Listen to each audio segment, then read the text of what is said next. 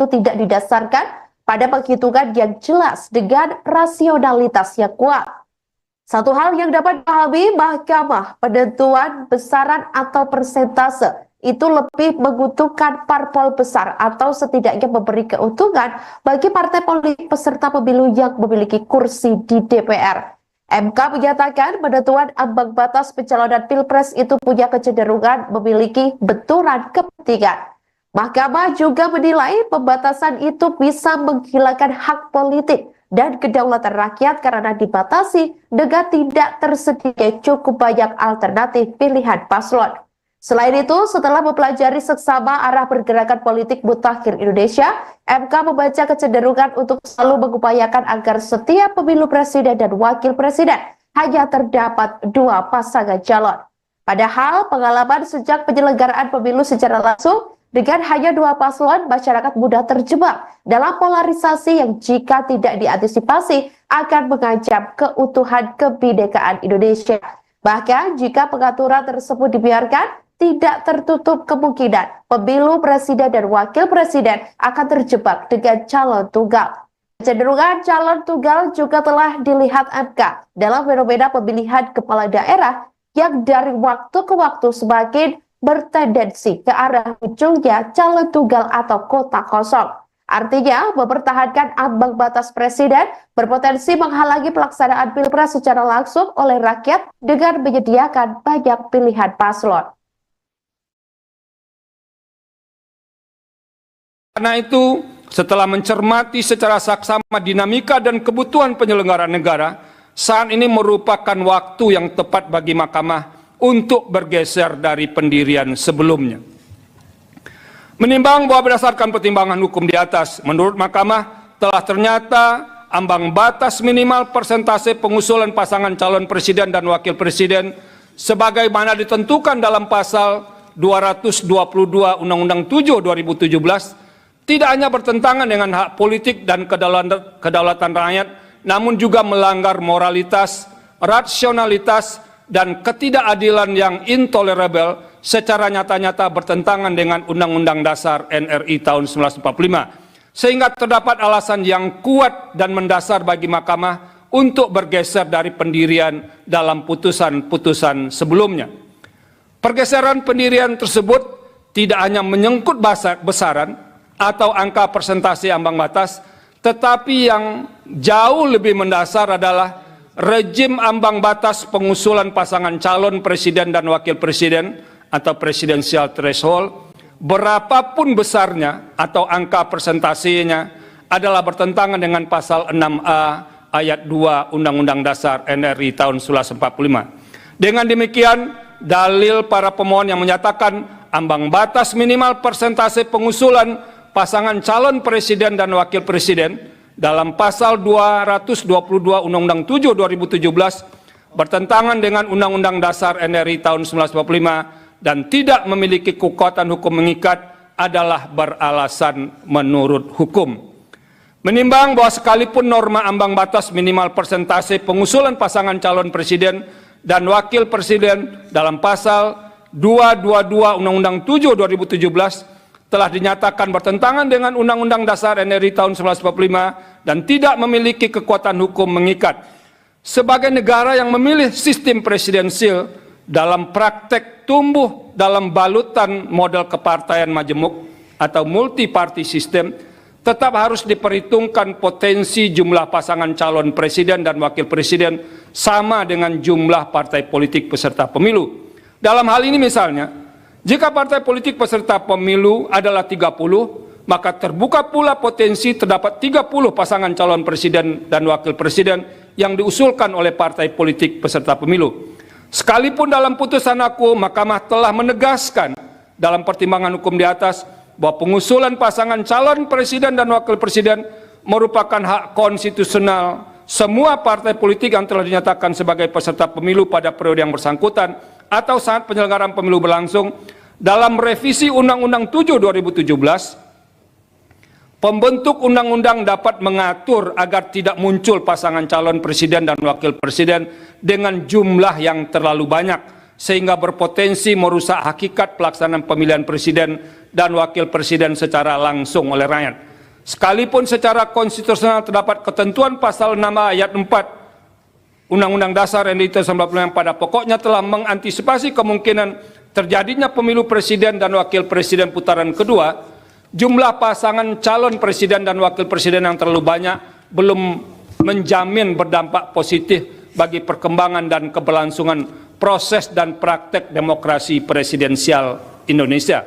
Oleh karena itu, pembentuk undang-undang dalam merevisi Undang-Undang 7 2017 dapat melakukan rekayasa konstitusional atau constitutional engineering dengan memperhatikan hal-hal sebagai berikut. 1.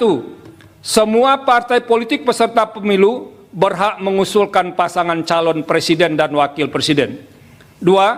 Pengusulan pasangan calon presiden dan wakil presiden oleh partai politik atau gabungan partai politik peserta pemilu tidak didasarkan pada persentase jumlah kursi di DPR atau perolehan suara sah secara nasional. 3. Dalam mengusulkan pasangan calon presiden dan wakil presiden, partai politik peserta pemilu dapat bergabung sepanjang gabungan partai politik peserta pemilu tersebut tidak menyebabkan dominasi partai politik atau gabungan partai politik sehingga menyebabkan terbatasnya pasangan calon presiden dan wakil presiden serta terbatasnya pilihan pemilih. 4.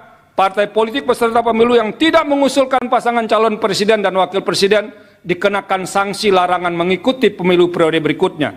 Dan yang kelima, perumusan rekayasa konstitusional dimaksud, termasuk perubahan Undang-Undang 7 2017, melibatkan partisipasi semua pihak yang memiliki perhatian atau concern terhadap penyelenggaraan pemilu, termasuk partai politik yang tidak memperoleh kursi di DPR dengan menerapkan prinsip partisipasi publik yang bermakna, meaningful participation.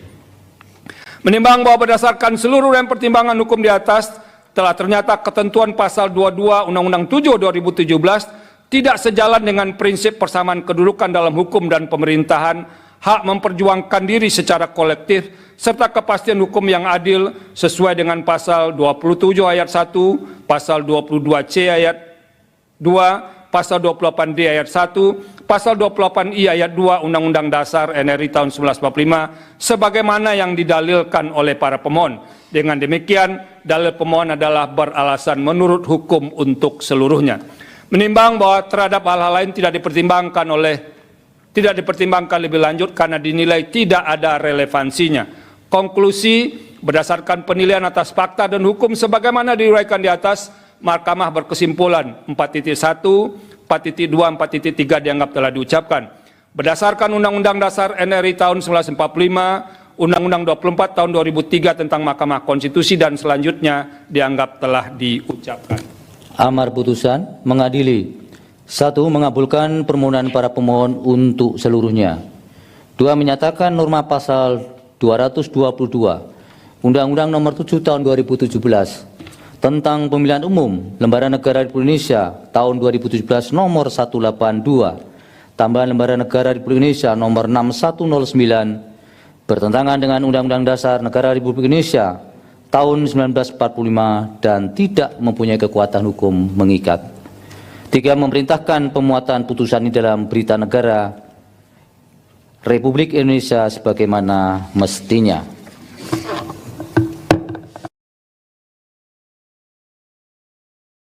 Ayat 2, pasal 8D ayat 1 dan pasal 8I ayat 2 UUD NRI 1945 bukan sebagaimana yang didalilkan para pemohon. Dengan demikian pertama dalil para pemohon adalah tidak beralasan menurut hukum untuk seluruhnya. Menimbang bahwa terhadap hal-hal selain dan selebihnya tidak dipertimbangkan lebih lanjut oleh Mahkamah karena dinilai tidak ada relevansinya. Konklusi 4.1, 4.2 dan seterusnya dianggap telah diucapkan. Berdasarkan Undang-Undang Dasar Negara Republik Indonesia tahun 1945 dan seterusnya dianggap telah diucapkan. Amar putusan mengadili menolak permohonan para pemohon untuk seluruhnya. Pendapat berbeda atau dissenting opinion terhadap perkara ini, Hakim Konstitusi M. Guntur Hamzah memiliki pendapat yang berbeda atau dissenting opinion, dan dissenting opinion dari Hakim Konstitusi M. Guntur Hamzah dianggap diucapkan, tapi pada intinya Hakim Konstitusi M. Guntur Hamzah berpendapat bahwa seharusnya permohonan pemohon ini dikabulkan meskipun hanya sebagian. Demikian diputus dalam rapat pemusatan hakim oleh 8 hakim konstitusi, yaitu nama-nama hakim dianggap diucapkan. Pada hari Kamis tanggal 7 bulan November tahun 2024 yang diucapkan dalam sidang pleno Mahkamah Konstitusi terbuka untuk umum pada hari Kamis tanggal 2 bulan Januari 2025 selesai diucapkan pukul 16:52 waktu Indonesia Barat oleh 9 hakim konstitusi dengan dibantu oleh Mardian Wibowo sebagai panitera pengganti, dengan dihadiri oleh para pemohon atau kuasanya, Dewan Perwakilan Rakyat atau yang mewakili, dan Presiden atau yang mewakili. Dilanjutkan 133. Putusan nomor 133 PU 22 Romawi 2024 demi keadilan berdasarkan ketuhanan yang Maha Esa. Mahkamah Konstitusi Republik Indonesia yang mengadili perkara konstitusi pada tingkat pertama dan terakhir menjatuhkan putusan dalam perkara pengujian Undang-Undang Nomor 48 Tahun 2009 tentang kekuasaan kehakiman terhadap Undang-Undang Dasar Negara Republik Indonesia tahun 1945 yang diajukan oleh nama Yustino Halomuan Sinaga dan seterusnya, selanjutnya disebut sebagai pemohon.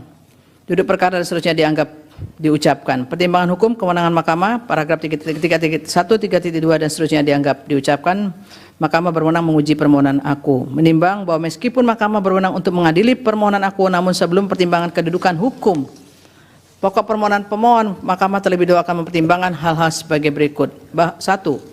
Bahwa Mahkamah telah memeriksa permohonan pemohon dalam sidang pemeriksaan pendahuluan pada tanggal 7 Agustus 2024. Dalam persidangan tersebut Mahkamah sesuai dengan ketentuan dalam pasal 39 ayat 2 Undang-Undang MK dan pasal 41 ayat 3 PMK 2 2021 telah memberikan nasihat kepada pemohon untuk memperbaiki sekaligus memperjelas hal-hal yang berkaitan dengan permohonan pemohon, yaitu kewenangan Mahkamah, kedudukan hukum pemohon, alasan permohonan atau posita, dan hal yang dimohonkan atau petitum sehingga sesuai dengan sistematika permohonan sebagaimana diatur dalam PMK 2 2021. 2. Bahwa selanjutnya pada tanggal 14 Oktober 2024 pemohon telah menyampaikan perbaikan permohonan kepada Mahkamah dan telah diperiksa dalam sidang pemeriksaan pendahuluan dengan agenda perbaikan permohonan pada tanggal 14 Oktober 2024. Setelah Mahkamah memeriksa dengan sesama permohonan pemohon khususnya berkenaan dengan sistematika permohonan, ternyata format permohonan pemohon telah memenuhi sistematika permohonan sebagaimana ditentukan dalam pasal 31 ayat 1 Undang-Undang MK.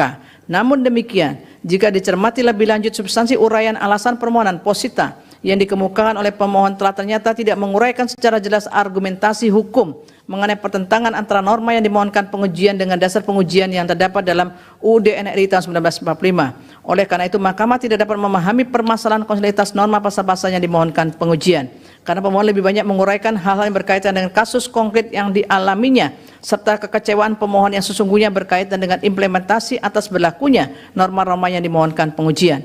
Dengan demikian, berdasarkan uraian fakta-fakta hukum dimaksud, Mahkamah sulit menilai adanya pertautan inkonstitusionalitas norma yang dimohonkan pengujian dengan hak konstitusionalitas pemohon yang dijamin dalam UUD NRI tahun 1945. Sebab syarat utama agar suatu pasal dan atau ayat undang-undang dinyatakan bertentangan dengan UUD NRI 1945 dan tidak memiliki kekuatan hukum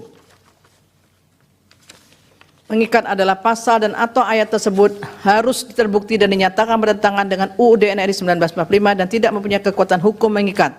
Pertentangan tersebut sama sekali tidak diuraikan dalam alasan-alasan permohonan. 3. Bahwa selain fakta hukum sebagaimana diuraikan tersebut di atas, jika dicermati lebih lanjut perumusan petitum pemohon, menurut Mahkamah juga merupakan rumusan petitum yang tidak lazim.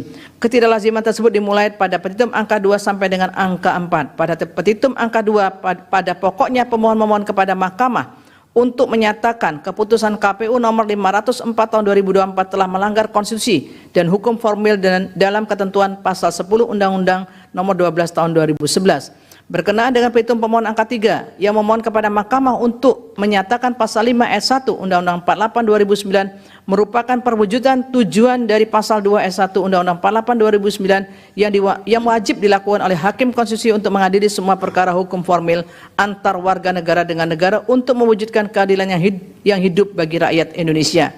Selanjutnya berkenaan dengan petitum angka 4 pemohon memohon kepada Mahkamah untuk menyatakan pasal 5 ayat 1 Undang-Undang 48 2009, Mahkamah wajib membuat sidang pengadilan hukum formil yang bersih dengan sistem peradilan terpadu dalam naungan hakim konstitusi dalam rangka menilai perkara hukum formil untuk mewujudkan keadilan hidup bagi rakyat Indonesia.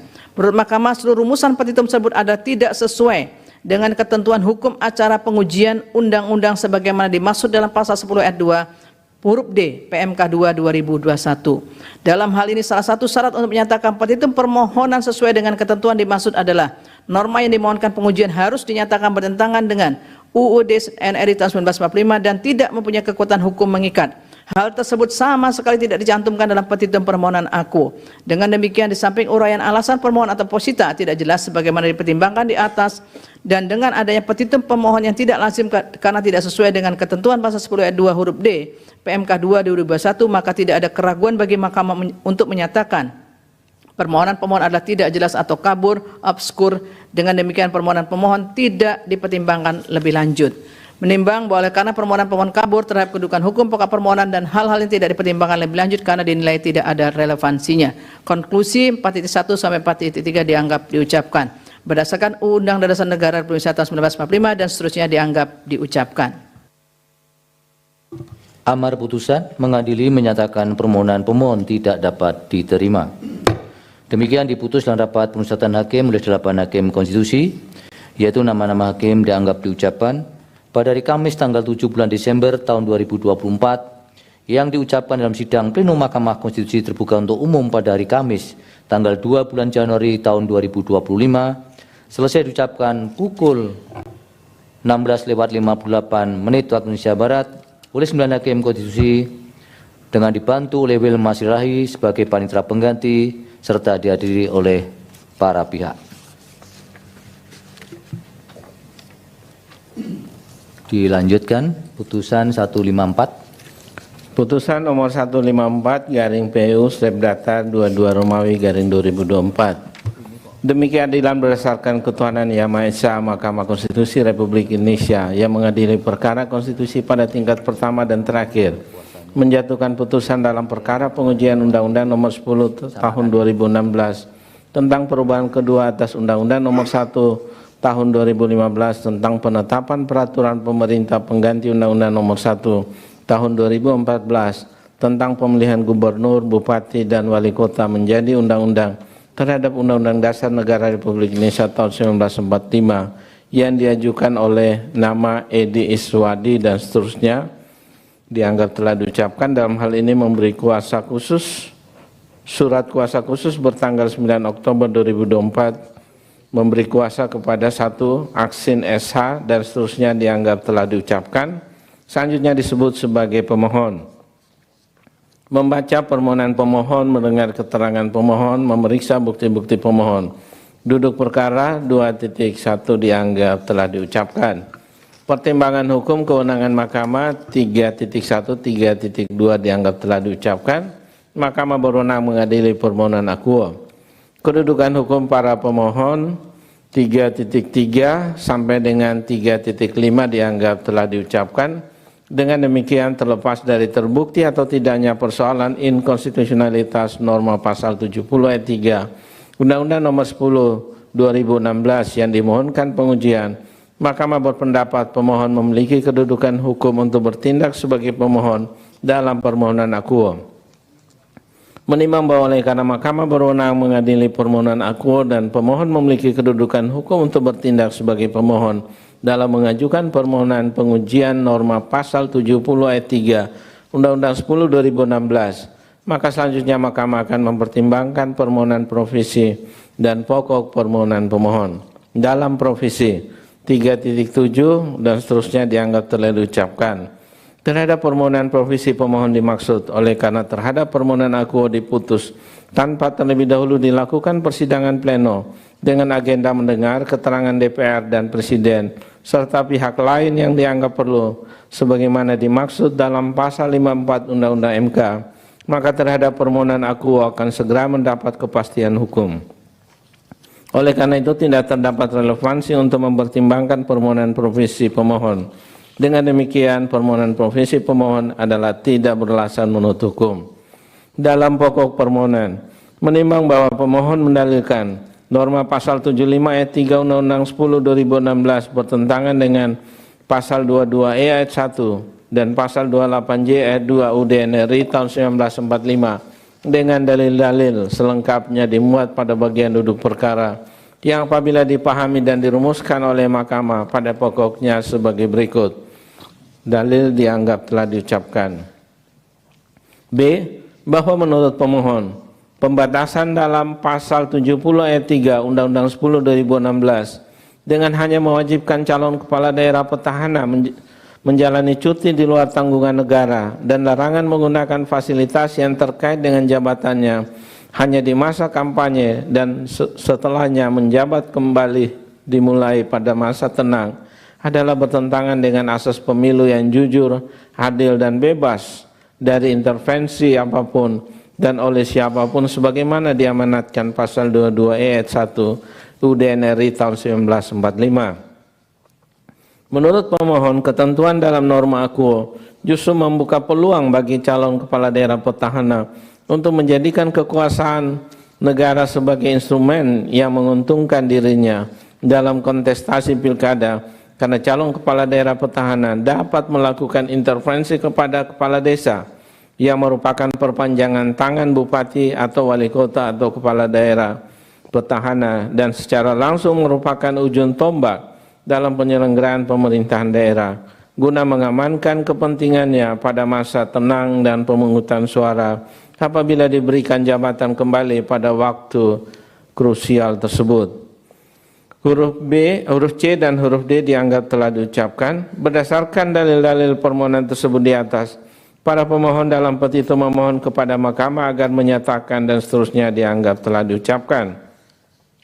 Menimbang bahwa untuk mendukung dalil permohonannya, pemohon mengajukan alat bukti berupa surat dan atau tulisan yang diberi tanda bukti P1 sampai dengan bukti P5 yang telah disahkan dalam persidangan mahkamah pada tanggal 18 November 2024. Menimbang bahwa oleh karena permohonan akuo telah jelas dan sebagaimana telah dipertimbangkan juga dalam menjawab permohonan profesi pemohon pada paragraf 3.7, mahkamah berpendapat tidak terdapat urgensi dan relevansinya untuk mendengar keterangan pihak-pihak sebagaimana dimaksud dalam pasal 54 Undang-Undang MK. Menimbang bahwa sebelum mempertimbangkan lebih lanjut dalil permohonan pemohon akuo, mahkamah terlebih dahulu akan mempertimbangkan permohonan pemohon berkaitan dengan ketentuan pasal 60 Undang-Undang MK dan pasal 78 PMK 2 2021. Apakah terhadap norma akuo dapat dimohonkan kembali dan seterusnya dianggap telah diucapkan. Berkenaan dengan permohonan akuo, setelah mahkamah mencermati dengan saksama dalil permohonan pemohon, pasal yang dimohonkan pengujian dan dasar pengujian yang digunakan, pemohon telah menguraikan alasan permohonan yang pada pokoknya diperlukan penambahan atau perpanjangan menjalani cuti di luar tanggungan negara dan larangan menggunakan fasilitas yang terkait dengan jabatan bagi gubernur dan wakil gubernur, bupati dan wakil bupati, wali kota dan wakil wali kota yang mencalonkan kembali pada daerah yang sama, yang selanjutnya dalam putusan akuo disebut kepala daerah dan atau wakil kepala daerah petahana, yang tidak hanya hingga pada masa kampanye berakhir, namun sampai tahapan pemungutan suara. Hal ini untuk meminimalisir atau setidak-tidaknya mengurangi adanya penyalahgunaan kekuasaan terkait sumber daya yang dimiliki kepala daerah dan atau wakil kepala daerah petahana dalam jabatannya pada waktu sempit dan krusial, yakni pada masa tenang dan pemungutan suara. Dalil permohonan demikian meskipun menggunakan dasar pengujian yang telah beberapa kali digunakan untuk perkara sebelumnya yang telah diputus oleh mahkamah, namun pemohon dalam perkara akuo telah dapat menguraikan alasan-alasan yang berbeda dengan perkara nomor 55 dan seterusnya 2016 dan perkara nomor 122 dan seterusnya 2024 serta dasar pengujian dan alasan yang berbeda dengan perkara nomor 60 dan seterusnya 2016. Adapun terhadap permohonan pengujian dalam perkara 68 dan seterusnya 2016 yang telah pernah diajukan dan telah diputus, mahkamah tidak sempat mempertimbangkan pokok permohonan. Oleh karena itu, terlepas dari substansi permohonan akuo beralasan menurut hukum atau tidak, maka secara formal permohonan akuo berdasarkan ketentuan pasal 60 Undang-Undang MK dan pasal 78 PMK 2 dapat diajukan kembali. Dengan demikian mahkamah akan mempertimbangkan pokok permohonan. Menimbang bahwa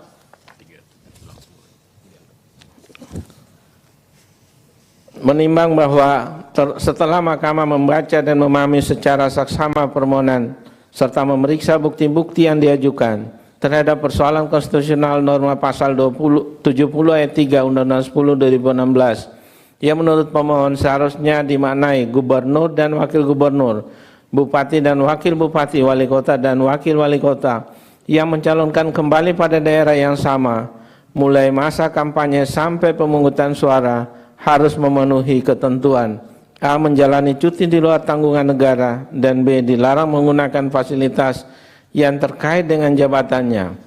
Terhadap dalil permohonan akuo sebelum mempertimbangkan lebih lanjut, penting bagi mahkamah untuk mengungkapkan hal-hal sebagai berikut. 3.12.1 dianggap telah diucapkan. Bahwa terkait dengan isu konstitusionalitas yang dipersoalkan pemohon, yakni penambahan atau perpanjangan masa cuti di luar tanggungan negara dan larangan menggunakan fasilitas yang terkait dengan jabatan bagi kepala daerah dan atau wakil kepala daerah petahana yang tidak hanya selama masa kampanye namun hingga pemungutan suara, menurut mahkamah hal tersebut tidak dapat dilepaskan dari pertimbangan putusan Mahkamah Konstitusi nomor 60 dan seterusnya 2016 yang telah diucapkan dalam sidang pleno terbuka untuk umum pada tanggal 19 Juli 2017 dan putusan Mahkamah Konstitusi nomor 122 dan seterusnya 2024 yang diucapkan dalam sidang pleno terbuka untuk umum pada tanggal 14 November 2024 yang pada pokoknya menegaskan ihwal kewajiban cuti bagi petahana dalam kontestasi kepala daerah. Dalam pertimbangan hukum putusan Mahkamah Konstitusi nomor 60 2016, Mahkamah mempertimbangkan antara lain dianggap telah diucapkan. Berdasarkan kutipan pertimbangan hukum di atas, terkait cuti bagi kepala daerah dan atau wakil kepala daerah petahana, Mahkamah telah menegaskan bahwa satu fasilitas terkait dengan jabatan petahana harus dilepaskan, yakni dalam bentuk kewajiban cuti sebagai wujud netralitas negara atau pemerintah dalam kontestasi kepala daerah. Dua, adanya norma hukum yang tegas memisahkan antara kepala daerah yang sedang menjabat dengan kepala daerah yang sedang cuti atau petahana. Dimaksudkan untuk memberikan kesetaraan perlakuan antara calon yang merupakan petahana dan calon yang bukan petahana, terutama adanya kekhawatiran penyalahgunaan pengaruh dan fasilitas yang melekat pada jabatan calon yang merupakan petahana. 3 dan seterusnya sampai dengan 5 dianggap telah diucapkan. Menimbang bahwa berkaitan dengan dalil pemohon, Undang-Undang Pilkada telah membedakan dan memisahkan antara masa kampanye dan masa tenang. Masa kampanye merupakan salah satu tahapan dalam penyelenggaraan pilkada untuk melaksanakan kampanye yang dilaksanakan oleh partai politik dan atau pasangan calon dan atau gabungan partai politik peserta pemilu maupun tim kampanye yang dilaksanakan melalui pertemuan terbatas, pertemuan tatap muka, dan dialog, debat publik atau debat terbuka antar pasangan calon, penyebaran bahan kampanye kepada umum, pemasangan alat peraga, iklan media massa cetak dan media massa elektronik dan atau kegiatan lain yang tidak melanggar larangan kampanye dan ketentuan peraturan perundang-undangan. Video pasal 63 ayat 2 dan seterusnya dianggap telah diucapkan. Lebih lanjut, penyelenggaraan pemilihan KPU telah menetapkan program dan jadwal kegiatan kampanye pemilihan yang diatur dalam peraturan Komisi Pemilihan Umum atau PKPU. Sementara itu, pengaturan mengenai masa tenang diatur dalam pasal 67 Undang-Undang 8 2015 tentang perubahan atas Undang-Undang Nomor 1 Tahun 2015 tentang penetapan Perpu Nomor 1 2014 dan seterusnya dianggap telah diucapkan. Ketentuan mengenai kampanye dilaksanakan 3 hari setelah penetapan pasangan calon peserta pemilihan sampai dengan dimulainya masa tenang, di mana masa tenang berlangsung selama 3 hari sebelum dan hari pemungutan suara. Lebih lanjut dalam pasal 1 angka 18 PKPU 13/2024, masa tenang merupakan waktu yang tidak dapat atau tidak diperbolehkan digunakan untuk melakukan aktivitas kampanye pemilihan pada masa tenang, baik pasangan calon dan atau partai politik dan atau gabungan partai politik maupun tim kampanye dilarang melakukan kampanye dalam bentuk apapun. Oleh karena itu, jika merujuk pada ketentuan dalam norma pasal 70 ayat 3 Undang-Undang 10 2016 maka ketika berakhirnya masa kampanye dan dimulainya masa tenang, kepala daerah dan atau wakil kepala daerah petahana akan kembali menjabat sebagai kepala daerah dan atau wakil kepala daerah setelah menjalani cuti di luar tanggungan negara yang dilakukan selama masa kampanye, yang kemudian pada masa tenang dan pada masa waktu pemungutan suara akan mendapatkan kembali kewenangan dan fasilitas yang terkait dengan jabatannya tersebut. Bahwa pasal yang dimohonkan pengujian oleh pemohon, yakni pasal 70 ayat 3 Undang-Undang 10 kepala daerah yang terpilih melanggar prinsip pemilu yang jujur dan adil. Oleh karena itu, jika dicermati secara seksama, maka dalam permohonan pemohon berkenaan dengan kepala daerah dan atau wakil kepala daerah petahana harus menjalani cuti di luar tanggungan negara serta tidak diperbolehkan menggunakan fasilitas yang terkait dengan jabatannya, tidak terbatas pada masa kampanye, akan tetapi juga hingga masa tenang dan pada waktu pemungutan suara. Menurut Mahkamah, sesungguhnya ada dalil yang dapat diterima kebenaran rasionalitasnya. Artinya kepala daerah dan atau wakil kepala daerah petahana berpotensi untuk menyalahgunakan kekuasaan terkait dengan sumber daya yang dimilikinya serta fasilitas yang melekat pada jabatannya ketika cuti di luar tanggungan negara tersebut hanya dilakukan selama masa kampanye. Bahwa lebih lanjut, meskipun UU Pilkada juga telah mengatur ihwal larangan masa kampanye dalam bab 11 kampanye, khususnya bagian kelima UU Pilkada, namun menurut Mahkamah, masa tenang dan hari pada saat pemungutan suara adalah merupakan waktu yang sangat krusial dan merupakan waktu yang menjadi titik saat-saat calon pemilih untuk menentukan pilihannya. Oleh karena itu, potensi untuk diganggu dengan pengaruh dari pihak-pihak yang ingin merusak pemilu yang jujur dan adil menjadi terbuka dengan lebar. Termasuk dalam hal ini, diri kepala daerah dan atau wakil kepala daerah yang memiliki kewenangan dalam jabatan dan memiliki fasilitas yang terkait dengan jabatannya yang mencalonkan kembali pada daerah yang sama. Dengan demikian, menurut Mahkamah, dalam upaya untuk menghadirkan pemilihan yang jujur dan adil, maka diperlukan penambahan atau perpanjangan waktu dalam menjalankan cuti di luar tanggungan negara dan larangan menggunakan fasilitas yang terkait dengan jabatan bagi kepala daerah dan atau wakil kepala daerah petahana tidak hanya hingga masa kampanye berakhir, namun juga pada waktu masa tenang dan pada hari pemungutan suara. Sebab menurut Mahkamah, kepala daerah dan atau wakil kepala daerah baik petahana maupun bukan petahana seharusnya memiliki hak yang sama, memiliki hak kesempatan keadilan dan kesetaraan yang sama dalam perlakuan selama masa kampanye, masa tenang hingga hari pemungutan suara. Bahwa di samping pertimbangan hukum seperti atas, menurut Mahkamah tidak terdapat alasan kepentingan penyelenggaraan pemerintahan daerah yang genting dan mendesak yang memerlukan cuti di luar tanggungan negara dan larangan menggunakan fasilitas yang terkait dengan jabatannya bagi kepala daerah dan atau wakil kepala daerah petahana hanya pada masa kampanye. Dan oleh karenanya segera harus melaksanakan tugas kembali pada masa tenang dan pada hari pemungutan suara. Bahkan sebagaimana telah dipertimbangkan pada pertimbangan hukum sebelumnya, masa tenang dan hari pada waktu pemungutan suara adalah waktu yang krusial, di mana menjadi saat calon pemilih menentukan pilihannya yang tidak boleh diganggu oleh siapapun. Oleh karenanya, segala bentuk usaha untuk memengaruhi pemilih harus dihindarkan. Terlebih sekalipun secara normatif disebut sebagai masa tenang, secara faktual justru hari-hari dimaksudkan merupakan hari-hari yang tidak tenang. Dalam kaitan ini, putusan Mahkamah Konstitusi nomor 60 tahun 2016 juga telah menegaskan jika kepala daerah dan atau wakil kepala daerah petahana harus menjalankan cuti di luar tanggungan negara, tidak berarti penyelenggaraan pemerintahan daerah akan berhenti atau terganggu, karena pemerintahan daerah tetap berjalan yang dilaksanakan oleh pejabat sementara. Bahwa melalui putusan aku, Mahkamah menegaskan demi menghadirkan pilkada yang jujur dan adil, termasuk kepala daerah dan atau wakil kepala daerah yang mencalonkan kembali di daerah yang sama, harus tetap dilekatkan masa cuti dan larangan menggunakan fasilitas dalam jabatan tidak hanya pada masa kampanye, namun hingga masa tenang dan pada hari pemungutan suara. Oleh karena menurut Mahkamah terhadap norma pasal 70 ayat 3 UU 10 2016 harus dinyatakan bertentangan dengan UUD NRI tahun 1945 dan tidak mempunyai kekuatan hukum secara bersyarat sepanjang tidak dimaknai cuti di luar tanggungan negara dan dilarang menggunakan fasilitas yang terkait dengan jabatannya bagi kepala daerah dan atau wakil kepala daerah petahana baik pada masa kampanye, masa tenang maupun pada hari pemungutan suara, yang selengkapnya sebagaimana termuat dalam amar putusan aku akuo. Berdasarkan uraian pertimbangan hukum seperti atas, dalil pemohon berkenaan dengan inkonstitusionalitas norma pasal 70 ayat 3 UU 10/2016 adalah beralasan menurut hukum.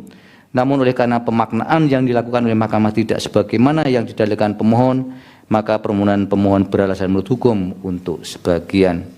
Menimbang bahwa berdasarkan uraian pertimbangan hukum di atas telah ternyata norma pasal 70 ayat 3 UU 10/2016 melanggar prinsip pemilu yang jujur, adil dan bebas dari intervensi serta jaminan atas pembatasan yang adil sebagaimana diatur dalam pasal 22E ayat 1, pasal 28C ayat 2 UUD NRI tahun 1945 sebagaimana yang didalilkan oleh pemohon. Namun oleh karena pemaknaan yang dilakukan oleh Mahkamah tidak sebagaimana yang didalilkan pemohon, maka permohonan pemohon beralasan menurut hukum untuk sebagian. Menimbang bahwa terhadap hal-hal lain selain dan selebihnya tidak dipertimbangkan lebih lanjut karena dinilai tidak ada relevansinya. Konklusi, paragraf 4.1 sampai dengan paragraf 4 dianggap diucapkan berdasarkan Undang-Undang Dasar Negara Republik Indonesia tahun 1945 dan seterusnya dianggap diucapkan.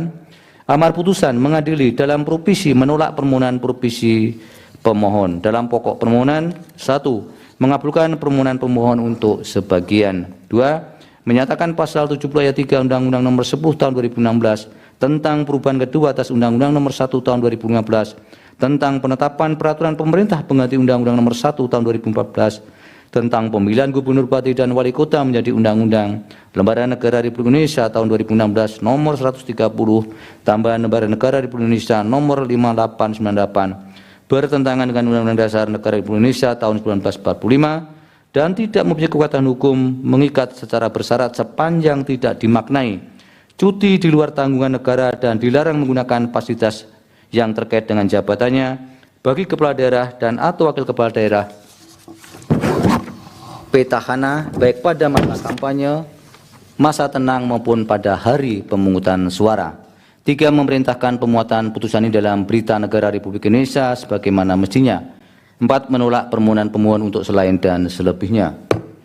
Demikian diputus dalam rapat pemusatan hakim oleh 8 hakim konstitusi, yaitu nama-nama hakim dianggap diucapkan pada hari Jumat tanggal 6 bulan Desember tahun 2024 yang diucapkan dalam sidang Pleno Mahkamah Konstitusi terbuka untuk umum pada hari Kamis tanggal 2 bulan Januari tahun 2025 selesai diucapkan pukul 17:21 waktu Indonesia Barat oleh 9 hakim konstitusi dengan dibantu oleh Rahmadiani Putri Nilasari sebagai panitera pengganti serta dihadiri oleh pemohon dan atau kuasanya, Dewan Perwakilan Rakyat atau yang mewakili dan Presiden atau yang mewakili. Dilanjutkan putusan atau pengucapan putusan 173. Putusan nomor 173 PUU garis datar 22 2024. Demi keadilan berdasarkan ketuhanan yang Maha Esa, Mahkamah Konstitusi Republik Indonesia yang mengadili perkara konstitusi pada tingkat pertama dan terakhir menjatuhkan putusan dalam perkara pengujian material Undang-Undang Nomor 10 Tahun 2016 tentang perubahan kedua atas Undang-Undang Nomor 1 Tahun 2016 tentang penetapan peraturan pemerintah pengganti Undang-Undang Nomor 1 Tahun 2014 tentang pemilihan gubernur, bupati dan wali kota menjadi undang-undang terhadap Undang-Undang Dasar Negara Republik Indonesia tahun 1945 yang diajukan oleh binti Lailatul Masruroh, selanjutnya disebut sebagai pemohon. Membaca permohonan pemohon, mendengar keterangan pemohon, memeriksa bukti-bukti pemohon, duduk perkara dianggap telah diucapkan. Pertimbangan hukum, kewenangan Mahkamah 3.1 sampai dengan 3.2 dianggap telah diucapkan. Mahkamah berwenang mengadili permohonan akuo.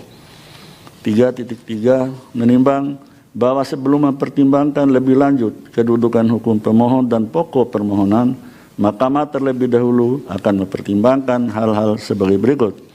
3.3.1 bahwa Mahkamah telah memeriksa permohonan akuo dalam sidang pemeriksaan pendahuluan dengan agenda mendengarkan pokok-pokok permohonan pemohon pada hari Jumat tanggal 13 Desember 2024 berdasarkan ketentuan pasal 39 UU MK dan pasal 1 ayat 3 Peraturan Mahkamah Konstitusi Nomor 2 Tahun 2021 tentang tata beracara dalam perkara pengujian undang-undang, selanjutnya disebut PMK 2 2021, Mahkamah telah memberikan saran dan nasihat kepada pemohon berkenaan dengan uraian adanya pertentangan antara norma yang dimohonkan pengujian dengan UUD NRI tahun 1945, Fide Risalah sidang tanggal 13 Desember 2024 dan seterusnya, serta berkenaan dengan petitum permohonan Fide Risalah sidang tanggal 13 Desember 2024 dan seterusnya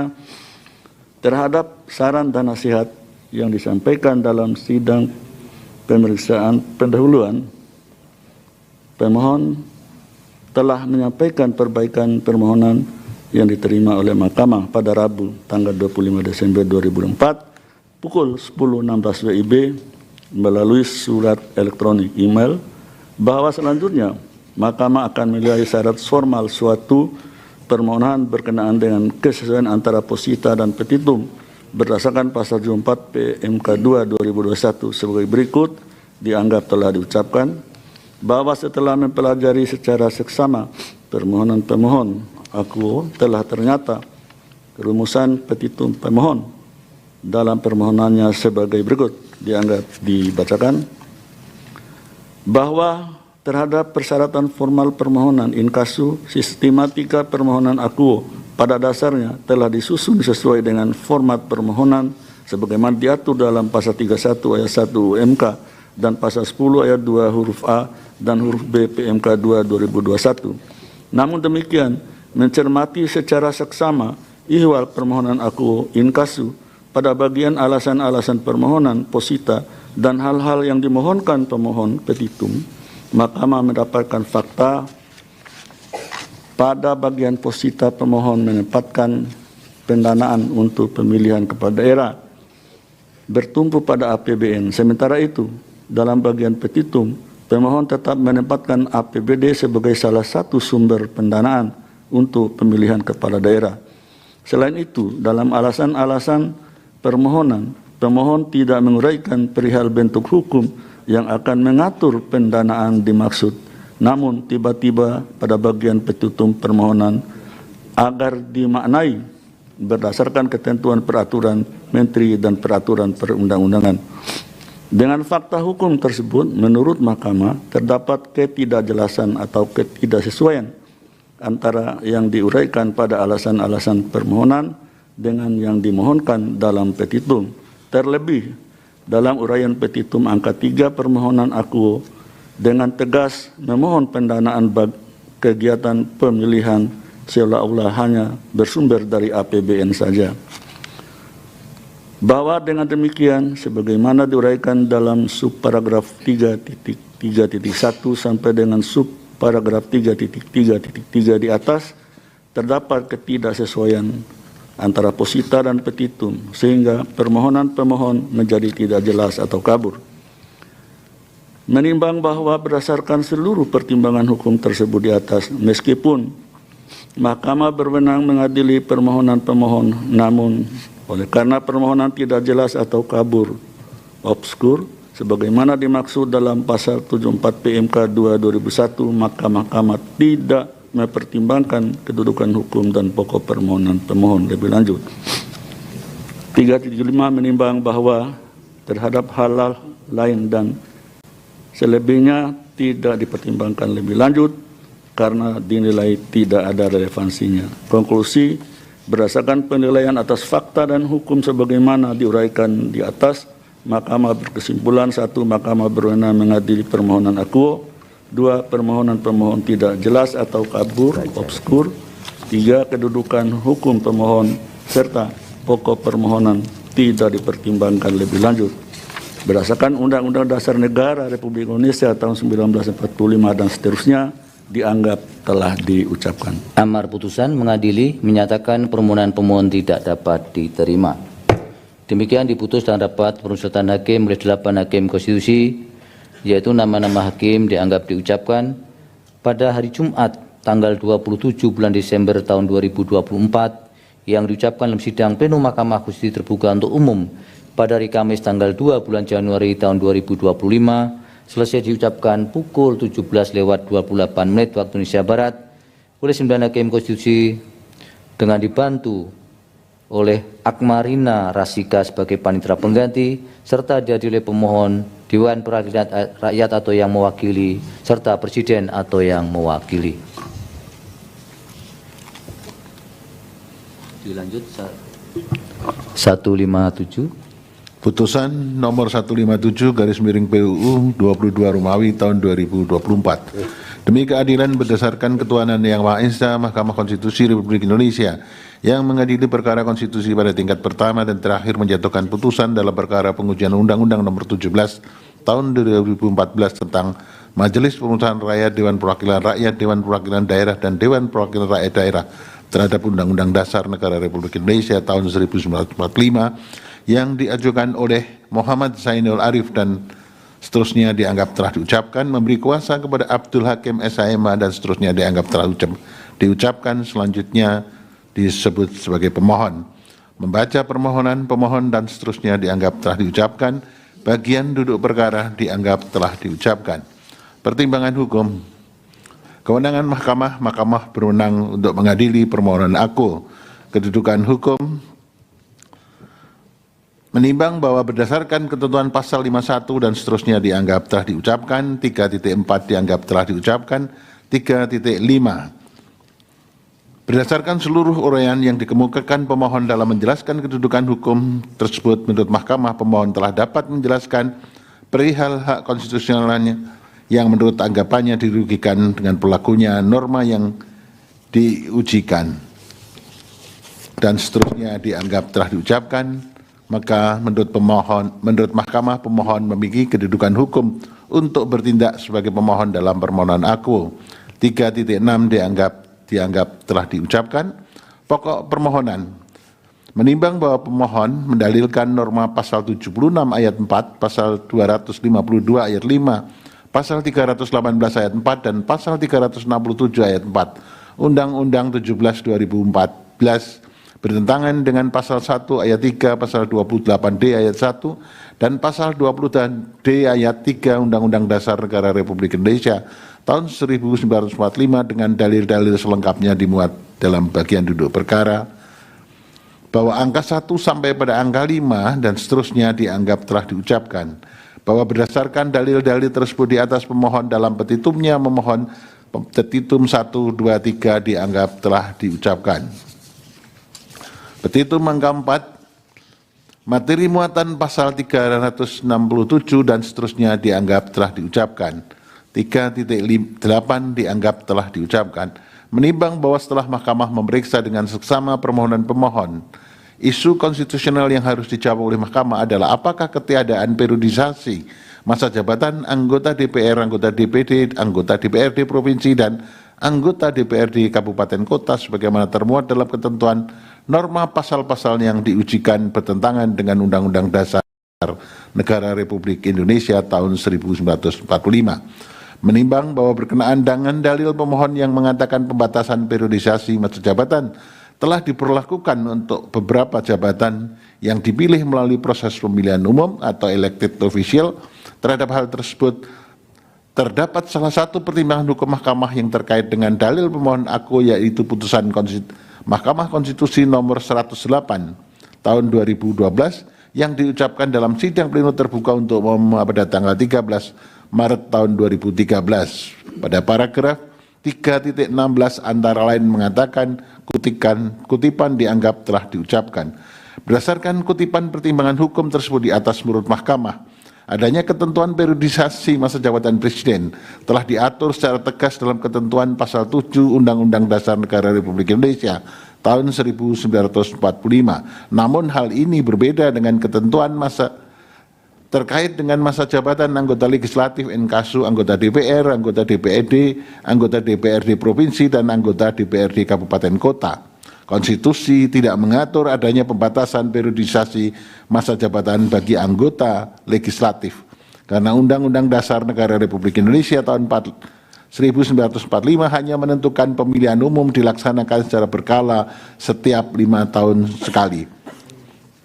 Lebih lanjut, Pemilihan umum diselenggarakan untuk memilih anggota DPR, anggota DPD, presiden dan wakil presiden, serta anggota DPRD. Sejalan dengan hal itu, ketentuan terkait masa jabatan anggota legislatif diatur kembali dalam pasal 76 ayat 4, pasal 252 ayat 5, pasal 318 ayat 4, dan pasal 367 ayat 4 Undang-Undang 17 tahun 2014 yang pada pokoknya menentukan masa jabatan anggota legislatif adalah 5 tahun. Artinya, ikhwal pembatasan periodisasi masa jabatan anggota legislatif memang tidak diatur baik dalam ketentuan Undang-Undang Dasar maupun dalam tataran Undang-Undang Inkasu Undang-Undang 17 tahun 2014. Sedangkan yang diatur hanya ketentuan terkait masa jabatannya. Sementara itu, apabila dikaitkan dengan sifat jabatan antara presiden dengan anggota legislatif, keduanya memiliki karakteristik kewenangan dalam pengambilan putusan yang berbeda. Jabatan presiden adalah jabatan tunggal yang memiliki wewenang penuh dalam menjalankan kekuasaan pemerintahan. Demikian pula dengan kepala daerah yang juga merupakan jabatan tunggal, di mana dalam pengambilan putusan eksekutifnya dilakukan secara mandiri. Sedangkan jabatan legislatif inkasu anggota DPR, anggota DPD, anggota DPRD provinsi, dan anggota DPRD kabupaten kota merupakan jabatan majemuk di mana setiap pengambilan putusan dalam rangka menjalankan tugas dan wewenangnya dilakukan dengan mekanisme kerja kolektif. Artinya setiap pengambilan putusan sedapat mungkin dapat mengutamakan musyawarah untuk mufakat, oleh karenanya pengambilan putusan dilakukan secara kolektif. Bahwa dengan demikian, walaupun jabatan presiden kepala daerah itu sama dengan jabatan anggota legislatif, dipilih melalui proses pemilihan umum atau elected official, namun terkait ketentuan masa jabatan beserta periodisasi yang melekat pada jabatan presiden dan kepala daerah tidak dapat dipersamakan karena masing-masing jabatan tersebut memiliki karakteristik dan sifat jabatan yang berbeda. Terlebih, ketentuan terkait dengan pembatasan periodisasi masa jabatan anggota legislatif tidak diatur dalam Undang-Undang Dasar tahun 1945 maupun dalam undang-undang. Menimbang bahwa selanjutnya pemohon juga mendalilkan mengenai ketiadaan pembatasan periodisasi masa jabatan anggota legislatif mengakibatkan anggota legislatif berpotensi memanfaatkan segala cara untuk memenangkan kontestasi pemilu legislatif guna mempertahankan kekuasaannya selama mungkin. Berkenaan dengan dalil pemohon aku, Mahkamah telah memutus permohonan nomor 114 tahun 2022 yang berkelindan dengan adanya praktek politik uang dalam proses pencalonan anggota DPR dan atau DPRD. Dalam hal ini tidak ada, saya ulangi, dalam hal ini paling tidak kelindahan tersebut dapat ditelusuri dari pertimbangan hukum yang termaktub dalam subparagraf 3.31.4 putusan Mahkamah Konstitusi nomor 14 tahun 2022 yang diucapkan pada sidang pleno terbuka untuk umum pada tanggal 15 Juni tahun 2023 yang antara lain menyatakan kutipan dianggap telah diucapkan. Berdasarkan kutipan pertimbangan hukum tersebut di atas, menurut Mahkamah, praktek politik uang untuk memenangkan kontestasi pemilu legislatif potensial terjadi dalam semua kategori pemilu. Namun demikian, pada pemilu anggota DPR atau DPRD, setidak-tidaknya peran serta partai politik merupakan salah satu faktor penting dalam mewujudkan pemilu yang demokratis. Adapun peran serta yang dimaksud adalah peran serta partai politik dalam meningkatkan komitmen guna menghindari, melawan, dan mendukung penegakan hukum terhadap praktek politik uang dalam kontestasi pemilu.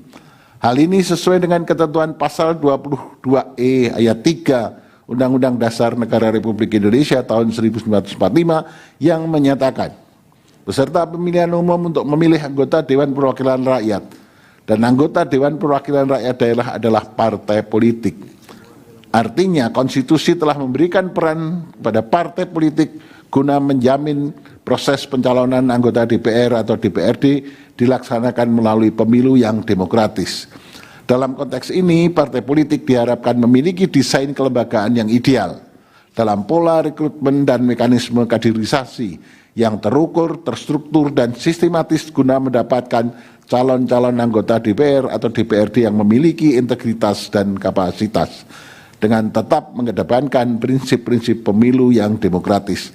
Hal ini sejalan dengan ketentuan pasal 29 ayat 1 dan ayat 1A Undang-Undang Nomor 2 Tahun 2011 tentang perubahan atas Undang-Undang Nomor 2 Tahun 2008 tentang partai politik, yang pada pokoknya partai politik melakukan rekrutmen terhadap warga negara Indonesia yang salah satunya untuk menjadi bakal calon anggota DPR atau DPRD, dan rekrutmen tersebut dilakukan melalui kaderisasi secara demokratis.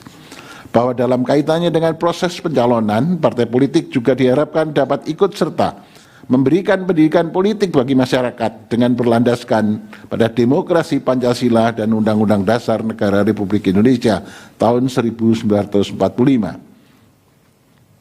Adanya pendidikan politik yang dilakukan oleh partai politik diharapkan dapat meningkatkan pemahaman masyarakat terkait hak dan kewajiban sekeluarga negara, serta membentuk pribadi masyarakat yang memiliki tanggung jawab dalam kehidupan berbangsa dan bernegara. PDE Pasal 1 Angka 4 Undang-Undang Nomor 2 Tahun 2011. Artinya, dengan adanya pendidikan politik diharapkan akan meningkatkan partisipasi dan kontrol sosial masyarakat terhadap penyelenggaraan pemilu, inkasu, pemilu anggota DPR dan DPRD. Selain itu, adanya pelaksanaan pendidikan politik oleh partai politik dapat juga sekaligus meningkatkan pemahaman masyarakat dalam memahami visi dan misi partai politik serta langkah kebijakan partai politik ke depannya. Sejalan dengan itu, pendidikan politik juga dilakukan oleh calon anggota DPD dalam rangka memberikan pemahaman kepada masyarakat pemilih guna mengetahui visi dan misi masing-masing calon anggota DPD dalam memperjuangkan kepentingan daerah pada proses kebijakan di tingkat nasional nantinya. Bahwa dengan demikian persoalan terkait anggota legislatif berpotensi memanfaatkan segala cara untuk memenangkan kontestasi pemilihan legislatif guna mempertahankan kekuasaan sebenarnya lebih disebabkan karena sifat yang struktural dan bukan sekedar disebabkan karena ketiadaan pembatasan periodisasi masa jabatan anggota legislatif.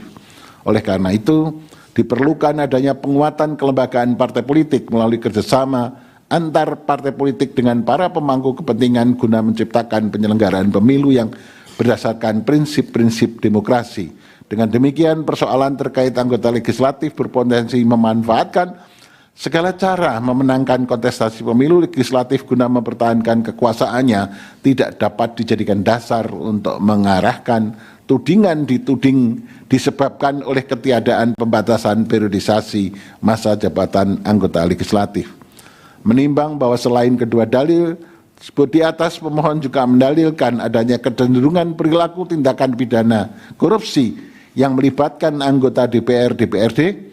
Terhadap dalil pemohon aku menurut Mahkamah untuk menangani persoalan tersebut diperlukan adanya kerjasama antara partai politik daerah dengan para pemangku kepentingan dalam menjaga dan mengawasi kinerja anggota DPR dan DPRD terpilih agar tidak terjebak dalam praktek-praktek yang bertentangan dengan peraturan perundangan.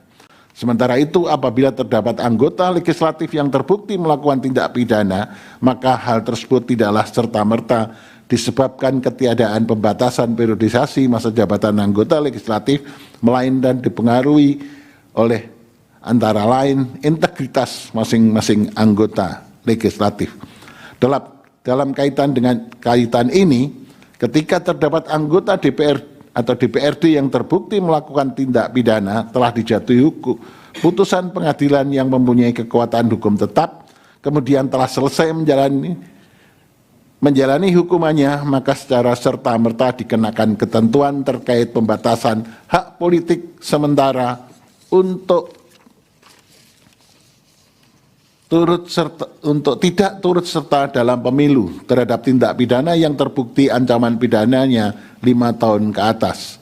Berkenaan dengan hal tersebut, Mahkamah melalui putusan Mahkamah Konstitusi nomor 87 tahun 2022 yang diucapkan dalam sidang pleno terbuka untuk umum pada tanggal 30 November 2022 telah berpendirian sebagaimana diuraikan pada paragraf 3.13 sebagai berikut. Kutipan dianggap telah diucapkan. Berdasarkan kutipan pertimbangan hukum sebagaimana dikemukakan di atas, bagi calon anggota legislatif yang pernah menjadi terpidana harus telah melewati jangka waktu 5 tahun setelah selesai menjalani pidana penjara guna melakukan penyesuaian atau adaptasi di tengah masyarakat untuk membuktikan bahwa setelah selesai menjalani masa pidananya yang bersangkutan benar-benar telah mengubah dirinya menjadi baik dan tidak akan mengulangi perbuatannya. Selain dikenakan masa tunggu 5 tahun, setelah mantan terpidana selesai menjalani pidana penjara berdasarkan putusan pengadilan yang telah mempunyai kekuatan hukum tetap, mantan terpidana juga diwajibkan memenuhi persyaratan terkait keharusan menjelaskan secara terbuka kepada publik tentang jati dirinya dan tidak menutupi latar belakang kehidupannya sebagai mantan terpidana. Dalam konteks ini penting bagi Mahkamah untuk mengingatkan perihal keterpilihan berulang seorang anggota legislatif juga ditentukan oleh tingkat kekritisan pemilih dalam menilai integritas dan rekam jejak anggota DPR dan DPRD. Terlebih lagi dengan digunakannya sistem pemilu proporsional dengan daftar terbuka saat ini, hal tersebut tentu berpengaruh terkait dengan pemberian ruang yang lebih luas bagi pemilih dalam memilih calon anggota DPR atau DPRD.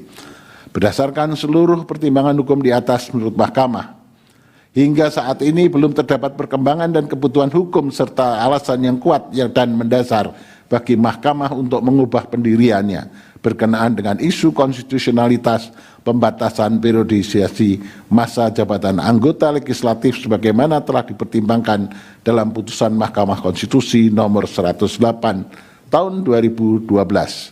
Menimbang bahwa berdasarkan seluruh pertimbangan hukum tersebut di atas, ternyata ketentuan norma pasal 76 ayat 4, pasal 252 ayat 5, pasal 318 ayat 4, dan pasal 367 ayat 4 Undang-Undang 17 2014 telah memberikan kepastian hukum dan tidak bertentangan dengan pasal 1 ayat 3, pasal 28D ayat 1 dan pasal 28D ayat 3 Undang-Undang Dasar Negara Republik Indonesia tahun 1945 bukan sebagaimana yang didalilkan oleh pemohon. Dengan demikian menurut Mahkamah, dalil pemohon adalah tidak beralasan menurut hukum untuk seluruhnya. Menimbang bahwa terhadap hal-hal lain tidak dipertimbangkan lebih lanjut karena dinilai tidak ada relevansinya. Konklusi, berdasarkan penilaian atas fakta dan hukum tersebut di atas, Mahkamah berkesimpulan 1, 2, 3, 4 dianggap telah diucapkan berdasarkan Undang-Undang Dasar Negara Republik Indonesia tahun 1945 dan seterusnya dianggap telah diucapkan. Amar putusan mengadili menolak permohonan pemohon untuk seluruhnya. Demikian diputus dalam rapat permusyawaratan hakim oleh 8 hakim konstitusi pada hari Selasa tanggal 10 bulan Desember tahun 2024 yang diucapkan dalam sidang pleno Mahkamah Konstitusi terbuka untuk umum pada hari Kamis tanggal 2 bulan Januari tahun 2025 selesai diucapkan pukul 17.45 waktu Indonesia Barat oleh 9 hakim konstitusi tersebut dengan dibantu Imade Gede Widya Tanaya Kabinawa sebagai panitera pengganti serta dihadiri oleh pemohon, Dewan Perwakilan Rakyat atau yang mewakili, dan Presiden atau yang mewakili. Dilanjut 164. Putusan nomor 164 PU 22 Romawi 2024 demi keadilan berdasarkan ketuhanan yang Maha Esa, Mahkamah Konstitusi Republik Indonesia yang mengadili perkara konstitusi pada tingkat pertama dan terakhir menjatuhkan putusan dan perkara pengujian Undang-Undang Nomor 17 Tahun 2014 tentang Majelis Permusyawaratan Rakyat, Dewan Perwakilan Rakyat, Dewan Perwakilan Daerah, dan Dewan Perwakilan Rakyat Daerah terhadap Undang-Undang Dasar Negara Republik Indonesia tahun 1945 yang diajukan oleh 1 nama Indri Hapsadi dan seterusnya, 2 nama Amul Hikmah dan seterusnya berdasarkan surat kuasa khusus bertanggal 6 November 2024 dan seterusnya memberi kuasa kepada HMI L Hakim SH dan seterusnya dianggap telah diucapkan. Yang selanjutnya disebut sebagai para pemohon, membaca permohonan pemohon, mendengar keterangan pemohon, memeriksa bukti-bukti pemohon, duduk perkara dan seterusnya dianggap telah diucapkan. Pertimbangan hukum, kewenangan Mahkamah 3.1, 3.2 dianggap telah diucapkan. Mahkamah berwenang mengadili permohonan akuo. Kedudukan hukum para pemohon 3.3 sampai dengan 3.5 dianggap telah diucapkan. Menurut Mahkamah, para pemohon memiliki kedudukan hukum untuk mengajukan permohonan akuo. Menimbang bahwa oleh karena Mahkamah berwenang mengadili permohonan akuo dan pemohon memiliki kedudukan hukum tidak sebagai pemohon dalam permohonan akuo, Mahkamah selanjutnya akan mempertimbangkan pokok permohonan pemohon. Pokok permohonan menimbang bahwa permohon mendalilkan norma pasal 76 ayat 4, pasal 252 ayat 5, pasal 318 ayat 4, pasal 367 ayat 4 Undang-Undang MD 3 yang dimohonkan pengujiannya bertentangan dengan pasal 28D ayat 1 dan ayat 3, pasal 8H ayat 2, pasal 8J ayat 1 dan ayat 2 UUD NRI tahun 1945 yang apabila dipahami dan dirumuskan mahkamah pada pokoknya sebagai berikut. Menimbang 3.7 dan seterusnya, menimbang bahwa dan seterusnya bahwa menurut pemohon ketiadaan pembatasan periodisasi masa jabatan anggota DPR, DPD, DPRD Provinsi, DPRD Kabupaten Kota menyebabkan kebuntuan kaderisasi partai politik yang tidak dapat mengorbitkan kader-kader lain untuk menjadi pejabat publik, dalam hal ini anggota legislatif. Hal ini juga membuka peluang terjadinya korupsi, kolusi, dan nepotisme di lembaga negara legislatif. Oleh karena itu, menurut pemohon, pembatasan periodisasi yang diatur oleh hukum menjadi dasar konstitusionalisme modern yang bertujuan untuk mencegah penyalahgunaan wewenang, meningkatkan kualitas pemerintahan, dan menciptakan regenerasi kepemimpinan. Pembatasan kekuasaan juga diatur dalam pasal 7 UUD NRI tahun 1945 yang membatasi masa jabatan presiden dan wakil presiden menjadi 2 periode. 2.2 sampai dengan 3 dianggap telah diucapkan, 3.8 sampai dengan 3.10 dianggap telah diucapkan. 3.11 menimbang bahwa para pemohon mempersoalkan kualitas norma pasal 76 ayat 4, pasal 252 ayat 5, pasal 318 ayat 4, pasal 367 ayat 4, Undang-Undang 17 2014 yang pada pokoknya memohon kepada mahkamah agar anggota DPR, DPD, DPRD Provinsi, dan DPRD Kabupaten Kota dapat dipilih kembali pada jabatan yang sama hanya untuk 1 kali masa jabatan. Setelah mahkamah mencermati secara sama dalil para pemohon, aku telah ternyata substansi norma pasal 76 ayat 4, pasal 252 dan seterusnya yang dipersoalkan oleh pemohon sama dengan yang telah diputus oleh mahkamah dalam putusan Mahkamah Konstitusi nomor 157 PU 22 Romawi 2024 yang telah diucapkan sebelumnya dalam sidang pleno terbuka untuk umum pada tanggal 2 Januari 2005 sebagaimana diuraikan sebagai berikut. Kutipan dianggap diucapkan.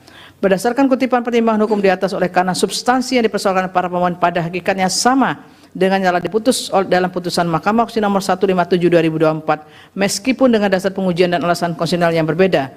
Namun esensi yang dimohonkan dalam perkara aku adalah sama, yakni mempersoalkan masa jabatan anggota legislatif, di mana para pemohon kepada mahkamah agar periodisasi masa jabatan anggota legislatif dibatasi. Terhadap hal tersebut, mahkamah belum memiliki alasan yang mendasar untuk berubah pendirian. Dengan demikian, berdasarkan fakta hukum tersebut, pertimbangan hukum dalam putusan Mahkamah Konstitusi nomor 157 PU 22 Romawi 2024 mutatis mutandis berlaku sebagai pertimbangan hukum dalam menjawab dalil permohonan aku. Menimbang bahwa berdasarkan seluruh uraian pertimbangan hukum di atas, menurut mahkamah permohonan pemohon tidak berdasar menurut hukum untuk seluruhnya.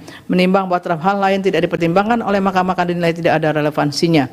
Konklusi 4.1 sampai 4.4 dianggap telah diucapkan. Berdasarkan Undang-Undang Dasar Negara Republik Indonesia tahun 1945 dan seterusnya dianggap telah diucapkan. Amar putusan mengadili menolak permohonan para pemohon untuk seluruhnya.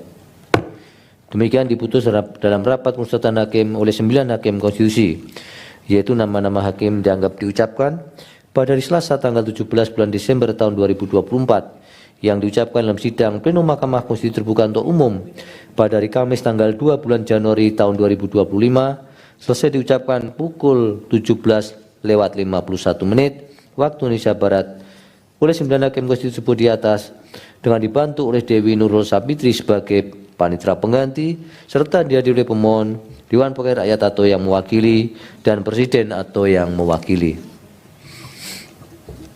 Dilanjut 158. Putusan nomor 158 garis miring PUU 22 Romawi tahun 2024. Demi keadilan berdasarkan ketuhanan yang Maha Esa, Mahkamah Konstitusi Republik Indonesia yang mengadili perkara konstitusi pada tingkat pertama dan terakhir menjatuhkan putusan dalam perkara pengujian Undang-Undang nomor 19 tahun 2019 tentang perubahan kedua atas Undang-Undang nomor 30 tahun 2002 tentang Komisi Pemberantasan Tindak Pidana Korupsi terhadap Undang-Undang Dasar Negara Republik Indonesia tahun 1945 yang diajukan oleh Alexander Marwoto pemohon 1, Lis Kartika Sai pemohon 2, Maria Francisca pemohon 3. Memberi kuasa kepada Dr. Periati Boru Ginting SHMH MKN dan kawan-kawan. Selanjutnya disebut para pemohon. Membaca permohonan para pemohon dan seterusnya dianggap telah diucapkan. Duduk perkara dianggap telah diucapkan. Pertimbangan hukum. Kewenangan mahkamah. Mahkamah berwenang mengadili permohonan pemohon. setelah Mahkamah mencermati secara seksama, saya ulangi, bahwa setelah Mahkamah mencermati secara seksama uraian para pemohon dalam menjelaskan kedudukan hukumnya dan bukti-bukti yang diajukan berkenaan dengan pengujian norma pasal 36 huruf A Undang-Undang KPK, sepanjang berkaitan dengan pemohon 1 sebagai salah satu pimpinan KPK adalah pihak atau subjek hukum yang menjadi adresat pasal 36 huruf A Undang-Undang KPK. Dengan demikian pemohon 1 telah dapat membuktikan sebagai perseorangan yang memiliki hak konstitusional yang dijamin oleh Undang-Undang Dasar Negara Republik Indonesia tahun 1945 yang dianggap dirugikan dengan berlakunya norma yang dimohonkan pengujian. Sedangkan pemohon 2 dan pemohon 3 sebagai pegawai KPK yang notabene bukan sebagai pimpinan KPK sebagaimana pihak atau subjek yang menjadi adresat dalam norma pasal 36A Undang-Undang KPK yang dimohonkan pengujian. Oleh karena itu, terhadap pemohon 2 dan pemohon 3 tidak dapat mendasarkan kepada norma akuo untuk menyatakan memiliki hak konstitusional yang dianggap dirugikan dengan berlakunya norma yang dilakukan pengujian, yaitu norma pasal 36 huruf A Undang-Undang KPK. Menurut Mahkamah, hanya pemohon 1 yang dapat menjelaskan sebagai perseorangan warga negara Indonesia yang memiliki hak konstitusional yang dianggap dirugikan dengan berlakunya norma pasal yang dimohonkan pengujian, di mana anggapan kerugian hak konstitusional tersebut bersifat aktual dan spesifik serta mempunyai hubungan kausa verban dengan norma pasal 36 huruf A Undang-Undang KPK yang dimohonkan pengujian. Sementara itu terhadap pemohon 2 dan pemohon 3 karena tidak mengkaitkan permohonannya dengan hak konstitusional dengan konstitusionalitas norma pasal 37 Undang-Undang KPK dalam pengujiannya termasuk petitumnya, di mana norma pasal tersebut justru menjadi pijakan keterkaitan antara pemohon 2 dan pemohon 3 dengan ketentuan norma pasal 36 huruf A Undang-Undang KPK dalam menjelaskan anggapan kerugian hak konstitusionalnya dengan berlakunya norma undang-undang yang dimohonkan pengujian. Dengan demikian menurut Mahkamah, pemohon 2 dan pemohon 3 tidak memiliki kedudukan hukum untuk bertindak sebagai pemohon dalam mengajukan permohonan akuo. Menimbang bahwa oleh karena Mahkamah berwenang mengadili permohonan akuo dan pemohon 1 memiliki kedudukan hukum untuk bertindak sebagai pemohon dalam mengajukan permohonan pengujian norma pasal 36 huruf A Undang-Undang KPK, maka selanjutnya Mahkamah mempertimbangkan pokok permohonan sepanjang berkenaan dengan permohonan pemohon 1. Pokok permohonan menimbang bahwa pemohon 1 mendalilkan norma pasal 36 huruf A Undang-Undang KPK bertentangan dengan pasal 28D ayat 1 dan pasal 28I ayat 2 Undang-Undang Dasar Negara Republik Indonesia tahun 1945 dengan dalil-dalil selengkapnya dianggap telah diucapkan. Menimbang bahwa untuk menguatkan dalil-dalilnya pemohon telah mengajukan bukti dan seterusnya dianggap telah diucapkan. Paragraf 9.10.11 dianggap telah diucapkan. Subparagraf 3.11.1 bahwa pemohon 1 mohon kepada Mahkamah yang pada pokoknya menyatakan norma pasal 36A Undang-Undang KPK bertentangan dengan Undang-Undang Dasar Negara Republik Indonesia tahun 1945 dan tidak mempunyai kekuatan hukum mengikat serta secara alternatif pemanaan terhadap pasal 36A Undang-Undang KPK menjadi mengadakan hubungan langsung atau tidak langsung dengan tersangka atau yang mewakilinya dengan maksud untuk meringankannya.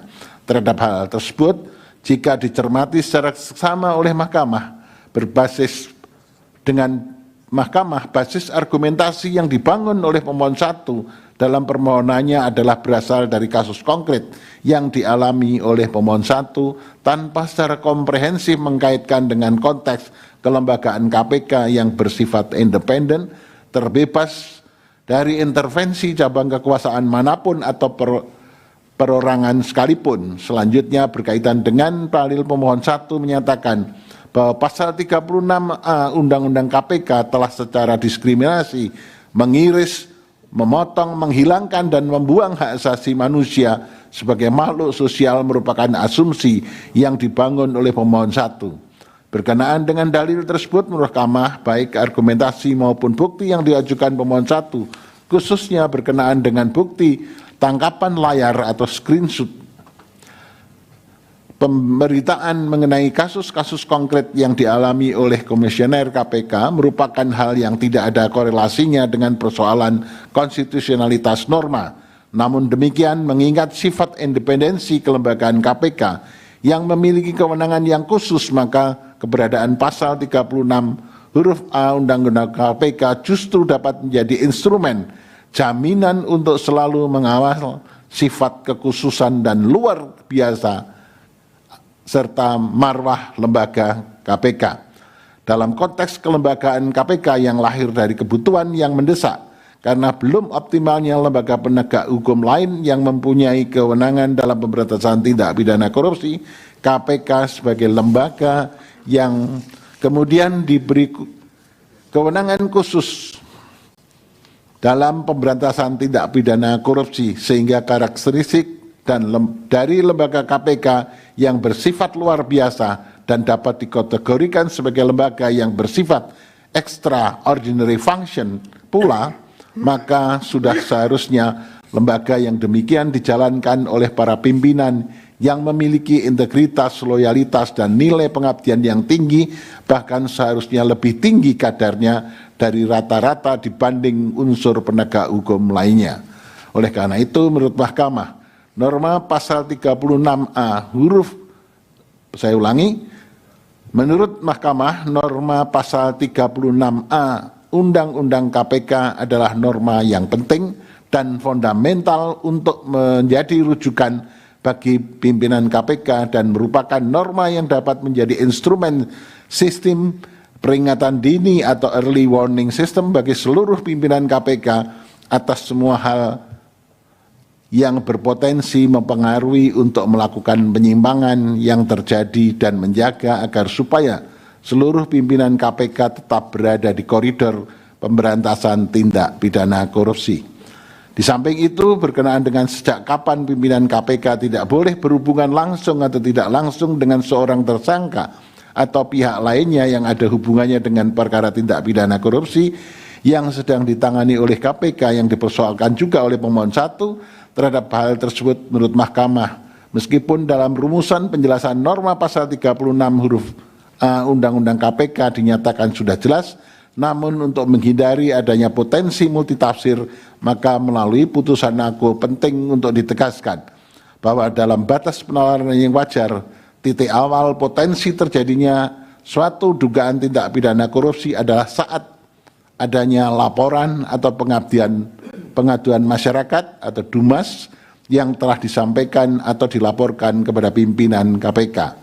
Artinya ketika sebuah pengaduan masyarakat terkait dengan adanya dugaan tindak pidana korupsi sudah masuk KPK dan hal tersebut telah disampaikan dan atau dilaporkan kepada pimpinan KPK, maka sejak itulah menjadi titik awal bagi pimpinan KPK untuk tidak boleh lagi melakukan hubungan langsung atau tidak langsung dengan seorang yang berpotensi menjadi tersangka atau pihak lain yang ada hubungannya dengan perkara tindak pidana korupsi yang sudah diadukan atau dilaporkan oleh masyarakat tersebut. Bahwa berkenaan dengan dalil pemohon 1 yang menyatakan bahwa terhadap pimpinan KPK dilarang untuk mengadakan hubungan dengan pihak tersangka atau pihak lain yang ada hubungannya dengan perkara tindak pidana korupsi yang ditangani oleh KPK sebagaimana diatur dalam pasal 36 huruf A Undang-Undang KPK, sementara terhadap subjek hukum aparat penegak hukum lainnya di Indonesia hal tersebut tidak dilarang, maka norma pasal tersebut secara nyata bersifat diskriminatif terhadap pimpinan KPK dengan aparat penegak hukum lainnya. Berkenaan dengan dalil pemohon 1 tersebut menurut Mahkamah, KPK secara kelembagaan dan pimpinan KPK tidak dapat apple to apple dipersamakan dengan aparat penegak hukum lainnya. Artinya, meskipun sesama lembaga penegak hukum antara KPK dengan lembaga lainnya namun antara lembaga hukum yang satu dengan lainnya memiliki karakter yang berbeda karena masing-masing tidak dapat dipisahkan dengan sifat kelembagaan yang memiliki etika profesi pelaksana aparat penegak hukumnya. Namun demikian, apapun perbedaannya, pimpinan KPK sebagaimana telah dipertimbangkan dalam pertimbangan hukum sebelumnya, larangan yang diberlakukan lebih ketat, strict, tidak dapat dipisahkan dari sifat kelembagaannya yang diberi kewenangan yang lebih khusus dan luar biasa jika dibandingkan lembaga penegak hukum yang lain. Oleh karena itu, berkenaan dengan hal ini, tidak dapat dibenarkan dalil pemohon 1 yang berpendapat bahwa terhadap hal tersebut sama halnya memperlakukan pimpinan KPK secara diskriminatif.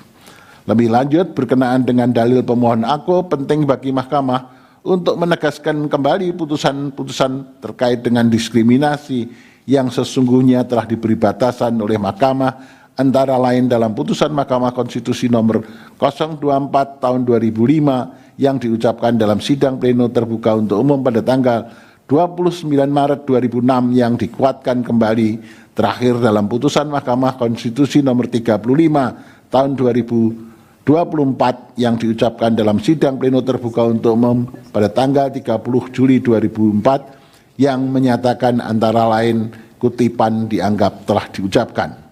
Berdasarkan kutipan pertimbangan hukum tersebut di atas, diartikan adanya perbedaan larangan bagi pimpinan KPK dengan aparat penegak hukum lainnya merupakan sebuah keniscayaan. Perbedaan larangan terhadap pimpinan lembaga tersebut tergantung pada karakteristik, tugas pokok, dan fungsi masing-masing lembaga.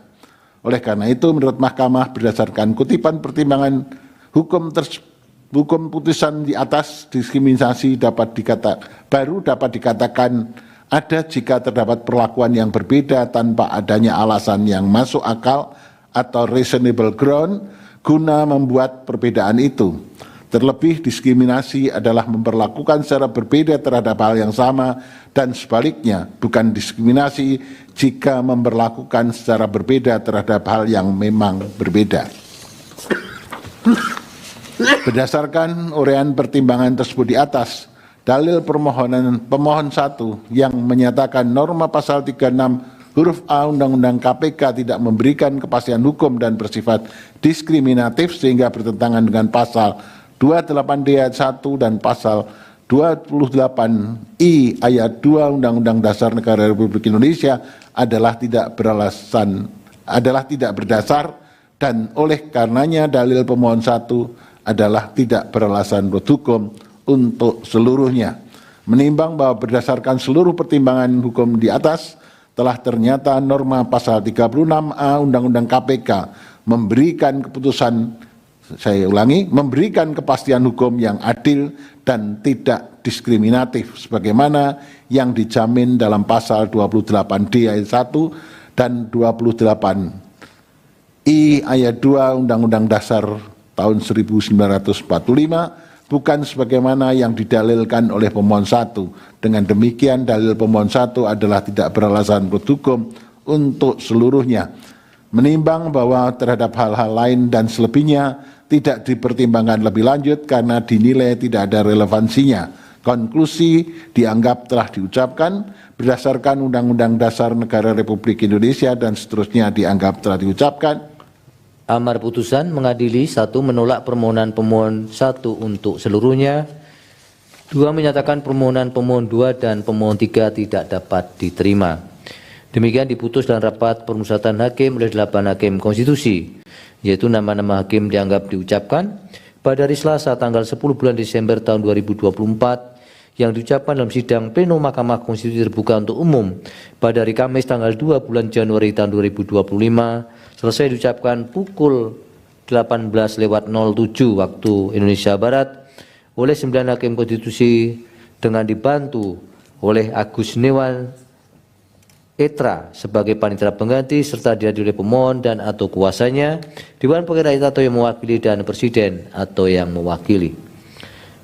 Lanjut 160. Putusan nomor 160 PUU 22 Romawi 2024 demi keadilan berdasarkan Ketuhanan Yang Maha Esa, Mahkamah Konstitusi Republik Indonesia yang mengadili perkara konstitusi pada tingkat pertama dan terakhir menyatukan putusan dalam perkara pengujian Undang-Undang Nomor 30 Tahun 2002 tentang Komisi Pemberantasan Tindak Pidana Korupsi sebagaimana diubah terakhir dengan Undang-Undang Nomor 19 Tahun 2019 tentang perubahan kedua Undang-Undang Nomor 30 Tahun 2002 tentang Komisi Pemberantasan Tindak Pidana Korupsi terhadap Undang-Undang Dasar Negara Republik Indonesia tahun 1945 yang diajukan oleh Boyamin bin Saiman, selanjutnya disebut sebagai pemohon, berdasarkan surat kuasa khusus bertanggal 21 November 2024 memberikan kuasa kepada CN Harno dan seterusnya dianggap diucapkan. Membaca permohonan pemohon, mendengar keterangan pemohon, memeriksa bukti-bukti pemohon duduk perkara dan selanjutnya dianggap telah diucapkan. Kewenangan Mahkamah 3.1, 3.2 dianggap telah diucapkan. Mahkamah berwenang mengadili permohonan akuo. Kedudukan hukum 3.1, 3.3, 3.4, 3.5 dianggap telah diucapkan. Pemohon memiliki kedudukan hukum untuk mengajukan permohonan akuo. 3.6 dianggap telah diucapkan. Pokok permohonan 3.7, 3.8, 3.9 dianggap telah diucapkan. Menimbang bahwa setelah Mahkamah membaca secara saksama permohonan pemohon dan memeriksa bukti-bukti yang diajukan, telah ternyata pokok permasalahan yang dipersoalkan oleh pemohon adalah berkenaan dengan tidak adanya kepastian hukum mengenai presiden atau pemerintah periode mana yang berhak membentuk panitia seleksi calon pimpinan KPK dan calon Dewan Pengawas KPK. Dalam hal ini pemohon beranggapan presiden dan pemerintah hanya dapat membentuk panitia seleksi calon pimpinan KPK dan calon Dewan Pengawas KPK pada masa jabatan presiden dan pemerintah yang sama dengan calon pimpinan KPK atau calon Dewan Pengawas KPK. Terhadap isu konstitusional tersebut, Mahkamah mempertimbangkan sebagai berikut. Paragraf 3.10.1 dianggap telah diucapkan. Paragraf selanjutnya. Berkenaan dengan hal tersebut, maka untuk memahami perlu diuraikan terlebih dahulu mengenai bagaimana sebetulnya tahapan seleksi dan pengangkatan pimpinan KPK dan Dewas Pengawas KPK sebagaimana diatur dalam Undang-Undang KPK, yaitu pada pasal 30 dan pasal 37E Undang-Undang KPK yang pada pokoknya mengatur tahapan sebagai berikut. Angka 1 sampai dengan angka 6 dianggap telah diucapkan. Dengan demikian, Presiden terikat pada ketentuan dalam undang-undang tersebut dan juga terikat pada berakhirnya masa jabatan pimpinan KPK dan anggota Dewan Pengawas KPK agar tidak terjadi kekosongan pimpinan KPK dan seterusnya dianggap telah diucapkan. Selain itu, apabila diletakkan dalam sekuen waktu antara proses seleksi calon pimpinan KPK dan calon Dewan Pengawas KPK sampai dengan pelantikan pimpinan KPK dan Dewas Pengawas KPK periode 2024-2029, yaitu pada sekitar pertengahan bulan Desember 2024 dan dikaitkan dengan waktu pelantikan DPR RI periode tahun 2024-2029 dan pelantikan Presiden periode tahun 2024-2029. Logika yang digunakan oleh pemohon akan berakibat pada tidak dapat dilantiknya pimpinan KPK dan Dewas KPK tepat pada pertengahan bulan Desember 2024. Hal demikian dapat terjadi dikarenakan anggota DPR periode 2024 dilantik pada tanggal 1 Oktober 2024 dan Presiden periode tahun 2024-2029 dilantik pada tanggal 20 Oktober 2024. Artinya, jika proses seleksi yang di dalamnya terdapat proses pengajuan calon pimpinan KPK dan calon Dewas KPK dilakukan oleh DPR dan Presiden dalam periode yang sama dengan pimpinan KPK dan Dewas KPK, maka proses seleksi baru akan dimulai pada tanggal 20 Oktober 2024. Dengan sekuen waktu sebagaimana diuraikan di atas dan selanjutnya dianggap telah diucapkan. Bahwa selain itu, apabila dicermati, pemohon dalam mendalilkan mengenai anggapan inkonstitusionalitas bersyarat kata Presiden dalam pasal 30 ayat 1 dan kata pemerintah dalam pasal 30 ayat 2 Undang-Undang KPK dengan alasan karena dikhawatirkan penerapannya akan bertentangan dengan pertimbangan putusan Mahkamah Konstitusi nomor 112 tahun 2022 tanpa menyebutkan atau menguraikan alasan lain yang mendukung dalil tersebut. Berkenaan dengan alasan tersebut berdasarkan pertimbangan hukum di atas, pemaknaan putusan Mahkamah Konstitusi aku sebagaimana kemudian ditegaskan dalam pertimbangan putusan Mahkamah Konstitusi nomor 68 tahun 2024 adalah berbeda dari pemaknaan yang dimintakan oleh pemohon. di mana pemohon meminta pemaknaan agar pemerintah atau presiden membentuk panitia seleksi adalah pemerintah pada masa jabatan yang sama dengan calon pimpinan KPK dan calon dewas KPK. Pemohon tidak dapat menguraikan secara jelas alasan yang logis mengapa proses pemilihan calon pimpinan KPK dan calon dewas KPK lebih tepat dilakukan oleh pemerintah pada periode jabatan yang sama dengan pimpinan KPK dan dewas KPK.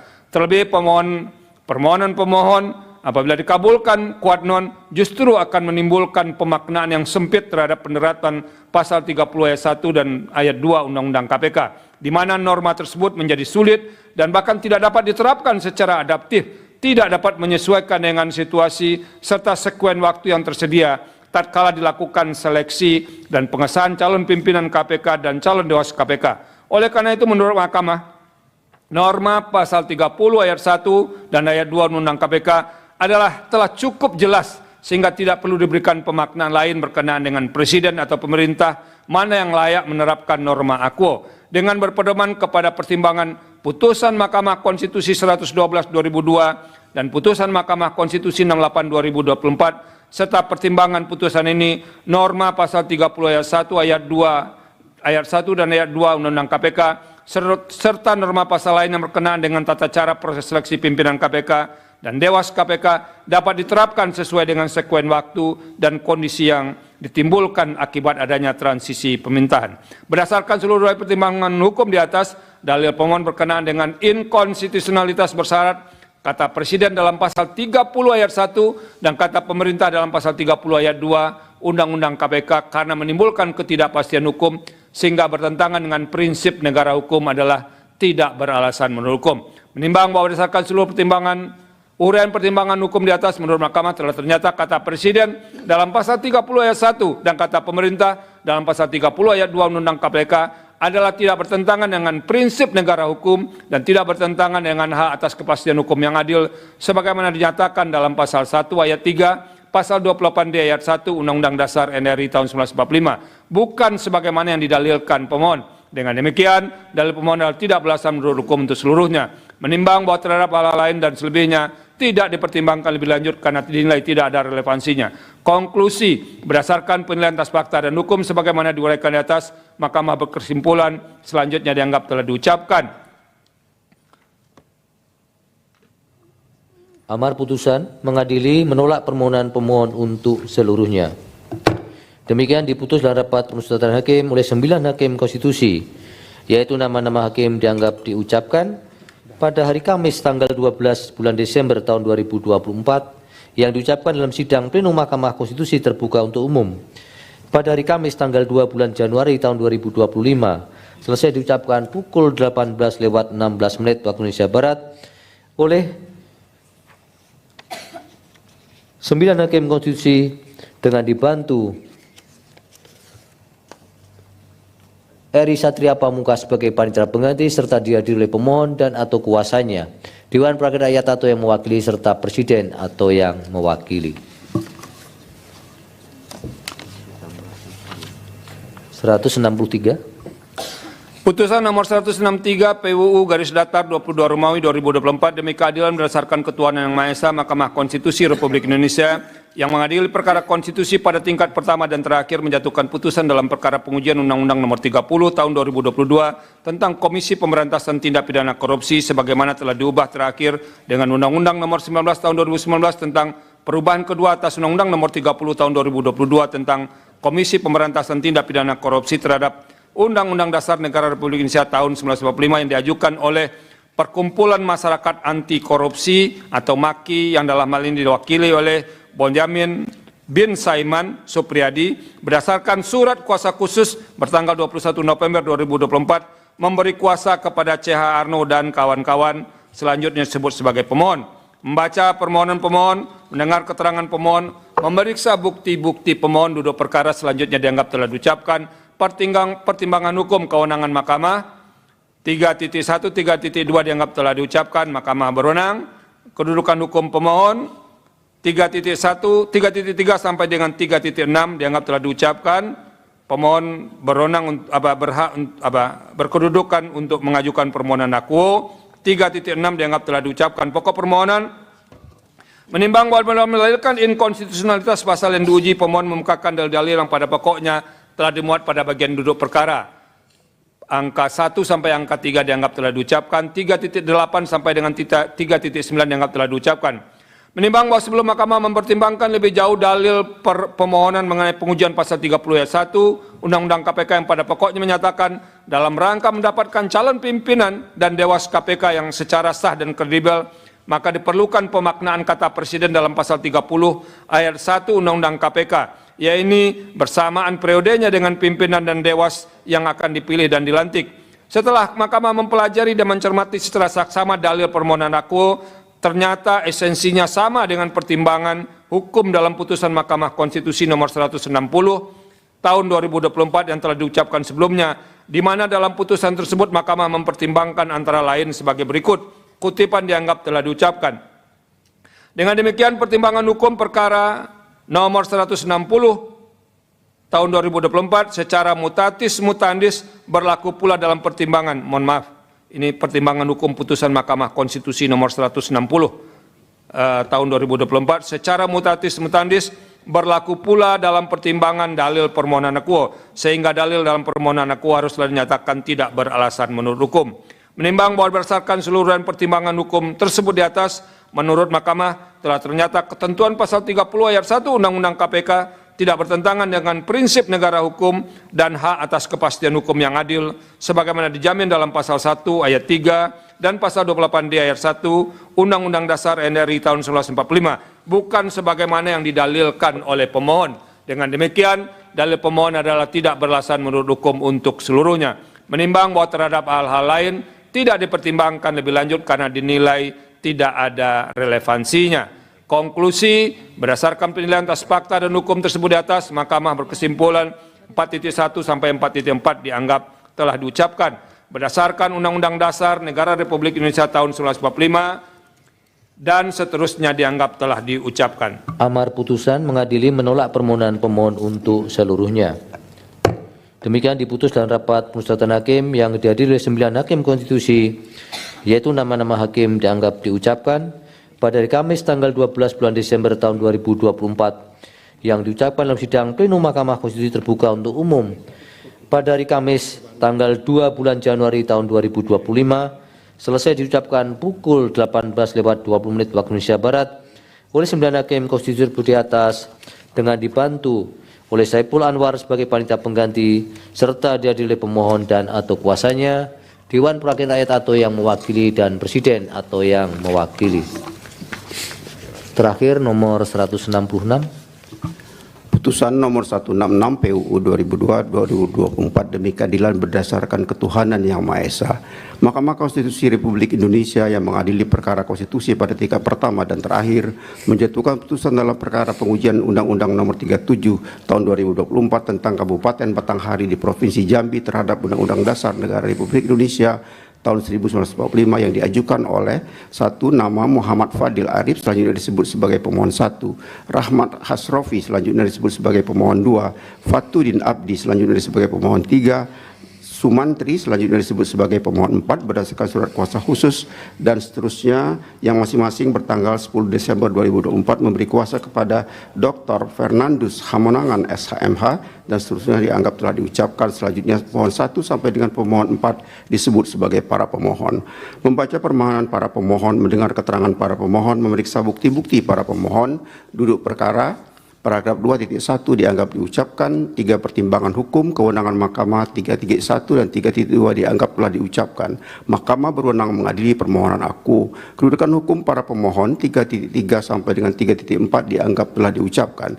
3.5 menimbang bahwa berdasarkan uraian ketentuan pasal 51 ayat 1 Undang-Undang MK, putusan Mahkamah Konstitusi nomor 006 dan seterusnya 2005 dan putusan Mahkamah Konstitusi nomor 11 dan seterusnya 2007 serta syarat-syarat kerugian hak dan atau kewenangan konstitusional sebagaimana diuraikan pada paragraf 3.3 dan paragraf 3.4 di atas. Selanjutnya Mahkamah akan mempertimbangkan kedudukan hukum pemohon sebagai berikut: 1, 2, 3, 4 dan seterusnya dianggap telah diucapkan. 3.6 menimbang bahwa berdasarkan uraian dikemukakan oleh para pemohon dalam menjelaskan kedudukan hukumnya tersebut di atas, Mahkamah perlu menegaskan kembali hal-hal sebagai berikut: bahwa sejak putusan Mahkamah Konstitusi nomor 87 dan seterusnya 2015 yang diucapkan dalam sidang pleno terbuka untuk umum pada tanggal 13 Oktober 2016, Mahkamah telah menyatakan pendiriannya terkait siapa pihak yang dapat mewakili kepentingan daerah untuk melakukan pengujian norma yang berkaitan dengan urusan pemerintahan daerah dan seterusnya dianggap telah diucapkan.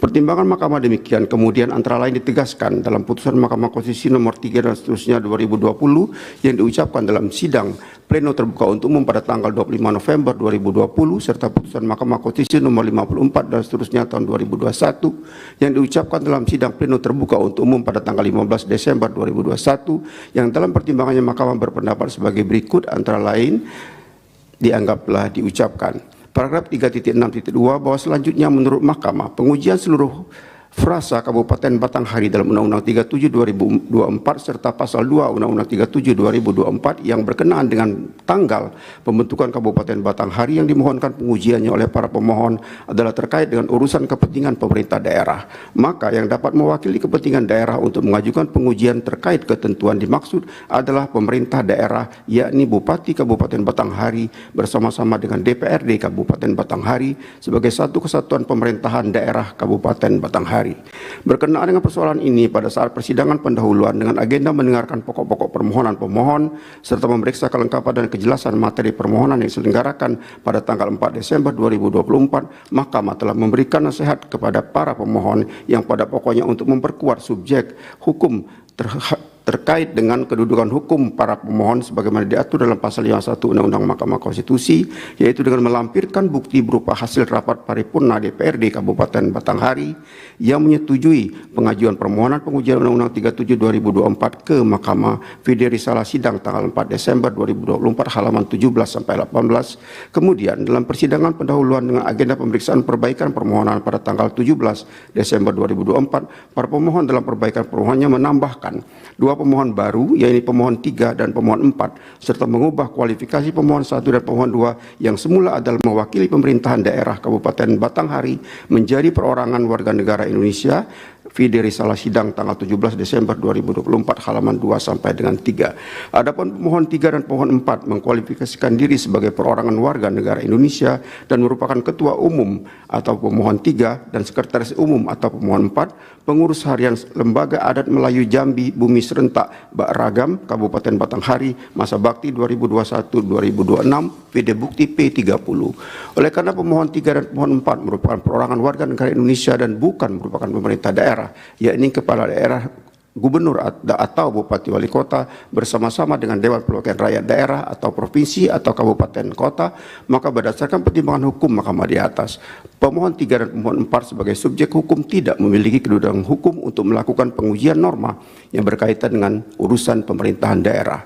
Dengan demikian, berdasarkan pertimbangan hukum di atas, menurut Mahkamah pemohon 1, pemohon 2, pemohon 3 dan pemohon 4 yang merupakan perorangan warga negara Indonesia dan bukan merupakan pemerintahan daerah tidak dapat dikualifikasikan sebagai pemerintah daerah. In kasu, pemerintah daerah Kabupaten Batanghari, terlebih para pemohon tidak dapat menyertakan bukti adanya rapat paripurna DPRD Kabupaten Batanghari yang dilakukan sebelum diajukannya permohonan ke Mahkamah perihal persetujuan pengajuan permohonan pengajuan Undang-Undang 37 2024 ke Mahkamah, sehingga Mahkamah berpendapat pemohon 1, pemohon 2, pemohon 3 dan pemohon 4 tidak memiliki kedudukan hukum untuk mengajukan permohonan akuo. Menimbang bahwa oleh karena para pemohon tidak memiliki kedudukan hukum untuk bertindak sebagai pemohon, maka pokok permohonan para pemohon tidak dipertimbangkan lebih lanjut. Menimbang bahwa terhadap hal-hal lain yang tidak dipertimbangkan lebih lanjut karena dinilai tidak ada relevansinya. 4. Konklusi berdasarkan penilaian atas fakta dan hukum sebagaimana diuraikan di atas, Mahkamah berkesimpulan 4.1, 4.2, 4.3 dianggap telah diucapkan. Berdasarkan Undang-Undang Dasar Negara Republik Indonesia tahun 1945 dan seterusnya dianggap telah diucapkan. Amar putusan mengadili menyatakan permohonan para pemohon tidak dapat diterima. Demikian diputus dalam rapat Musyawaratan Hakim oleh 8 Hakim Konstitusi yang nama-nama hakim dianggap diucapkan pada hari Rabu tanggal 18 bulan Desember tahun 2024 yang diucapkan dalam sidang plenum Mahkamah Konstitusi terbuka atau umum pada hari Kamis tanggal 2 bulan Januari tahun 2025 selesai diucapkan pukul 18:27 waktu Indonesia Barat oleh 9 hakim konstitusi dengan dibantu oleh Ramadiani Putri Nilasari sebagai panitera pengganti, dengan dihadiri oleh para pemohon dan atau kuasanya, Dewan Perwakilan Rakyat atau yang mewakili, dan Presiden atau yang mewakili. Demikian pemohon dan pemerintah serta DPR atau yang mewakili pengucapan ketetapan dan putusan. Untuk salinan putusan, para pihak bisa akan dikirim setelah pengucapan putusan ini selesai melalui email masing-masing, atau setidak-tidaknya 3 hari kerja setelah pengucapan putusan ini di persidangan ditutup. Terima kasih untuk semuanya. Sidang selesai dan ditutup. Hadirin dimohon berdiri. Yang Mulia Majelis Hakim Konstitusi meninggalkan ruang persidangan.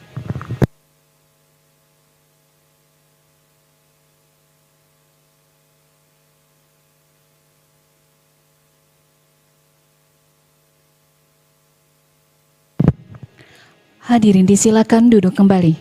Hadirin yang kami hormati, demikianlah persidangan pada hari Kamis tanggal 2 Januari 2025. Untuk persidangan pengucapan ketetapan dan putusan telah selesai. Terima kasih, selamat malam.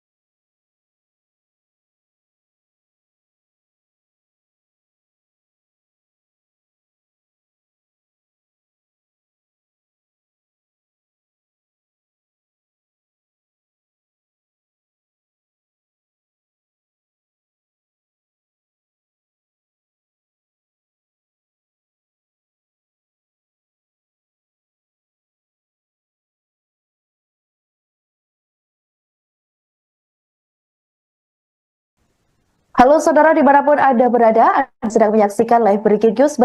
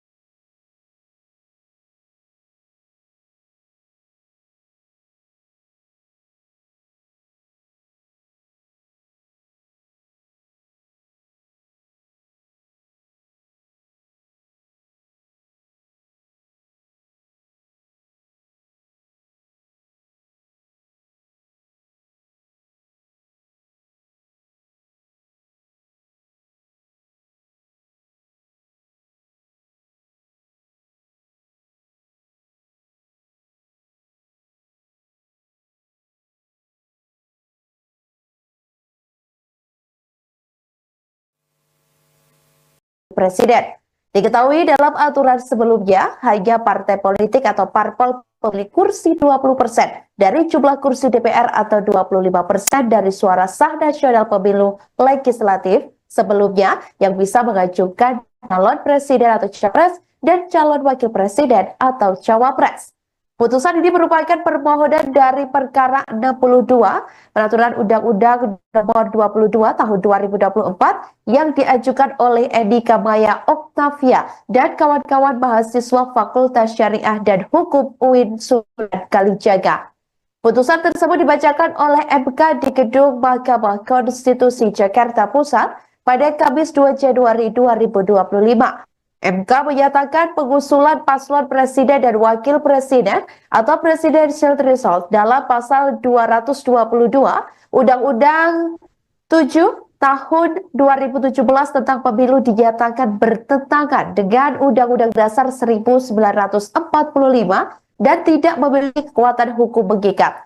Dalam pertimbangan hukumnya, MK menyatakan frasa perolehan kursi paling sedikit 20% dari jumlah kursi DPR atau memperoleh 25% dari suara sah secara nasional pada pemilu anggota DPR sebelumnya dalam pasal 222 Undang-Undang Nomor 7 Tahun 2017 tentang pemilu, yakni menutup dan menghilangkan hak konstitusional partai politik peserta pemilu yang tidak memiliki persentase suara sah nasional atau persentase jumlah kursi DPR di pemilu sebelumnya untuk mengusulkan pasangan calon presiden dan wakil presiden. Selain itu, Saudara, MK menilai penentuan besaran ambang batas itu tidak didasarkan pada penghitungan yang jelas dengan rasionalitas yang kuat.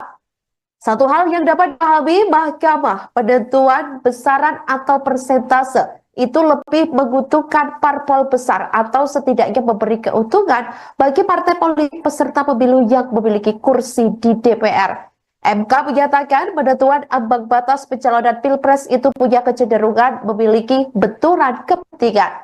Mahkamah juga menilai pembatasan itu bisa menghilangkan hak politik dan kedaulatan rakyat karena dibatasi dengan tidak tersedia cukup banyak alternatif pilihan paslon. Selain itu, setelah mempelajari seksama arah pergerakan politik mutakhir Indonesia, MK membaca kecenderungan untuk selalu mengupayakan agar setiap pemilu presiden dan wakil presiden hanya terdapat dua pasangan calon. Padahal pengalaman sejak penyelenggaraan pemilu secara langsung dengan hanya dua paslon, masyarakat mudah terjebak dalam polarisasi yang jika tidak diantisipasi akan mengancam keutuhan kebinekaan Indonesia. Bahkan jika pengaturan tersebut dibiarkan, tidak tertutup kemungkinan pemilu presiden dan wakil presiden akan terjebak dengan calon tunggal. Kecenderungan calon tunggal juga telah dilihat MK dalam fenomena pemilihan kepala daerah yang dari waktu ke waktu semakin bertendensi ke arah munculnya calon tunggal atau kota kosong. Artinya, mempertahankan ambang batas presiden berpotensi menghalangi pelaksanaan Pilpres secara langsung oleh rakyat dengan menyediakan banyak pilihan paslon.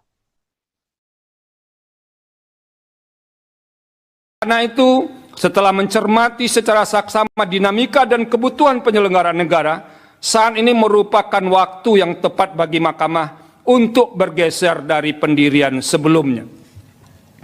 Menimbang bahwa berdasarkan pertimbangan hukum di atas, menurut Mahkamah telah ternyata ambang batas minimal persentase pengusulan pasangan calon presiden dan wakil presiden sebagaimana ditentukan dalam pasal 222 Undang-Undang 7 2017 tidak hanya bertentangan dengan hak politik dan kedaulatan rakyat, namun juga melanggar moralitas, rasionalitas, dan ketidakadilan yang intolerable secara nyata-nyata bertentangan dengan Undang-Undang Dasar NRI tahun 1945. Sehingga terdapat alasan yang kuat dan mendasar bagi Mahkamah untuk bergeser dari pendirian dalam putusan-putusan sebelumnya. Pergeseran pendirian tersebut tidak hanya menyangkut besaran atau angka persentase ambang batas, tetapi yang jauh lebih mendasar adalah rejim ambang batas pengusulan pasangan calon presiden dan wakil presiden atau presidensial threshold, berapapun besarnya atau angka persentasenya adalah bertentangan dengan pasal 6A ayat 2 Undang-Undang Dasar NRI tahun 1945. Dengan demikian, dalil para pemohon yang menyatakan ambang batas minimal persentase pengusulan pasangan calon presiden dan wakil presiden dalam pasal 222 Undang-Undang 7 2017 bertentangan dengan Undang-Undang Dasar RI tahun 1945 dan tidak memiliki kekuatan hukum mengikat adalah beralasan menurut hukum. Menimbang bahwa sekalipun norma ambang batas minimal persentase pengusulan pasangan calon presiden dan wakil presiden dalam pasal 222 Undang-Undang 7 2017 telah dinyatakan bertentangan dengan Undang-Undang Dasar RI tahun 1945 dan tidak memiliki kekuatan hukum mengikat. Sebagai negara yang memilih sistem presidensil dalam praktek tumbuh dalam balutan model kepartaian majemuk atau multi-party system, tetap harus diperhitungkan potensi jumlah pasangan calon presiden dan wakil presiden sama dengan jumlah partai politik peserta pemilu. Dalam hal ini misalnya, jika partai politik peserta pemilu adalah 30, maka terbuka pula potensi terdapat 30 pasangan calon presiden dan wakil presiden yang diusulkan oleh partai politik peserta pemilu. Sekalipun dalam putusan aku, Mahkamah telah menegaskan dalam pertimbangan hukum di atas bahwa pengusulan pasangan calon presiden dan wakil presiden merupakan hak konstitusional semua partai politik yang telah dinyatakan sebagai peserta pemilu pada periode yang bersangkutan atau saat penyelenggaraan pemilu berlangsung. Dalam revisi Undang-Undang 7 2017, pembentuk undang-undang dapat mengatur agar tidak muncul pasangan calon presiden dan wakil presiden dengan jumlah yang terlalu banyak, sehingga berpotensi merusak hakikat pelaksanaan pemilihan presiden dan wakil presiden secara langsung oleh rakyat. Sekalipun secara konstitusional terdapat ketentuan pasal 6 ayat 4 Undang-Undang Dasar RI tahun 1945 pada pokoknya telah mengantisipasi kemungkinan terjadinya pemilu presiden dan wakil presiden putaran kedua, jumlah pasangan calon presiden dan wakil presiden yang terlalu banyak belum menjamin berdampak positif bagi perkembangan dan keberlangsungan proses dan praktek demokrasi presidensial Indonesia. Oleh karena itu, pembentuk undang-undang dalam merevisi Undang-Undang 7 2017 dapat melakukan rekayasa konstitusional atau constitutional engineering dengan memperhatikan hal-hal sebagai berikut. 1. Semua partai politik peserta pemilu berhak mengusulkan pasangan calon presiden dan wakil presiden. 2. Pengusulan pasangan calon presiden dan wakil presiden oleh partai politik atau gabungan partai politik peserta pemilu tidak didasarkan pada persentase jumlah kursi di DPR atau perolehan suara sah secara nasional. 3. Dalam mengusulkan pasangan calon presiden dan wakil presiden, partai politik peserta pemilu dapat bergabung sepanjang gabungan partai politik peserta pemilu tersebut tidak menyebabkan dominasi partai politik atau gabungan partai politik sehingga menyebabkan terbatasnya pasangan calon presiden dan wakil presiden serta terbatasnya pilihan pemilih. 4. Partai politik peserta pemilu yang tidak mengusulkan pasangan calon presiden dan wakil presiden dikenakan sanksi larangan mengikuti pemilu periode berikutnya. Dan yang kelima, perumusan rekayasa konstitusional dimaksud termasuk perubahan Undang-Undang 7 2017 melibatkan partisipasi semua pihak yang memiliki perhatian atau concern terhadap penyelenggaraan pemilu, termasuk partai politik yang tidak memperoleh kursi di DPR dengan menerapkan prinsip partisipasi publik yang bermakna, meaningful participation. Menimbang bahwa berdasarkan seluruh dan pertimbangan hukum di atas, telah ternyata ketentuan pasal 22 Undang-Undang 7 2017 tidak sejalan dengan prinsip persamaan kedudukan dalam hukum dan pemerintahan, hak memperjuangkan diri secara kolektif, serta kepastian hukum yang adil sesuai dengan pasal 27 ayat 1, pasal 22C ayat 2, pasal 28D ayat 1, pasal 28I ayat 2 Undang-Undang Dasar RI tahun 1945 sebagaimana yang didalilkan oleh para pemohon. Dengan demikian, dalil pemohon adalah beralasan menurut hukum untuk seluruhnya. Menimbang bahwa terhadap hal-hal lain tidak dipertimbangkan lebih lanjut karena dinilai tidak ada relevansinya. Konklusi, berdasarkan penilaian atas fakta dan hukum sebagaimana diuraikan di atas, Mahkamah berkesimpulan 4.1, 4.2, 4.3 dianggap telah diucapkan. Berdasarkan Undang-Undang Dasar RI tahun 1945, Undang-Undang 24 tahun 2003 tentang Mahkamah Konstitusi dan selanjutnya dianggap telah diucapkan. Amar putusan mengadili 1. Mengabulkan permohonan para pemohon untuk seluruhnya. 2. Menyatakan norma pasal 222 Undang-Undang Nomor 7 Tahun 2017 tentang Pemilihan Umum Lembaga Negara Republik Indonesia tahun 2017 Nomor 182 tambahan Lembaga Negara Republik Indonesia Nomor 6109 bertentangan dengan Undang-Undang Dasar Negara Republik Indonesia tahun 1945 dan tidak mempunyai kekuatan hukum mengikat. 3. Memerintahkan pemuatan putusan ini dalam Berita Negara Republik Indonesia sebagaimana mestinya.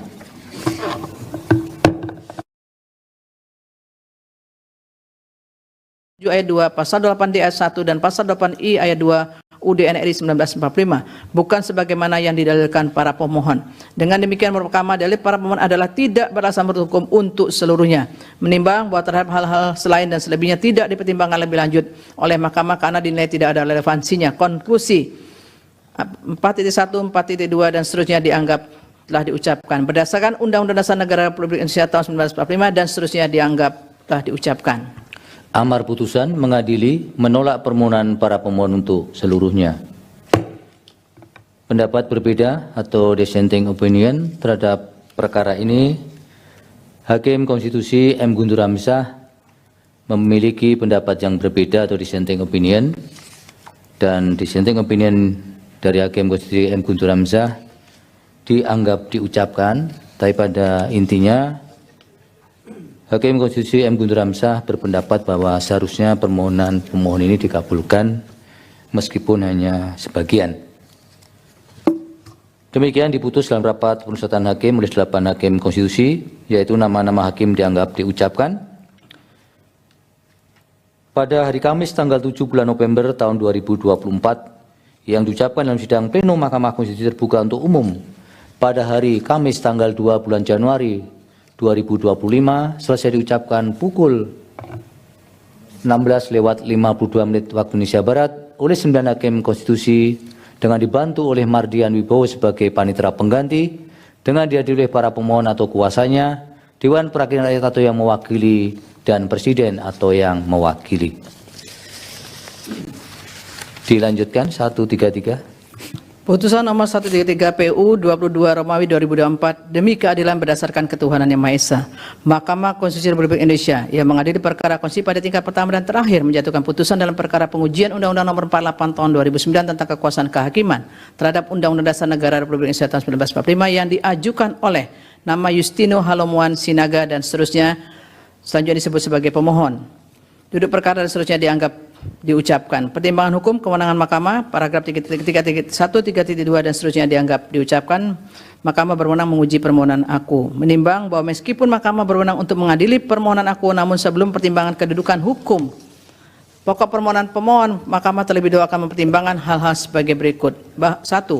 Bahwa Mahkamah telah memeriksa permohonan pemohon dalam sidang pemeriksaan pendahuluan pada tanggal 7 Agustus 2024. Dalam persidangan tersebut Mahkamah sesuai dengan ketentuan dalam pasal 39 ayat 2 Undang-Undang MK dan pasal 1 ayat 3 PMK 2 2021 telah memberikan nasihat kepada pemohon untuk memperbaiki sekaligus memperjelas hal-hal yang berkaitan dengan permohonan pemohon, yaitu kewenangan Mahkamah, kedudukan hukum pemohon, alasan permohonan atau posita, dan hal yang dimohonkan atau petitum sehingga sesuai dengan sistematika permohonan sebagaimana diatur dalam PMK 2 2021.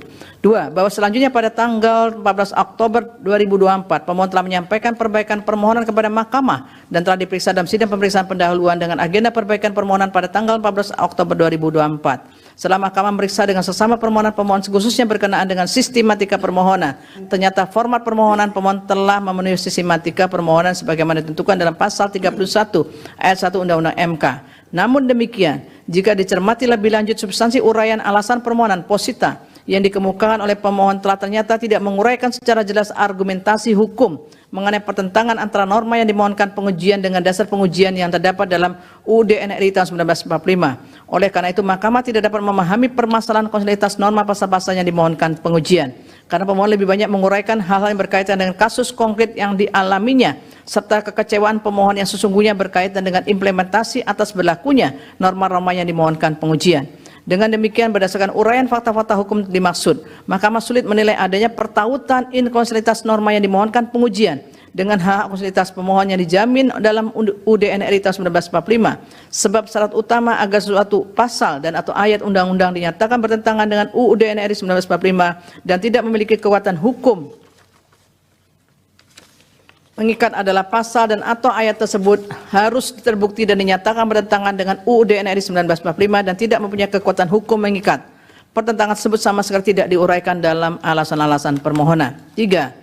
Bahwa selain fakta hukum sebagaimana diuraikan tersebut di atas, jika dicermati lebih lanjut perumusan petitum pemohon, menurut Mahkamah juga merupakan rumusan petitum yang tidak lazim. Ketidaklaziman tersebut dimulai pada petitum angka 2 sampai dengan angka 4. Pada petitum angka 2, pada pokoknya pemohon memohon kepada Mahkamah untuk menyatakan keputusan KPU nomor 504 tahun 2024 telah melanggar konstitusi dan hukum formil dan dalam ketentuan pasal 10 Undang-Undang nomor 12 tahun 2011. Berkenaan dengan petitum pemohon angka 3 yang memohon kepada Mahkamah untuk menyatakan pasal 5 ayat 1 Undang-Undang 48 2009 merupakan perwujudan tujuan dari pasal 2 ayat 1 Undang-Undang 48 2009 yang wajib dilakukan oleh hakim konstitusi untuk mengadili semua perkara hukum formil antar warga negara dengan negara untuk mewujudkan keadilan yang hidup bagi rakyat Indonesia. Selanjutnya berkenaan dengan petitum angka 4 pemohon memohon kepada Mahkamah untuk menyatakan pasal 5 ayat 1 Undang-Undang 48 2009, Mahkamah wajib membuat sidang pengadilan hukum formil yang bersih dengan sistem peradilan terpadu dalam naungan hakim konstitusi dalam rangka menilai perkara hukum formil untuk mewujudkan keadilan hidup bagi rakyat Indonesia. Menurut Mahkamah, seluruh rumusan petitum tersebut ada tidak sesuai dengan ketentuan hukum acara pengujian undang-undang sebagaimana dimaksud dalam pasal 10 ayat 2 huruf D PMK 2 2021. Dalam hal ini salah satu syarat untuk menyatakan petitum permohonan sesuai dengan ketentuan dimaksud adalah norma yang dimohonkan pengujian harus dinyatakan bertentangan dengan UUD NRI tahun 1945 dan tidak mempunyai kekuatan hukum mengikat. Hal tersebut sama sekali tidak dicantumkan dalam petitum permohonan aku. Dengan demikian, di samping uraian alasan permohonan atau posita tidak jelas sebagaimana dipertimbangkan di atas, dan dengan adanya petitum pemohon yang tidak lazim karena tidak sesuai dengan ketentuan pasal 10 ayat 2 huruf D PMK 2 2021, maka tidak ada keraguan bagi Mahkamah untuk menyatakan permohonan pemohon adalah tidak jelas atau kabur, obskur. Dengan demikian permohonan pemohon tidak dipertimbangkan lebih lanjut. Menimbang bahwa oleh karena permohonan pemohon kabur terhadap kedudukan hukum pokok permohonan dan hal-hal yang tidak dipertimbangkan lebih lanjut karena dinilai tidak ada relevansinya. Konklusi 4.1 sampai 4.3 dianggap diucapkan. Berdasarkan Undang-Undang Dasar Negara Republik Indonesia tahun 1945 dan seterusnya dianggap diucapkan. Amar putusan mengadili menyatakan permohonan pemohon tidak dapat diterima.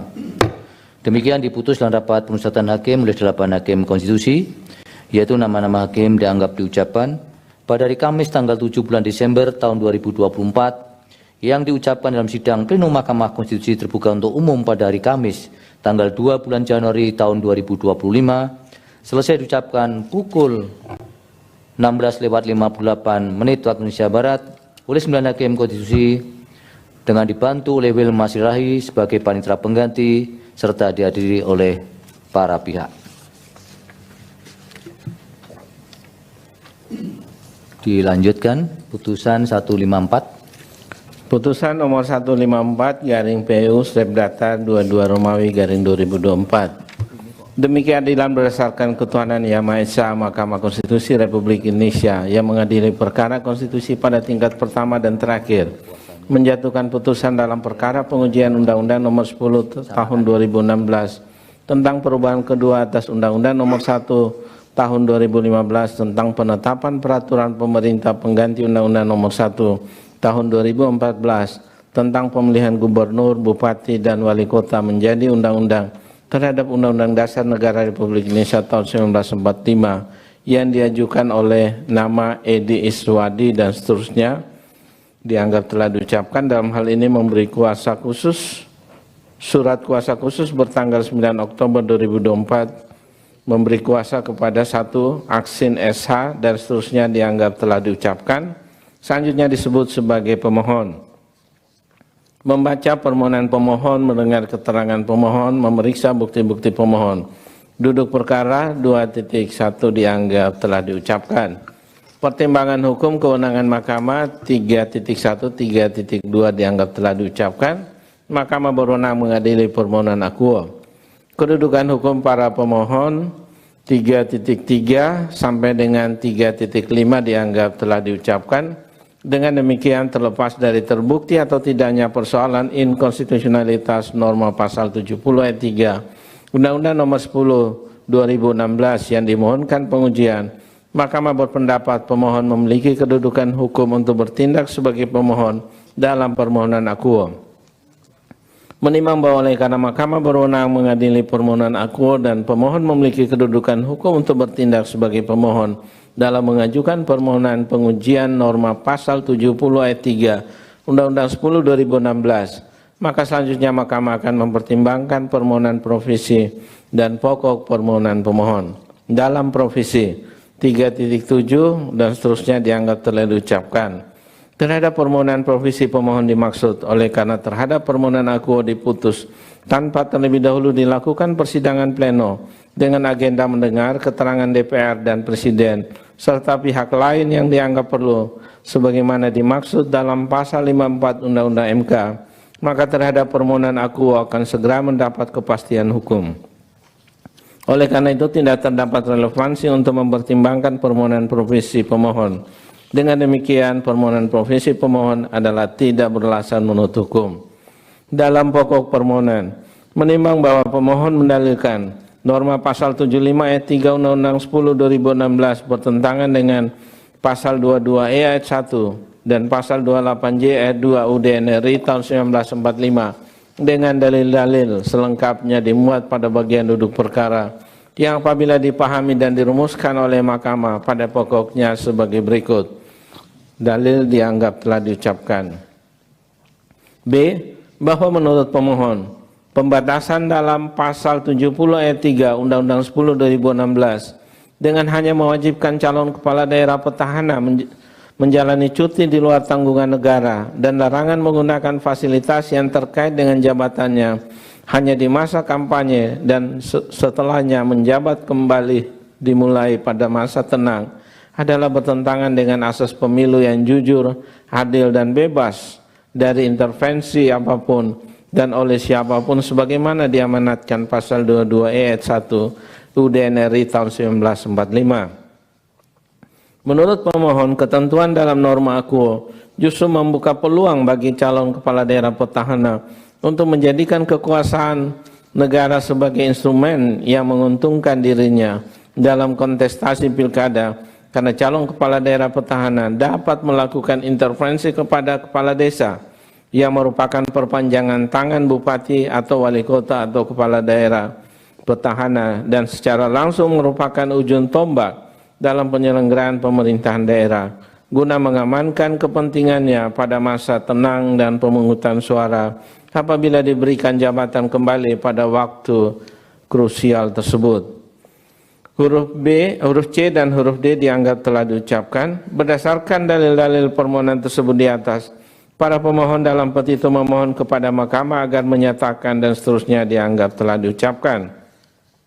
Menimbang bahwa untuk mendukung dalil permohonannya, pemohon mengajukan alat bukti berupa surat dan atau tulisan yang diberi tanda bukti P1 sampai dengan bukti P5 yang telah disahkan dalam persidangan Mahkamah pada tanggal 18 November 2024. Menimbang bahwa oleh karena permohonan akuo telah jelas dan sebagaimana telah dipertimbangkan juga dalam menjawab permohonan provisi pemohon pada paragraf 3.7, Mahkamah berpendapat tidak terdapat urgensi dan relevansinya untuk mendengar keterangan pihak-pihak sebagaimana dimaksud dalam pasal 54 Undang-Undang MK.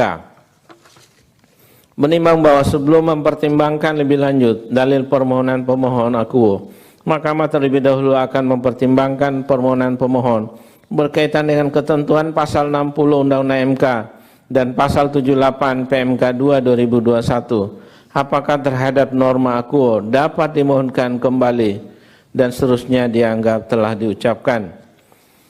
Berkenaan dengan permohonan akuo, setelah Mahkamah mencermati dengan saksama dalil permohonan pemohon, pasal yang dimohonkan pengujian dan dasar pengujian yang digunakan, pemohon telah menguraikan alasan permohonan yang pada pokoknya diperlukan penambahan atau perpanjangan menjalani cuti di luar tanggungan negara dan larangan menggunakan fasilitas yang terkait dengan jabatan bagi gubernur dan wakil gubernur bupati dan wakil bupati, wali kota dan wakil wali kota yang mencalonkan kembali pada daerah yang sama, yang selanjutnya dalam putusan akuo disebut kepala daerah dan atau wakil kepala daerah petahana, yang tidak hanya hingga pada masa kampanye berakhir, namun sampai tahapan pemungutan suara.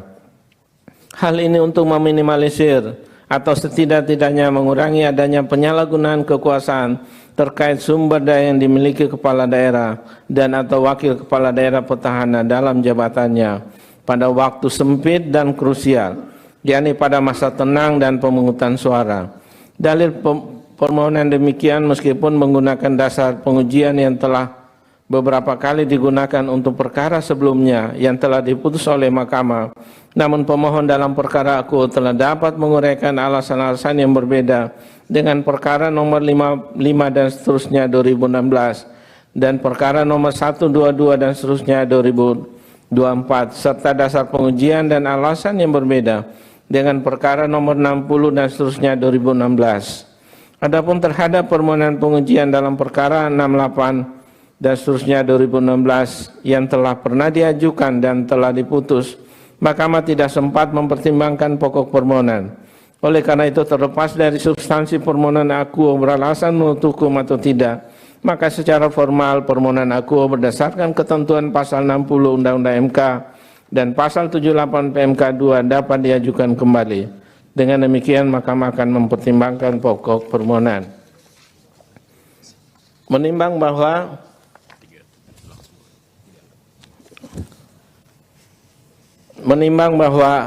setelah mahkamah membaca dan memahami secara saksama permohonan serta memeriksa bukti-bukti yang diajukan terhadap persoalan konstitusional norma pasal 70 ayat 3 Undang-Undang 10 2016 yang menurut pemohon seharusnya dimaknai gubernur dan wakil gubernur, bupati dan wakil bupati, wali kota dan wakil wali kota yang mencalonkan kembali pada daerah yang sama mulai masa kampanye sampai pemungutan suara harus memenuhi ketentuan A. Menjalani cuti di luar tanggungan negara, dan B. Dilarang menggunakan fasilitas yang terkait dengan jabatannya.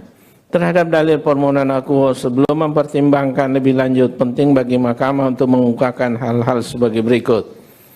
3.12.1 dianggap telah diucapkan. Bahwa terkait dengan isu konstitusionalitas yang dipersoalkan pemohon, yakni penambahan atau perpanjangan masa cuti di luar tanggungan negara dan larangan menggunakan fasilitas yang terkait dengan jabatan bagi kepala daerah dan atau wakil kepala daerah petahana yang tidak hanya selama masa kampanye, namun hingga pemungutan suara, menurut mahkamah hal tersebut tidak dapat dilepaskan dari pertimbangan putusan Mahkamah Konstitusi nomor 60 dan seterusnya 2016 yang telah diucapkan dalam sidang pleno terbuka untuk umum pada tanggal 19 Juli 2017 dan putusan Mahkamah Konstitusi nomor 122 dan seterusnya 2024 yang diucapkan dalam sidang pleno terbuka untuk umum pada tanggal 14 November 2024 yang pada pokoknya menegaskan ihwal kewajiban cuti bagi petahana dalam kontestasi kepala daerah. Dalam pertimbangan hukum putusan Mahkamah Konstitusi nomor 60 2016, mahkamah mempertimbangkan antara lain dianggap telah diucapkan. Berdasarkan kutipan pertimbangan hukum di atas terkait cuti bagi kepala daerah dan atau wakil kepala daerah petahana, mahkamah telah menegaskan bahwa satu fasilitas terkait dengan jabatan petahana harus dilepaskan, yakni dalam bentuk kewajiban cuti sebagai wujud netralitas negara atau pemerintah dalam kontestasi kepala daerah. Dua, adanya norma hukum yang tegas memisahkan antara kepala daerah yang sedang menjabat dengan kepala daerah yang sedang cuti atau petahana. Dimaksudkan untuk memberikan kesetaraan perlakuan antara calon yang merupakan petahana dan calon yang bukan petahana, terutama adanya kekhawatiran penyalahgunaan pengaruh dan fasilitas yang melekat pada jabatan calon yang merupakan petahana. 3 dan seterusnya sampai dengan 5 dianggap telah diucapkan. Menimbang bahwa berkaitan dengan dalil pemohon, Undang-Undang Pilkada telah membedakan dan memisahkan antara masa kampanye dan masa tenang. Masa kampanye merupakan salah satu tahapan dalam penyelenggaraan pilkada untuk melaksanakan kampanye yang dilaksanakan oleh partai politik dan atau pasangan calon dan atau gabungan partai politik peserta pemilu maupun tim kampanye yang dilaksanakan melalui pertemuan terbatas, pertemuan tatap muka dan dialog, debat publik atau debat terbuka antar pasangan calon, penyebaran bahan kampanye kepada umum, pemasangan alat peraga, iklan media massa cetak dan media massa elektronik dan atau kegiatan lain yang tidak melanggar larangan kampanye dan ketentuan peraturan perundang-undangan. Video pasal 63 ayat 2 dan seterusnya dianggap telah diucapkan. Lebih lanjut, penyelenggaraan pemilihan KPU telah menetapkan program dan jadwal kegiatan kampanye pemilihan yang diatur dalam peraturan Komisi Pemilihan Umum atau PKPU. Sementara itu, pengaturan mengenai masa tenang diatur dalam pasal 67 Undang-Undang 8 2015 tentang perubahan atas Undang-Undang Nomor 1 Tahun 2015 tentang penetapan Perpu Nomor 1 2014 dan seterusnya dianggap telah diucapkan. Ketentuan mengenai kampanye dilaksanakan 3 hari setelah penetapan pasangan calon peserta pemilihan sampai dengan dimulainya masa tenang, di mana masa tenang berlangsung selama 3 hari sebelum dan hari pemungutan suara. Lebih lanjut dalam pasal 1 angka 18 PKPU 13/2024, masa tenang merupakan waktu yang tidak dapat atau tidak diperbolehkan digunakan untuk melakukan aktivitas kampanye pemilihan pada masa tenang, baik pasangan calon dan atau partai politik dan atau gabungan partai politik maupun tim kampanye dilarang melakukan kampanye dalam bentuk apapun. Oleh karena itu, jika merujuk pada ketentuan dalam norma pasal 70 ayat 3 Undang-Undang 10 2016, maka ketika berakhirnya masa kampanye dan dimulainya masa tenang, kepala daerah dan atau wakil kepala daerah petahana akan kembali menjabat sebagai kepala daerah dan atau wakil kepala daerah setelah menjalani cuti di luar tanggungan negara yang dilakukan selama masa kampanye, yang kemudian pada masa tenang dan pada masa waktu pemungutan suara akan mendapatkan kembali kewenangan dan fasilitas yang terkait dengan jabatannya tersebut. Bahwa pasal yang dimohonkan pengujian oleh pemohon, yakni pasal 70 ayat 3 Undang-Undang 10, kepala daerah yang terpilih melanggar prinsip pemilu yang jujur dan adil. Oleh karena itu, jika dicermati secara seksama, maka dalam permohonan pemohon berkenaan dengan kepala daerah dan atau wakil kepala daerah, petahana harus menjalani cuti di luar tanggungan negara serta tidak diperbolehkan menggunakan fasilitas yang terkait dengan jabatannya, tidak terbatas pada masa kampanye, akan tetapi juga hingga masa tenang dan pada waktu pemungutan suara. Menurut Mahkamah, sesungguhnya ada dalil yang dapat diterima kebenaran rasionalitasnya. Artinya kepala daerah dan atau wakil kepala daerah petahana berpotensi untuk menyalahgunakan kekuasaan terkait dengan sumber daya yang dimilikinya serta fasilitas yang melekat pada jabatannya ketika cuti di luar tanggungan negara tersebut hanya dilakukan selama masa kampanye. Bahwa lebih lanjut, meskipun UU Pilkada juga telah mengatur ihwal larangan masa kampanye dalam bab 11 kampanye, khususnya bagian kelima UU Pilkada, namun menurut Mahkamah, masa tenang dan hari pada saat pemungutan suara adalah merupakan waktu yang sangat krusial dan merupakan waktu yang menjadi titik saat-saat calon pemilih untuk menentukan pilihannya. Oleh karena itu, potensi untuk diganggu dengan pengaruh dari pihak-pihak yang ingin merusak pemilu yang jujur dan adil menjadi terbuka dengan lebar. Termasuk dalam hal ini, diri kepala daerah dan atau wakil kepala daerah yang memiliki kewenangan dalam jabatan dan memiliki fasilitas yang terkait dengan jabatannya yang mencalonkan kembali pada daerah yang sama. Dengan demikian, menurut Mahkamah, dalam upaya untuk menghadirkan pemilihan yang jujur dan adil, maka diperlukan penambahan atau perpanjangan waktu dalam menjalankan cuti di luar tanggungan negara dan larangan menggunakan fasilitas yang terkait dengan jabatan bagi kepala daerah dan atau wakil kepala daerah petahana tidak hanya hingga masa kampanye berakhir, namun juga pada waktu masa tenang dan pada hari pemungutan suara. Sebab menurut Mahkamah, kepala daerah dan atau wakil kepala daerah baik petahana maupun bukan petahana seharusnya memiliki hak yang sama, memiliki hak kesempatan keadilan dan kesetaraan yang sama dalam perlakuan selama masa kampanye, masa tenang hingga hari pemungutan suara.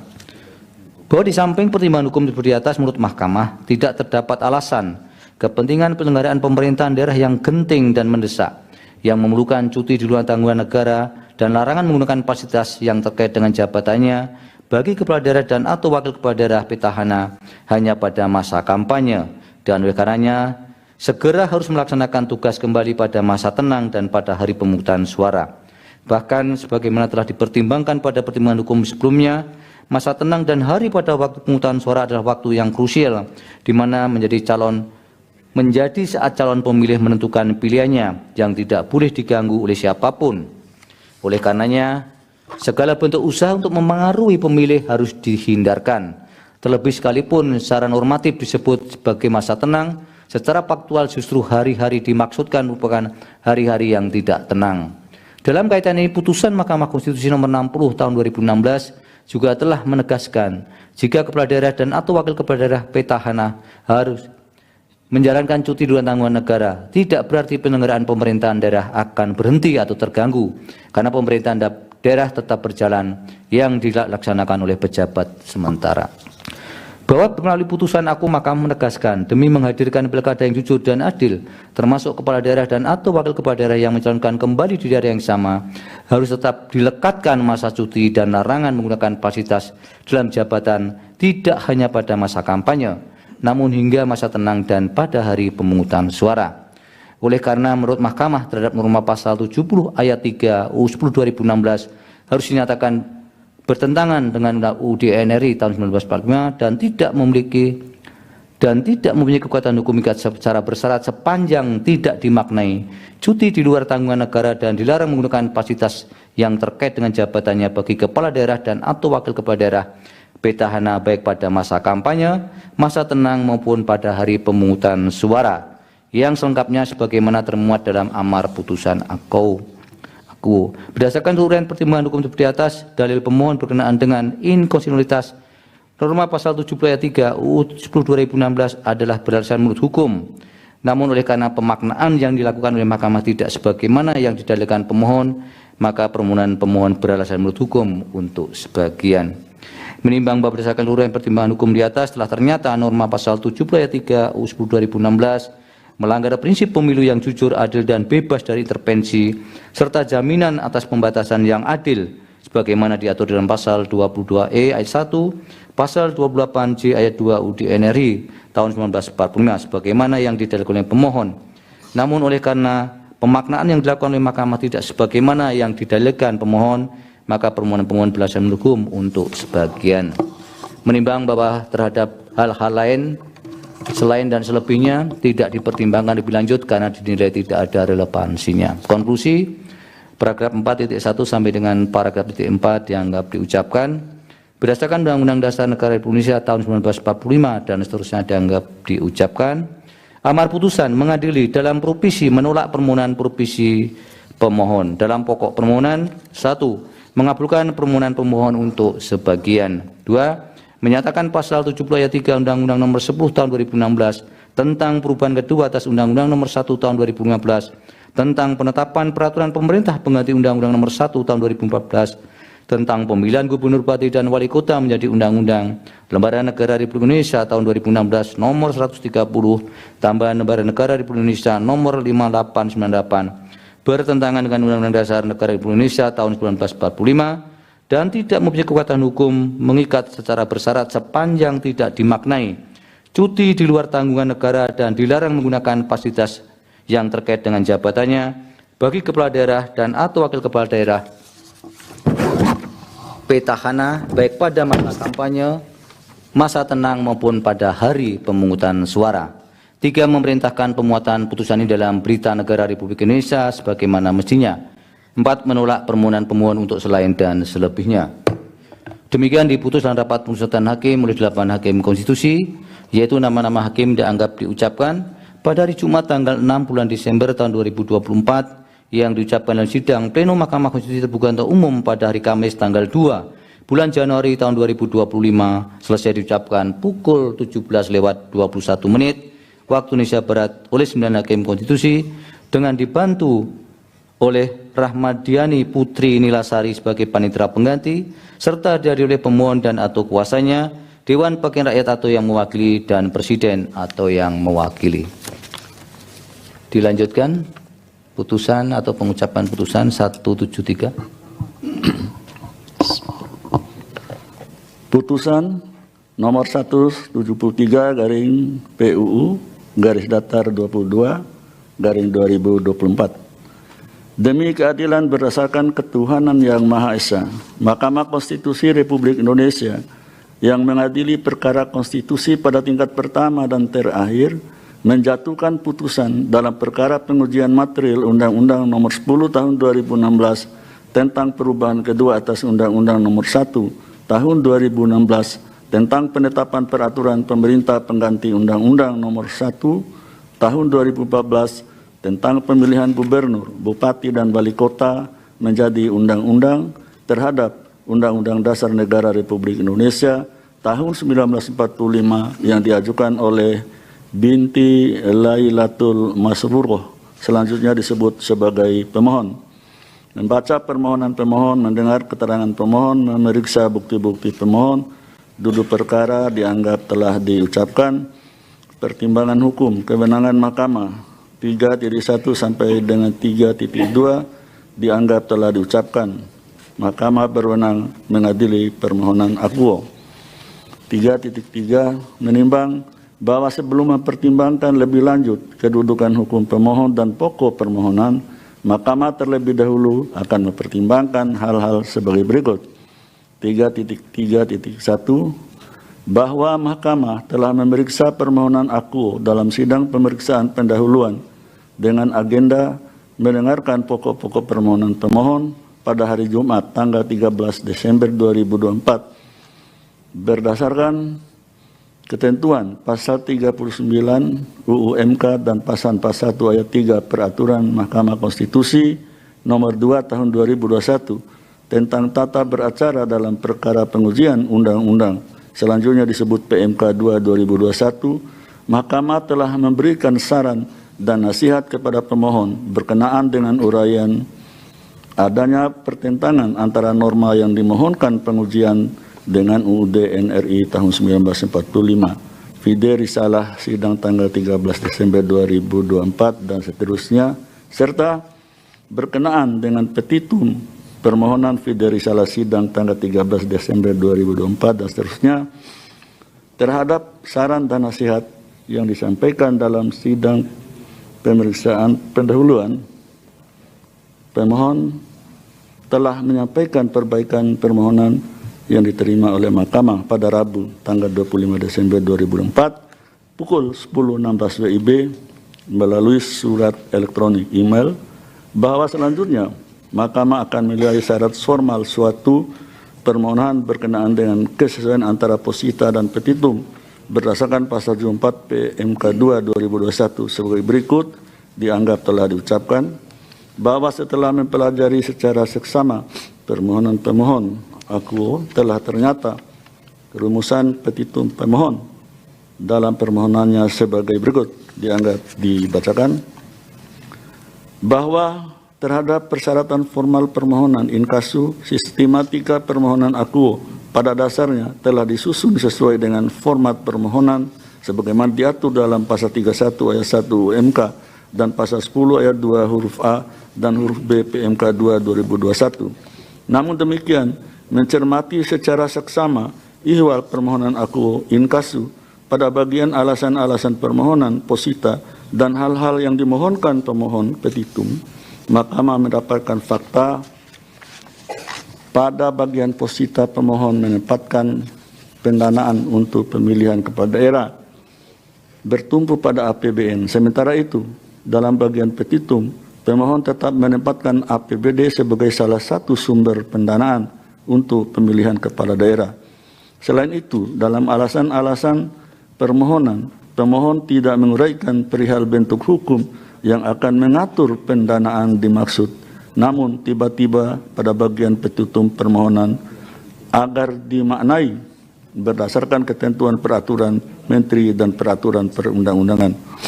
Dengan fakta hukum tersebut, menurut Mahkamah terdapat ketidakjelasan atau ketidaksesuaian antara yang diuraikan pada alasan-alasan permohonan dengan yang dimohonkan dalam petitum. Terlebih, dalam uraian petitum angka 3 permohonan akuo dengan tegas memohon pendanaan kegiatan pemilihan seolah-olah hanya bersumber dari APBN saja.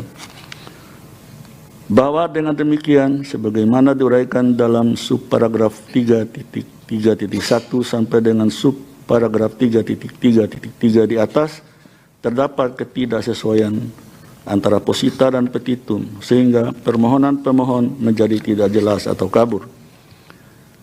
Menimbang bahwa berdasarkan seluruh pertimbangan hukum tersebut di atas, meskipun Mahkamah berwenang mengadili permohonan pemohon, namun oleh karena permohonan tidak jelas atau kabur, obskur, sebagaimana dimaksud dalam pasal 74 PMK 2/2001, maka Mahkamah tidak mempertimbangkan kedudukan hukum dan pokok permohonan pemohon lebih lanjut.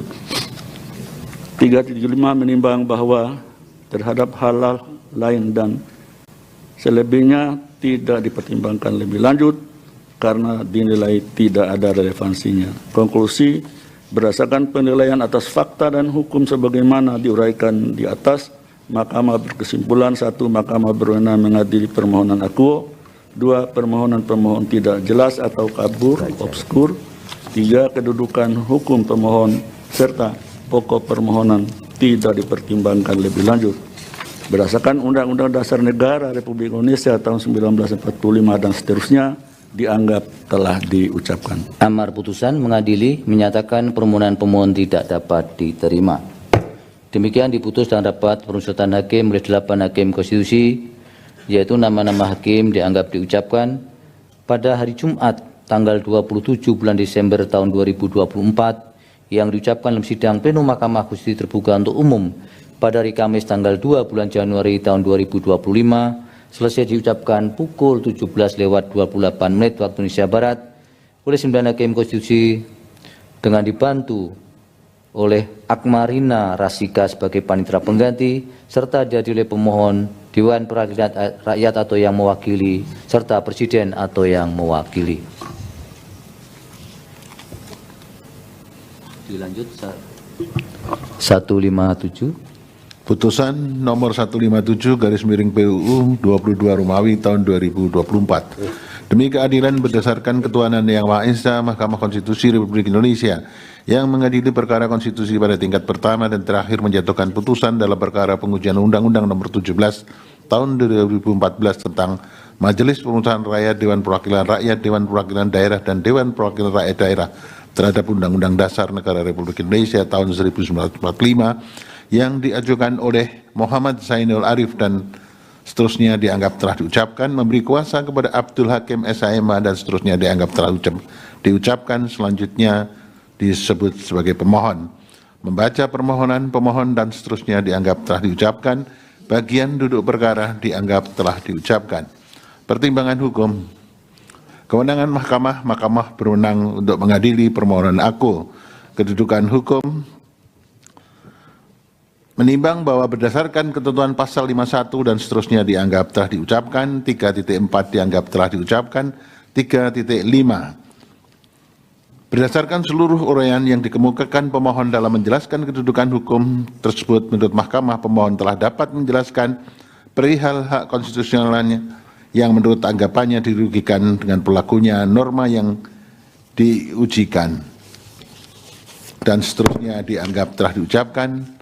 Maka menurut Mahkamah pemohon memiliki kedudukan hukum untuk bertindak sebagai pemohon dalam permohonan aku. 3.6 dianggap telah diucapkan.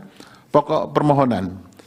Menimbang bahwa pemohon mendalilkan norma pasal 76 ayat 4, pasal 252 ayat 5, pasal 318 ayat 4 dan pasal 367 ayat 4 Undang-Undang 17 2014 bertentangan dengan pasal 1 ayat 3, pasal 28D ayat 1, dan pasal 20D ayat 3 Undang-Undang Dasar Negara Republik Indonesia tahun 1945 dengan dalil-dalil selengkapnya dimuat dalam bagian duduk perkara, bahwa angka 1 sampai pada angka 5 dan seterusnya dianggap telah diucapkan, bahwa berdasarkan dalil-dalil tersebut di atas pemohon dalam petitumnya memohon petitum 1, 2, 3 dianggap telah diucapkan. Petitum angka 4, materi muatan pasal 367 dan seterusnya dianggap telah diucapkan. 3.8 dianggap telah diucapkan. Menimbang bahwa setelah Mahkamah memeriksa dengan seksama permohonan pemohon, isu konstitusional yang harus dijawab oleh Mahkamah adalah apakah ketiadaan periodisasi masa jabatan anggota DPR, anggota DPD, anggota DPRD provinsi, dan anggota DPRD kabupaten kota sebagaimana termuat dalam ketentuan norma pasal-pasal yang diujikan bertentangan dengan Undang-Undang Dasar Negara Republik Indonesia tahun 1945. Menimbang bahwa berkenaan dengan dalil pemohon yang mengatakan pembatasan periodisasi masa jabatan telah diberlakukan untuk beberapa jabatan yang dipilih melalui proses pemilihan umum atau elected official, terhadap hal tersebut terdapat salah satu pertimbangan hukum Mahkamah yang terkait dengan dalil pemohon aku, yaitu putusan Mahkamah Konstitusi nomor 108 tahun 2012 yang diucapkan dalam sidang pleno terbuka untuk umum pada tanggal 13 Maret tahun 2013. Pada paragraf 3.16 antara lain mengatakan kutipan dianggap telah diucapkan. Berdasarkan kutipan pertimbangan hukum tersebut di atas menurut Mahkamah, adanya ketentuan periodisasi masa jabatan presiden telah diatur secara tegas dalam ketentuan pasal 7 Undang-Undang Dasar Negara Republik Indonesia tahun 1945. Namun hal ini berbeda dengan ketentuan masa terkait dengan masa jabatan anggota legislatif, Inkasu, anggota DPR, anggota DPRD, anggota DPRD provinsi, dan anggota DPRD kabupaten kota. Konstitusi tidak mengatur adanya pembatasan periodisasi masa jabatan bagi anggota legislatif. Karena Undang-Undang Dasar Negara Republik Indonesia tahun 1945 hanya menentukan pemilihan umum dilaksanakan secara berkala setiap 5 tahun sekali. Lebih lanjut, pemilihan umum diselenggarakan untuk memilih anggota DPR, anggota DPD, presiden dan wakil presiden, serta anggota DPRD. Sejalan dengan hal itu, ketentuan terkait masa jabatan anggota legislatif diatur kembali dalam pasal 76 ayat 4, pasal 252 ayat 5, pasal 318 ayat 4, dan pasal 367 ayat 4 Undang-Undang 17 tahun 2014 yang pada pokoknya menentukan masa jabatan anggota legislatif adalah 5 tahun. Artinya, ikhwal pembatasan periodisasi masa jabatan anggota legislatif memang tidak diatur baik dalam ketentuan Undang-Undang Dasar maupun dalam tataran Undang-Undang Inkasu Undang-Undang 17 tahun 2014. Sedangkan yang diatur hanya ketentuan terkait masa jabatannya. Sementara itu, apabila dikaitkan dengan sifat jabatan antara presiden dengan anggota legislatif, keduanya memiliki karakteristik kewenangan dalam pengambilan putusan yang berbeda. Jabatan presiden adalah jabatan tunggal yang memiliki wewenang penuh dalam menjalankan kekuasaan pemerintahan. Demikian pula dengan kepala daerah yang juga merupakan jabatan tunggal, di mana dalam pengambilan putusan eksekutifnya dilakukan secara mandiri. Sedangkan jabatan legislatif Inkasu anggota DPR, anggota DPD, anggota DPRD provinsi, dan anggota DPRD kabupaten kota merupakan jabatan majemuk di mana setiap pengambilan putusan dalam rangka menjalankan tugas dan wewenangnya dilakukan dengan mekanisme kerja kolektif. Artinya setiap pengambilan putusan sedapat mungkin dapat mengutamakan musyawarah untuk mufakat, oleh karenanya pengambilan putusan dilakukan secara kolektif.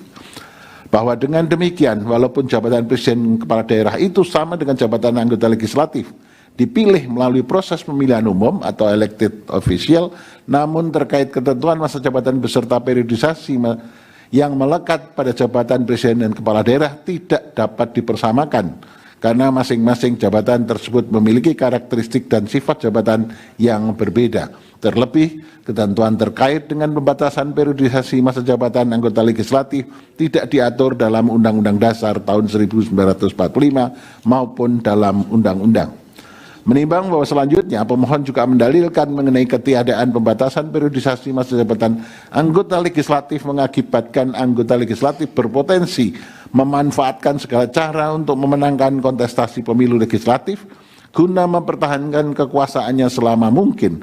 Berkenaan dengan dalil pemohon aku, Mahkamah telah memutus permohonan nomor 114 tahun 2022 yang berkelindahan dengan adanya praktek politik uang dalam proses pencalonan anggota DPR dan atau DPRD.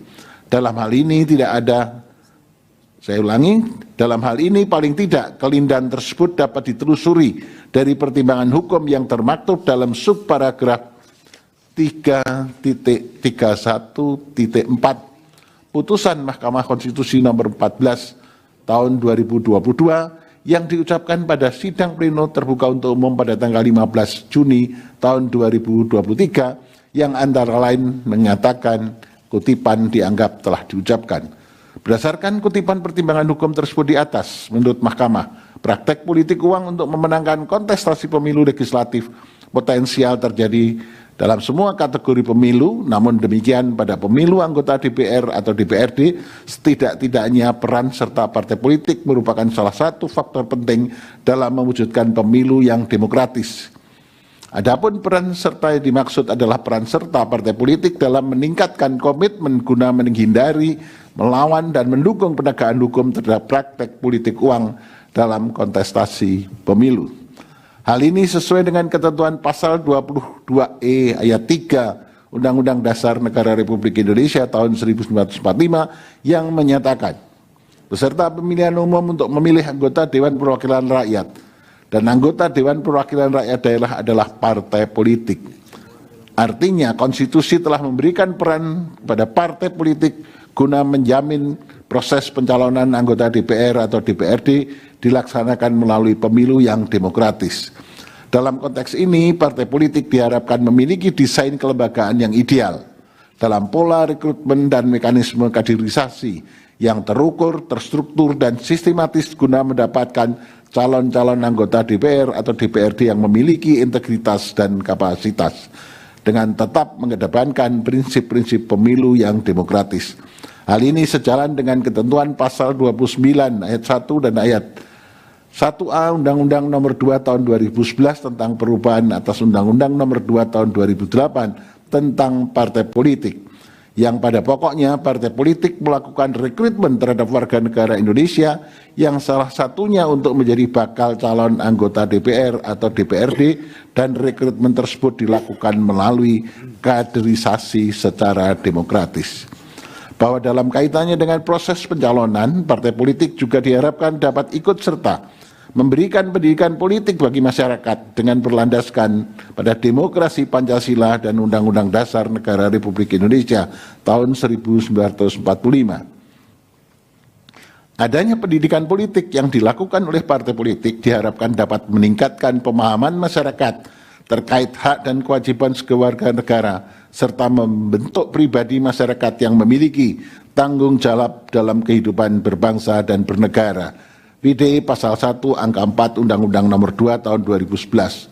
Artinya, dengan adanya pendidikan politik diharapkan akan meningkatkan partisipasi dan kontrol sosial masyarakat terhadap penyelenggaraan pemilu, inkasu, pemilu anggota DPR dan DPRD. Selain itu, adanya pelaksanaan pendidikan politik oleh partai politik dapat juga sekaligus meningkatkan pemahaman masyarakat dalam memahami visi dan misi partai politik serta langkah kebijakan partai politik ke depannya. Sejalan dengan itu, pendidikan politik juga dilakukan oleh calon anggota DPD dalam rangka memberikan pemahaman kepada masyarakat pemilih guna mengetahui visi dan misi masing-masing calon anggota DPD dalam memperjuangkan kepentingan daerah pada proses kebijakan di tingkat nasional nantinya.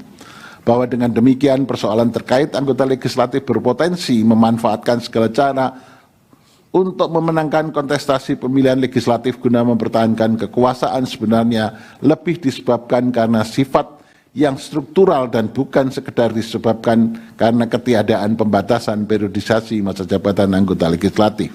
Oleh karena itu, diperlukan adanya penguatan kelembagaan partai politik melalui kerjasama antar partai politik dengan para pemangku kepentingan guna menciptakan penyelenggaraan pemilu yang berdasarkan prinsip-prinsip demokrasi.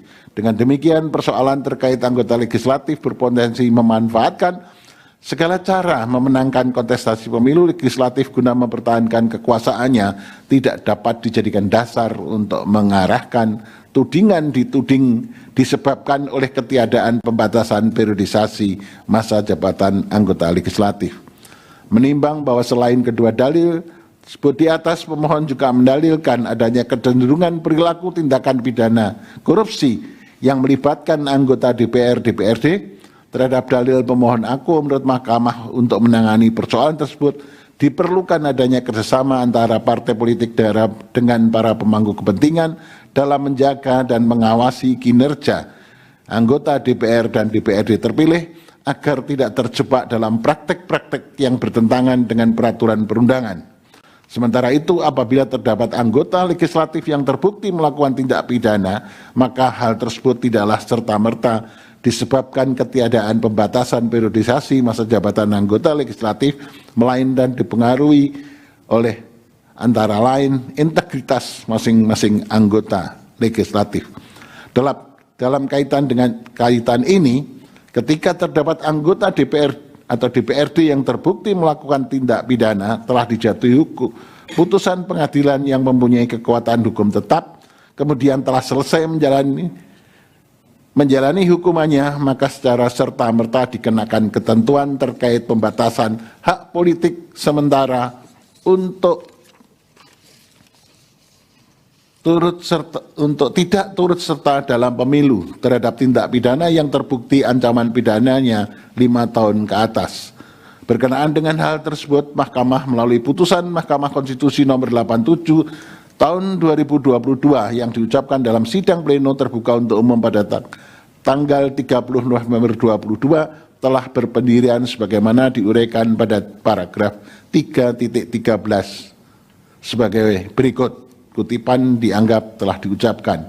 Berdasarkan kutipan pertimbangan hukum sebagaimana dikemukakan di atas, bagi calon anggota legislatif yang pernah menjadi terpidana harus telah melewati jangka waktu 5 tahun setelah selesai menjalani pidana penjara guna melakukan penyesuaian atau adaptasi di tengah masyarakat untuk membuktikan bahwa setelah selesai menjalani masa pidananya yang bersangkutan benar-benar telah mengubah dirinya menjadi baik dan tidak akan mengulangi perbuatannya.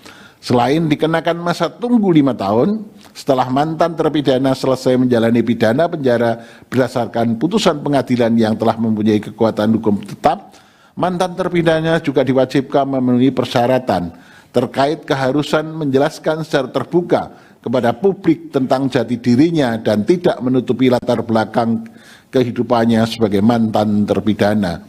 Dalam konteks ini penting bagi Mahkamah untuk mengingatkan perihal keterpilihan berulang seorang anggota legislatif juga ditentukan oleh tingkat kekritisan pemilih dalam menilai integritas dan rekam jejak anggota DPR dan DPRD.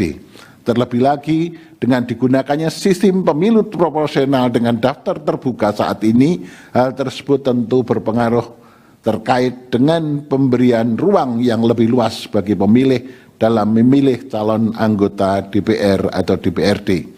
Berdasarkan seluruh pertimbangan hukum di atas menurut Mahkamah, hingga saat ini belum terdapat perkembangan dan kebutuhan hukum serta alasan yang kuat dan mendasar bagi Mahkamah untuk mengubah pendiriannya berkenaan dengan isu konstitusionalitas pembatasan periodisasi masa jabatan anggota legislatif sebagaimana telah dipertimbangkan dalam putusan Mahkamah Konstitusi nomor 108 tahun 2012.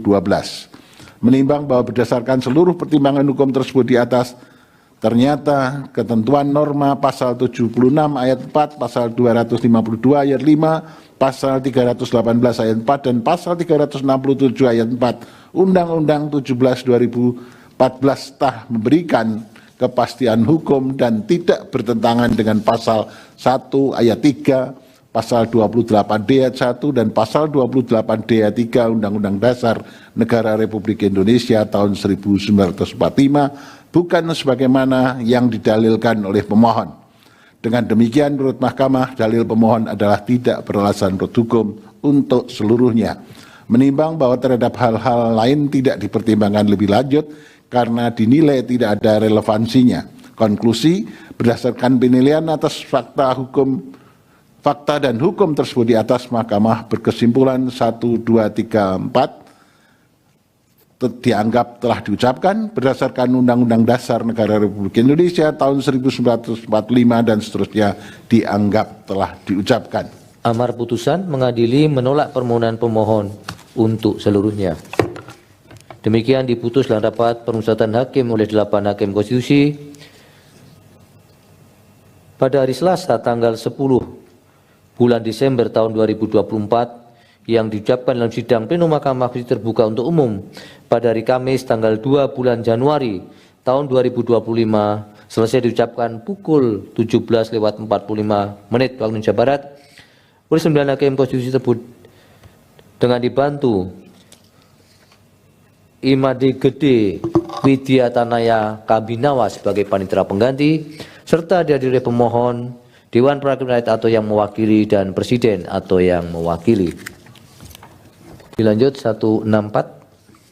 Putusan nomor 164 PU 22 Romawi 2024 demi keadilan berdasarkan ketuhanan yang Maha Esa, Mahkamah Konstitusi Republik Indonesia yang mengadili perkara konstitusi pada tingkat pertama dan terakhir menjatuhkan putusan dan perkara pengujian Undang-Undang Nomor 17 Tahun 2014 tentang Majelis Permusyawaratan Rakyat, Dewan Perwakilan Rakyat, Dewan Perwakilan Daerah, dan Dewan Perwakilan Rakyat Daerah terhadap Undang-Undang Dasar Negara Republik Indonesia tahun 1945 yang diajukan oleh 1. Nama Indri Hapsari dan seterusnya, 2. Nama Amul Hikmah dan seterusnya berdasarkan surat kuasa khusus bertanggal 6 November 2024 dan seterusnya memberi kuasa kepada HMI L Hakim SH dan seterusnya dianggap telah diucapkan. Yang selanjutnya disebut sebagai para pemohon. Membaca permohonan pemohon, mendengar keterangan pemohon, memeriksa bukti-bukti pemohon, duduk perkara dan seterusnya dianggap telah diucapkan. Pertimbangan hukum kewenangan Mahkamah 3.1 3.2 dianggap telah diucapkan. Mahkamah berwenang mengadili permohonan akuo. Kedudukan hukum para pemohon 3.3 sampai dengan 3.5 dianggap telah diucapkan. Menurut Mahkamah, para pemohon memiliki kedudukan hukum untuk mengajukan permohonan akuo. Menimbang bahwa oleh karena Mahkamah berwenang mengadili permohonan akuo dan pemohon memiliki kedudukan hukum tidak sebagai pemohon dalam permohonan akuo, Mahkamah saja akan mempertimbangkan pokok permohonan pemohon. Pokok permohonan menimbang bahwa permohon mendalilkan norma pasal 76 ayat 4, pasal 252 ayat 5, pasal 318 ayat 4, pasal 367 ayat 4 Undang-Undang MD 3 yang dimohonkan pengujiannya bertentangan dengan pasal 28D ayat 1 dan ayat 3, pasal 8H ayat 2, pasal 8J ayat 1 dan ayat 2 UUD NRI tahun 1945 yang apabila dipahami dan dirumuskan Mahkamah pada pokoknya sebagai berikut. Menimbang 3.7 dan seterusnya menimbang bahwa dan seterusnya bahwa menurut pemohon ketiadaan pembatasan periodisasi masa jabatan anggota DPR, DPD, DPRD Provinsi, DPRD Kabupaten Kota menyebabkan kebuntuan kaderisasi partai politik yang tidak dapat mengorbitkan kader-kader lain untuk menjadi pejabat publik, dalam hal ini anggota legislatif. Hal ini juga membuka peluang terjadinya korupsi, kolusi, dan nepotisme di lembaga negara legislatif.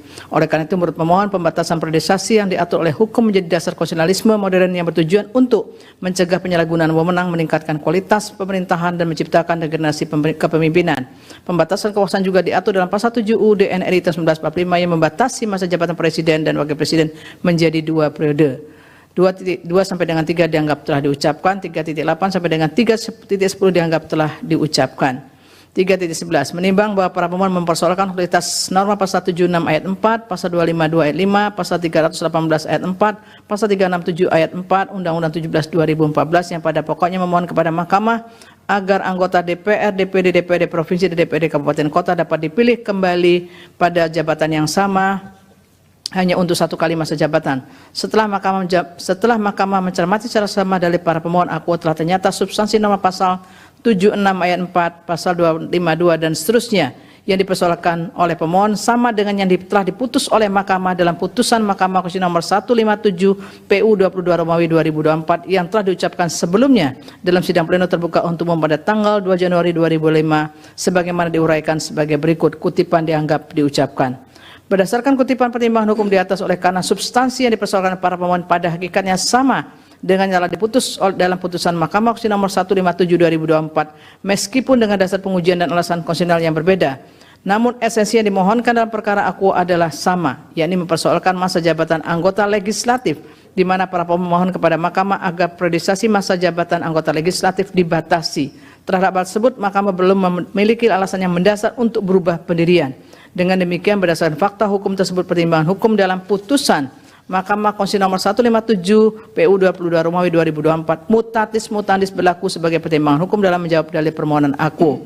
Menimbang bahwa berdasarkan seluruh uraian pertimbangan hukum di atas, menurut Mahkamah permohonan pemohon tidak berdasarkan menurut hukum untuk seluruhnya. Menimbang bahwa terhadap hal lain tidak dipertimbangkan oleh Mahkamah akan dinilai tidak ada relevansinya. Konklusi 4.1 sampai 4.4 dianggap telah diucapkan.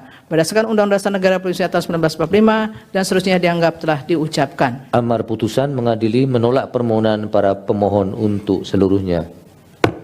Demikian diputus dalam rapat musyawaratan hakim oleh 9 hakim konstitusi yaitu nama-nama hakim dianggap diucapkan pada hari Selasa tanggal 17 bulan Desember tahun 2024 yang diucapkan dalam sidang Pleno Mahkamah Konstitusi terbuka untuk umum pada hari Kamis tanggal 2 bulan Januari tahun 2025 selesai diucapkan pukul 17:51 waktu Indonesia Barat oleh 9 hakim konstitusi di atas dengan dibantu oleh Dewi Nurul Sapitri sebagai panitera pengganti serta dihadiri oleh pemohon, Dewan Perwakilan Rakyat atau yang mewakili, dan Presiden atau yang mewakili. Dilanjut 158. Putusan nomor 158/PUU 22 Romawi tahun 2024.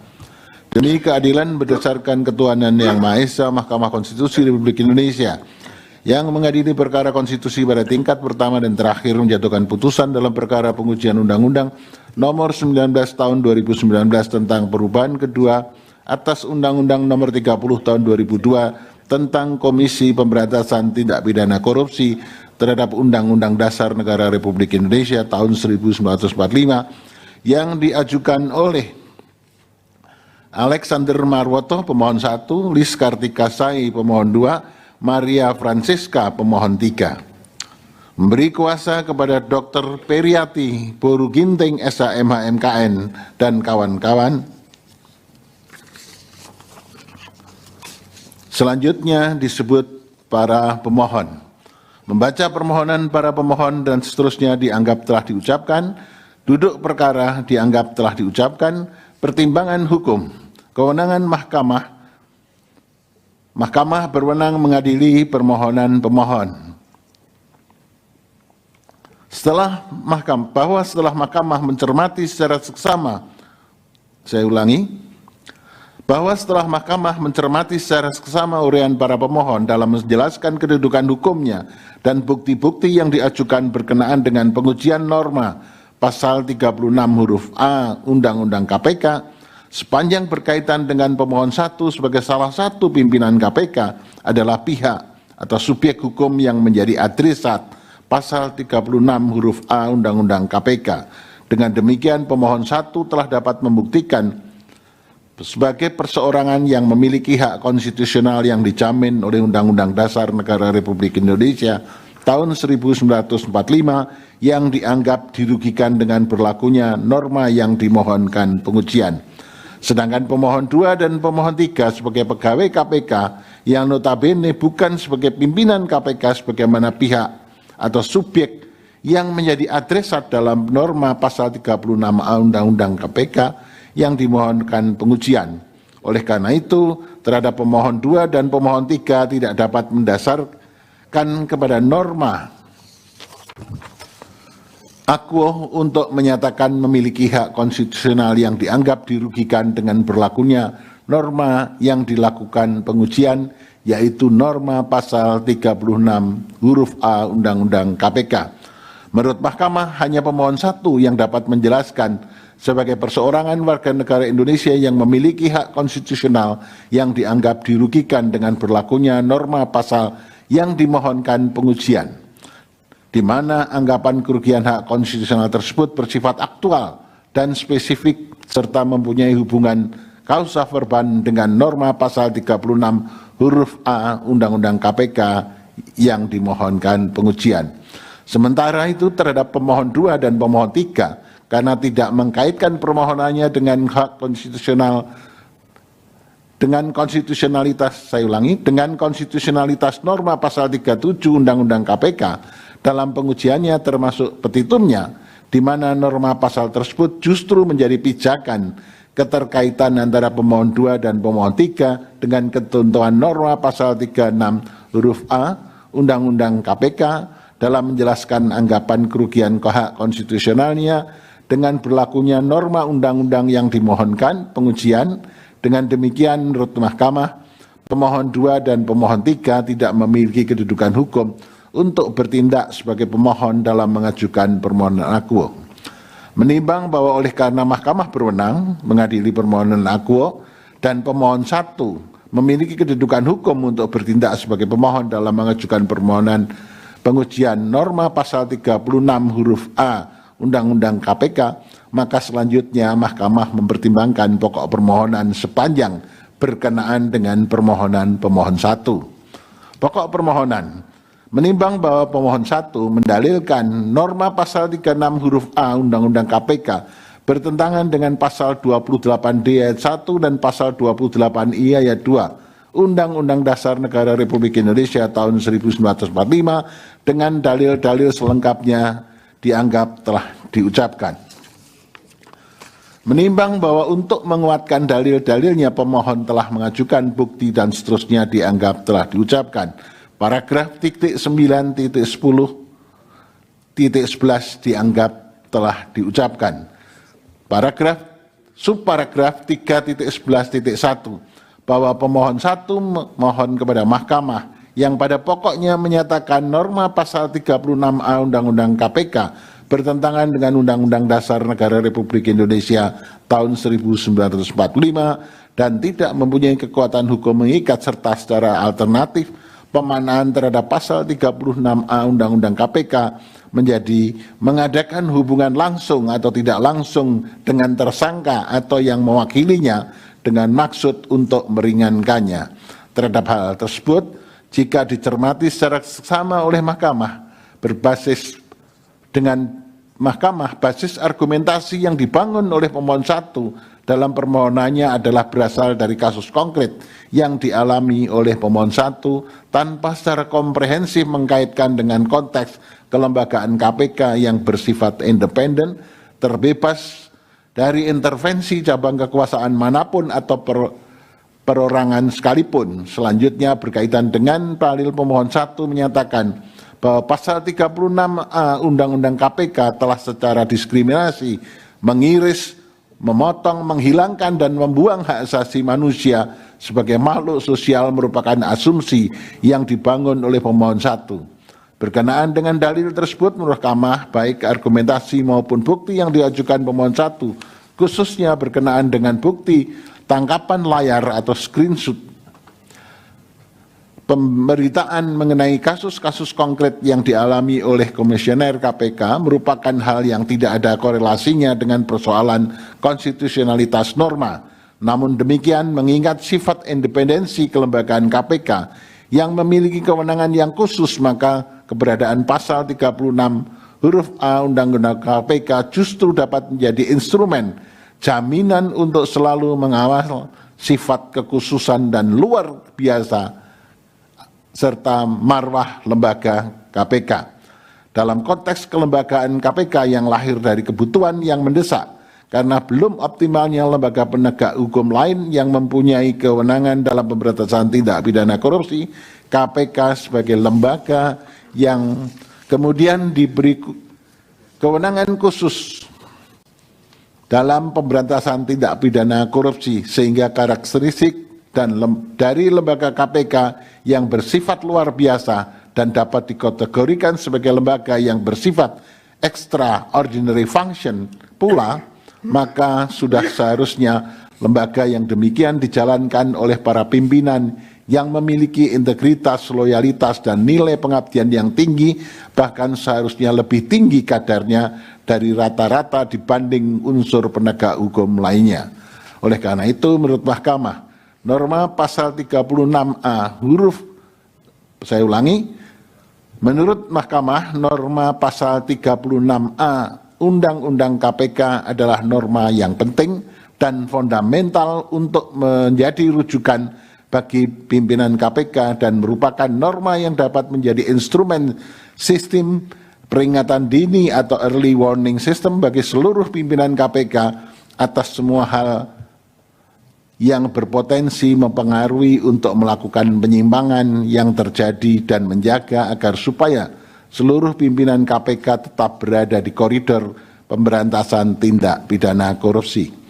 Di samping itu, berkenaan dengan sejak kapan pimpinan KPK tidak boleh berhubungan langsung atau tidak langsung dengan seorang tersangka atau pihak lainnya yang ada hubungannya dengan perkara tindak pidana korupsi yang sedang ditangani oleh KPK yang dipersoalkan juga oleh pemohon 1 terhadap hal tersebut menurut Mahkamah. Meskipun dalam rumusan penjelasan norma pasal 36 huruf A Undang-Undang KPK dinyatakan sudah jelas, Namun untuk menghindari adanya potensi multitafsir, maka melalui putusan aku penting untuk ditegaskan bahwa dalam batas penalaran yang wajar, titik awal potensi terjadinya suatu dugaan tindak pidana korupsi adalah saat adanya laporan atau pengaduan masyarakat atau DUMAS yang telah disampaikan atau dilaporkan kepada pimpinan KPK.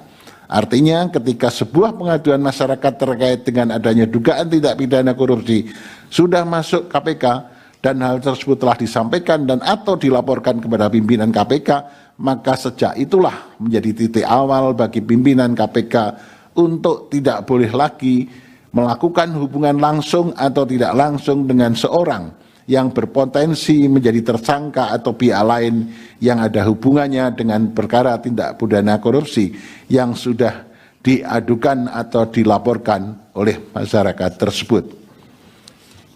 Bahwa berkenaan dengan dalil pemohon 1 yang menyatakan bahwa terhadap pimpinan KPK dilarang untuk mengadakan hubungan dengan pihak tersangka atau pihak lain yang ada hubungannya dengan perkara tindak pidana korupsi yang ditangani oleh KPK sebagaimana diatur dalam pasal 36 huruf A Undang-Undang KPK, sementara terhadap subjek hukum aparat penegak hukum lainnya di Indonesia hal tersebut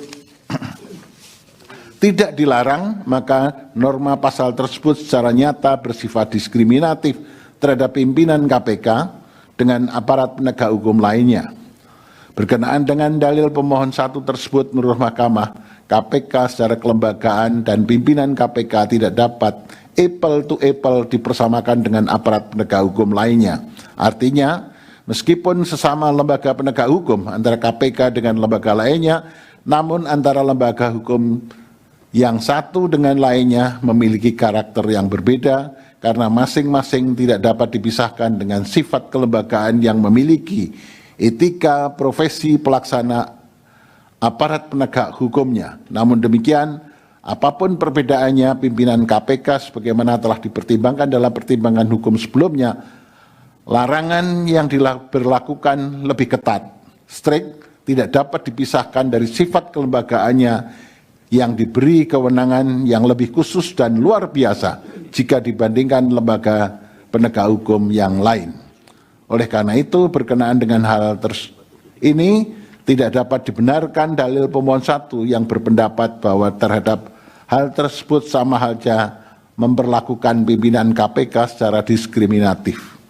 Lebih lanjut, berkenaan dengan dalil pemohon aku, penting bagi Mahkamah untuk menegaskan kembali putusan-putusan terkait dengan diskriminasi yang sesungguhnya telah diberi batasan oleh Mahkamah, antara lain dalam putusan Mahkamah Konstitusi nomor 024 tahun 2005 yang diucapkan dalam sidang pleno terbuka untuk umum pada tanggal 29 Maret 2006 yang dikuatkan kembali terakhir dalam putusan Mahkamah Konstitusi nomor 35 tahun 2024 yang diucapkan dalam sidang pleno terbuka untuk umum pada tanggal 30 Juli 2004 yang menyatakan antara lain kutipan dianggap telah diucapkan.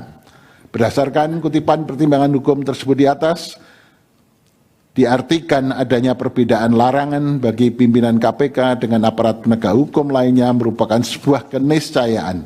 Perbedaan larangan terhadap pimpinan lembaga tersebut tergantung pada karakteristik, tugas pokok, dan fungsi masing-masing lembaga. Oleh karena itu, menurut Mahkamah berdasarkan kutipan pertimbangan hukum putusan di atas, diskriminasi baru dapat dikatakan ada jika terdapat perlakuan yang berbeda tanpa adanya alasan yang masuk akal atau reasonable ground guna membuat perbedaan itu. Terlebih diskriminasi adalah memperlakukan secara berbeda terhadap hal yang sama dan sebaliknya, bukan diskriminasi jika memperlakukan secara berbeda terhadap hal yang memang berbeda.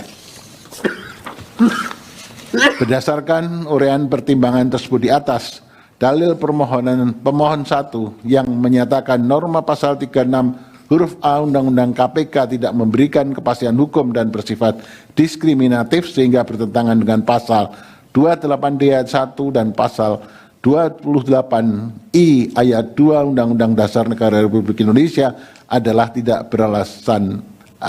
berdasar, dan oleh karenanya dalil pemohon 1 adalah tidak beralasan menurut hukum untuk seluruhnya. Menimbang bahwa berdasarkan seluruh pertimbangan hukum di atas, telah ternyata norma pasal 36A Undang-Undang KPK memberikan memberikan kepastian hukum yang adil dan tidak diskriminatif sebagaimana yang dijamin dalam pasal 28D ayat 1 dan 28I ayat 2 Undang-Undang Dasar tahun 1945, bukan sebagaimana yang didalilkan oleh pemohon 1. Dengan demikian dalil pemohon 1 adalah tidak beralasan menurut hukum untuk seluruhnya. Menimbang bahwa terhadap hal-hal lain dan selebihnya tidak dipertimbangkan lebih lanjut karena dinilai tidak ada relevansinya. Konklusi dianggap telah diucapkan berdasarkan Undang-Undang Dasar Negara Republik Indonesia dan seterusnya dianggap telah diucapkan. Amar putusan mengadili: 1. Menolak permohonan pemohon 1 untuk seluruhnya. 2. Menyatakan permohonan pemohon 2 dan pemohon 3 tidak dapat diterima. Demikian diputus dalam rapat permusyawaratan hakim oleh 8 hakim konstitusi, yaitu nama-nama hakim dianggap diucapkan pada hari Selasa tanggal 10 bulan Desember tahun 2024 yang diucapkan dalam sidang pleno Mahkamah Konstitusi terbuka untuk umum pada hari Kamis tanggal 2 bulan Januari tahun 2025 selesai diucapkan pukul 18:07 waktu Indonesia Barat oleh 9 hakim konstitusi dengan dibantu oleh Agus Newan Etra sebagai panitera pengganti serta dihadiri oleh pemohon dan atau kuasanya, Dewan Perwakilan Rakyat atau yang mewakili, dan Presiden atau yang mewakili. Lanjut 160. Putusan nomor 160 PUU 22 Romawi 2024 demi keadilan berdasarkan Ketuhanan Yang Maha Esa, Mahkamah Konstitusi Republik Indonesia yang mengadili perkara konstitusi pada tingkat pertama dan terakhir menyatukan putusan dalam perkara pengujian Undang-Undang Nomor 30 Tahun 2002 tentang Komisi Pemberantasan Tindak Pidana Korupsi sebagaimana diubah terakhir dengan Undang-Undang Nomor 19 Tahun 2019 tentang perubahan kedua Undang-Undang Nomor 30 Tahun 2002 tentang Komisi Pemberantasan Tindak Pidana Korupsi terhadap Undang-Undang Dasar Negara Republik Indonesia tahun 1945 yang diajukan oleh Boyamin bin Saiman, selanjutnya disebut sebagai pemohon, berdasarkan surat kuasa khusus bertanggal 21 November 2024 memberikan kuasa kepada CN Harno dan seterusnya dianggap diucapkan. Membaca permohonan pemohon, mendengar keterangan pemohon, memeriksa bukti-bukti pemohon duduk perkara dan selanjutnya dianggap telah diucapkan. Kewenangan Mahkamah 3.1, 3.2 dianggap telah diucapkan. Mahkamah berwenang mengadili permohonan akuo. Kedudukan hukum 3.1, 3.3, 3.4, 3.5 dianggap telah diucapkan. Pemohon memiliki kedudukan hukum untuk mengajukan permohonan akuo. 3.6 dianggap telah diucapkan. Pokok permohonan 3.7, 3.8, 3.9 dianggap telah diucapkan. Menimbang bahwa setelah Mahkamah membaca secara saksama permohonan pemohon dan memeriksa bukti-bukti yang diajukan, telah ternyata pokok permasalahan yang dipersoalkan oleh pemohon adalah berkenaan dengan tidak adanya kepastian hukum mengenai presiden atau pemerintah periode mana yang berhak membentuk panitia seleksi calon pimpinan KPK dan calon Dewan Pengawas KPK.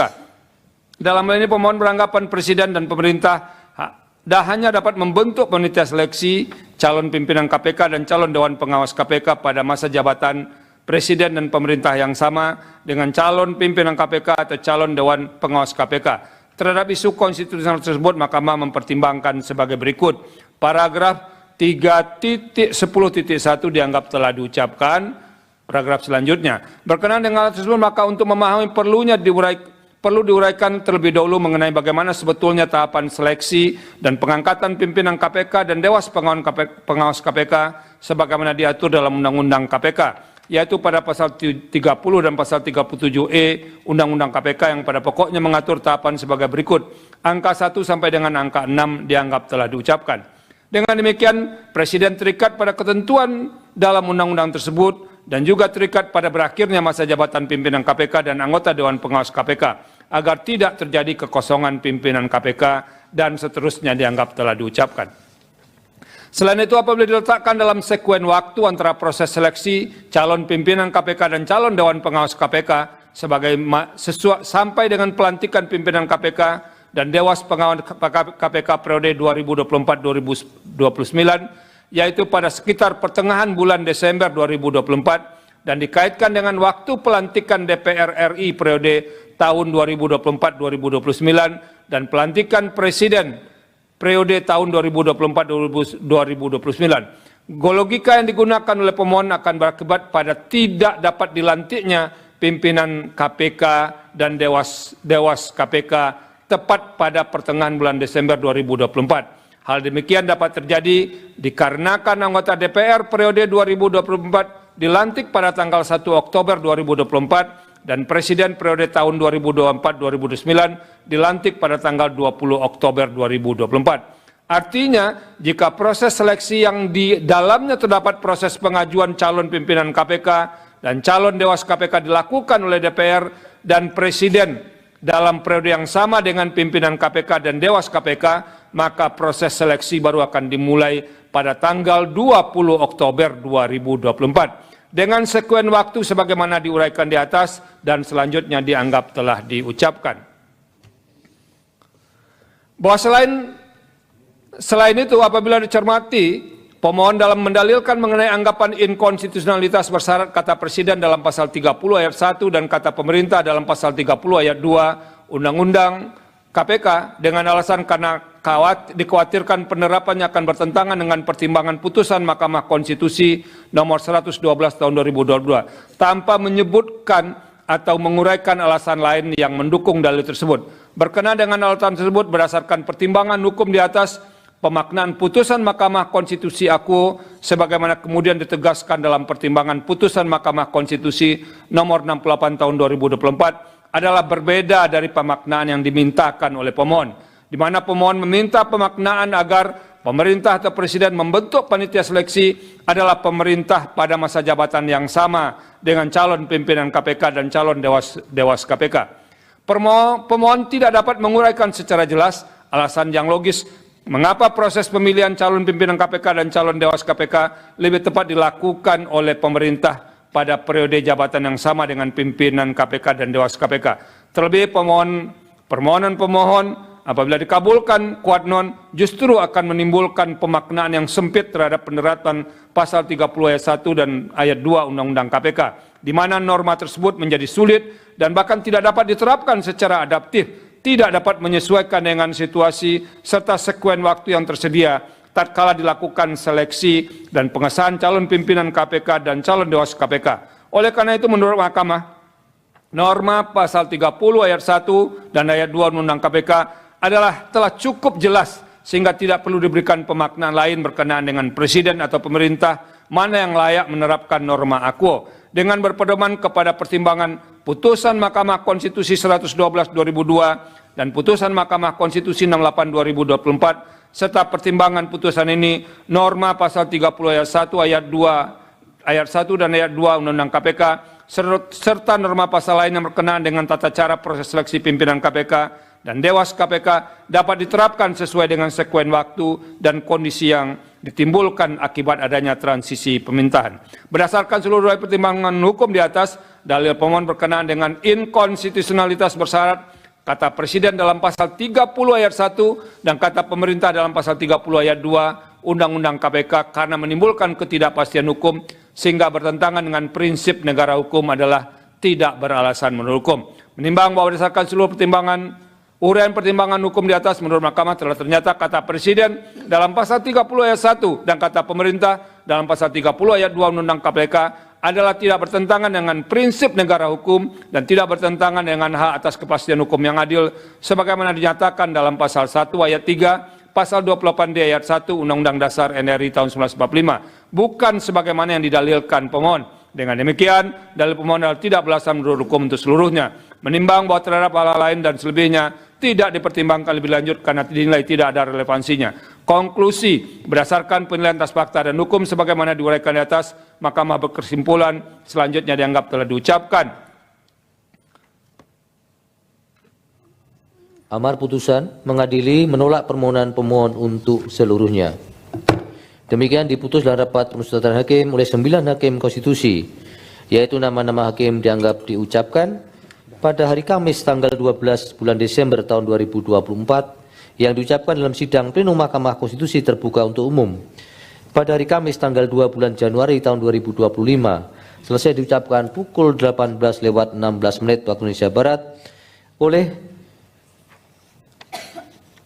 9 hakim konstitusi dengan dibantu Eri Satria Pamungkas sebagai panitia pengganti serta dihadiri oleh pemohon dan atau kuasanya, Dewan Perwakilan Rakyat atau yang mewakili serta Presiden atau yang mewakili. 163. Putusan nomor 163 PUU garis datar 22 Romawi 2024 demi keadilan berdasarkan ketuhanan yang Maha Esa, Mahkamah Konstitusi Republik Indonesia yang mengadili perkara konstitusi pada tingkat pertama dan terakhir menjatuhkan putusan dalam perkara pengujian Undang-Undang Nomor 30 Tahun 2022 tentang Komisi Pemberantasan Tindak Pidana Korupsi sebagaimana telah diubah terakhir dengan Undang-Undang Nomor 19 Tahun 2019 tentang perubahan kedua atas Undang-Undang Nomor 30 Tahun 2022 tentang Komisi Pemberantasan Tindak Pidana Korupsi terhadap Undang-Undang Dasar Negara Republik Indonesia tahun 1945 yang diajukan oleh Perkumpulan Masyarakat Anti Korupsi atau MAKI yang dalam hal ini diwakili oleh Bonjamin bin Saiman Supriyadi berdasarkan surat kuasa khusus bertanggal 21 November 2024 memberi kuasa kepada CH Arno dan kawan-kawan selanjutnya disebut sebagai pemohon, membaca permohonan pemohon, mendengar keterangan pemohon, memeriksa bukti-bukti pemohon, duduk perkara selanjutnya dianggap telah diucapkan, pertimbangan hukum kewenangan Mahkamah 3.1, 3.2 dianggap telah diucapkan, Mahkamah berwenang, kedudukan hukum pemohon 3.1, 3.3 sampai dengan 3.6 dianggap telah diucapkan, pemohon berwenang berkedudukan untuk mengajukan permohonan akuo, 3.6 dianggap telah diucapkan. Pokok permohonan menimbang bahwa mendalilkan inkonstitusionalitas pasal yang diuji, pemohon memukakan dalil-dalil yang pada pokoknya telah dimuat pada bagian duduk perkara. Angka 1 sampai angka 3 dianggap telah diucapkan, 3.8 sampai dengan 3.9 dianggap telah diucapkan. Menimbang bahwa sebelum Mahkamah mempertimbangkan lebih jauh dalil permohonan mengenai pengujian pasal 30 ayat 1 Undang-Undang KPK yang pada pokoknya menyatakan dalam rangka mendapatkan calon pimpinan dan Dewas KPK yang secara sah dan kredibel, maka diperlukan pemaknaan kata Presiden dalam pasal 30 ayat 1 Undang-Undang KPK, yaitu bersamaan periodenya dengan pimpinan dan Dewas yang akan dipilih dan dilantik. Setelah Mahkamah mempelajari dan mencermati secara saksama dalil permohonan akuo, ternyata esensinya sama dengan pertimbangan hukum dalam putusan Mahkamah Konstitusi nomor 160 tahun 2024 yang telah diucapkan sebelumnya, di mana dalam putusan tersebut Mahkamah mempertimbangkan antara lain sebagai berikut. Kutipan dianggap telah diucapkan. Dengan demikian pertimbangan hukum perkara nomor 160 tahun 2024 secara mutatis mutandis berlaku pula dalam pertimbangan, mohon maaf, ini pertimbangan hukum putusan Mahkamah Konstitusi nomor 160 tahun 2024 secara mutatis mutandis berlaku pula dalam pertimbangan dalil permohonan akuo, sehingga dalil dalam permohonan akuo haruslah dinyatakan tidak beralasan menurut hukum. Menimbang bahwa berdasarkan seluruh pertimbangan hukum tersebut di atas, menurut Mahkamah telah ternyata ketentuan pasal 30 ayat 1 Undang-Undang KPK tidak bertentangan dengan prinsip negara hukum dan hak atas kepastian hukum yang adil sebagaimana dijamin dalam pasal 1 ayat 3 dan pasal 28D ayat 1 Undang-Undang Dasar NRI tahun 1945, bukan sebagaimana yang didalilkan oleh pemohon. Dengan demikian, dalil pemohon adalah tidak beralasan menurut hukum untuk seluruhnya.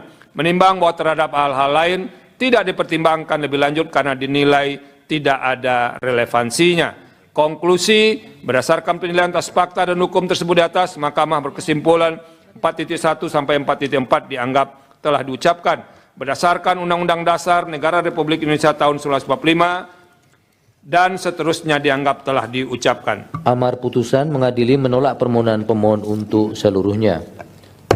Demikian diputus dalam rapat pemusyawaratan hakim yang dihadiri oleh 9 hakim konstitusi, yaitu nama-nama hakim dianggap diucapkan pada hari Kamis tanggal 12 bulan Desember tahun 2024 yang diucapkan dalam sidang plenum Mahkamah Konstitusi terbuka untuk umum pada hari Kamis tanggal 2 bulan Januari tahun 2025 selesai diucapkan pukul 18:20 waktu Indonesia Barat oleh 9 hakim konstitusi di atas dengan dibantu oleh Saiful Anwar sebagai panitia pengganti serta dihadiri oleh pemohon dan atau kuasanya, Dewan Perwakilan Rakyat atau yang mewakili dan Presiden atau yang mewakili.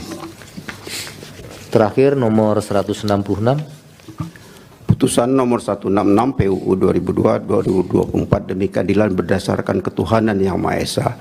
Mahkamah Konstitusi Republik Indonesia yang mengadili perkara konstitusi pada tingkat pertama dan terakhir menjatuhkan putusan dalam perkara pengujian Undang-Undang Nomor 37 Tahun 2024 tentang Kabupaten Batanghari di Provinsi Jambi terhadap Undang-Undang Dasar Negara Republik Indonesia tahun 1945 yang diajukan oleh satu nama Muhammad Fadil Arif selanjutnya disebut sebagai pemohon 1, Rahmat Hasrofi selanjutnya disebut sebagai pemohon 2, Fatudin Abdi selanjutnya disebut sebagai pemohon 3, Sumantri selanjutnya disebut sebagai pemohon 4 berdasarkan surat kuasa khusus dan seterusnya yang masing-masing bertanggal 10 Desember 2024 memberi kuasa kepada Dr. Fernandus Hamonangan SHMH dan seterusnya dianggap telah diucapkan. Selanjutnya pemohon 1 sampai dengan pemohon 4 disebut sebagai para pemohon. Membaca permohonan para pemohon, mendengar keterangan para pemohon, memeriksa bukti-bukti para pemohon, duduk perkara. Paragraf 2.1 dianggap diucapkan, 3 pertimbangan hukum, kewenangan Mahkamah 3.1 dan 3.2 dianggap telah diucapkan. Mahkamah berwenang mengadili permohonan aku. Kedudukan hukum para pemohon 3.3 sampai dengan 3.4 dianggap telah diucapkan. 3.5 menimbang bahwa berdasarkan uraian ketentuan pasal 51 ayat 1 Undang-Undang MK, putusan Mahkamah Konstitusi nomor 006 dan seterusnya 2005 dan putusan Mahkamah Konstitusi nomor 11 dan seterusnya 2007 serta syarat-syarat kerugian hak dan atau kewenangan konstitusional sebagaimana diuraikan pada paragraf 3.3 dan paragraf 3.4 di atas. Selanjutnya Mahkamah akan mempertimbangkan kedudukan hukum pemohon sebagai berikut: 1, 2, 3, 4 dan seterusnya dianggap telah diucapkan. 3.6 menimbang bahwa berdasarkan uraian dikemukakan oleh para pemohon dalam menjelaskan kedudukan hukumnya tersebut di atas, Mahkamah perlu menegaskan kembali hal-hal sebagai berikut: bahwa sejak putusan Mahkamah Konstitusi nomor 87 dan seterusnya 2015 yang diucapkan dalam sidang pleno terbuka untuk umum pada tanggal 13 Oktober 2016, Mahkamah telah menyatakan pendiriannya terkait siapa pihak yang dapat mewakili kepentingan daerah untuk melakukan pengujian norma yang berkaitan dengan urusan pemerintahan daerah dan seterusnya dianggap telah diucapkan. Pertimbangan Mahkamah demikian kemudian antara lain ditegaskan dalam putusan Mahkamah Konstitusi nomor 3 dan seterusnya 2020 yang diucapkan dalam sidang pleno terbuka untuk umum pada tanggal 25 November 2020 serta putusan Mahkamah Konstitusi nomor 54 dan seterusnya tahun 2021 yang diucapkan dalam sidang pleno terbuka untuk umum pada tanggal 15 Desember 2021 yang dalam pertimbangannya Mahkamah berpendapat sebagai berikut antara lain dianggap telah diucapkan. Paragraf 3.6.2 bahwa selanjutnya menurut Mahkamah pengujian seluruh frasa Kabupaten Batanghari dalam Undang-Undang 37 2024 serta pasal 2 Undang-Undang 37 2024 yang berkenaan dengan tanggal pembentukan Kabupaten Batanghari yang dimohonkan pengujiannya oleh para pemohon adalah terkait dengan urusan kepentingan pemerintah daerah. Maka yang dapat mewakili kepentingan daerah untuk mengajukan pengujian terkait ketentuan dimaksud adalah pemerintah daerah, yakni Bupati Kabupaten Batanghari bersama-sama dengan DPRD Kabupaten Batanghari sebagai satu kesatuan pemerintahan daerah Kabupaten Batanghari. Berkenaan dengan persoalan ini pada saat persidangan pendahuluan dengan agenda mendengarkan pokok-pokok permohonan pemohon serta memeriksa kelengkapan dan kejelasan materi permohonan yang diselenggarakan pada tanggal 4 Desember 2024, Mahkamah telah memberikan nasihat kepada para pemohon yang pada pokoknya untuk memperkuat subjek hukum terkait dengan kedudukan hukum para pemohon sebagaimana diatur dalam pasal 51 Undang-Undang Mahkamah Konstitusi, yaitu dengan melampirkan bukti berupa hasil rapat paripurna DPRD Kabupaten Batanghari yang menyetujui pengajuan permohonan pengujian Undang-Undang 37 2024 ke Mahkamah video risalah sidang tanggal 4 Desember 2024 halaman 17 sampai 18. Kemudian dalam persidangan pendahuluan dengan agenda pemeriksaan perbaikan permohonan pada tanggal 17 Desember 2024, para pemohon dalam perbaikan permohonannya menambahkan 2 pemohon baru, yaitu pemohon 3 dan pemohon 4, serta mengubah kualifikasi pemohon 1 dan pemohon 2 yang semula adalah mewakili pemerintahan daerah Kabupaten Batanghari menjadi perorangan warga negara Indonesia. Video risalah sidang tanggal 17 Desember 2024 halaman 2 sampai dengan 3. Adapun pemohon 3 dan pemohon 4 mengkualifikasikan diri sebagai perorangan warga negara Indonesia dan merupakan ketua umum atau pemohon 3 dan sekretaris umum atau pemohon 4, pengurus harian Lembaga Adat Melayu Jambi Bumi Serentak Bak Ragam Kabupaten Batanghari masa bakti 2021-2026, video bukti P30.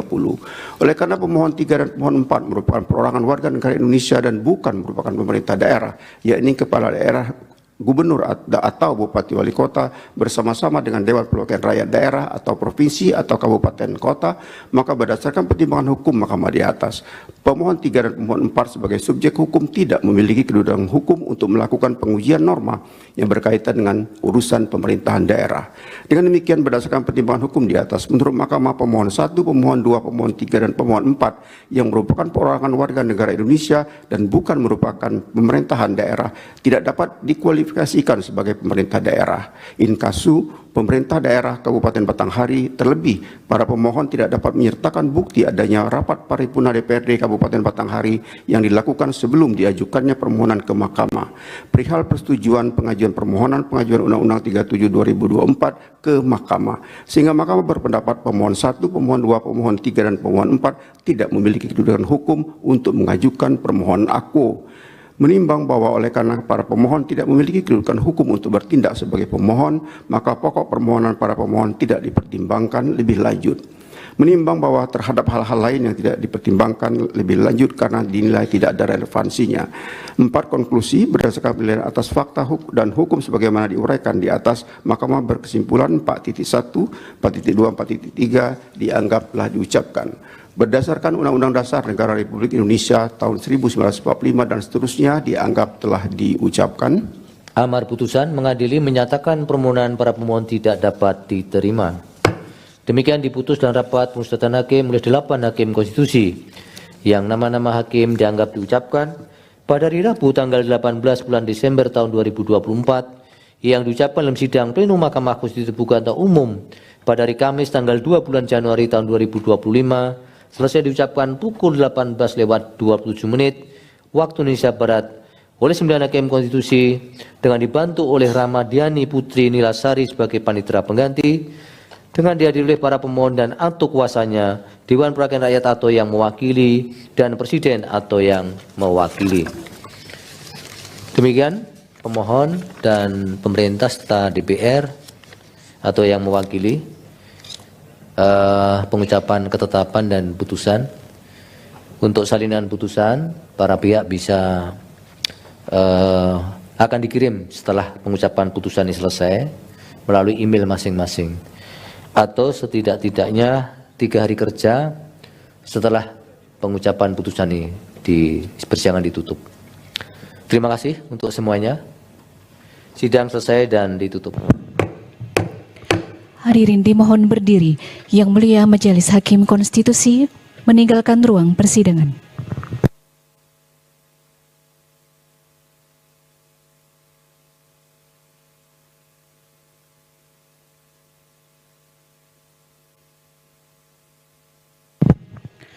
Hadirin disilakan duduk kembali. Hadirin yang kami hormati, demikianlah persidangan pada hari Kamis tanggal 2 Januari 2025. Untuk persidangan pengucapan ketetapan dan putusan telah selesai. Terima kasih, selamat malam. Presiden. Diketahui dalam aturan sebelumnya, hanya partai politik atau parpol memiliki kursi 20% dari jumlah kursi DPR atau 25% dari suara sah nasional pemilu legislatif sebelumnya yang bisa mengajukan calon presiden atau capres dan calon wakil presiden atau cawapres. Putusan ini merupakan permohonan dari perkara 62 Peraturan Undang-Undang Nomor 22 Tahun 2024 yang diajukan oleh Endika Maya Oktavia dan kawan-kawan mahasiswa Fakultas Syariah dan Hukum UIN Sunan Kalijaga. Putusan tersebut dibacakan oleh MK di Gedung Mahkamah Konstitusi Jakarta Pusat pada Kamis 2 Januari 2025. MK menyatakan pengusulan paslon presiden dan wakil presiden atau presidential threshold dalam pasal 222 Undang-Undang 7 tahun 2017 tentang pemilu dinyatakan bertentangan dengan Undang-Undang Dasar 1945 dan tidak memiliki kekuatan hukum mengikat. Dalam pertimbangan hukumnya, MK menyatakan frasa perolehan kursi paling sedikit 20% dari jumlah kursi DPR atau memperoleh 25% dari suara sah secara nasional pada pemilu anggota DPR sebelumnya dalam pasal 222 Undang-Undang Nomor 7 Tahun 2017 tentang Pemilu, yakni menutup dan menghilangkan hak konstitusional partai politik peserta pemilu yang tidak memiliki persentase suara sah nasional atau persentase jumlah kursi DPR di pemilu sebelumnya untuk mengusulkan pasangan calon presiden dan wakil presiden. Selain itu, Saudara, MK menilai penentuan besaran ambang batas itu tidak didasarkan pada penghitungan yang jelas dengan rasionalitas yang kuat. Satu hal yang dapat dipahami, Mahkamah penentuan besaran atau persentase itu lebih menguntungkan parpol besar atau setidaknya memberi keuntungan bagi partai politik peserta pemilu yang memiliki kursi di DPR. MK menyatakan penentuan ambang batas pencalonan Pilpres itu punya kecenderungan memiliki benturan kepentingan. Mahkamah juga menilai pembatasan itu bisa menghilangkan hak politik dan kedaulatan rakyat karena dibatasi dengan tidak tersedia cukup banyak alternatif pilihan paslon. Selain itu, setelah mempelajari seksama arah pergerakan politik mutakhir Indonesia, MK membaca kecenderungan untuk selalu mengupayakan agar setiap pemilu presiden dan wakil presiden hanya terdapat 2 pasangan calon. Padahal pengalaman sejak penyelenggaraan pemilu secara langsung dengan hanya 2 paslon, masyarakat mudah terjebak dalam polarisasi yang jika tidak diantisipasi akan mengancam keutuhan kebinekaan Indonesia. Bahkan jika pengaturan tersebut dibiarkan, tidak tertutup kemungkinan pemilu presiden dan wakil presiden akan terjebak dengan calon tunggal. Kecenderungan calon tunggal juga telah dilihat MK dalam fenomena pemilihan kepala daerah yang dari waktu ke waktu semakin bertendensi ke arah munculnya calon tunggal atau kota kosong. Artinya, mempertahankan ambang batas presiden berpotensi menghalangi pelaksanaan Pilpres secara langsung oleh rakyat dengan menyediakan banyak pilihan paslon. Karena itu, setelah mencermati secara saksama dinamika dan kebutuhan penyelenggara negara, saat ini merupakan waktu yang tepat bagi Mahkamah untuk bergeser dari pendirian sebelumnya. Menimbang bahwa berdasarkan pertimbangan hukum di atas, menurut Mahkamah telah ternyata ambang batas minimal persentase pengusulan pasangan calon presiden dan wakil presiden sebagaimana ditentukan dalam pasal 222 Undang-Undang 7 2017 tidak hanya bertentangan dengan hak politik dan kedaulatan rakyat, namun juga melanggar moralitas, rasionalitas, dan ketidakadilan yang intolerable secara nyata-nyata bertentangan dengan Undang-Undang Dasar NRI tahun 1945. Sehingga terdapat alasan yang kuat dan mendasar bagi Mahkamah untuk bergeser dari pendirian dalam putusan-putusan sebelumnya. Pergeseran pendirian tersebut tidak hanya menyangkut besaran atau angka persentase ambang batas, tetapi yang jauh lebih mendasar adalah rejim ambang batas pengusulan pasangan calon presiden dan wakil presiden atau presidensial threshold, berapapun besarnya atau angka persentasenya adalah bertentangan dengan pasal 6A ayat 2 Undang-Undang Dasar NRI tahun 1945. Dengan demikian, dalil para pemohon yang menyatakan ambang batas minimal persentase pengusulan pasangan calon presiden dan wakil presiden dalam pasal 222 Undang-Undang 7 2017 bertentangan dengan Undang-Undang Dasar NRI tahun 1945 dan tidak memiliki kekuatan hukum mengikat adalah beralasan menurut hukum. Menimbang bahwa sekalipun norma ambang batas minimal persentase pengusulan pasangan calon presiden dan wakil presiden dalam pasal 222 Undang-Undang 7 2017 telah dinyatakan bertentangan dengan Undang-Undang Dasar NRI tahun 1945 dan tidak memiliki kekuatan hukum mengikat.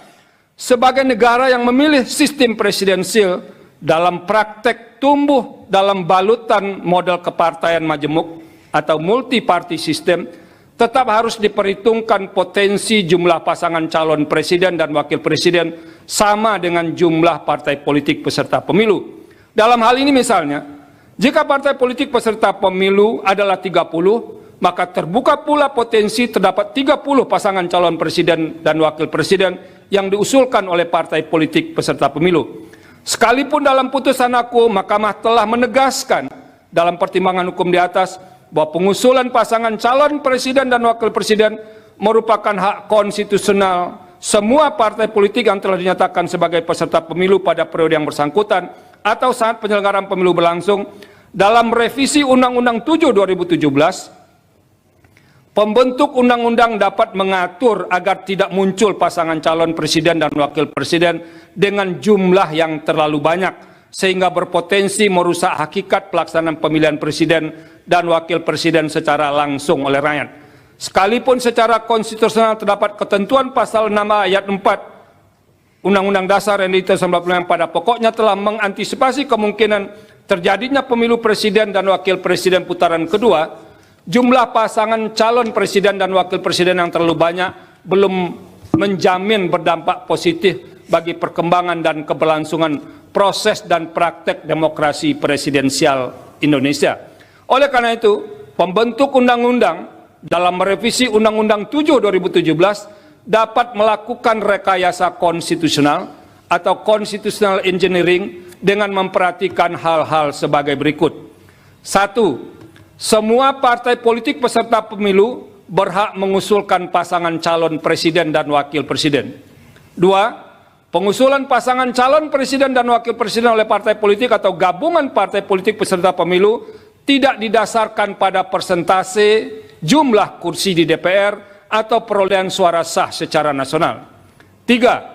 Dalam mengusulkan pasangan calon presiden dan wakil presiden, partai politik peserta pemilu dapat bergabung sepanjang gabungan partai politik peserta pemilu tersebut tidak menyebabkan dominasi partai politik atau gabungan partai politik sehingga menyebabkan terbatasnya pasangan calon presiden dan wakil presiden serta terbatasnya pilihan pemilih. 4. Partai politik peserta pemilu yang tidak mengusulkan pasangan calon presiden dan wakil presiden dikenakan sanksi larangan mengikuti pemilu periode berikutnya. Dan yang kelima, perumusan rekayasa konstitusional dimaksud, termasuk perubahan Undang-Undang 7 2017, melibatkan partisipasi semua pihak yang memiliki perhatian atau concern terhadap penyelenggaraan pemilu, termasuk partai politik yang tidak memperoleh kursi di DPR dengan menerapkan prinsip partisipasi publik yang bermakna, meaningful participation. Menimbang bahwa berdasarkan seluruh rangkaian pertimbangan hukum di atas, telah ternyata ketentuan pasal 22 Undang-Undang 7 2017 tidak sejalan dengan prinsip persamaan kedudukan dalam hukum dan pemerintahan, hak memperjuangkan diri secara kolektif, serta kepastian hukum yang adil sesuai dengan pasal 27 ayat 1, pasal 22C ayat 2, pasal 28D ayat 1, pasal 28I ayat 2 Undang-Undang Dasar RI tahun 1945 sebagaimana yang didalilkan oleh para pemohon. Dengan demikian, dalil pemohon adalah beralasan menurut hukum untuk seluruhnya. Menimbang bahwa terhadap hal-hal lain tidak dipertimbangkan lebih lanjut karena dinilai tidak ada relevansinya. Konklusi, berdasarkan penilaian atas fakta dan hukum sebagaimana diuraikan di atas, Mahkamah berkesimpulan 4.1, 4.2, 4.3 dianggap telah diucapkan. Berdasarkan Undang-Undang Dasar RI tahun 1945, Undang-Undang 24 tahun 2003 tentang Mahkamah Konstitusi dan selanjutnya dianggap telah diucapkan. Amar putusan mengadili: 1. Mengabulkan permohonan para pemohon untuk seluruhnya. 2. Menyatakan norma pasal 222 Undang-Undang Nomor 7 Tahun 2017 tentang Pemilihan Umum Lembaga Negara Republik Indonesia tahun 2017 nomor 182 tambahan Lembaga Negara Republik Indonesia nomor 6109 bertentangan dengan Undang-Undang Dasar Negara Republik Indonesia tahun 1945 dan tidak mempunyai kekuatan hukum mengikat. 3. Memerintahkan pemuatan putusan ini dalam Berita Negara Republik Indonesia sebagaimana mestinya.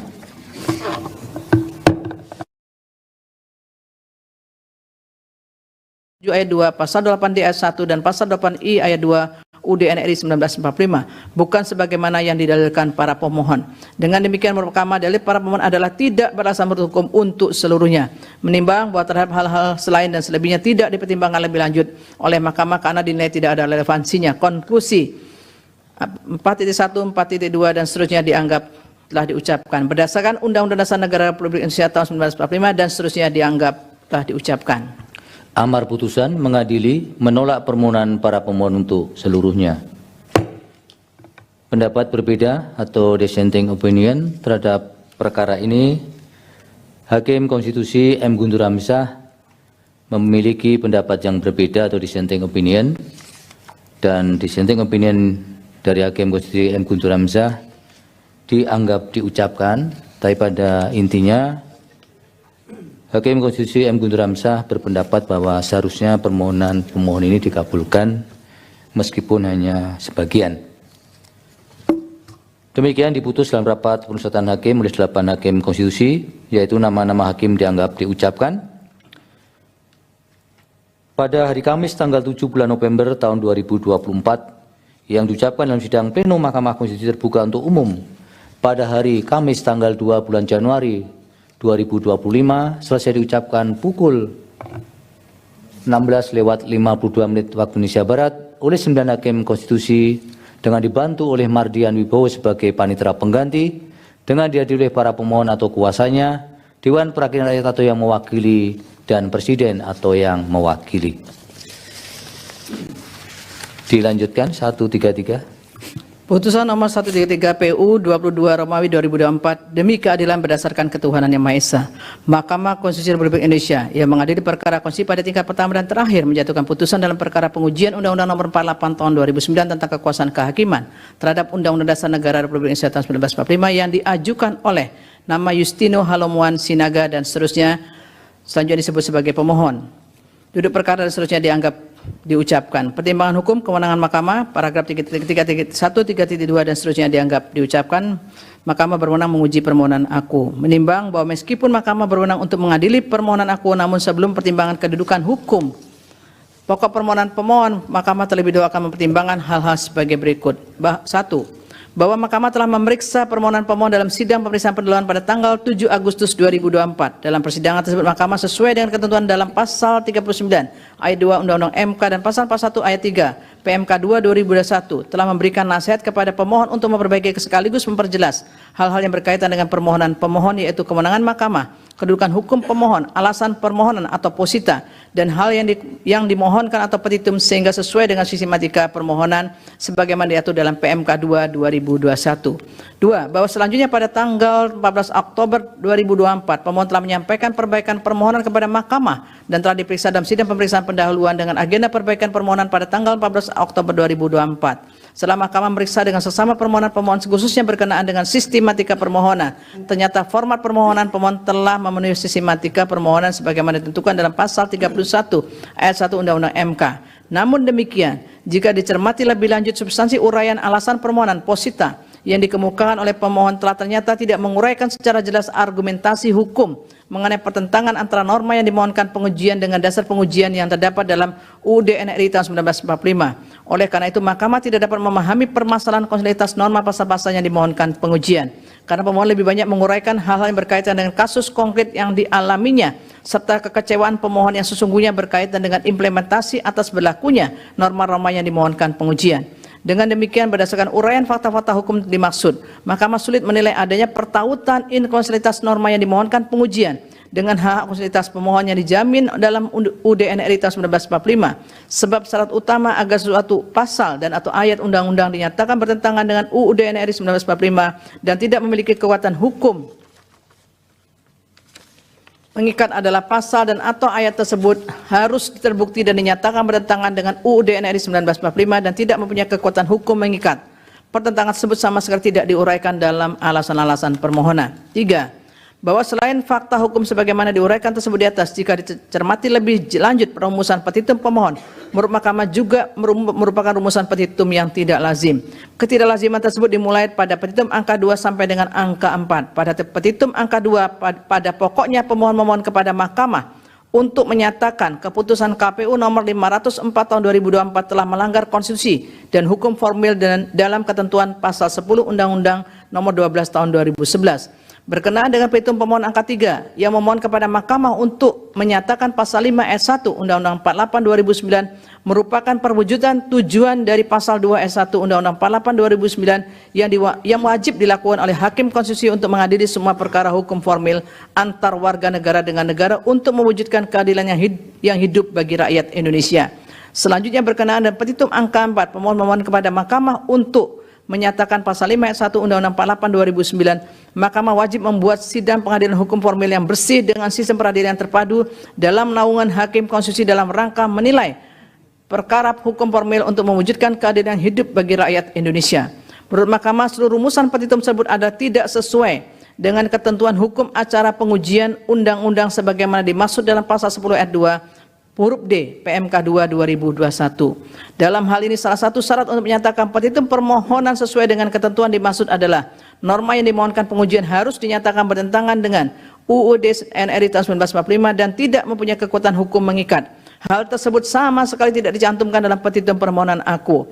Dengan demikian, di samping uraian alasan permohonan atau posita tidak jelas sebagaimana dipertimbangkan di atas, dan dengan adanya petitum pemohon yang tidak lazim karena tidak sesuai dengan ketentuan pasal 10 ayat 2 huruf D PMK 2 2021, maka tidak ada keraguan bagi Mahkamah untuk menyatakan permohonan pemohon adalah tidak jelas atau kabur, obskur. Dengan demikian, permohonan pemohon tidak dipertimbangkan lebih lanjut.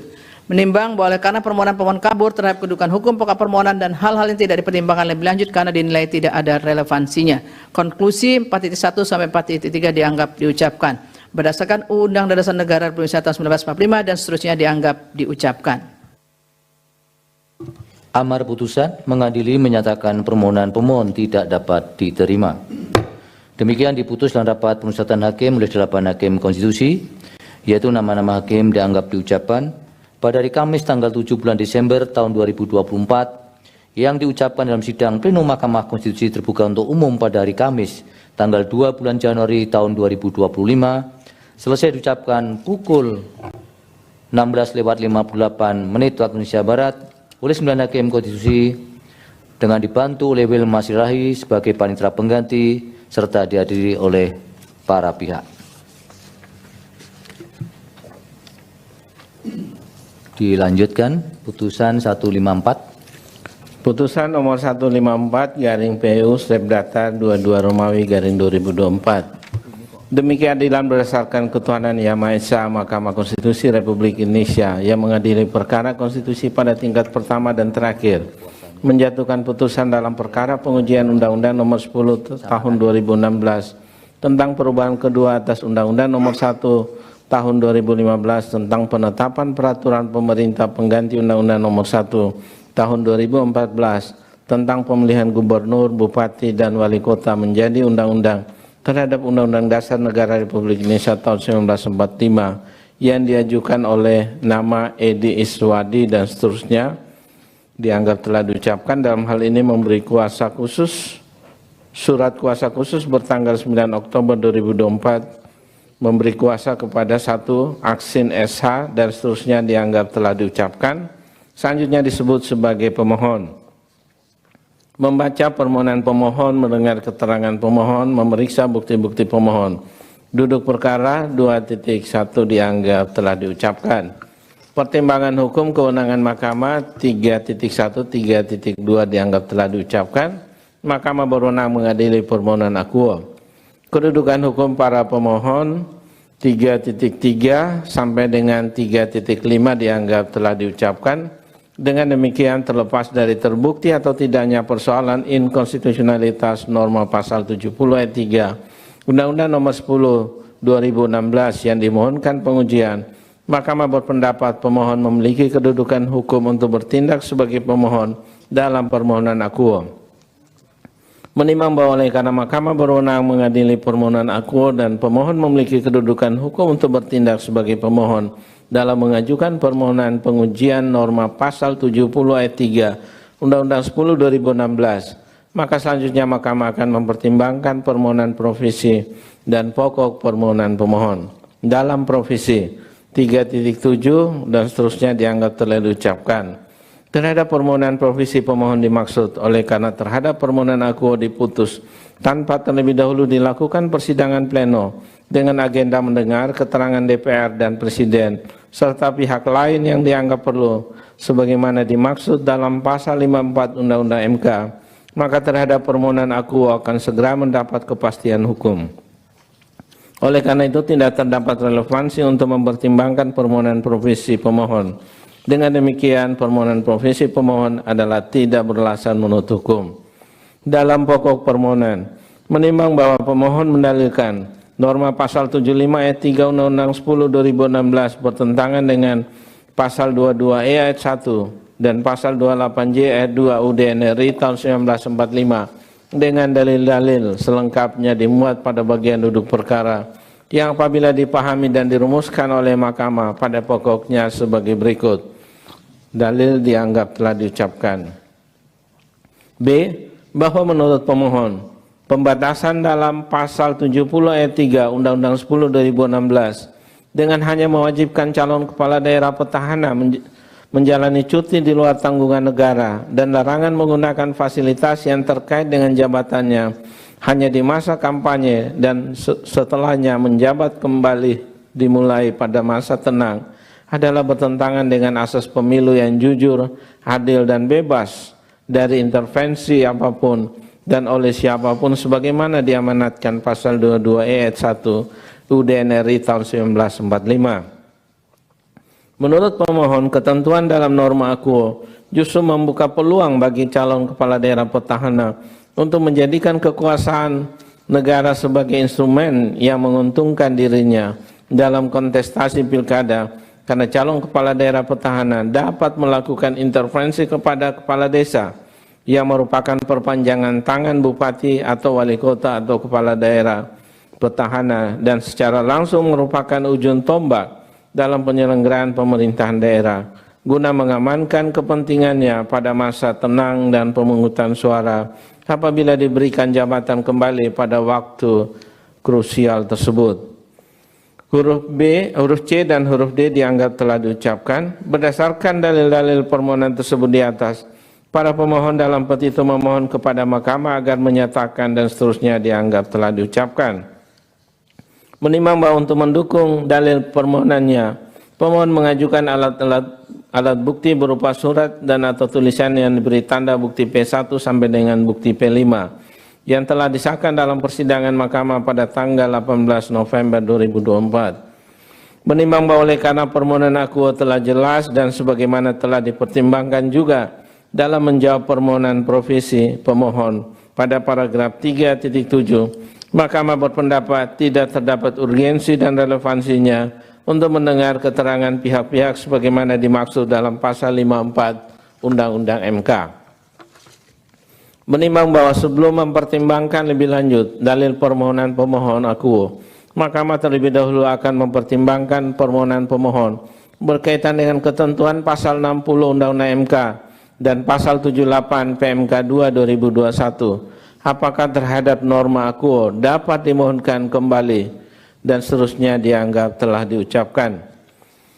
Berkenaan dengan permohonan akuo setelah Mahkamah mencermati dengan saksama dalil permohonan pemohon, pasal yang dimohonkan pengujian dan dasar pengujian yang digunakan, pemohon telah menguraikan alasan permohonan yang pada pokoknya diperlukan penambahan atau perpanjangan menjalani cuti di luar tanggungan negara dan larangan menggunakan fasilitas yang terkait dengan jabatan bagi gubernur dan wakil gubernur, bupati dan wakil bupati, wali kota dan wakil wali kota yang mencalonkan kembali pada daerah yang sama, yang selanjutnya dalam putusan akuo disebut kepala daerah dan atau wakil kepala daerah petahana, yang tidak hanya hingga pada masa kampanye berakhir, namun sampai tahapan pemungutan suara.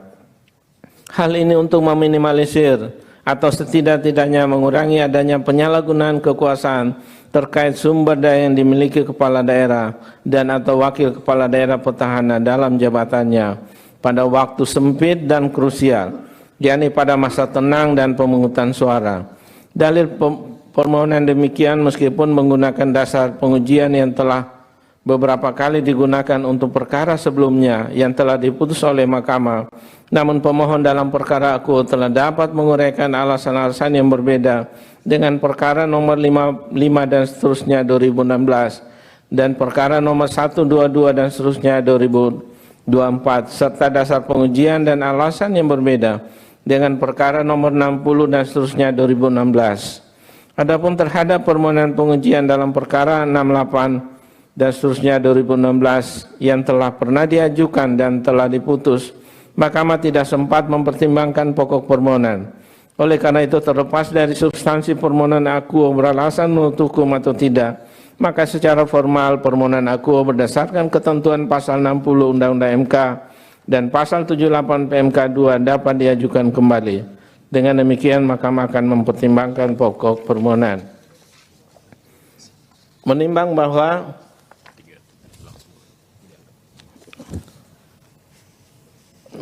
bahwa setelah Mahkamah membaca dan memahami secara saksama permohonan serta memeriksa bukti-bukti yang diajukan terhadap persoalan konstitusional norma pasal 70 ayat 3 Undang-Undang 10 2016 yang menurut pemohon seharusnya dimaknai gubernur dan wakil gubernur, bupati dan wakil bupati, wali kota dan wakil wali kota yang mencalonkan kembali pada daerah yang sama mulai masa kampanye sampai pemungutan suara harus memenuhi ketentuan A. Menjalani cuti di luar tanggungan negara, dan B. Dilarang menggunakan fasilitas yang terkait dengan jabatannya. Terhadap dalil permohonan akuo, sebelum mempertimbangkan lebih lanjut, penting bagi Mahkamah untuk mengungkapkan hal-hal sebagai berikut. 3.12.1 dianggap telah diucapkan.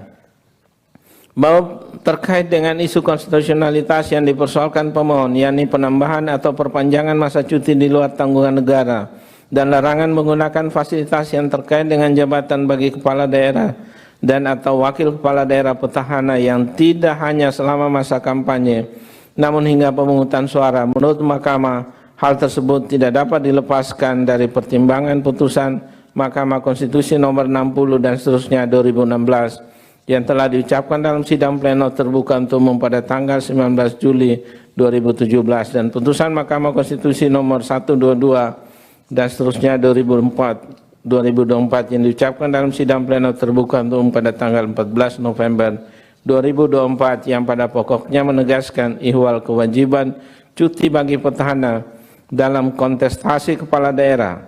Dalam pertimbangan hukum putusan Mahkamah Konstitusi nomor 60 2016, Mahkamah mempertimbangkan antara lain dianggap telah diucapkan. Berdasarkan kutipan pertimbangan hukum di atas, terkait cuti bagi kepala daerah dan atau wakil kepala daerah petahana, Mahkamah telah menegaskan bahwa satu fasilitas terkait dengan jabatan petahana harus dilepaskan, yakni dalam bentuk kewajiban cuti sebagai wujud netralitas negara atau pemerintah dalam kontestasi kepala daerah.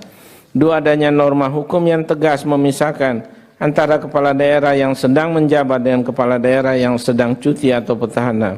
Dimaksudkan untuk memberikan kesetaraan perlakuan antara calon yang merupakan petahana dan calon yang bukan petahana, terutama adanya kekhawatiran penyalahgunaan pengaruh dan fasilitas yang melekat pada jabatan calon yang merupakan petahana. 3 dan seterusnya sampai dengan 5 dianggap telah diucapkan. Menimbang bahwa berkaitan dengan dalil pemohon, Undang-Undang Pilkada telah membedakan dan memisahkan antara masa kampanye dan masa tenang. Masa kampanye merupakan salah satu tahapan dalam penyelenggaraan pilkada untuk melaksanakan kampanye yang dilaksanakan oleh partai politik dan atau pasangan calon dan atau gabungan partai politik peserta pemilu maupun tim kampanye yang dilaksanakan melalui pertemuan terbatas, pertemuan tatap muka, dan dialog, debat publik atau debat terbuka antar pasangan calon, penyebaran bahan kampanye kepada umum, pemasangan alat peraga, iklan media massa cetak, dan media massa elektronik, dan atau kegiatan lain yang tidak melanggar larangan kampanye dan ketentuan peraturan perundang-undangan.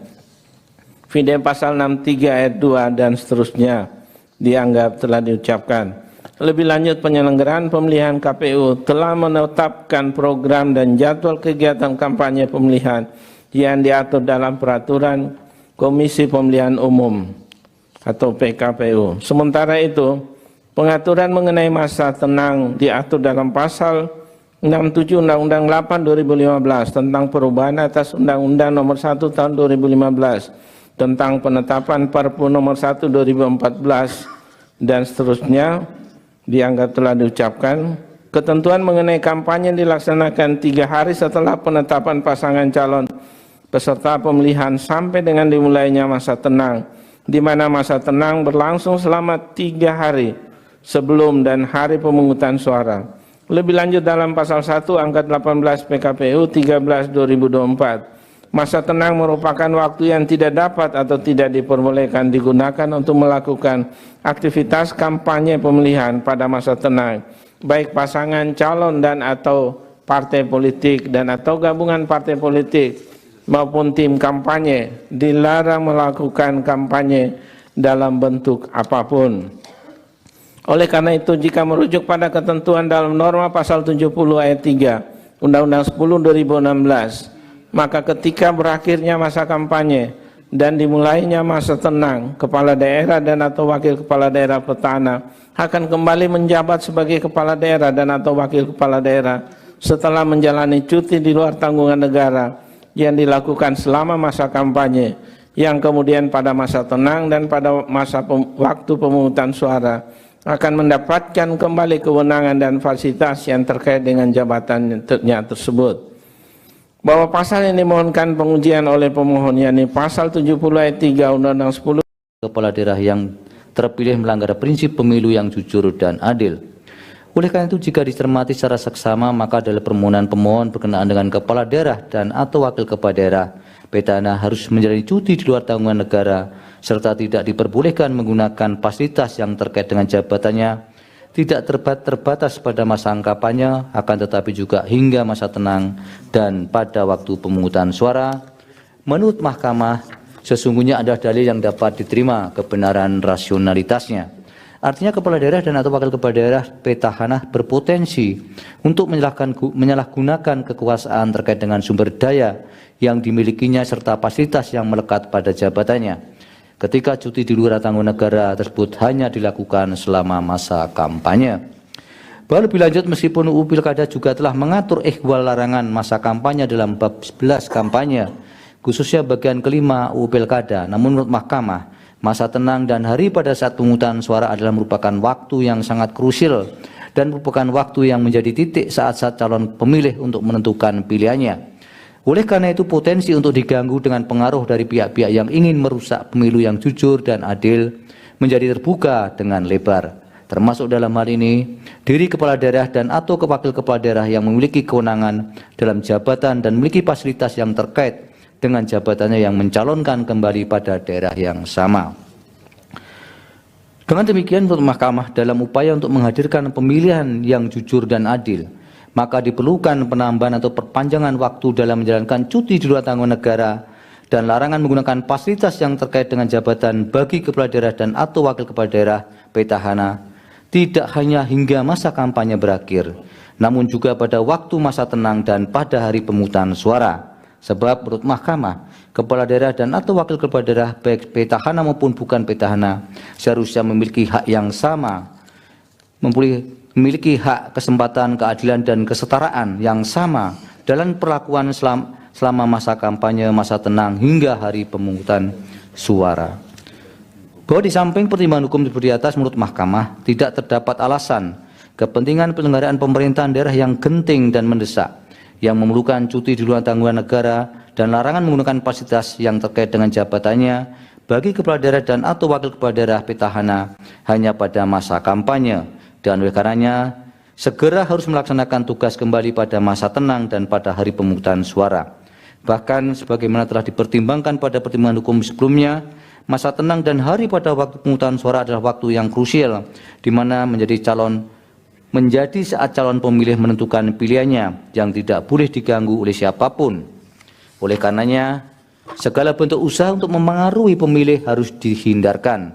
Terlebih sekalipun secara normatif disebut sebagai masa tenang, secara faktual justru hari-hari dimaksudkan merupakan hari-hari yang tidak tenang. Dalam kaitan ini, putusan Mahkamah Konstitusi nomor 60 tahun 2016 juga telah menegaskan jika kepala daerah dan atau wakil kepala daerah petahana harus menjalankan cuti di luar tanggungan negara, tidak berarti penyelenggaraan pemerintahan daerah akan berhenti atau terganggu, karena pemerintahan daerah tetap berjalan yang dilaksanakan oleh pejabat sementara.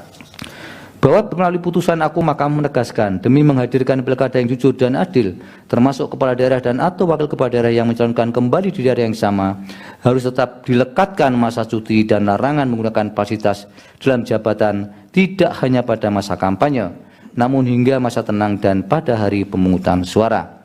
Oleh karena menurut Mahkamah terhadap norma pasal 70 ayat 3 UU 10 2016 harus dinyatakan bertentangan dengan UUD NRI tahun 1945 dan tidak memiliki dan tidak mempunyai kekuatan hukum ikat secara bersyarat sepanjang tidak dimaknai cuti di luar tanggungan negara dan dilarang menggunakan fasilitas yang terkait dengan jabatannya bagi kepala daerah dan atau wakil kepala daerah petahana baik pada masa kampanye, masa tenang maupun pada hari pemungutan suara, yang selengkapnya sebagaimana termuat dalam amar putusan aku.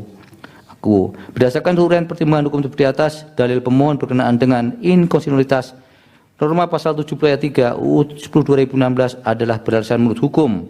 Namun oleh karena pemaknaan yang dilakukan oleh Mahkamah tidak sebagaimana yang didalilkan pemohon, maka permohonan pemohon beralasan menurut hukum untuk sebagian. Menimbang bahwa berdasarkan uraian pertimbangan hukum di atas telah ternyata norma pasal 70 ayat 3 UU 10/2016 melanggar prinsip pemilu yang jujur, adil dan bebas dari intervensi serta jaminan atas pembatasan yang adil sebagaimana diatur dalam pasal 22E ayat 1, pasal 28J ayat 2 UUD NRI tahun 1945 sebagaimana yang didalilkan oleh pemohon. Namun oleh karena pemaknaan yang dilakukan oleh Mahkamah tidak sebagaimana yang didalilkan pemohon, maka permohonan pemohon beralasan mendukung untuk sebagian. Menimbang bahwa terhadap hal-hal lain selain dan selebihnya tidak dipertimbangkan lebih lanjut karena dinilai tidak ada relevansinya. Konklusi, paragraf 4.1 sampai dengan paragraf 4 dianggap diucapkan berdasarkan Undang-Undang Dasar Negara Republik Indonesia tahun 1945 dan seterusnya dianggap diucapkan. Amar putusan mengadili dalam provisi menolak permohonan provisi pemohon. Dalam pokok permohonan, 1. Mengabulkan permohonan pemohon untuk sebagian. 2. Menyatakan pasal 70 ayat 3 Undang-Undang Nomor 10 Tahun 2016 tentang perubahan kedua atas Undang-Undang Nomor 1 Tahun 2015 tentang penetapan peraturan pemerintah pengganti Undang-Undang Nomor 1 Tahun 2014 tentang pemilihan gubernur, bupati dan wali kota menjadi Undang-Undang Lembaga Negara Republik Indonesia Tahun 2016 Nomor 130 tambahan Lembaga Negara Republik Indonesia Nomor 5898 bertentangan dengan Undang-Undang Dasar Negara Republik Indonesia Tahun 1945 dan tidak mempunyai kekuatan hukum mengikat secara bersyarat sepanjang tidak dimaknai cuti di luar tanggungan negara dan dilarang menggunakan fasilitas yang terkait dengan jabatannya bagi kepala daerah dan atau wakil kepala daerah petahana baik pada masa kampanye, masa tenang maupun pada hari pemungutan suara. 3. Memerintahkan pemuatan putusan ini dalam Berita Negara Republik Indonesia sebagaimana mestinya. 4. Menolak permohonan pemohon untuk selain dan selebihnya. Demikian diputus dalam rapat pemusatan hakim oleh 8 hakim konstitusi, yaitu nama-nama hakim dianggap diucapkan pada hari Jumat tanggal 6 bulan Desember tahun 2024 yang diucapkan dalam sidang pleno Mahkamah Konstitusi terbuka untuk umum pada hari Kamis tanggal 2 bulan Januari tahun 2025 selesai diucapkan pukul 17:21 waktu Indonesia Barat oleh 9 hakim konstitusi dengan dibantu oleh Rahmadiani Putri Nilasari sebagai panitera pengganti serta dihadiri oleh pemohon dan atau kuasanya, Dewan Perwakilan Rakyat atau yang mewakili dan Presiden atau yang mewakili. Dilanjutkan putusan atau pengucapan putusan 173. Putusan nomor 173 garing PUU garis datar 22 garing 2024. Demi keadilan berdasarkan ketuhanan yang Maha Esa, Mahkamah Konstitusi Republik Indonesia yang mengadili perkara konstitusi pada tingkat pertama dan terakhir menjatuhkan putusan dalam perkara pengujian material Undang-Undang Nomor 10 Tahun 2016 tentang perubahan kedua atas Undang-Undang Nomor 1 Tahun 2016 tentang penetapan peraturan pemerintah pengganti Undang-Undang Nomor 1 Tahun 2014 tentang pemilihan gubernur, bupati dan wali kota menjadi undang-undang terhadap Undang-Undang Dasar Negara Republik Indonesia tahun 1945 yang diajukan oleh binti Lailatul Masruroh, selanjutnya disebut sebagai pemohon. Membaca permohonan pemohon, mendengar keterangan pemohon, memeriksa bukti-bukti pemohon, duduk perkara dianggap telah diucapkan. Pertimbangan hukum, kewenangan Mahkamah 3.1 sampai dengan 3.2 dianggap telah diucapkan. Mahkamah berwenang mengadili permohonan akuo.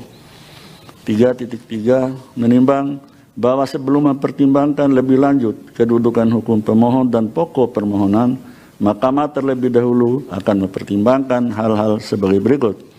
3.3.1 bahwa Mahkamah telah memeriksa permohonan akuo dalam sidang pemeriksaan pendahuluan dengan agenda mendengarkan pokok-pokok permohonan pemohon pada hari Jumat tanggal 13 Desember 2024 berdasarkan ketentuan pasal 39 UU MK dan pasal 1 ayat 3 Peraturan Mahkamah Konstitusi nomor 2 tahun 2021 tentang tata beracara dalam perkara pengujian undang-undang, selanjutnya disebut PMK 2 2021, Mahkamah telah memberikan saran dan nasihat kepada pemohon berkenaan dengan uraian adanya pertentangan antara norma yang dimohonkan pengujian dengan UUD NRI tahun 1945, Fide Risalah sidang tanggal 13 Desember 2024 dan seterusnya, serta berkenaan dengan petitum permohonan Fide Risalah sidang tanggal 13 Desember 2024 dan seterusnya terhadap saran dan nasihat yang disampaikan dalam sidang pemeriksaan pendahuluan. Pemohon telah menyampaikan perbaikan permohonan yang diterima oleh Mahkamah pada Rabu tanggal 25 Desember 2004 pukul 10.16 WIB melalui surat elektronik email bahwa selanjutnya Mahkamah akan menilai syarat formal suatu permohonan berkenaan dengan kesesuaian antara posita dan petitum berdasarkan pasal 74 PMK 2 2021 sebagai berikut dianggap telah diucapkan bahwa setelah mempelajari secara seksama permohonan pemohon akuo telah ternyata rumusan petitum pemohon dalam permohonannya sebagai berikut dianggap dibacakan bahwa terhadap persyaratan formal permohonan inkasu, sistematika permohonan akuo pada dasarnya telah disusun sesuai dengan format permohonan sebagaimana diatur dalam pasal 31 ayat 1 UMK dan pasal 10 ayat 2 huruf A dan huruf B PMK 2 2021. Namun demikian, mencermati secara seksama ihwal permohonan akuo inkasu pada bagian alasan-alasan permohonan posita dan hal-hal yang dimohonkan pemohon petitum, Mahkamah mendapatkan fakta pada bagian posita pemohon menempatkan pendanaan untuk pemilihan kepala daerah bertumpu pada APBN. Sementara itu, dalam bagian petitum, pemohon tetap menempatkan APBD sebagai salah satu sumber pendanaan untuk pemilihan kepala daerah. Selain itu, dalam alasan-alasan permohonan, pemohon tidak menguraikan perihal bentuk hukum yang akan mengatur pendanaan dimaksud, namun tiba-tiba pada bagian petitum permohonan agar dimaknai berdasarkan ketentuan peraturan menteri dan peraturan perundang-undangan. Dengan fakta hukum tersebut, menurut Mahkamah terdapat ketidakjelasan atau ketidaksesuaian antara yang diuraikan pada alasan-alasan permohonan dengan yang dimohonkan dalam petitum. Terlebih, dalam uraian petitum angka 3 permohonan akuo dengan tegas memohon pendanaan kegiatan pemilihan seolah-olah hanya bersumber dari APBN saja. Bahwa dengan demikian, sebagaimana diuraikan dalam subparagraf 3.3.1 sampai dengan subparagraf 3.3.3 di atas, terdapat ketidaksesuaian antara posita dan petitum, sehingga permohonan pemohon menjadi tidak jelas atau kabur. Menimbang bahwa berdasarkan seluruh pertimbangan hukum tersebut di atas, meskipun Mahkamah berwenang mengadili permohonan pemohon, namun oleh karena permohonan tidak jelas atau kabur, obskur, sebagaimana dimaksud dalam pasal 74 PMK 2 2001, maka Mahkamah tidak mempertimbangkan kedudukan hukum dan pokok permohonan pemohon lebih lanjut. 3.5 menimbang bahwa terhadap hal lain dan selebihnya tidak dipertimbangkan lebih lanjut karena dinilai tidak ada relevansinya. Konklusi, berdasarkan penilaian atas fakta dan hukum sebagaimana diuraikan di atas, Mahkamah berkesimpulan: 1. Mahkamah berwenang mengadili permohonan akuo. 2. Permohonan pemohon tidak jelas atau kabur, obskur. 3. Kedudukan hukum pemohon serta pokok permohonan tidak dipertimbangkan lebih lanjut. Berdasarkan Undang-Undang Dasar Negara Republik Indonesia tahun 1945 dan seterusnya, dianggap telah diucapkan. Amar putusan mengadili menyatakan permohonan pemohon tidak dapat diterima. Demikian diputus dalam rapat permusyawaratan hakim oleh 8 hakim konstitusi, yaitu nama-nama hakim dianggap diucapkan pada hari Jumat tanggal 27 bulan Desember tahun 2024 yang diucapkan dalam sidang pleno Mahkamah Konstitusi terbuka untuk umum pada hari Kamis tanggal 2 bulan Januari tahun 2025 selesai diucapkan pukul 17:28 waktu Indonesia Barat oleh 9 hakim konstitusi dengan dibantu oleh Akmarina Rasika sebagai panitera pengganti serta dihadiri oleh pemohon, Dewan Perwakilan Rakyat atau yang mewakili serta Presiden atau yang mewakili. Dilanjut 157. Putusan nomor 157 garis miring PUU 22 Romawi tahun 2024. Demi keadilan berdasarkan ketuhanan yang Maha Esa, Mahkamah Konstitusi Republik Indonesia yang mengadili perkara konstitusi pada tingkat pertama dan terakhir menjatuhkan putusan dalam perkara pengujian Undang-Undang nomor 17 tahun 2014 tentang Majelis Pemusyawaratan Rakyat, Dewan Perwakilan Rakyat, Dewan Perwakilan Daerah, dan Dewan Perwakilan Rakyat Daerah terhadap Undang-Undang Dasar Negara Republik Indonesia tahun 1945 yang diajukan oleh Muhammad Zainul Arif dan seterusnya dianggap telah diucapkan, memberi kuasa kepada Abdul Hakim SHMH dan seterusnya dianggap telah diucapkan, selanjutnya disebut sebagai pemohon. Membaca permohonan pemohon dan seterusnya dianggap telah diucapkan, bagian duduk perkara dianggap telah diucapkan. Pertimbangan hukum. Kewenangan mahkamah berwenang untuk mengadili permohonan aku. Kedudukan hukum. Menimbang bahwa berdasarkan ketentuan pasal 51 dan seterusnya dianggap telah diucapkan, 3.4 dianggap telah diucapkan, 3.5.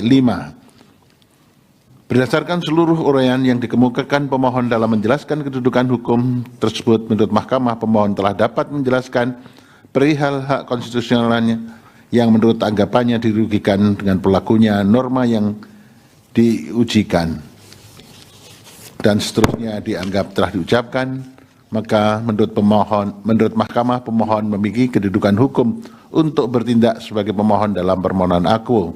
3.6 dianggap telah diucapkan. Pokok permohonan. Menimbang bahwa pemohon mendalilkan norma pasal 76 ayat 4, pasal 252 ayat 5, pasal 318 ayat 4 dan pasal 367 ayat 4 Undang-Undang 17 2014 bertentangan dengan pasal 1 ayat 3, pasal 28D ayat 1, dan pasal 20D ayat 3 Undang-Undang Dasar Negara Republik Indonesia tahun 1945 dengan dalil-dalil selengkapnya dimuat dalam bagian duduk perkara, bahwa angka 1 sampai pada angka 5 dan seterusnya dianggap telah diucapkan, bahwa berdasarkan dalil-dalil tersebut di atas pemohon dalam petitumnya memohon petitum 1, 2, 3 dianggap telah diucapkan.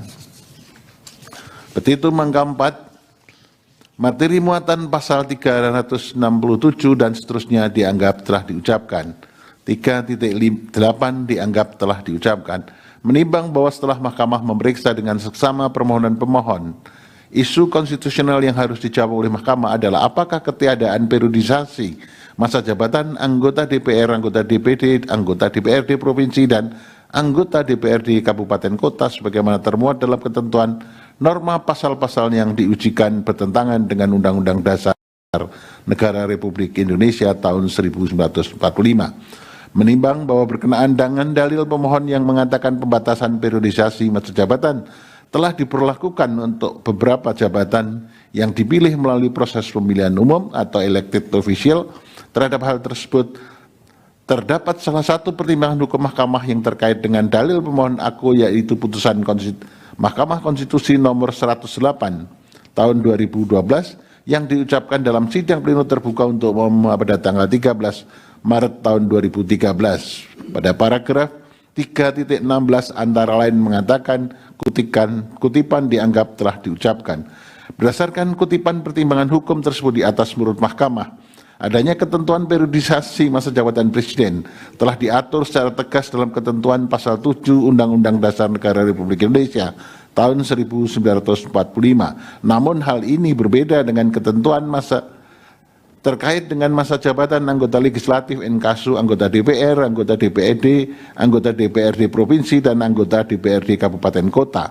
Konstitusi tidak mengatur adanya pembatasan periodisasi masa jabatan bagi anggota legislatif.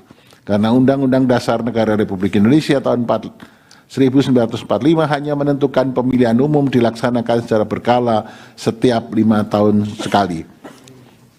Lebih lanjut, pemilihan umum diselenggarakan untuk memilih anggota DPR, anggota DPD, presiden dan wakil presiden, serta anggota DPRD.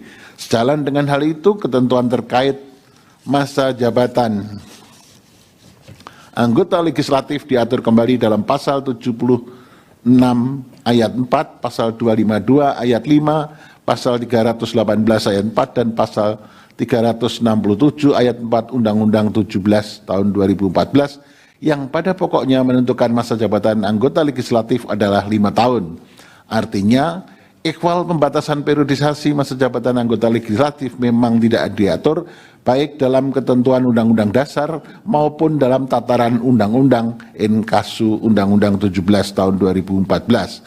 Sedangkan yang diatur hanya ketentuan terkait masa jabatannya.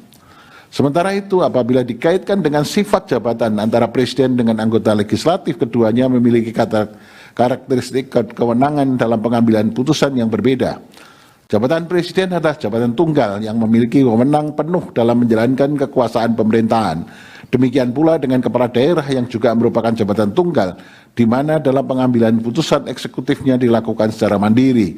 Sedangkan jabatan legislatif inkasu anggota DPR, anggota DPD, anggota DPRD provinsi, dan anggota DPRD kabupaten kota merupakan jabatan majemuk di mana setiap pengambilan putusan dalam rangka menjalankan tugas dan wewenangnya dilakukan dengan mekanisme kerja kolektif. Artinya setiap pengambilan putusan sedapat mungkin dapat mengutamakan musyawarah untuk mufakat, oleh karenanya pengambilan putusan dilakukan secara kolektif. Bahwa dengan demikian, walaupun jabatan presiden kepala daerah itu sama dengan jabatan anggota legislatif, dipilih melalui proses pemilihan umum atau elected official, namun terkait ketentuan masa jabatan beserta periodisasi yang melekat pada jabatan presiden dan kepala daerah tidak dapat dipersamakan, karena masing-masing jabatan tersebut memiliki karakteristik dan sifat jabatan yang berbeda. Terlebih, ketentuan terkait dengan pembatasan periodisasi masa jabatan anggota legislatif tidak diatur dalam Undang-Undang Dasar tahun 1945 maupun dalam undang-undang. Menimbang bahwa selanjutnya pemohon juga mendalilkan mengenai ketiadaan pembatasan periodisasi masa jabatan anggota legislatif mengakibatkan anggota legislatif berpotensi memanfaatkan segala cara untuk memenangkan kontestasi pemilu legislatif guna mempertahankan kekuasaannya selama mungkin. Berkenaan dengan dalil pemohon aku, Mahkamah telah memutus permohonan nomor 114 tahun 2022 yang berkelindahan dengan adanya praktek politik uang dalam proses pencalonan anggota DPR dan atau DPRD. Dalam hal ini tidak ada, saya ulangi, dalam hal ini paling tidak kelindahan tersebut dapat ditelusuri dari pertimbangan hukum yang termaktub dalam subparagraf 3.31.4 putusan Mahkamah Konstitusi nomor 14 tahun 2022 yang diucapkan pada sidang pleno terbuka untuk umum pada tanggal 15 Juni tahun 2023 yang antara lain menyatakan kutipan dianggap telah diucapkan. Berdasarkan kutipan pertimbangan hukum tersebut di atas, menurut Mahkamah, praktek politik uang untuk memenangkan kontestasi pemilu legislatif potensial terjadi dalam semua kategori pemilu. Namun demikian, pada pemilu anggota DPR atau DPRD, setidak-tidaknya peran serta partai politik merupakan salah satu faktor penting dalam mewujudkan pemilu yang demokratis. Adapun peran serta yang dimaksud adalah peran serta partai politik dalam meningkatkan komitmen guna menghindari, melawan, dan mendukung penegakan hukum terhadap praktek politik uang dalam kontestasi pemilu. Hal ini sesuai dengan ketentuan pasal 22E ayat 3 Undang-Undang Dasar Negara Republik Indonesia tahun 1945 yang menyatakan peserta pemilihan umum untuk memilih anggota Dewan Perwakilan Rakyat dan anggota Dewan Perwakilan Rakyat Daerah adalah partai politik. Artinya konstitusi telah memberikan peran kepada partai politik guna menjamin proses pencalonan anggota DPR atau DPRD dilaksanakan melalui pemilu yang demokratis. Dalam konteks ini, partai politik diharapkan memiliki desain kelembagaan yang ideal dalam pola rekrutmen dan mekanisme kaderisasi yang terukur, terstruktur, dan sistematis guna mendapatkan calon-calon anggota DPR atau DPRD yang memiliki integritas dan kapasitas dengan tetap mengedepankan prinsip-prinsip pemilu yang demokratis. Hal ini sejalan dengan ketentuan pasal 29 ayat 1 dan ayat 1A Undang-Undang Nomor 2 Tahun 2011 tentang perubahan atas Undang-Undang Nomor 2 Tahun 2008 tentang partai politik, yang pada pokoknya partai politik melakukan rekrutmen terhadap warga negara Indonesia yang salah satunya untuk menjadi bakal calon anggota DPR atau DPRD, dan rekrutmen tersebut dilakukan melalui kaderisasi secara demokratis. Bahwa dalam kaitannya dengan proses pencalonan, partai politik juga diharapkan dapat ikut serta memberikan pendidikan politik bagi masyarakat dengan berlandaskan pada demokrasi Pancasila dan Undang-Undang Dasar Negara Republik Indonesia tahun 1945. Adanya pendidikan politik yang dilakukan oleh partai politik diharapkan dapat meningkatkan pemahaman masyarakat terkait hak dan kewajiban sekeluarga negara, serta membentuk pribadi masyarakat yang memiliki tanggung jawab dalam kehidupan berbangsa dan bernegara. VDE Pasal 1 Angka 4 Undang-Undang Nomor 2 Tahun 2011. Artinya, dengan adanya pendidikan politik diharapkan akan meningkatkan partisipasi dan kontrol sosial masyarakat terhadap penyelenggaraan pemilu, inkasu, pemilu anggota DPR dan DPRD. Selain itu, adanya pelaksanaan pendidikan politik oleh partai politik dapat juga sekaligus meningkatkan pemahaman masyarakat dalam memahami visi dan misi partai politik serta langkah kebijakan partai politik ke depannya. Sejalan dengan itu, pendidikan politik juga dilakukan oleh calon anggota DPD dalam rangka memberikan pemahaman kepada masyarakat pemilih guna mengetahui visi dan misi masing-masing calon anggota DPD dalam memperjuangkan kepentingan daerah pada proses kebijakan di tingkat nasional nantinya. Bahwa dengan demikian persoalan terkait anggota legislatif berpotensi memanfaatkan segala cara untuk memenangkan kontestasi pemilihan legislatif guna mempertahankan kekuasaan sebenarnya lebih disebabkan karena sifat yang struktural dan bukan sekedar disebabkan karena ketiadaan pembatasan periodisasi masa jabatan anggota legislatif. Oleh karena itu, diperlukan adanya penguatan kelembagaan partai politik melalui kerjasama antar partai politik dengan para pemangku kepentingan guna menciptakan penyelenggaraan pemilu yang berdasarkan prinsip-prinsip demokrasi. Dengan demikian, persoalan terkait anggota legislatif berpotensi memanfaatkan segala cara memenangkan kontestasi pemilu legislatif guna mempertahankan kekuasaannya tidak dapat dijadikan dasar untuk mengarahkan tudingan dituding disebabkan oleh ketiadaan pembatasan periodisasi masa jabatan anggota legislatif. Menimbang bahwa selain kedua dalil sebut di atas, pemohon juga mendalilkan adanya kecenderungan perilaku tindakan pidana korupsi yang melibatkan anggota DPR DPRD. Terhadap dalil pemohon aku menurut Mahkamah untuk menangani persoalan tersebut diperlukan adanya kerjasama antara partai politik daerah dengan para pemangku kepentingan dalam menjaga dan mengawasi kinerja anggota DPR dan DPRD terpilih agar tidak terjebak dalam praktek-praktek yang bertentangan dengan peraturan perundangan. Sementara itu, apabila terdapat anggota legislatif yang terbukti melakukan tindak pidana, maka hal tersebut tidaklah serta-merta disebabkan ketiadaan pembatasan periodisasi masa jabatan anggota legislatif, melainkan dipengaruhi oleh antara lain integritas masing-masing anggota legislatif. Dalam kaitan ini, ketika terdapat anggota DPR atau DPRD yang terbukti melakukan tindak pidana telah dijatuhi putusan pengadilan yang mempunyai kekuatan hukum tetap, kemudian telah selesai menjalani hukumannya, maka secara serta-merta dikenakan ketentuan terkait pembatasan hak politik sementara untuk tidak turut serta dalam pemilu terhadap tindak pidana yang terbukti ancaman pidananya 5 tahun ke atas. Berkenaan dengan hal tersebut, Mahkamah melalui putusan Mahkamah Konstitusi nomor 87 tahun 2022 yang diucapkan dalam sidang pleno terbuka untuk umum pada tanggal 30 November 2022 telah berpendirian sebagaimana diuraikan pada paragraf 3.13 sebagai berikut. Kutipan dianggap telah diucapkan. Berdasarkan kutipan pertimbangan hukum sebagaimana dikemukakan di atas, bagi calon anggota legislatif yang pernah menjadi terpidana harus telah melewati jangka waktu 5 tahun setelah selesai menjalani pidana penjara guna melakukan penyesuaian atau adaptasi di tengah masyarakat untuk membuktikan bahwa setelah selesai menjalani masa pidananya yang bersangkutan benar-benar telah mengubah dirinya menjadi baik dan tidak akan mengulangi perbuatannya.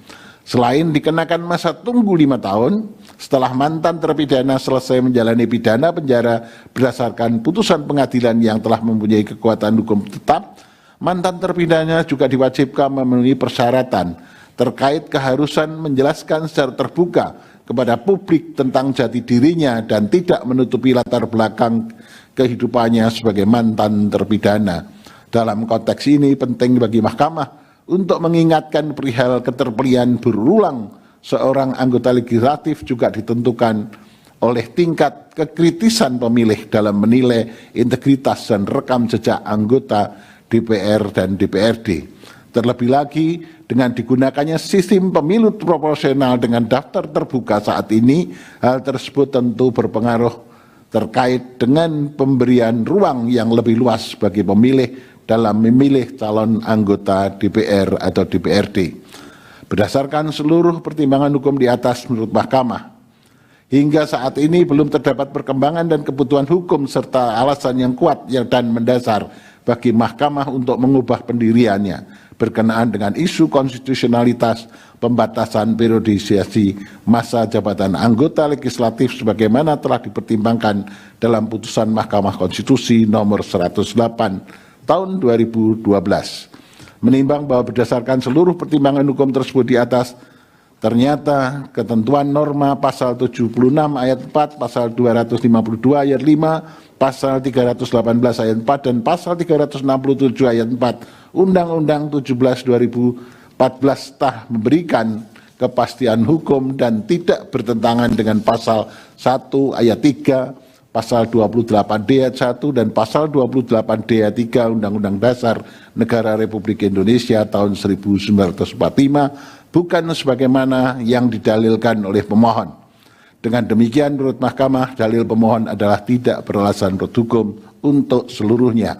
Menimbang bahwa terhadap hal-hal lain tidak dipertimbangkan lebih lanjut karena dinilai tidak ada relevansinya. Konklusi, berdasarkan penilaian atas fakta dan hukum tersebut di atas, Mahkamah berkesimpulan 1, 2, 3, 4 dianggap telah diucapkan berdasarkan Undang-Undang Dasar Negara Republik Indonesia tahun 1945 dan seterusnya dianggap telah diucapkan. Amar putusan mengadili menolak permohonan pemohon untuk seluruhnya. Demikian diputus dalam rapat permusyawaratan hakim oleh 8 hakim konstitusi pada hari Selasa tanggal 10 bulan Desember tahun 2024 yang diucapkan dalam sidang pleno Mahkamah Konstitusi terbuka untuk umum pada hari Kamis tanggal 2 bulan Januari tahun 2025 selesai diucapkan pukul 17.45 waktu Indonesia Barat oleh 9 hakim konstitusi tersebut dengan dibantu Imade Gede Widiatanaya Kabinawa sebagai panitera pengganti serta dihadiri oleh pemohon, Dewan Perwakilan Rakyat atau yang mewakili, dan Presiden atau yang mewakili. Dilanjut 164. Putusan nomor 164 PU 22 Romawi 2024 demi keadilan berdasarkan ketuhanan yang Maha Esa, Mahkamah Konstitusi Republik Indonesia yang mengadili perkara konstitusi pada tingkat pertama dan terakhir menjatuhkan putusan dan perkara pengujian Undang-Undang Nomor 17 Tahun 2014 tentang Majelis Permusyawaratan Rakyat, Dewan Perwakilan Rakyat, Dewan Perwakilan Daerah, dan Dewan Perwakilan Rakyat terhadap Undang-Undang Dasar Negara Republik Indonesia tahun 1945 yang diajukan oleh 1. Nama Indri Hapsari dan seterusnya, 2. Nama Amul Hikmah dan seterusnya berdasarkan surat kuasa khusus bertanggal 6 November 2024 dan seterusnya memberi kuasa kepada HMI L Hakim SH dan seterusnya dianggap telah diucapkan. Yang selanjutnya disebut sebagai para pemohon. Membaca permohonan pemohon, mendengar keterangan pemohon, memeriksa bukti-bukti pemohon, duduk perkara dan seterusnya dianggap telah diucapkan. pertimbangan hukum, kewenangan Mahkamah 3.1 3.2 dianggap telah diucapkan. Mahkamah berwenang mengadili permohonan akuo. Kedudukan hukum para pemohon 3.3 sampai dengan 3.5 dianggap telah diucapkan. Menurut Mahkamah, para pemohon memiliki kedudukan hukum untuk mengajukan permohonan akuo. Menimbang bahwa oleh karena Mahkamah berwenang mengadili permohonan akuo dan pemohon memiliki kedudukan hukum tidak sebagai pemohon dalam permohonan akuo, Mahkamah selanjutnya akan mempertimbangkan pokok permohonan pemohon. Pokok permohonan menimbang bahwa permohon mendalilkan norma pasal 76 ayat 4, pasal 252 ayat 5, pasal 318 ayat 4, pasal 367 ayat 4 Undang-Undang MD 3 yang dimohonkan pengujiannya bertentangan dengan pasal 28D ayat 1 dan ayat 3, pasal 8H ayat 2, pasal 8J ayat 1 dan ayat 2 UUD NRI tahun 1945 yang apabila dipahami dan dirumuskan Mahkamah pada pokoknya sebagai berikut. Menimbang 3.7 dan seterusnya menimbang bahwa dan seterusnya bahwa menurut pemohon ketiadaan pembatasan periodisasi masa jabatan anggota DPR, DPD, DPRD Provinsi, DPRD Kabupaten Kota menyebabkan kebuntuan kaderisasi partai politik yang tidak dapat mengorbitkan kader-kader lain untuk menjadi pejabat publik, dalam hal ini anggota legislatif. Hal ini juga membuka peluang terjadinya korupsi, kolusi, dan nepotisme di lembaga negara legislatif. Oleh karena itu, menurut pemohon, pembatasan periodisasi yang diatur oleh hukum menjadi dasar konstitusionalisme modern yang bertujuan untuk mencegah penyalahgunaan wewenang, meningkatkan kualitas pemerintahan, dan menciptakan regenerasi kepemimpinan. Pembatasan kekuasaan juga diatur dalam pasal 7 UUD NRI tahun 1945 yang membatasi masa jabatan presiden dan wakil presiden menjadi 2 periode. 2.2 sampai dengan 3 dianggap telah diucapkan, 3.8 sampai dengan 3.10 dianggap telah diucapkan. 3.11 menimbang bahwa para pemohon mempersoalkan kualitas norma pasal 76 ayat 4, pasal 252 ayat 5, pasal 318 ayat 4, pasal 367 ayat 4 Undang-Undang 17 2014 yang pada pokoknya memohon kepada Mahkamah agar anggota DPR, DPD, DPRD Provinsi, dan DPRD Kabupaten Kota dapat dipilih kembali pada jabatan yang sama hanya untuk 1 kali masa jabatan. Setelah Mahkamah mencermati secara sama dalil para pemohon akuo, telah ternyata substansi norma pasal 76 ayat 4, pasal 252 dan seterusnya yang dipersoalkan oleh pemohon sama dengan yang telah diputus oleh Mahkamah dalam putusan Mahkamah Konstitusi nomor 157 PU 22 Romawi 2024 yang telah diucapkan sebelumnya dalam sidang pleno terbuka untuk umum pada tanggal 2 Januari 2005 sebagaimana diuraikan sebagai berikut. Kutipan dianggap diucapkan. Berdasarkan kutipan pertimbangan hukum di atas, oleh karena substansi yang dipersoalkan para pemohon pada hakikatnya sama dengan yang telah diputus dalam putusan Mahkamah Konstitusi nomor 157 2024 meskipun dengan dasar pengujian dan alasan konstitusional yang berbeda, namun esensi yang dimohonkan dalam perkara akuo adalah sama, yakni mempersoalkan masa jabatan anggota legislatif, di mana para pemohon kepada Mahkamah agar periodisasi masa jabatan anggota legislatif dibatasi. Terhadap hal tersebut, Mahkamah belum memiliki alasan yang mendasar untuk berubah pendirian. Dengan demikian, berdasarkan fakta hukum tersebut, pertimbangan hukum dalam putusan Mahkamah Konstitusi nomor 157 PU 22 Romawi 2024 mutatis mutandis berlaku sebagai pertimbangan hukum dalam menjawab dalil permohonan akuo. Menimbang bahwa berdasarkan seluruh uraian pertimbangan hukum di atas, menurut Mahkamah permohonan permohon tidak berdasar menurut hukum untuk seluruhnya. Menimbang bahwa terhadap hal lain tidak dipertimbangkan oleh Mahkamah akan dinilai tidak ada relevansinya. Konklusi 4.1 sampai 4.4 dianggap telah diucapkan. Berdasarkan Undang-Undang Dasar Negara Republik Indonesia tahun 1945 dan seterusnya dianggap telah diucapkan. Amar putusan mengadili menolak permohonan para pemohon untuk seluruhnya. Demikian diputus dalam rapat konsultan hakim oleh 9 hakim konstitusi, yaitu nama-nama hakim dianggap diucapkan pada hari Selasa tanggal 17 bulan Desember tahun 2024 yang diucapkan dalam sidang pleno Mahkamah Konstitusi terbuka untuk umum pada hari Kamis tanggal 2 bulan Januari tahun 2025 selesai diucapkan pukul 17:51 waktu Indonesia Barat oleh 9 hakim konstitusi tersebut di atas dengan dibantu oleh Dewi Nurul Sapitri sebagai panitera pengganti serta dihadiri oleh pemohon, Dewan Perwakilan Rakyat atau yang mewakili, dan Presiden atau yang mewakili. Dilanjut 158. Putusan nomor 158 garis miring PUU 22 Romawi tahun 2024. Demi keadilan berdasarkan ketuhanan yang Maha Esa, Mahkamah Konstitusi Republik Indonesia yang mengadili perkara konstitusi pada tingkat pertama dan terakhir menjatuhkan putusan dalam perkara pengujian Undang-Undang nomor 19 tahun 2019 tentang perubahan kedua atas Undang-Undang nomor 30 tahun 2002 tentang Komisi Pemberantasan Tindak Pidana Korupsi terhadap Undang-Undang Dasar Negara Republik Indonesia tahun 1945 yang diajukan oleh Alexander Marwoto pemohon 1, Lis Kartika Sai pemohon 2, Maria Francisca pemohon 3. memberi kuasa kepada Dr. Periati Boru Ginting SHMH MKN dan kawan-kawan. Selanjutnya disebut para pemohon. Membaca permohonan para pemohon dan seterusnya dianggap telah diucapkan, duduk perkara dianggap telah diucapkan, pertimbangan hukum, kewenangan Mahkamah berwenang mengadili permohonan pemohon. Setelah Mahkamah mencermati secara seksama, saya ulangi, bahwa setelah Mahkamah mencermati secara seksama uraian para pemohon dalam menjelaskan kedudukan hukumnya dan bukti-bukti yang diajukan berkenaan dengan pengujian norma pasal 36 huruf A Undang-Undang KPK, sepanjang berkaitan dengan pemohon 1 sebagai salah satu pimpinan KPK adalah pihak atau subjek hukum yang menjadi adresat pasal 36 huruf A Undang-Undang KPK. Dengan demikian pemohon 1 telah dapat membuktikan sebagai perseorangan yang memiliki hak konstitusional yang dijamin oleh Undang-Undang Dasar Negara Republik Indonesia tahun 1945 yang dianggap dirugikan dengan berlakunya norma yang dimohonkan pengujian. Sedangkan pemohon 2 dan pemohon 3 sebagai pegawai KPK yang notabene bukan sebagai pimpinan KPK sebagaimana pihak atau subjek yang menjadi adresat dalam norma pasal 36A Undang-Undang KPK yang dimohonkan pengujian. Oleh karena itu, terhadap pemohon 2 dan pemohon 3 tidak dapat mendasarkan kepada norma akuo untuk menyatakan memiliki hak konstitusional yang dianggap dirugikan dengan berlakunya norma yang dilakukan pengujian, yaitu norma pasal 36 huruf A Undang-Undang KPK. Menurut Mahkamah, hanya pemohon 1 yang dapat menjelaskan sebagai perseorangan warga negara Indonesia yang memiliki hak konstitusional yang dianggap dirugikan dengan berlakunya norma pasal yang dimohonkan pengujian, di mana anggapan kerugian hak konstitusional tersebut bersifat aktual dan spesifik serta mempunyai hubungan kausa verban dengan norma pasal 36 huruf A Undang-Undang KPK yang dimohonkan pengujian.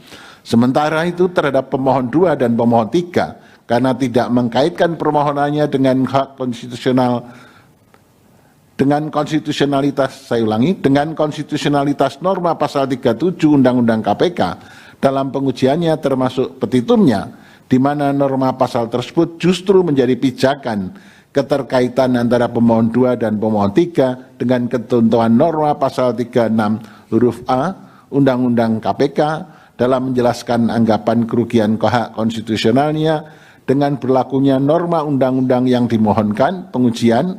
Dengan demikian menurut Mahkamah, pemohon 2 dan pemohon 3 tidak memiliki kedudukan hukum untuk bertindak sebagai pemohon dalam mengajukan permohonan akuo. Menimbang bahwa oleh karena Mahkamah berwenang mengadili permohonan akuo dan pemohon 1 memiliki kedudukan hukum untuk bertindak sebagai pemohon dalam mengajukan permohonan pengujian norma pasal 36 huruf A Undang-Undang KPK, maka selanjutnya Mahkamah mempertimbangkan pokok permohonan sepanjang berkenaan dengan permohonan pemohon 1.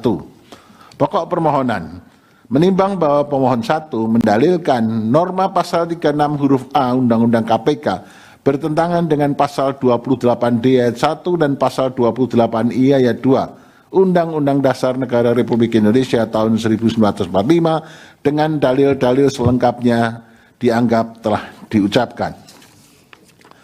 Menimbang bahwa untuk menguatkan dalil-dalilnya pemohon telah mengajukan bukti dan seterusnya dianggap telah diucapkan. Paragraf 9.10.11 dianggap telah diucapkan. Subparagraf 3.11.1 bahwa pemohon 1 mohon kepada Mahkamah yang pada pokoknya menyatakan norma pasal 36A Undang-Undang KPK bertentangan dengan Undang-Undang Dasar Negara Republik Indonesia tahun 1945 dan tidak mempunyai kekuatan hukum mengikat serta secara alternatif pemanaan terhadap pasal 36A Undang-Undang KPK menjadi mengadakan hubungan langsung atau tidak langsung dengan tersangka atau yang mewakilinya dengan maksud untuk meringankannya. Terhadap hal tersebut, jika dicermati secara seksama oleh Mahkamah, berbasis dengan Mahkamah, basis argumentasi yang dibangun oleh pemohon 1 dalam permohonannya adalah berasal dari kasus konkret yang dialami oleh pemohon 1 tanpa secara komprehensif mengkaitkan dengan konteks kelembagaan KPK yang bersifat independen, terbebas dari intervensi cabang kekuasaan manapun atau perorangan sekalipun. Selanjutnya berkaitan dengan dalil pemohon 1 menyatakan bahwa pasal 36A Undang-Undang KPK telah secara diskriminasi mengiris, memotong, menghilangkan dan membuang hak asasi manusia sebagai makhluk sosial merupakan asumsi yang dibangun oleh pemohon 1. Berkenaan dengan dalil tersebut menurut Mahkamah, baik argumentasi maupun bukti yang diajukan pemohon 1, khususnya berkenaan dengan bukti tangkapan layar atau screenshot pemberitaan mengenai kasus-kasus konkret yang dialami oleh Komisioner KPK merupakan hal yang tidak ada korelasinya dengan persoalan konstitusionalitas norma. Namun demikian, mengingat sifat independensi kelembagaan KPK yang memiliki kewenangan yang khusus, maka keberadaan pasal 36 huruf A Undang-Undang KPK justru dapat menjadi instrumen jaminan untuk selalu mengawal sifat kekhususan dan luar biasa serta marwah lembaga KPK. Dalam konteks kelembagaan KPK yang lahir dari kebutuhan yang mendesak karena belum optimalnya lembaga penegak hukum lain yang mempunyai kewenangan dalam pemberantasan tindak pidana korupsi, KPK sebagai lembaga yang kemudian diberi kewenangan khusus dalam pemberantasan tindak pidana korupsi, sehingga karakteristik dari lembaga KPK yang bersifat luar biasa dan dapat dikategorikan sebagai lembaga yang bersifat extraordinary function pula, maka sudah seharusnya lembaga yang demikian dijalankan oleh para pimpinan yang memiliki integritas, loyalitas, dan nilai pengabdian yang tinggi, bahkan seharusnya lebih tinggi kadarnya dari rata-rata dibanding unsur penegak hukum lainnya. Oleh karena itu, menurut Mahkamah, norma pasal 36A huruf, saya ulangi, menurut Mahkamah, norma pasal 36A Undang-Undang KPK adalah norma yang penting dan fundamental untuk menjadi rujukan bagi pimpinan KPK dan merupakan norma yang dapat menjadi instrumen sistem peringatan dini atau early warning system bagi seluruh pimpinan KPK atas semua hal yang berpotensi mempengaruhi untuk melakukan penyimpangan yang terjadi dan menjaga agar supaya seluruh pimpinan KPK tetap berada di koridor pemberantasan tindak pidana korupsi. Di samping itu, berkenaan dengan sejak kapan pimpinan KPK tidak boleh berhubungan langsung atau tidak langsung dengan seorang tersangka atau pihak lainnya yang ada hubungannya dengan perkara tindak pidana korupsi yang sedang ditangani oleh KPK yang dipersoalkan juga oleh pemohon 1 terhadap hal tersebut menurut Mahkamah. Meskipun dalam rumusan penjelasan norma pasal 36 huruf A Undang-Undang KPK dinyatakan sudah jelas, namun untuk menghindari adanya potensi multitafsir, maka melalui putusan aku penting untuk ditegaskan bahwa dalam batas penalaran yang wajar, titik awal potensi terjadinya suatu dugaan tindak pidana korupsi adalah saat adanya laporan atau pengaduan masyarakat atau DUMAS yang telah disampaikan atau dilaporkan kepada pimpinan KPK. Artinya ketika sebuah pengaduan masyarakat terkait dengan adanya dugaan tindak pidana korupsi sudah masuk KPK dan hal tersebut telah disampaikan dan atau dilaporkan kepada pimpinan KPK, maka sejak itulah menjadi titik awal bagi pimpinan KPK untuk tidak boleh lagi melakukan hubungan langsung atau tidak langsung dengan seorang yang berpotensi menjadi tersangka atau pihak lain yang ada hubungannya dengan perkara tindak pidana korupsi yang sudah diadukan atau dilaporkan oleh masyarakat tersebut. Bahwa berkenaan dengan dalil pemohon 1 yang menyatakan bahwa terhadap pimpinan KPK dilarang untuk mengadakan hubungan dengan pihak tersangka atau pihak lain yang ada hubungannya dengan perkara tindak pidana korupsi yang ditangani oleh KPK sebagaimana diatur dalam pasal 36 huruf A Undang-Undang KPK, sementara terhadap subjek hukum aparat penegak hukum lainnya di Indonesia, hal tersebut tidak dilarang, maka norma pasal tersebut secara nyata bersifat diskriminatif terhadap pimpinan KPK dengan aparat penegak hukum lainnya. Berkenaan dengan dalil pemohon 1 tersebut, menurut Mahkamah, KPK secara kelembagaan dan pimpinan KPK tidak dapat apple to apple dipersamakan dengan aparat penegak hukum lainnya.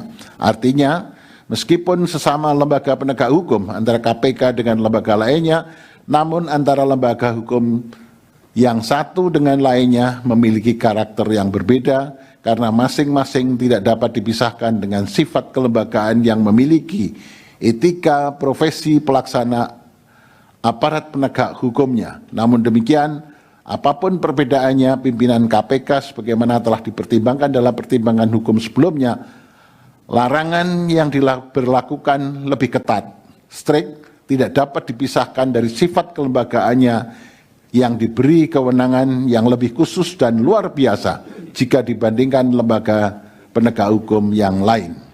Oleh karena itu, berkenaan dengan hal ini tidak dapat dibenarkan dalil pemohon 1 yang berpendapat bahwa terhadap hal tersebut sama halnya memperlakukan pimpinan KPK secara diskriminatif.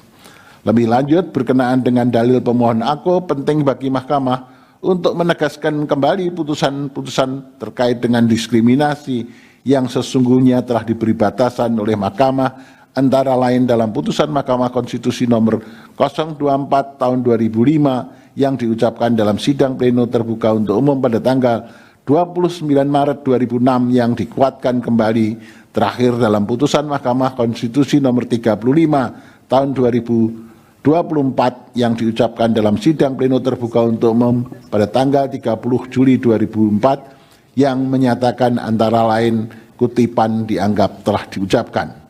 Berdasarkan kutipan pertimbangan hukum tersebut di atas, diartikan adanya perbedaan larangan bagi pimpinan KPK dengan aparat penegak hukum lainnya merupakan sebuah keniscayaan.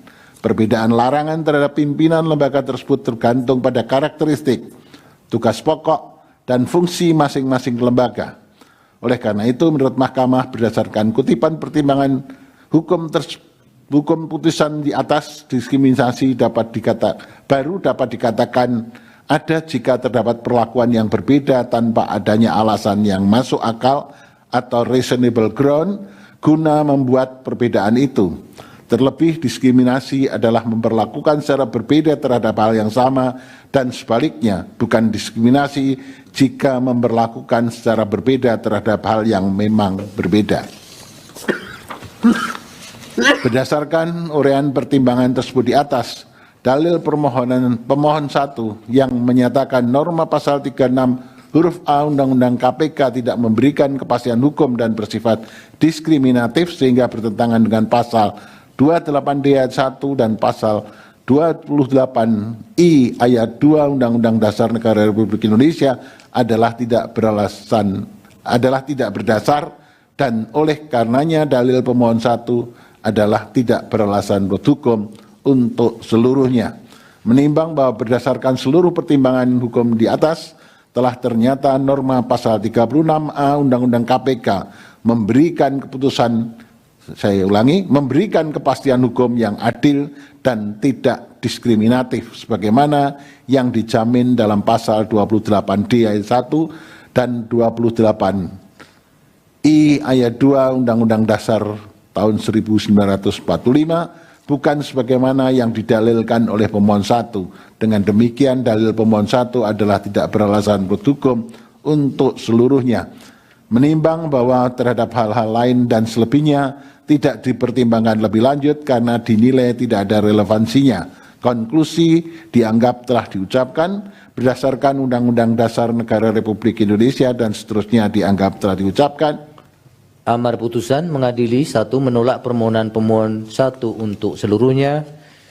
2. Menyatakan permohonan pemohon 2 dan pemohon 3 tidak dapat diterima. Demikian diputus dalam rapat permusyawaratan hakim oleh 8 hakim konstitusi, yaitu nama-nama hakim dianggap diucapkan pada hari Selasa tanggal 10 bulan Desember tahun 2024 yang diucapkan dalam sidang pleno Mahkamah Konstitusi terbuka untuk umum pada hari Kamis tanggal 2 bulan Januari tahun 2025 selesai diucapkan pukul 18:07 waktu Indonesia Barat oleh 9 hakim konstitusi dengan dibantu oleh Agus Newan Etra sebagai panitera pengganti serta dihadiri oleh pemohon dan atau kuasanya, Dewan Perwakilan Rakyat atau yang mewakili, dan Presiden atau yang mewakili. Lanjut 160. Putusan Mahkamah, putusan nomor 160 PUU 22 Romawi 2024 demi keadilan berdasarkan Ketuhanan Yang Maha Esa, Mahkamah Konstitusi Republik Indonesia yang mengadili perkara konstitusi pada tingkat pertama dan terakhir menyatukan putusan dalam perkara pengujian Undang-Undang Nomor 30 Tahun 2002 tentang Komisi Pemberantasan Tindak Pidana Korupsi sebagaimana diubah terakhir dengan Undang-Undang Nomor 19 Tahun 2019 tentang perubahan kedua Undang-Undang Nomor 30 Tahun 2002 tentang Komisi Pemberantasan Tindak Pidana Korupsi terhadap Undang-Undang Dasar Negara Republik Indonesia tahun 1945 yang diajukan oleh Boyamin bin Saiman, selanjutnya disebut sebagai pemohon, berdasarkan surat kuasa khusus bertanggal 21 November 2024 memberikan kuasa kepada CN Harno dan seterusnya dianggap diucapkan. Membaca permohonan pemohon, mendengar keterangan pemohon, memeriksa bukti-bukti pemohon duduk perkara dan selanjutnya dianggap telah diucapkan. Kewenangan Mahkamah 3.1, 3.2 dianggap telah diucapkan. Mahkamah berwenang mengadili permohonan akuo. Kedudukan hukum 3.1, 3.3, 3.4, 3.5 dianggap telah diucapkan. Pemohon memiliki kedudukan hukum untuk mengajukan permohonan akuo. 3.6 dianggap telah diucapkan. Pokok permohonan 3.7, 3.8, 3.9 dianggap telah diucapkan. Menimbang bahwa setelah Mahkamah membaca secara saksama permohonan pemohon dan memeriksa bukti-bukti yang diajukan, telah nyata pokok permasalahan yang dipersoalkan oleh pemohon adalah berkenaan dengan tidak adanya kepastian hukum mengenai presiden atau pemerintah periode mana yang berhak membentuk panitia seleksi calon pimpinan KPK dan calon Dewan Pengawas KPK. Dalam hal ini pemohon beranggapan presiden dan pemerintah hanya dapat membentuk panitia seleksi calon pimpinan KPK dan calon Dewan Pengawas KPK pada masa jabatan presiden dan pemerintah yang sama dengan calon pimpinan KPK atau calon Dewan Pengawas KPK. Terhadap isu konstitusional tersebut, Mahkamah mempertimbangkan sebagai berikut. Paragraf 3.10.1 dianggap telah diucapkan. Paragraf selanjutnya. Berkenaan dengan hal tersebut, maka untuk memahami perlu diuraikan terlebih dahulu mengenai bagaimana sebetulnya tahapan seleksi dan pengangkatan pimpinan KPK dan Dewas Pengawas KPK sebagaimana diatur dalam Undang-Undang KPK, yaitu pada pasal 30 dan pasal 37E Undang-Undang KPK yang pada pokoknya mengatur tahapan sebagai berikut. Angka 1 sampai dengan angka 6 dianggap telah diucapkan. Dengan demikian, Presiden terikat pada ketentuan dalam undang-undang tersebut dan juga terikat pada berakhirnya masa jabatan pimpinan KPK dan anggota Dewan Pengawas KPK agar tidak terjadi kekosongan pimpinan KPK dan seterusnya dianggap telah diucapkan.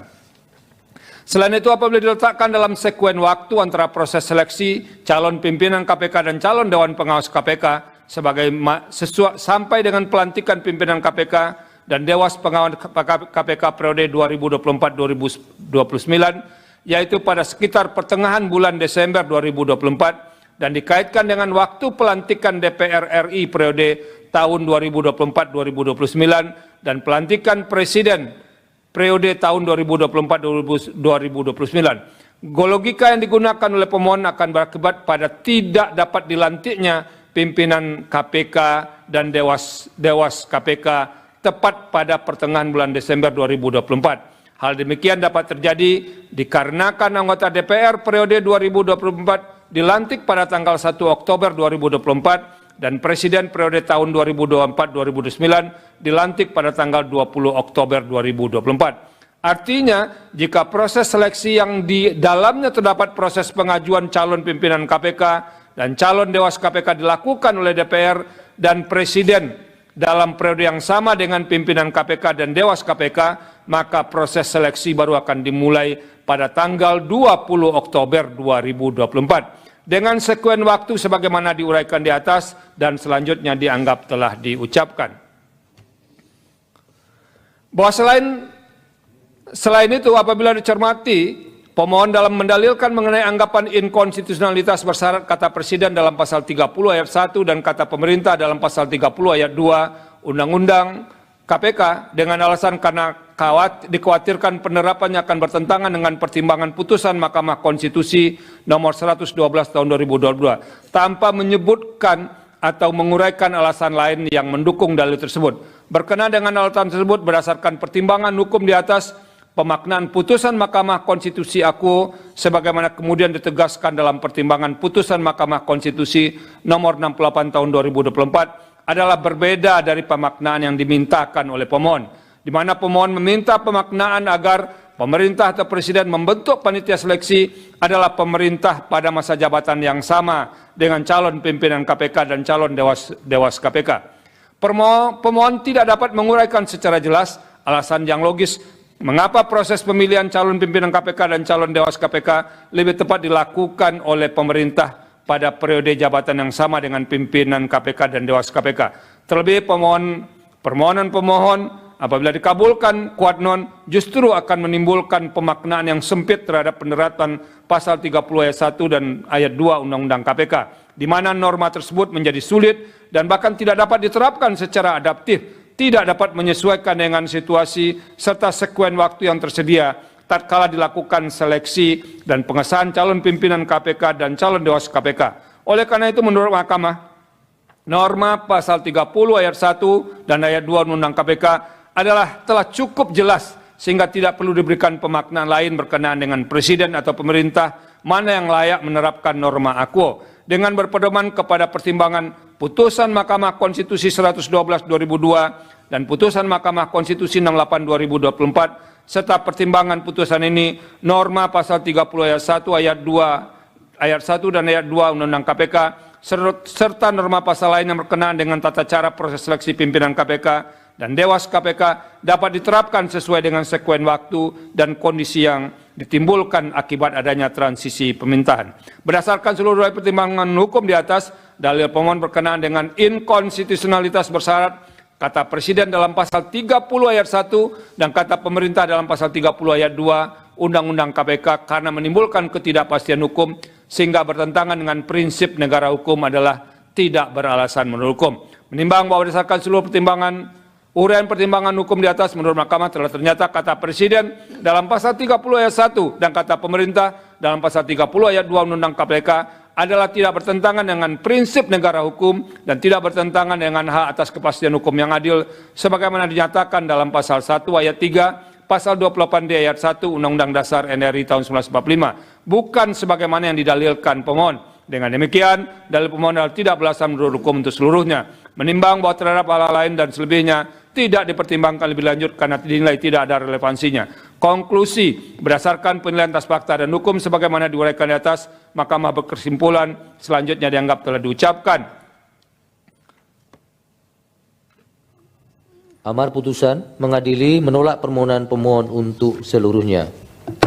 Demikian diputus dalam rapat permusyawaratan hakim oleh 9 hakim konstitusi, yaitu nama-nama hakim dianggap diucapkan pada hari Kamis tanggal 12 bulan Desember tahun 2024 yang diucapkan dalam sidang plenum Mahkamah Konstitusi terbuka untuk umum pada hari Kamis tanggal 2 bulan Januari tahun 2025 selesai diucapkan pukul 18:16 waktu Indonesia Barat oleh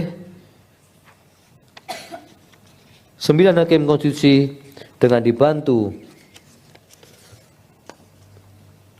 Eri Satria Pamungkas sebagai panitia pengganti serta dihadiri oleh pemohon dan atau kuasanya, Dewan Perwakilan Rakyat atau yang mewakili serta Presiden atau yang mewakili. 163. Putusan nomor 163 PUU garis datar 22 Romawi 2024 demi keadilan berdasarkan ketuhanan yang Maha Esa, Mahkamah Konstitusi Republik Indonesia yang mengadili perkara konstitusi pada tingkat pertama dan terakhir menjatuhkan putusan dalam perkara pengujian Undang-Undang Nomor 30 Tahun 2022 tentang Komisi Pemberantasan Tindak Pidana Korupsi sebagaimana telah diubah terakhir dengan Undang-Undang Nomor 19 Tahun 2019 tentang perubahan kedua atas Undang-Undang Nomor 30 Tahun 2022 tentang Komisi Pemberantasan Tindak Pidana Korupsi terhadap Undang-Undang Dasar Negara Republik Indonesia tahun 1945 yang diajukan oleh Perkumpulan Masyarakat Anti Korupsi atau MAKI yang dalam hal ini diwakili oleh Bonjamin bin Saiman Supriyadi berdasarkan surat kuasa khusus bertanggal 21 November 2024 memberi kuasa kepada CH Arno dan kawan-kawan selanjutnya disebut sebagai pemohon, membaca permohonan pemohon, mendengar keterangan pemohon, memeriksa bukti-bukti pemohon, duduk perkara selanjutnya dianggap telah diucapkan, pertimbangan hukum kewenangan Mahkamah, 3.1, 3.2 dianggap telah diucapkan, Mahkamah berwenang.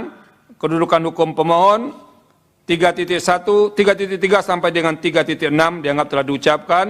Pemohon berwenang berkedudukan untuk mengajukan permohonan akuo. 3.6 dianggap telah diucapkan. Pokok permohonan menimbang bahwa mendalilkan inkonstitusionalitas pasal yang diuji, pemohon mengemukakan dalil-dalil yang pada pokoknya telah dimuat pada bagian duduk perkara. Angka 1 sampai angka 3 dianggap telah diucapkan. 3.8 sampai dengan 3.9 dianggap telah diucapkan.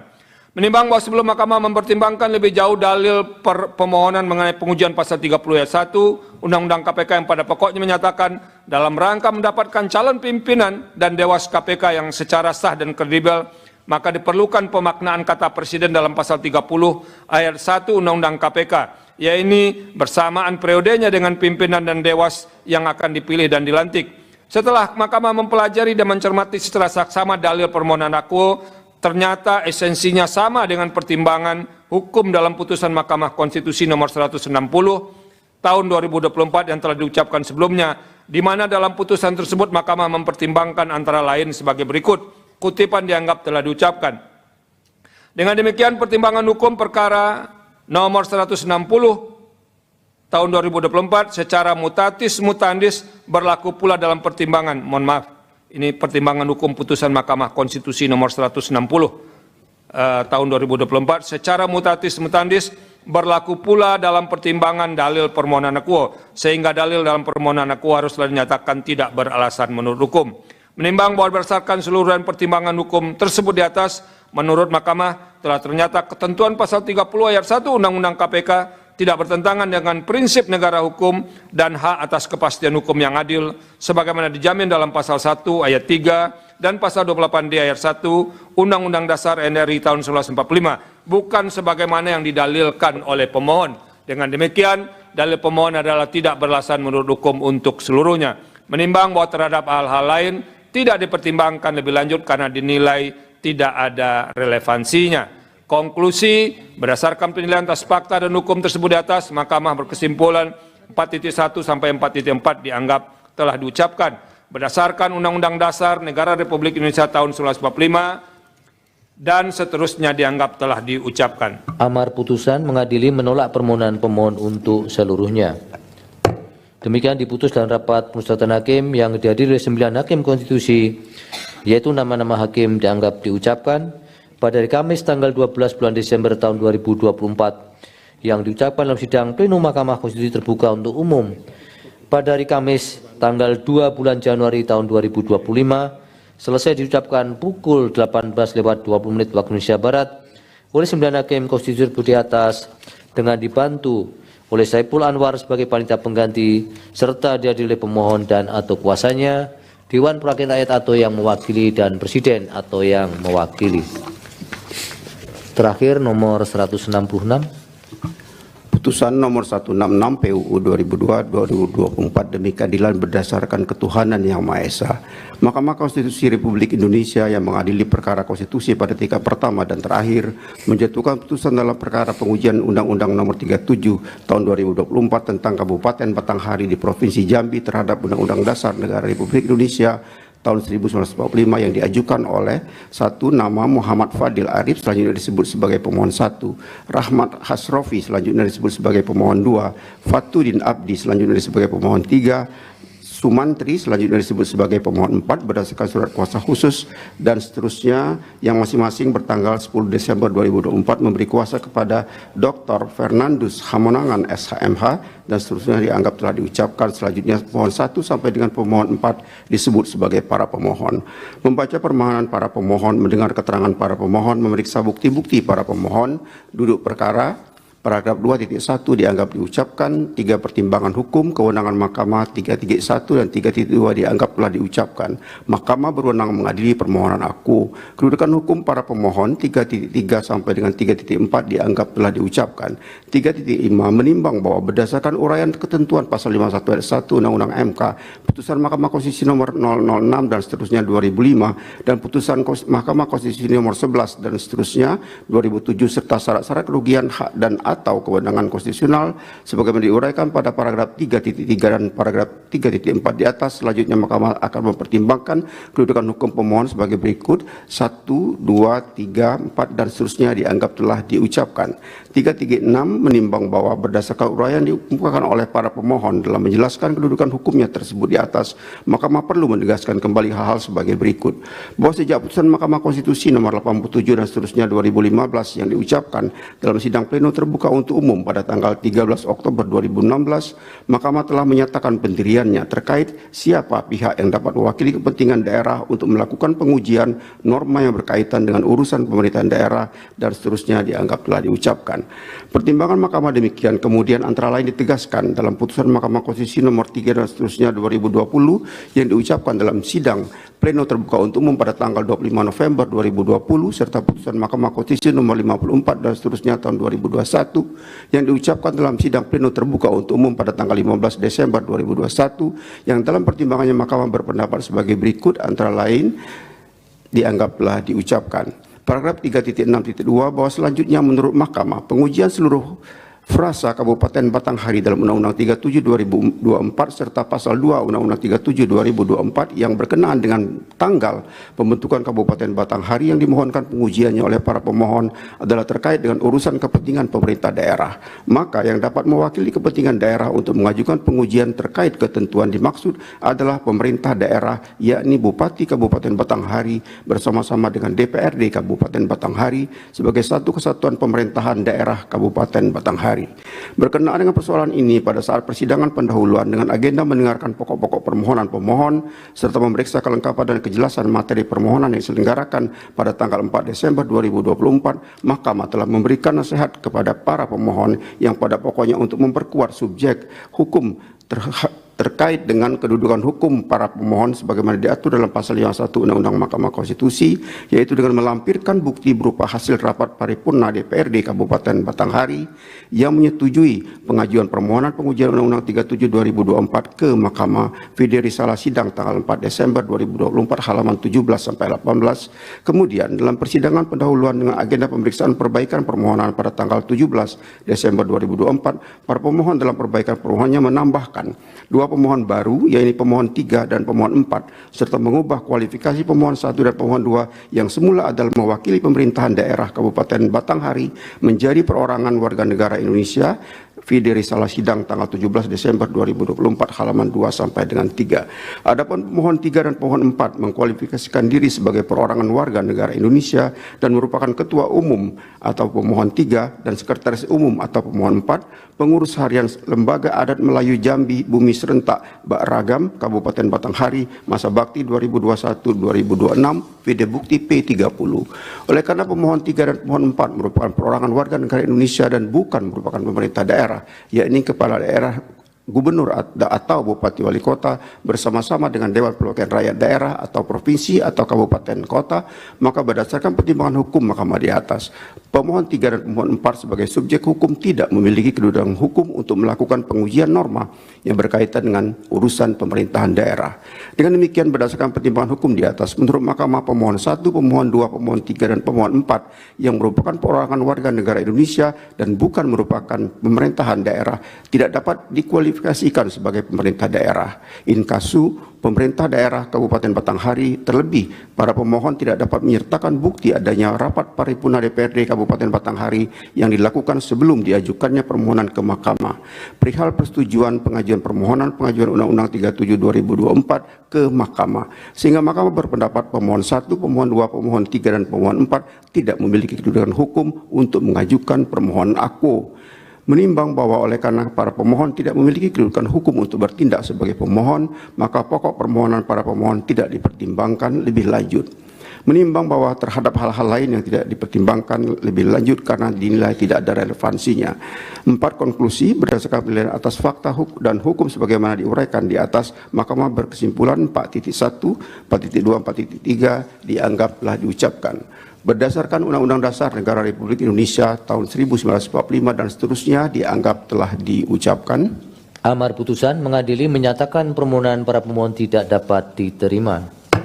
Demikian diputus dalam rapat musyawaratan hakim oleh 8 hakim konstitusi yang nama-nama hakim dianggap diucapkan pada hari Rabu tanggal 18 bulan Desember tahun 2024 yang diucapkan dalam sidang plenum Mahkamah Konstitusi terbuka atau umum pada hari Kamis tanggal 2 bulan Januari tahun 2025 selesai diucapkan pukul 18:27 waktu Indonesia Barat oleh 9 hakim konstitusi dengan dibantu oleh Ramadhani Putri Nilasari sebagai panitera pengganti, dengan dihadiri oleh para pemohon dan atau kuasanya, Dewan Perwakilan Rakyat atau yang mewakili, dan Presiden atau yang mewakili. Demikian pemohon dan pemerintah serta DPR atau yang mewakili pengucapan ketetapan dan putusan. Untuk salinan putusan, para pihak bisa akan dikirim setelah pengucapan putusan ini selesai melalui email masing-masing atau setidak-tidaknya 3 hari kerja setelah pengucapan putusan ini di persidangan ditutup. Terima kasih untuk semuanya. Sidang selesai dan ditutup. Hadirin dimohon berdiri. Yang Mulia Majelis Hakim Konstitusi meninggalkan ruang persidangan.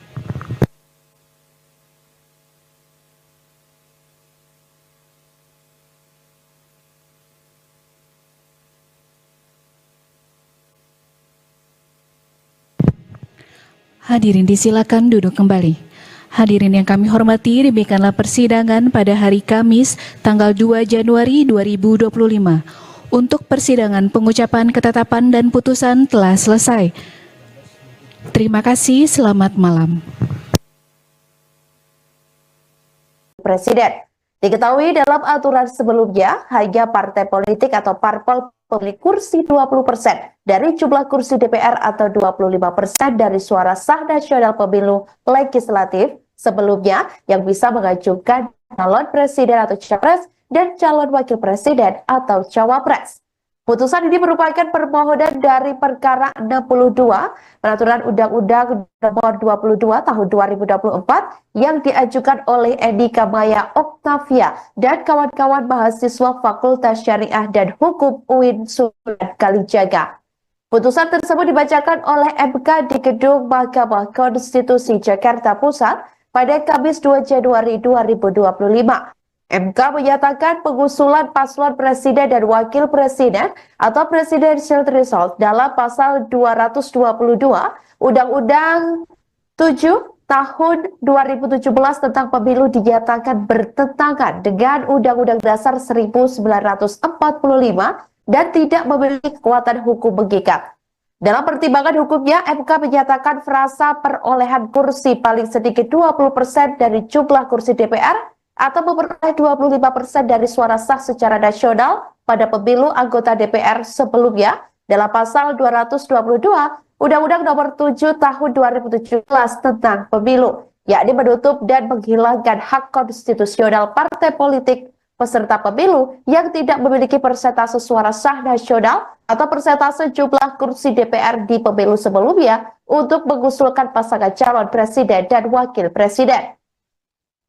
Selain itu, Saudara, MK menilai penentuan besaran ambang batas itu tidak didasarkan pada penghitungan yang jelas dengan rasionalitas yang kuat.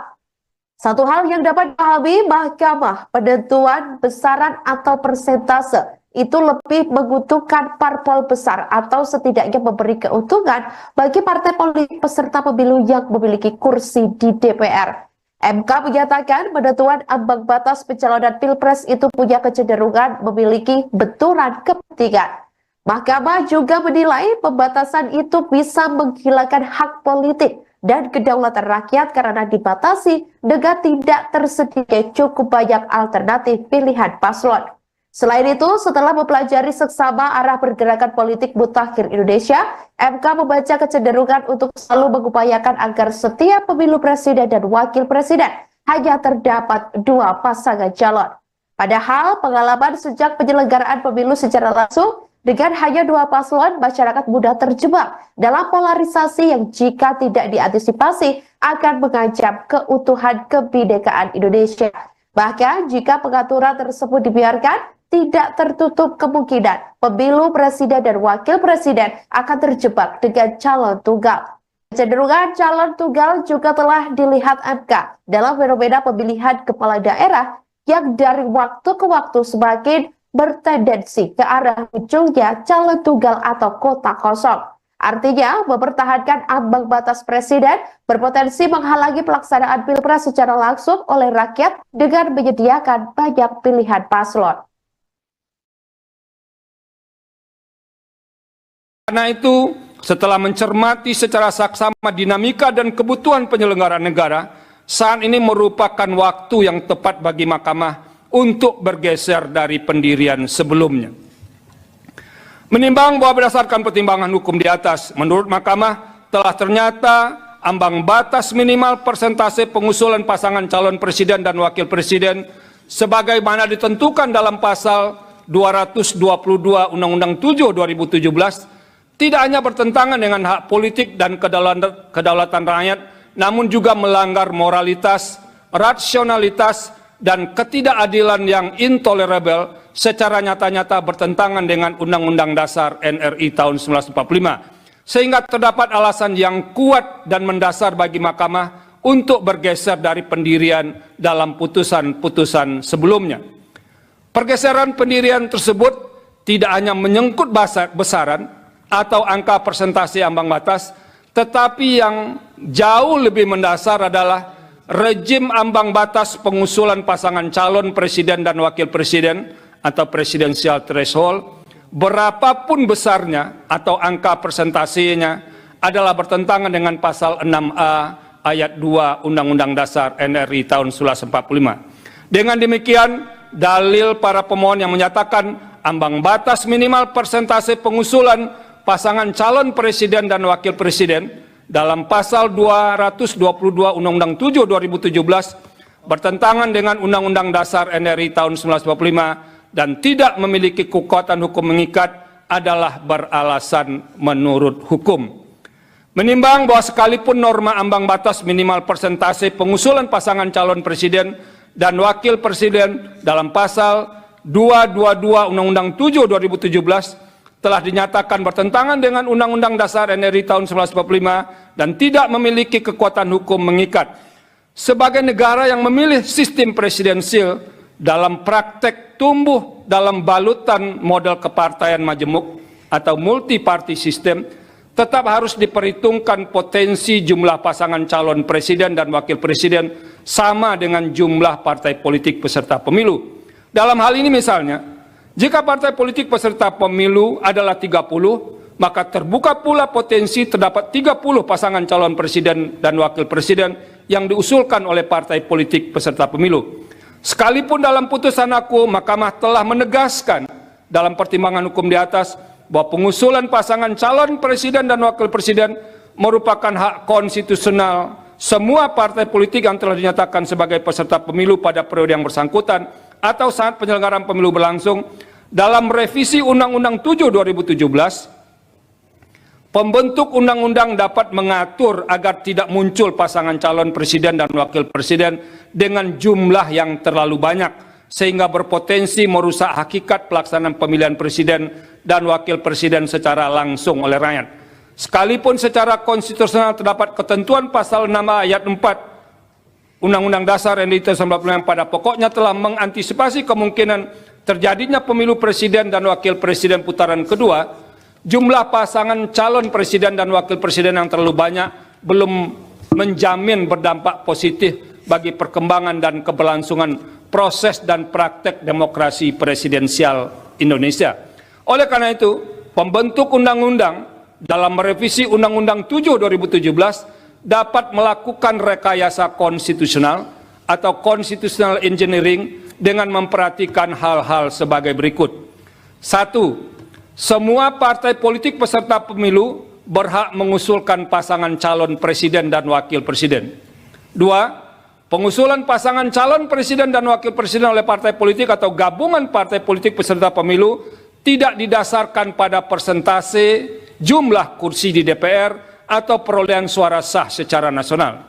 3. Dalam mengusulkan pasangan calon presiden dan wakil presiden, partai politik peserta pemilu dapat bergabung sepanjang gabungan partai politik peserta pemilu tersebut tidak menyebabkan dominasi partai politik atau gabungan partai politik sehingga menyebabkan terbatasnya pasangan calon presiden dan wakil presiden serta terbatasnya pilihan pemilih. 4. Partai politik peserta pemilu yang tidak mengusulkan pasangan calon presiden dan wakil presiden dikenakan sanksi larangan mengikuti pemilu periode berikutnya. Dan yang kelima, perumusan rekayasa konstitusional dimaksud, termasuk perubahan Undang-Undang 7 2017, melibatkan partisipasi semua pihak yang memiliki perhatian atau concern terhadap penyelenggaraan pemilu, termasuk partai politik yang tidak memperoleh kursi di DPR dengan menerapkan prinsip partisipasi publik yang bermakna, meaningful participation.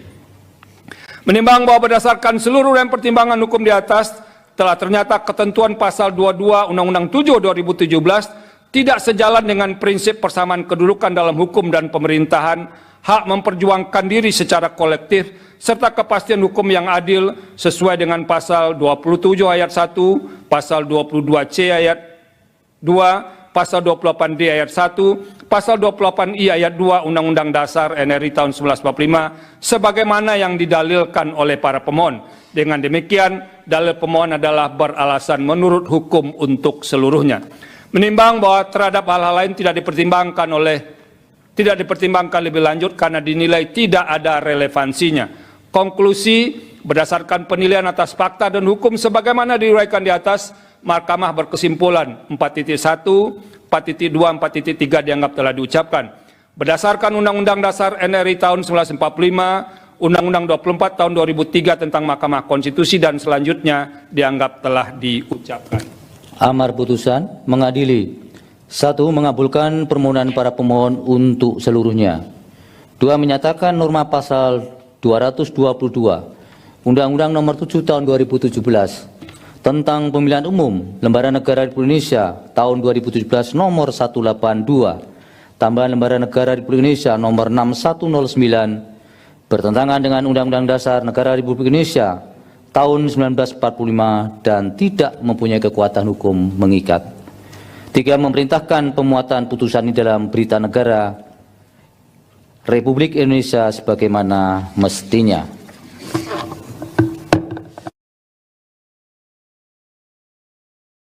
Ayat 2, pasal 8D ayat 1 dan pasal 8I ayat 2 UUD NRI 1945 bukan sebagaimana yang didalilkan para pemohon. Dengan demikian pertama dalil para pemohon adalah tidak beralasan menurut hukum untuk seluruhnya. Menimbang bahwa terhadap hal-hal selain dan selebihnya tidak dipertimbangkan lebih lanjut oleh Mahkamah karena dinilai tidak ada relevansinya. Konklusi 4.1, 4.2 dan seterusnya dianggap telah diucapkan berdasarkan Undang-Undang Dasar Negara Republik Indonesia tahun 1945 dan seterusnya dianggap telah diucapkan. Amar putusan mengadili menolak permohonan para pemohon untuk seluruhnya.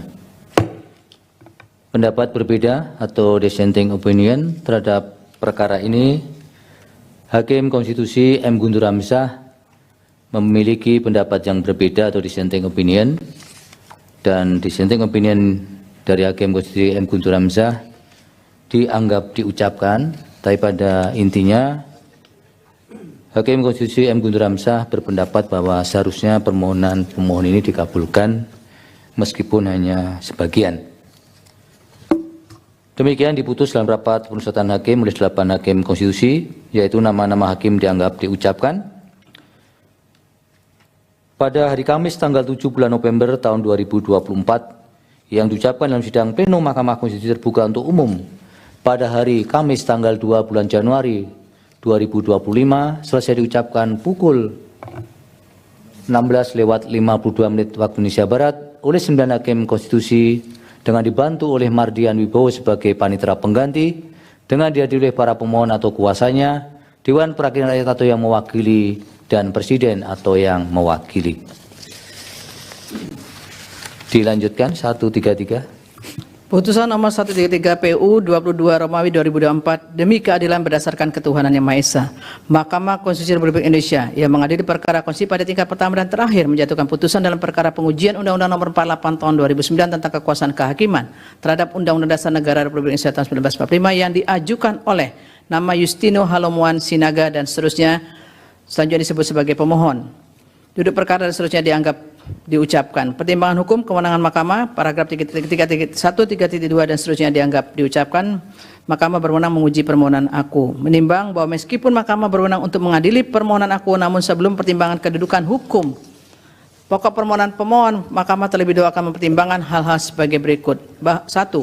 Bahwa Mahkamah telah memeriksa permohonan pemohon dalam sidang pemeriksaan pendahuluan pada tanggal 7 Agustus 2024. Dalam persidangan tersebut Mahkamah sesuai dengan ketentuan dalam pasal 39 ayat 2 Undang-Undang MK dan pasal 1 ayat 3 PMK 2 2021 telah memberikan nasihat kepada pemohon untuk memperbaiki sekaligus memperjelas hal-hal yang berkaitan dengan permohonan pemohon, yaitu kewenangan Mahkamah, kedudukan hukum pemohon, alasan permohonan atau posita, dan hal yang dimohonkan atau petitum sehingga sesuai dengan sistematika permohonan sebagaimana diatur dalam PMK 2 2021. 2. Bahwa selanjutnya pada tanggal 14 Oktober 2024 pemohon telah menyampaikan perbaikan permohonan kepada Mahkamah dan telah diperiksa dalam sidang pemeriksaan pendahuluan dengan agenda perbaikan permohonan pada tanggal 14 Oktober 2024. Setelah Mahkamah memeriksa dengan sesama permohonan pemohon khususnya berkenaan dengan sistematika permohonan, ternyata format permohonan pemohon telah memenuhi sistematika permohonan sebagaimana ditentukan dalam pasal 31 ayat 1 Undang-Undang MK. Namun demikian, jika dicermati lebih lanjut substansi uraian alasan permohonan posita yang dikemukakan oleh pemohon telah ternyata tidak menguraikan secara jelas argumentasi hukum mengenai pertentangan antara norma yang dimohonkan pengujian dengan dasar pengujian yang terdapat dalam UUD NRI tahun 1945. Oleh karena itu Mahkamah tidak dapat memahami permasalahan konstitusionalitas norma pasal-pasal yang dimohonkan pengujian, karena pemohon lebih banyak menguraikan hal-hal yang berkaitan dengan kasus konkret yang dialaminya serta kekecewaan pemohon yang sesungguhnya berkaitan dengan implementasi atas berlakunya norma-norma yang dimohonkan pengujian. Dengan demikian, berdasarkan uraian fakta-fakta hukum dimaksud, Mahkamah sulit menilai adanya pertautan inkonstitusionalitas norma yang dimohonkan pengujian dengan hak konstitusionalitas pemohon yang dijamin dalam UUD NRI tahun 1945. Sebab syarat utama agar suatu pasal dan atau ayat undang-undang dinyatakan bertentangan dengan UUD NRI 1945 dan tidak memiliki kekuatan hukum mengikat adalah pasal dan atau ayat tersebut harus terbukti dan dinyatakan bertentangan dengan UUD NRI 1945 dan tidak mempunyai kekuatan hukum mengikat. Pertentangan tersebut sama sekali tidak diuraikan dalam alasan-alasan permohonan. 3. Bahwa selain fakta hukum sebagaimana diuraikan tersebut di atas, jika dicermati lebih lanjut perumusan petitum pemohon, menurut Mahkamah juga merupakan rumusan petitum yang tidak lazim.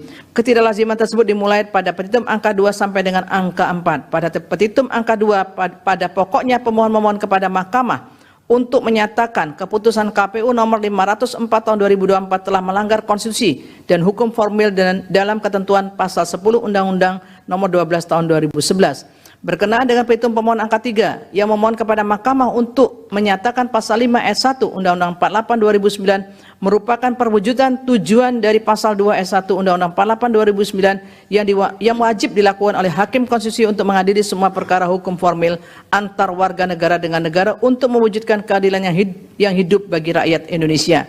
Selanjutnya berkenaan dengan petitum angka 4 pemohon memohon kepada Mahkamah untuk menyatakan pasal 5 ayat 1 Undang-Undang 48 2009, Mahkamah wajib membuat sidang pengadilan hukum formil yang bersih dengan sistem peradilan yang terpadu dalam naungan hakim konstitusi dalam rangka menilai perkara hukum formil untuk mewujudkan keadilan hidup bagi rakyat Indonesia. Menurut Mahkamah, seluruh rumusan petitum tersebut ada tidak sesuai dengan ketentuan hukum acara pengujian undang-undang sebagaimana dimaksud dalam pasal 10 ayat 2 huruf D PMK 2 2021. Dalam hal ini salah satu syarat untuk menyatakan petitum permohonan sesuai dengan ketentuan dimaksud adalah norma yang dimohonkan pengujian harus dinyatakan bertentangan dengan UUD NRI tahun 1945 dan tidak mempunyai kekuatan hukum mengikat. Hal tersebut sama sekali tidak dicantumkan dalam petitum permohonan aku. Dengan demikian, di samping uraian alasan permohonan atau posita tidak jelas sebagaimana dipertimbangkan di atas, dan dengan adanya petitum pemohon yang tidak lazim karena tidak sesuai dengan ketentuan pasal 10 ayat 2 huruf D PMK 2 2021, maka tidak ada keraguan bagi Mahkamah untuk menyatakan permohonan pemohon adalah tidak jelas atau kabur, obskur. Dengan demikian permohonan pemohon tidak dipertimbangkan lebih lanjut. Menimbang bahwa oleh karena permohonan pemohon kabur terhadap kedudukan hukum pokok permohonan dan hal-hal yang tidak dipertimbangkan lebih lanjut karena dinilai tidak ada relevansinya. Konklusi 4.1 sampai 4.3 dianggap diucapkan. Berdasarkan Undang-Undang Dasar Negara Republik Indonesia tahun 1945 dan seterusnya dianggap diucapkan. Amar putusan mengadili menyatakan permohonan pemohon tidak dapat diterima. Demikian diputus dalam rapat pemusatan hakim oleh 8 hakim konstitusi, yaitu nama-nama hakim dianggap diucapkan pada hari Kamis tanggal 7 bulan Desember tahun 2024, yang diucapkan dalam sidang pleno Mahkamah Konstitusi terbuka untuk umum pada hari Kamis tanggal 2 bulan Januari tahun 2025 selesai diucapkan pukul 16:58 waktu Indonesia Barat oleh 9 hakim konstitusi dengan dibantu oleh Wilma Sirahi sebagai panitera pengganti serta dihadiri oleh para pihak. Dilanjutkan putusan 154. Putusan nomor 154/PU/Data 22/2024.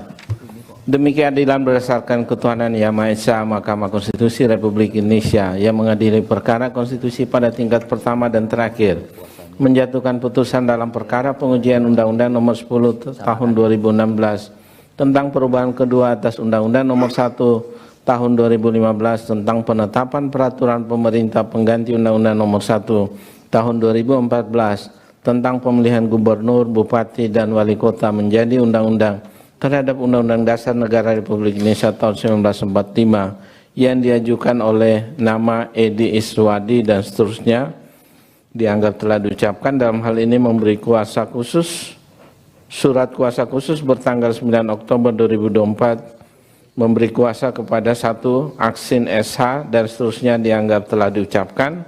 Selanjutnya disebut sebagai pemohon. Membaca permohonan pemohon, mendengar keterangan pemohon, memeriksa bukti-bukti pemohon. Duduk perkara 2.1 dianggap telah diucapkan. Pertimbangan hukum kewenangan Mahkamah 3.1, 3.2 dianggap telah diucapkan. Mahkamah berwenang mengadili permohonan akuo. Kedudukan hukum para pemohon 3.3 sampai dengan 3.5 dianggap telah diucapkan. Dengan demikian terlepas dari terbukti atau tidaknya persoalan inkonstitusionalitas norma pasal 70 ayat 3 Undang-Undang Nomor 10 2016 yang dimohonkan pengujian, Mahkamah berpendapat pemohon memiliki kedudukan hukum untuk bertindak sebagai pemohon dalam permohonan akuo. Menimbang bahwa oleh karena Mahkamah berwenang mengadili permohonan akuo dan pemohon memiliki kedudukan hukum untuk bertindak sebagai pemohon dalam mengajukan permohonan pengujian norma pasal 70 ayat 3 Undang-Undang 10 2016, maka selanjutnya Mahkamah akan mempertimbangkan permohonan provisi dan pokok permohonan pemohon. Dalam provisi 3.7 dan seterusnya dianggap telah diucapkan. Terhadap permohonan provisi pemohon dimaksud oleh karena terhadap permohonan akuo diputus tanpa terlebih dahulu dilakukan persidangan pleno dengan agenda mendengar keterangan DPR dan Presiden serta pihak lain yang dianggap perlu sebagaimana dimaksud dalam pasal 54 Undang-Undang MK, maka terhadap permohonan akuo akan segera mendapat kepastian hukum. Oleh karena itu tidak terdapat relevansi untuk mempertimbangkan permohonan provisi pemohon. Dengan demikian permohonan provisi pemohon adalah tidak beralasan menurut hukum. Dalam pokok permohonan, menimbang bahwa pemohon mendalilkan norma pasal 75 ayat 3 Undang-Undang 10 2016 bertentangan dengan pasal 22E ayat 1 dan pasal 28J ayat 2 UUD NRI tahun 1945 dengan dalil-dalil selengkapnya dimuat pada bagian duduk perkara yang apabila dipahami dan dirumuskan oleh Mahkamah pada pokoknya sebagai berikut. Dalil dianggap telah diucapkan. B. Bahwa menurut pemohon, pembatasan dalam pasal 70 ayat 3 Undang-Undang 10 2016 dengan hanya mewajibkan calon kepala daerah petahana menjalani cuti di luar tanggungan negara dan larangan menggunakan fasilitas yang terkait dengan jabatannya hanya di masa kampanye dan setelahnya menjabat kembali dimulai pada masa tenang adalah bertentangan dengan asas pemilu yang jujur, adil dan bebas dari intervensi apapun dan oleh siapapun sebagaimana diamanatkan pasal 22 ayat 1 UUD NRI tahun 1945. Menurut pemohon, ketentuan dalam norma akuo justru membuka peluang bagi calon kepala daerah petahana untuk menjadikan kekuasaan negara sebagai instrumen yang menguntungkan dirinya dalam kontestasi pilkada, karena calon kepala daerah petahana dapat melakukan intervensi kepada kepala desa yang merupakan perpanjangan tangan bupati atau wali kota atau kepala daerah petahana dan secara langsung merupakan ujung tombak dalam penyelenggaraan pemerintahan daerah guna mengamankan kepentingannya pada masa tenang dan pemungutan suara apabila diberikan jabatan kembali pada waktu krusial tersebut. Huruf C dan huruf D dianggap telah diucapkan. Berdasarkan dalil-dalil permohonan tersebut di atas, para pemohon dalam petitum memohon kepada Mahkamah agar menyatakan dan seterusnya dianggap telah diucapkan. Menimbang bahwa untuk mendukung dalil permohonannya, pemohon mengajukan alat bukti berupa surat dan atau tulisan yang diberi tanda bukti P1 sampai dengan bukti P5 yang telah disahkan dalam persidangan Mahkamah pada tanggal 18 November 2024. Menimbang bahwa oleh karena permohonan akuo telah jelas dan sebagaimana telah dipertimbangkan juga dalam menjawab permohonan profesi pemohon pada paragraf 3.7, Mahkamah berpendapat tidak terdapat urgensi dan relevansinya untuk mendengar keterangan pihak-pihak sebagaimana dimaksud dalam pasal 54 Undang-Undang MK. Menimbang bahwa sebelum mempertimbangkan lebih lanjut dalil permohonan pemohon akuo, Mahkamah terlebih dahulu akan mempertimbangkan permohonan pemohon berkaitan dengan ketentuan pasal 60 Undang-Undang MK dan pasal 78 PMK 2 2021. Apakah terhadap norma akuo dapat dimohonkan kembali dan seterusnya dianggap telah diucapkan. Berkenaan dengan permohonan akuo, setelah Mahkamah mencermati dengan saksama dalil permohonan pemohon, pasal yang dimohonkan pengujian dan dasar pengujian yang digunakan, pemohon telah menguraikan alasan permohonan yang pada pokoknya diperlukan penambahan atau perpanjangan menjalani cuti di luar tanggungan negara dan larangan menggunakan fasilitas yang terkait dengan jabatan bagi gubernur dan wakil gubernur, bupati dan wakil bupati, wali kota dan wakil wali kota yang mencalonkan kembali pada daerah yang sama, yang selanjutnya dalam putusan akuo disebut kepala daerah dan atau wakil kepala daerah petahana, yang tidak hanya hingga pada masa kampanye berakhir, namun sampai tahapan pemungutan suara. Hal ini untuk meminimalisir atau setidak-tidaknya mengurangi adanya penyalahgunaan kekuasaan terkait sumber daya yang dimiliki kepala daerah dan atau wakil kepala daerah petahana dalam jabatannya pada waktu sempit dan krusial, yakni pada masa tenang dan pemungutan suara. Dalil permohonan demikian meskipun menggunakan dasar pengujian yang telah beberapa kali digunakan untuk perkara sebelumnya yang telah diputus oleh Mahkamah, namun pemohon dalam perkara akuo telah dapat menguraikan alasan-alasan yang berbeda dengan perkara nomor 55 dan seterusnya 2016 dan perkara nomor 122 dan seterusnya 2024 serta dasar pengujian dan alasan yang berbeda dengan perkara nomor 60 dan seterusnya 2016. Adapun terhadap permohonan pengujian dalam perkara 68 dan seterusnya 2016 yang telah pernah diajukan dan telah diputus, Mahkamah tidak sempat mempertimbangkan pokok permohonan. Oleh karena itu, terlepas dari substansi permohonan akuo beralasan menurut hukum atau tidak, maka secara formal permohonan akuo berdasarkan ketentuan pasal 60 Undang-Undang MK dan pasal 78 PMK 2 dapat diajukan kembali. Dengan demikian, Mahkamah akan mempertimbangkan pokok permohonan. Menimbang bahwa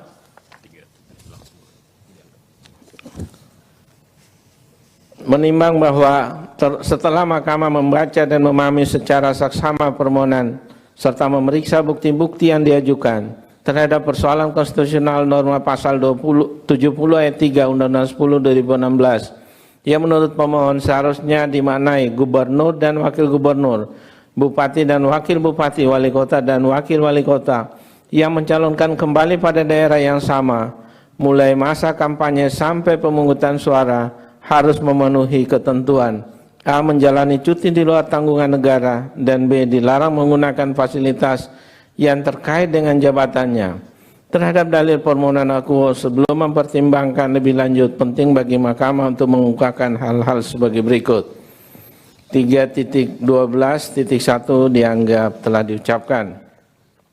Bahwa terkait dengan isu konstitusionalitas yang dipersoalkan pemohon, yakni penambahan atau perpanjangan masa cuti di luar tanggungan negara dan larangan menggunakan fasilitas yang terkait dengan jabatan bagi kepala daerah dan atau wakil kepala daerah petahana yang tidak hanya selama masa kampanye, namun hingga pemungutan suara, menurut Mahkamah Hal tersebut tidak dapat dilepaskan dari pertimbangan putusan Mahkamah Konstitusi nomor 60 dan seterusnya 2016 yang telah diucapkan dalam sidang pleno terbuka untuk umum pada tanggal 19 Juli 2017 dan putusan Mahkamah Konstitusi nomor 122 dan seterusnya 2024 yang diucapkan dalam sidang pleno terbuka untuk umum pada tanggal 14 November 2024 yang pada pokoknya menegaskan ihwal kewajiban cuti bagi petahana dalam kontestasi kepala daerah.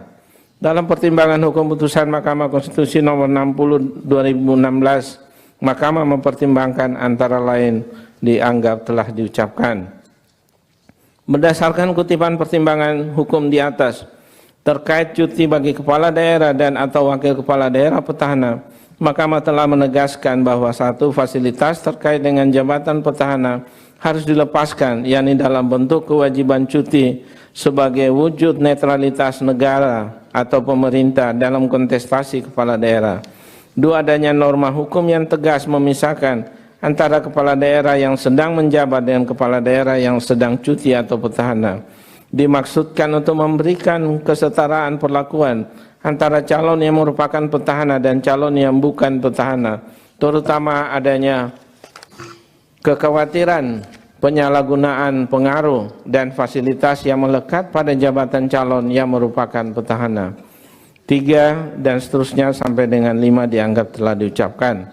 Menimbang bahwa berkaitan dengan dalil pemohon, Undang-Undang Pilkada telah membedakan dan memisahkan antara masa kampanye dan masa tenang. Masa kampanye merupakan salah satu tahapan dalam penyelenggaraan pilkada untuk melaksanakan kampanye yang dilaksanakan oleh partai politik dan atau pasangan calon dan atau gabungan partai politik peserta pemilu maupun tim kampanye yang dilaksanakan melalui pertemuan terbatas, pertemuan tatap muka dan dialog, debat publik atau debat terbuka antar pasangan calon, penyebaran bahan kampanye kepada umum, pemasangan alat peraga, iklan media massa cetak dan media massa elektronik dan atau kegiatan lain yang tidak melanggar larangan kampanye dan ketentuan peraturan perundang-undangan. Video pasal 63 ayat 2 dan seterusnya dianggap telah diucapkan. Lebih lanjut, penyelenggaraan pemilihan KPU telah menetapkan program dan jadwal kegiatan kampanye pemilihan yang diatur dalam peraturan Komisi Pemilihan Umum atau PKPU. Sementara itu, pengaturan mengenai masa tenang diatur dalam pasal 67 Undang-Undang 8 2015 tentang perubahan atas Undang-Undang Nomor 1 Tahun 2015 tentang penetapan Perpu Nomor 1 2014 dan seterusnya dianggap telah diucapkan. Ketentuan mengenai kampanye dilaksanakan 3 hari setelah penetapan pasangan calon peserta pemilihan sampai dengan dimulainya masa tenang, di mana masa tenang berlangsung selama 3 hari sebelum dan hari pemungutan suara. Lebih lanjut dalam pasal 1 angka 18 PKPU 13 2024, masa tenang merupakan waktu yang tidak dapat atau tidak diperbolehkan digunakan untuk melakukan aktivitas kampanye pemilihan pada masa tenang, baik pasangan calon dan atau partai politik dan atau gabungan partai politik maupun tim kampanye dilarang melakukan kampanye dalam bentuk apapun. Oleh karena itu, jika merujuk pada ketentuan dalam norma pasal 70 ayat 3 Undang-Undang 10 2016, maka ketika berakhirnya masa kampanye dan dimulainya masa tenang, kepala daerah dan atau wakil kepala daerah petahana akan kembali menjabat sebagai kepala daerah dan atau wakil kepala daerah setelah menjalani cuti di luar tanggungan negara yang dilakukan selama masa kampanye, yang kemudian pada masa tenang dan pada masa waktu pemungutan suara akan mendapatkan kembali kewenangan dan fasilitas yang terkait dengan jabatannya tersebut. Bahwa pasal yang dimohonkan pengujian oleh pemohon, yakni pasal 70 ayat 3 Undang-Undang 10 kepala daerah yang terpilih melanggar prinsip pemilu yang jujur dan adil. Oleh karena itu, jika dicermati secara seksama, maka dalam permohonan pemohon berkenaan dengan kepala daerah dan atau wakil kepala daerah, petahana harus menjalani cuti di luar tanggungan negara serta tidak diperbolehkan menggunakan fasilitas yang terkait dengan jabatannya, tidak terbatas pada masa kampanye, akan tetapi juga hingga masa tenang dan pada waktu pemungutan suara. Menurut Mahkamah, sesungguhnya ada dalil yang dapat diterima kebenaran rasionalitasnya. Artinya kepala daerah dan atau wakil kepala daerah petahana berpotensi untuk menyalahgunakan kekuasaan terkait dengan sumber daya yang dimilikinya serta fasilitas yang melekat pada jabatannya ketika cuti di luar tanggungan negara tersebut hanya dilakukan selama masa kampanye. Bahwa lebih lanjut, meskipun UU Pilkada juga telah mengatur ihwal larangan masa kampanye dalam bab 11 kampanye, khususnya bagian kelima UU Pilkada, namun menurut Mahkamah, masa tenang dan hari pada saat pemungutan suara adalah merupakan waktu yang sangat krusial dan merupakan waktu yang menjadi titik saat-saat calon pemilih untuk menentukan pilihannya. Oleh karena itu, potensi untuk diganggu dengan pengaruh dari pihak-pihak yang ingin merusak pemilu yang jujur dan adil menjadi terbuka dengan lebar. Termasuk dalam hal ini, diri kepala daerah dan atau wakil kepala daerah yang memiliki kewenangan dalam jabatan dan memiliki fasilitas yang terkait dengan jabatannya yang mencalonkan kembali pada daerah yang sama. Dengan demikian, menurut Mahkamah, dalam upaya untuk menghadirkan pemilihan yang jujur dan adil, maka diperlukan penambahan atau perpanjangan waktu dalam menjalankan cuti di luar tanggungan negara dan larangan menggunakan fasilitas yang terkait dengan jabatan bagi kepala daerah dan atau wakil kepala daerah petahana tidak hanya hingga masa kampanye berakhir, namun juga pada waktu masa tenang dan pada hari pemungutan suara. Sebab menurut Mahkamah, kepala daerah dan atau wakil kepala daerah baik petahana maupun bukan petahana seharusnya memiliki hak yang sama, memiliki hak kesempatan keadilan dan kesetaraan yang sama dalam perlakuan selama masa kampanye, masa tenang hingga hari pemungutan suara. Bahwa di samping pertimbangan hukum seperti atas, menurut Mahkamah tidak terdapat alasan kepentingan penyelenggaraan pemerintahan daerah yang genting dan mendesak yang memerlukan cuti di luar tanggungan negara dan larangan menggunakan fasilitas yang terkait dengan jabatannya bagi kepala daerah dan atau wakil kepala daerah petahana hanya pada masa kampanye, dan oleh karenanya segera harus melaksanakan tugas kembali pada masa tenang dan pada hari pemungutan suara. Bahkan sebagaimana telah dipertimbangkan pada pertimbangan hukum sebelumnya, masa tenang dan hari pada waktu pemungutan suara adalah waktu yang krusial di mana menjadi saat calon pemilih menentukan pilihannya yang tidak boleh diganggu oleh siapapun. Oleh karenanya, segala bentuk usaha untuk memengaruhi pemilih harus dihindarkan. Terlebih sekalipun secara normatif disebut sebagai masa tenang, secara faktual justru hari-hari dimaksudkan merupakan hari-hari yang tidak tenang. Dalam kaitan ini, putusan Mahkamah Konstitusi nomor 60 tahun 2016 juga telah menegaskan jika kepala daerah dan atau wakil kepala daerah petahana harus menjalankan cuti di luar tanggungan negara, tidak berarti penyelenggaraan pemerintahan daerah akan berhenti atau terganggu, karena pemerintahan daerah tetap berjalan yang dilaksanakan oleh pejabat sementara. Bahwa melalui putusan aku, Mahkamah menegaskan demi menghadirkan pilkada yang jujur dan adil, termasuk kepala daerah dan atau wakil kepala daerah yang mencalonkan kembali di daerah yang sama, harus tetap dilekatkan masa cuti dan larangan menggunakan fasilitas dalam jabatan tidak hanya pada masa kampanye, namun hingga masa tenang dan pada hari pemungutan suara. Oleh karena menurut Mahkamah terhadap norma pasal 70 ayat 3 UU 10 2016 harus dinyatakan bertentangan dengan UUD NRI tahun 1945 dan tidak mempunyai kekuatan hukum ikat secara bersyarat sepanjang tidak dimaknai cuti di luar tanggungan negara dan dilarang menggunakan fasilitas yang terkait dengan jabatannya bagi kepala daerah dan atau wakil kepala daerah petahana baik pada masa kampanye, masa tenang maupun pada hari pemungutan suara, yang selengkapnya sebagaimana termuat dalam amar putusan aku. Berdasarkan uraian pertimbangan hukum seperti atas, dalil pemohon berkenaan dengan inkonstitusionalitas norma pasal 70 ayat 3 UU 10 2016 adalah berdasarkan menurut hukum. Namun oleh karena pemaknaan yang dilakukan oleh Mahkamah tidak sebagaimana yang didalilkan pemohon, maka permohonan pemohon beralasan menurut hukum untuk sebagian. Menimbang bahwa berdasarkan uraian pertimbangan hukum di atas telah ternyata norma pasal 70 ayat 3 UU 10 2016 melanggar prinsip pemilu yang jujur, adil dan bebas dari intervensi serta jaminan atas pembatasan yang adil sebagaimana diatur dalam pasal 22E ayat 1, pasal 28C ayat 2 UUD NRI tahun 1945 sebagaimana yang didalilkan oleh pemohon. Namun oleh karena pemaknaan yang dilakukan oleh Mahkamah tidak sebagaimana yang didalilkan pemohon, maka permohonan pemohon beralasan menurut hukum untuk sebagian. Menimbang bahwa terhadap hal-hal lain selain dan selebihnya tidak dipertimbangkan lebih lanjut karena dinilai tidak ada relevansinya. Konklusi, paragraf 4.1 sampai dengan paragraf 4 dianggap diucapkan. berdasarkan Undang-Undang Dasar Negara Republik Indonesia tahun 1945 dan seterusnya dianggap diucapkan.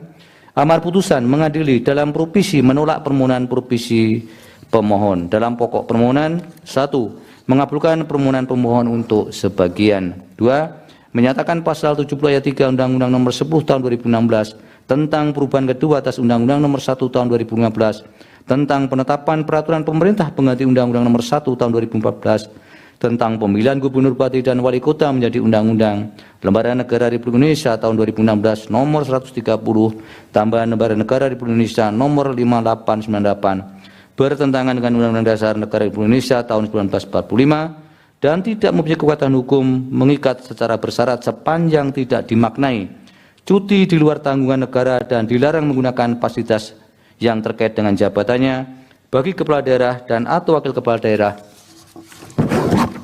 petahana baik pada masa kampanye, masa tenang maupun pada hari pemungutan suara. 3. Memerintahkan pemuatan putusan ini dalam Berita Negara Republik Indonesia sebagaimana mestinya. 4. Menolak permohonan pemohon untuk selain dan selebihnya.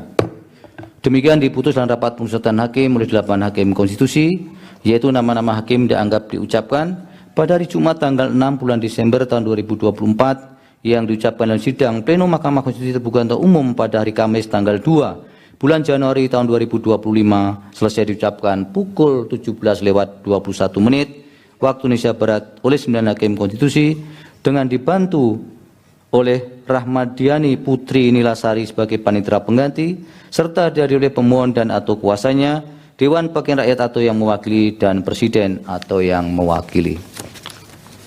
Dilanjutkan putusan atau pengucapan putusan 173. Putusan nomor 173 garing PUU garis datar 22 garing 2024. Demi keadilan berdasarkan ketuhanan yang Maha Esa, Mahkamah Konstitusi Republik Indonesia yang mengadili perkara konstitusi pada tingkat pertama dan terakhir menjatuhkan putusan dalam perkara pengujian material Undang-Undang Nomor 10 Tahun 2016 tentang perubahan kedua atas Undang-Undang Nomor 1 Tahun 2016 tentang penetapan peraturan pemerintah pengganti Undang-Undang Nomor 1 Tahun 2014 tentang pemilihan gubernur, bupati, dan wali kota menjadi undang-undang terhadap Undang-Undang Dasar Negara Republik Indonesia tahun 1945 yang diajukan oleh binti Lailatul Masruroh, selanjutnya disebut sebagai pemohon. Membaca permohonan pemohon, mendengar keterangan pemohon, memeriksa bukti-bukti pemohon, duduk perkara dianggap telah diucapkan. Pertimbangan hukum, kewenangan mahkamah 3.1 sampai dengan 3.2 dianggap telah diucapkan. Mahkamah berwenang mengadili permohonan akuo. 3.3 menimbang bahwa sebelum mempertimbangkan lebih lanjut kedudukan hukum pemohon dan pokok permohonan, mahkamah terlebih dahulu akan mempertimbangkan hal-hal sebagai berikut. 3.3.1 bahwa mahkamah telah memeriksa permohonan akuo dalam sidang pemeriksaan pendahuluan dengan agenda mendengarkan pokok-pokok permohonan pemohon pada hari Jumat tanggal 13 Desember 2024 berdasarkan ketentuan pasal 39 UU MK dan pasal 1 ayat 3 Peraturan Mahkamah Konstitusi nomor 2 tahun 2021 tentang tata beracara dalam perkara pengujian undang-undang, selanjutnya disebut PMK 2 2021, Mahkamah telah memberikan saran dan nasihat kepada pemohon berkenaan dengan uraian adanya pertentangan antara norma yang dimohonkan pengujian dengan UUD NRI tahun 1945, Fide Risalah sidang tanggal 13 Desember 2024 dan seterusnya, serta berkenaan dengan petitum permohonan Fide Risalah sidang tanggal 13 Desember 2024 dan seterusnya terhadap saran dan nasihat yang disampaikan dalam sidang pemeriksaan pendahuluan.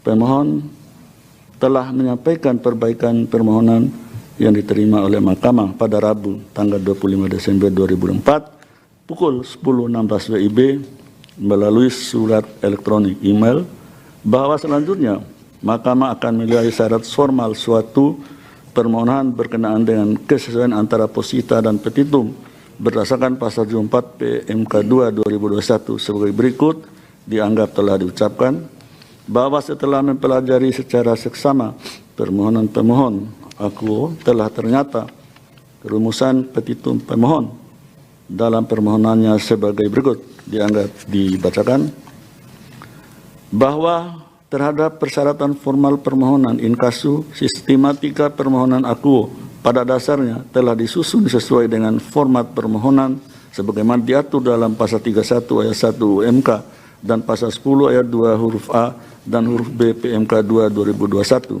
Namun demikian, mencermati secara seksama ihwal permohonan akuo inkasu pada bagian alasan-alasan permohonan posita dan hal-hal yang dimohonkan pemohon petitum, Mahkamah mendapatkan fakta pada bagian posita pemohon menempatkan pendanaan untuk pemilihan kepala daerah bertumpu pada APBN. Sementara itu, dalam bagian petitum, pemohon tetap menempatkan APBD sebagai salah satu sumber pendanaan untuk pemilihan kepala daerah.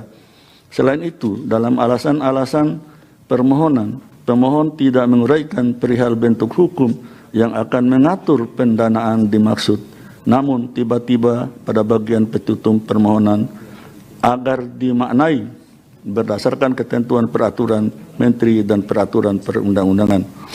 Dengan fakta hukum tersebut, menurut Mahkamah terdapat ketidakjelasan atau ketidaksesuaian antara yang diuraikan pada alasan-alasan permohonan dengan yang dimohonkan dalam petitum. Terlebih, dalam uraian petitum angka 3 permohonan akuo dengan tegas memohon pendanaan kegiatan pemilihan seolah-olah hanya bersumber dari APBN saja. Bahwa dengan demikian, sebagaimana diuraikan dalam subparagraf 3.3.1 sampai dengan subparagraf 3.3.3 di atas, terdapat ketidaksesuaian antara posita dan petitum, sehingga permohonan pemohon menjadi tidak jelas atau kabur. Menimbang bahwa berdasarkan seluruh pertimbangan hukum tersebut di atas, meskipun Mahkamah berwenang mengadili permohonan pemohon, namun oleh karena permohonan tidak jelas atau kabur, obskur, sebagaimana dimaksud dalam pasal 74 PMK 2 2001, maka Mahkamah tidak mempertimbangkan kedudukan hukum dan pokok permohonan pemohon lebih lanjut. 3.5 menimbang bahwa terhadap hal lain dan selebihnya tidak dipertimbangkan lebih lanjut karena dinilai tidak ada relevansinya. Konklusi, berdasarkan penilaian atas fakta dan hukum sebagaimana diuraikan di atas, Mahkamah berkesimpulan: 1. Mahkamah berwenang mengadili permohonan akuo. 2. Permohonan pemohon tidak jelas atau kabur, obskur. 3. Kedudukan hukum pemohon serta pokok permohonan tidak dipertimbangkan lebih lanjut. Berdasarkan Undang-Undang Dasar Negara Republik Indonesia tahun 1945 dan seterusnya, dianggap telah diucapkan. Amar putusan mengadili menyatakan permohonan pemohon tidak dapat diterima. Demikian diputus dalam rapat permusyawaratan hakim oleh 8 hakim konstitusi, yaitu nama-nama hakim dianggap diucapkan pada hari Jumat tanggal 27 bulan Desember tahun 2024 yang diucapkan dalam sidang plenum Mahkamah Konstitusi terbuka untuk umum pada hari Kamis tanggal 2 bulan Januari tahun 2025 selesai diucapkan pukul 17:28 waktu Indonesia Barat oleh 9 hakim konstitusi dengan dibantu oleh Akmarina Rasika sebagai panitera pengganti serta dihadiri oleh pemohon, Dewan Perwakilan Rakyat atau yang mewakili, serta Presiden atau yang mewakili. Dilanjut 157. Putusan nomor 157 garis miring PUU 22 Romawi tahun 2024. Demi keadilan berdasarkan ketuhanan yang Maha Esa, Mahkamah Konstitusi Republik Indonesia yang mengadili perkara konstitusi pada tingkat pertama dan terakhir menjatuhkan putusan dalam perkara pengujian Undang-Undang Nomor 17 Tahun 2014 tentang Majelis Pemusyawaratan Rakyat, Dewan Perwakilan Rakyat, Dewan Perwakilan Daerah, dan Dewan Perwakilan Rakyat Daerah terhadap Undang-Undang Dasar Negara Republik Indonesia tahun 1945 yang diajukan oleh Muhammad Zainul Arif dan seterusnya dianggap telah diucapkan, memberi kuasa kepada Abdul Hakim SHMH dan seterusnya dianggap telah diucapkan, selanjutnya disebut sebagai pemohon. Membaca permohonan pemohon dan seterusnya dianggap telah diucapkan, bagian duduk perkara dianggap telah diucapkan. Pertimbangan hukum. Kewenangan mahkamah berwenang untuk mengadili permohonan aku. Kedudukan hukum. Menimbang bahwa berdasarkan ketentuan pasal 51 dan seterusnya dianggap telah diucapkan, 3.4 dianggap telah diucapkan, 3.5. Berdasarkan seluruh uraian yang dikemukakan pemohon dalam menjelaskan kedudukan hukum tersebut, menurut mahkamah pemohon telah dapat menjelaskan perihal hak konstitusionalnya yang menurut anggapannya dirugikan dengan berlakunya norma yang diujikan dan seterusnya dianggap telah diucapkan, maka menurut mahkamah pemohon memiliki kedudukan hukum untuk bertindak sebagai pemohon dalam permohonan aku. 3.6 dianggap telah diucapkan. Pokok permohonan. Menimbang bahwa pemohon mendalilkan norma pasal 76 ayat 4, pasal 252 ayat 5, pasal 318 ayat 4, dan pasal 367 ayat 4, Undang-Undang 17 2014 bertentangan dengan pasal 1 ayat 3, pasal 28D ayat 1, dan pasal 20D ayat 3 Undang-Undang Dasar Negara Republik Indonesia tahun 1945 dengan dalil-dalil selengkapnya dimuat dalam bagian duduk perkara, bahwa angka 1 sampai pada angka 5 dan seterusnya dianggap telah diucapkan, bahwa berdasarkan dalil-dalil tersebut di atas pemohon dalam petitumnya memohon petitum 1, 2, 3 dianggap telah diucapkan. Petitum angka 4, materi muatan pasal 367 dan seterusnya dianggap telah diucapkan. 3.8 dianggap telah diucapkan. Menimbang bahwa setelah mahkamah memeriksa dengan seksama permohonan pemohon, isu konstitusional yang harus dijawab oleh mahkamah adalah apakah ketiadaan periodisasi masa jabatan anggota DPR, anggota DPD, anggota DPRD provinsi, dan anggota DPRD kabupaten kota sebagaimana termuat dalam ketentuan norma pasal-pasal yang diujikan bertentangan dengan Undang-Undang Dasar Negara Republik Indonesia tahun 1945. Menimbang bahwa berkenaan dengan dalil pemohon yang mengatakan pembatasan periodisasi masa jabatan telah diperlakukan untuk beberapa jabatan yang dipilih melalui proses pemilihan umum atau elected official, terhadap hal tersebut terdapat salah satu pertimbangan hukum mahkamah yang terkait dengan dalil pemohon aku, yaitu putusan Mahkamah Konstitusi nomor 108 tahun 2012 yang diucapkan dalam sidang pleno terbuka untuk umum pada tanggal 13 Maret tahun 2013. Pada paragraf 3.16 antara lain mengatakan kutipan dianggap telah diucapkan. Berdasarkan kutipan pertimbangan hukum tersebut di atas menurut mahkamah, adanya ketentuan periodisasi masa jabatan presiden telah diatur secara tegas dalam ketentuan pasal 7 Undang-Undang Dasar Negara Republik Indonesia tahun 1945. Namun hal ini berbeda dengan ketentuan terkait dengan masa jabatan anggota legislatif inkasu, anggota DPR, anggota DPRD, anggota DPRD provinsi, dan anggota DPRD kabupaten kota. Konstitusi tidak mengatur adanya pembatasan periodisasi masa jabatan bagi anggota legislatif, karena Undang-Undang Dasar Negara Republik Indonesia tahun 1945 hanya menentukan pemilihan umum dilaksanakan secara berkala setiap 5 tahun sekali. Lebih lanjut, pemilihan umum diselenggarakan untuk memilih anggota DPR, anggota DPD, presiden dan wakil presiden, serta anggota DPRD. Sejalan dengan hal itu, ketentuan terkait masa jabatan anggota legislatif diatur kembali dalam pasal 76 ayat 4, pasal 252 ayat 5, pasal 318 ayat 4, dan pasal 367 ayat 4 Undang-Undang 17 tahun 2014 yang pada pokoknya menentukan masa jabatan anggota legislatif adalah 5 tahun. Artinya, ikhwal pembatasan periodisasi masa jabatan anggota legislatif memang tidak diatur baik dalam ketentuan Undang-Undang Dasar maupun dalam tataran Undang-Undang Inkasu Undang-Undang 17 tahun 2014. Sedangkan yang diatur hanya ketentuan terkait masa jabatannya. Sementara itu, apabila dikaitkan dengan sifat jabatan antara presiden dengan anggota legislatif, keduanya memiliki karakteristik kewenangan dalam pengambilan putusan yang berbeda. Jabatan presiden adalah jabatan tunggal yang memiliki wewenang penuh dalam menjalankan kekuasaan pemerintahan. Demikian pula dengan kepala daerah yang juga merupakan jabatan tunggal, di mana dalam pengambilan putusan eksekutifnya dilakukan secara mandiri. Sedangkan jabatan legislatif inkasu anggota DPR, anggota DPD, anggota DPRD provinsi, dan anggota DPRD kabupaten kota merupakan jabatan majemuk di mana setiap pengambilan putusan dalam rangka menjalankan tugas dan wewenangnya dilakukan dengan mekanisme kerja kolektif. Artinya setiap pengambilan putusan sedapat mungkin dapat mengutamakan musyawarah untuk mufakat, oleh karenanya pengambilan putusan dilakukan secara kolektif. Bahwa dengan demikian, walaupun jabatan presiden kepala daerah itu sama dengan jabatan anggota legislatif, dipilih melalui proses pemilihan umum atau elected official, namun terkait ketentuan masa jabatan beserta periodisasi yang melekat pada jabatan presiden dan kepala daerah tidak dapat dipersamakan, karena masing-masing jabatan tersebut memiliki karakteristik dan sifat jabatan yang berbeda. Terlebih, ketentuan terkait dengan pembatasan periodisasi masa jabatan anggota legislatif tidak diatur dalam Undang-Undang Dasar tahun 1945 maupun dalam undang-undang.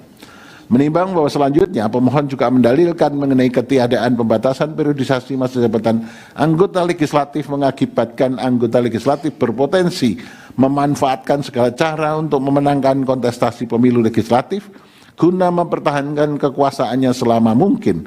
Berkenaan dengan dalil pemohon aku, Mahkamah telah memutus permohonan nomor 114 tahun 2022 yang berkelindan dengan adanya praktek politik uang dalam proses pencalonan anggota DPR dan atau DPRD. Dalam hal ini tidak ada, saya ulangi, dalam hal ini paling tidak kelindahan tersebut dapat ditelusuri dari pertimbangan hukum yang termaktub dalam subparagraf 3.31.4 putusan Mahkamah Konstitusi nomor 14 tahun 2022 yang diucapkan pada sidang pleno terbuka untuk umum pada tanggal 15 Juni tahun 2023 yang antara lain menyatakan kutipan dianggap telah diucapkan. Berdasarkan kutipan pertimbangan hukum tersebut di atas, menurut Mahkamah, praktek politik uang untuk memenangkan kontestasi pemilu legislatif potensial terjadi dalam semua kategori pemilu, namun demikian pada pemilu anggota DPR atau DPRD, setidak-tidaknya peran serta partai politik merupakan salah satu faktor penting dalam mewujudkan pemilu yang demokratis. Adapun peran serta yang dimaksud adalah peran serta partai politik dalam meningkatkan komitmen guna menghindari, melawan, dan mendukung penegakan hukum terhadap praktek politik uang dalam kontestasi pemilu. Hal ini sesuai dengan ketentuan pasal 22E ayat 3 Undang-Undang Dasar Negara Republik Indonesia tahun 1945 yang menyatakan peserta pemilihan umum untuk memilih anggota Dewan Perwakilan Rakyat dan anggota Dewan Perwakilan Rakyat Daerah adalah partai politik. Artinya konstitusi telah memberikan peran pada partai politik guna menjamin proses pencalonan anggota DPR atau DPRD dilaksanakan melalui pemilu yang demokratis. Dalam konteks ini, partai politik diharapkan memiliki desain kelembagaan yang ideal dalam pola rekrutmen dan mekanisme kaderisasi yang terukur, terstruktur, dan sistematis guna mendapatkan calon-calon anggota DPR atau DPRD yang memiliki integritas dan kapasitas dengan tetap mengedepankan prinsip-prinsip pemilu yang demokratis.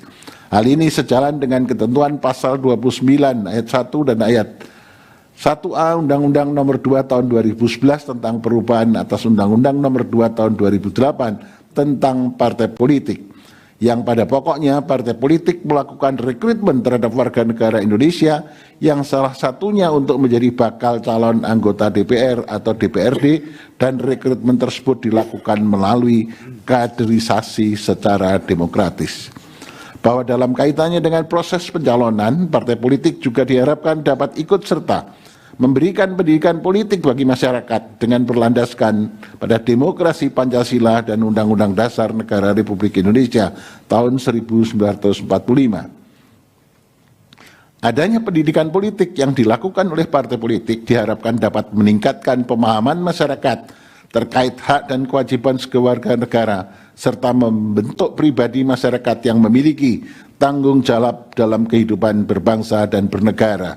PDE pasal 1 angka 4 Undang-Undang Nomor 2 tahun 2011. Artinya, dengan adanya pendidikan politik diharapkan akan meningkatkan partisipasi dan kontrol sosial masyarakat terhadap penyelenggaraan pemilu, inkasu, pemilu anggota DPR dan DPRD. Selain itu, adanya pelaksanaan pendidikan politik oleh partai politik dapat juga sekaligus meningkatkan pemahaman masyarakat dalam memahami visi dan misi partai politik serta langkah kebijakan partai politik ke depannya. Sejalan dengan itu, pendidikan politik juga dilakukan oleh calon anggota DPD dalam rangka memberikan pemahaman kepada masyarakat pemilih guna mengetahui visi dan misi masing-masing calon anggota DPD dalam memperjuangkan kepentingan daerah pada proses kebijakan di tingkat nasional nantinya. Bahwa dengan demikian persoalan terkait anggota legislatif berpotensi memanfaatkan segala cara untuk memenangkan kontestasi pemilihan legislatif guna mempertahankan kekuasaan sebenarnya lebih disebabkan karena sifat yang struktural dan bukan sekedar disebabkan karena ketiadaan pembatasan periodisasi masa jabatan anggota legislatif. Oleh karena itu, diperlukan adanya penguatan kelembagaan partai politik melalui kerjasama antar partai politik dengan para pemangku kepentingan guna menciptakan penyelenggaraan pemilu yang berdasarkan prinsip-prinsip demokrasi. Dengan demikian, persoalan terkait anggota legislatif berpotensi memanfaatkan segala cara memenangkan kontestasi pemilu legislatif guna mempertahankan kekuasaannya tidak dapat dijadikan dasar untuk mengarahkan tudingan dituding disebabkan oleh ketiadaan pembatasan periodisasi masa jabatan anggota legislatif. Menimbang bahwa selain kedua dalil sebut di atas, pemohon juga mendalilkan adanya kecenderungan perilaku tindakan pidana korupsi yang melibatkan anggota DPR DPRD. Terhadap dalil pemohon aku, menurut Mahkamah untuk menangani persoalan tersebut diperlukan adanya kerjasama antara partai politik daerah dengan para pemangku kepentingan dalam menjaga dan mengawasi kinerja anggota DPR dan DPRD terpilih agar tidak terjebak dalam praktek-praktek yang bertentangan dengan peraturan perundangan. Sementara itu, apabila terdapat anggota legislatif yang terbukti melakukan tindak pidana, maka hal tersebut tidaklah serta-merta disebabkan ketiadaan pembatasan periodisasi masa jabatan anggota legislatif, melainkan dipengaruhi oleh antara lain integritas masing-masing anggota legislatif. Dalam kaitan ini, ketika terdapat anggota DPR atau DPRD yang terbukti melakukan tindak pidana telah dijatuhi putusan pengadilan yang mempunyai kekuatan hukum tetap, kemudian telah selesai menjalani hukumannya, maka secara serta-merta dikenakan ketentuan terkait pembatasan hak politik sementara untuk tidak turut serta dalam pemilu terhadap tindak pidana yang terbukti ancaman pidananya 5 tahun ke atas. Berkenaan dengan hal tersebut, Mahkamah melalui putusan Mahkamah Konstitusi nomor 87 tahun 2022 yang diucapkan dalam sidang pleno terbuka untuk umum pada tanggal 30 November 2022 telah berpendirian sebagaimana diuraikan pada paragraf 3.13 sebagai berikut. Kutipan dianggap telah diucapkan. Berdasarkan kutipan pertimbangan hukum sebagaimana dikemukakan di atas, bagi calon anggota legislatif yang pernah menjadi terpidana harus telah melewati jangka waktu 5 tahun setelah selesai menjalani pidana penjara guna melakukan penyesuaian atau adaptasi di tengah masyarakat untuk membuktikan bahwa setelah selesai menjalani masa pidananya yang bersangkutan benar-benar telah mengubah dirinya menjadi baik dan tidak akan mengulangi perbuatannya. Selain dikenakan masa tunggu 5 tahun, setelah mantan terpidana selesai menjalani pidana penjara berdasarkan putusan pengadilan yang telah mempunyai kekuatan hukum tetap, mantan terpidana juga diwajibkan memenuhi persyaratan terkait keharusan menjelaskan secara terbuka kepada publik tentang jati dirinya dan tidak menutupi latar belakang kehidupannya sebagai mantan terpidana. Dalam konteks ini penting bagi Mahkamah untuk mengingatkan perihal keterpilihan berulang seorang anggota legislatif juga ditentukan oleh tingkat kekritisan pemilih dalam menilai integritas dan rekam jejak anggota DPR dan DPRD. Terlebih lagi, dengan digunakannya sistem pemilu proporsional dengan daftar terbuka saat ini, hal tersebut tentu berpengaruh terkait dengan pemberian ruang yang lebih luas bagi pemilih dalam memilih calon anggota DPR atau DPRD. Berdasarkan seluruh pertimbangan hukum di atas menurut Mahkamah, hingga saat ini belum terdapat perkembangan dan kebutuhan hukum serta alasan yang kuat dan mendasar bagi Mahkamah untuk mengubah pendiriannya berkenaan dengan isu konstitusionalitas pembatasan periodisasi masa jabatan anggota legislatif sebagaimana telah dipertimbangkan dalam putusan Mahkamah Konstitusi nomor 108 tahun 2012. Menimbang bahwa berdasarkan seluruh pertimbangan hukum tersebut di atas, ternyata ketentuan norma pasal 76 ayat 4, pasal 252 ayat 5, pasal 318 ayat 4, dan pasal 367 ayat 4 Undang-Undang 17 2014 telah memberikan kepastian hukum dan tidak bertentangan dengan pasal 1 ayat 3, pasal 28D ayat 1, dan pasal 28D ayat 3 Undang-Undang Dasar Negara Republik Indonesia tahun 1945, bukan sebagaimana yang didalilkan oleh pemohon. Dengan demikian, menurut Mahkamah, dalil pemohon adalah tidak beralasan menurut hukum untuk seluruhnya. Menimbang bahwa terhadap hal-hal lain tidak dipertimbangkan lebih lanjut karena dinilai tidak ada relevansinya.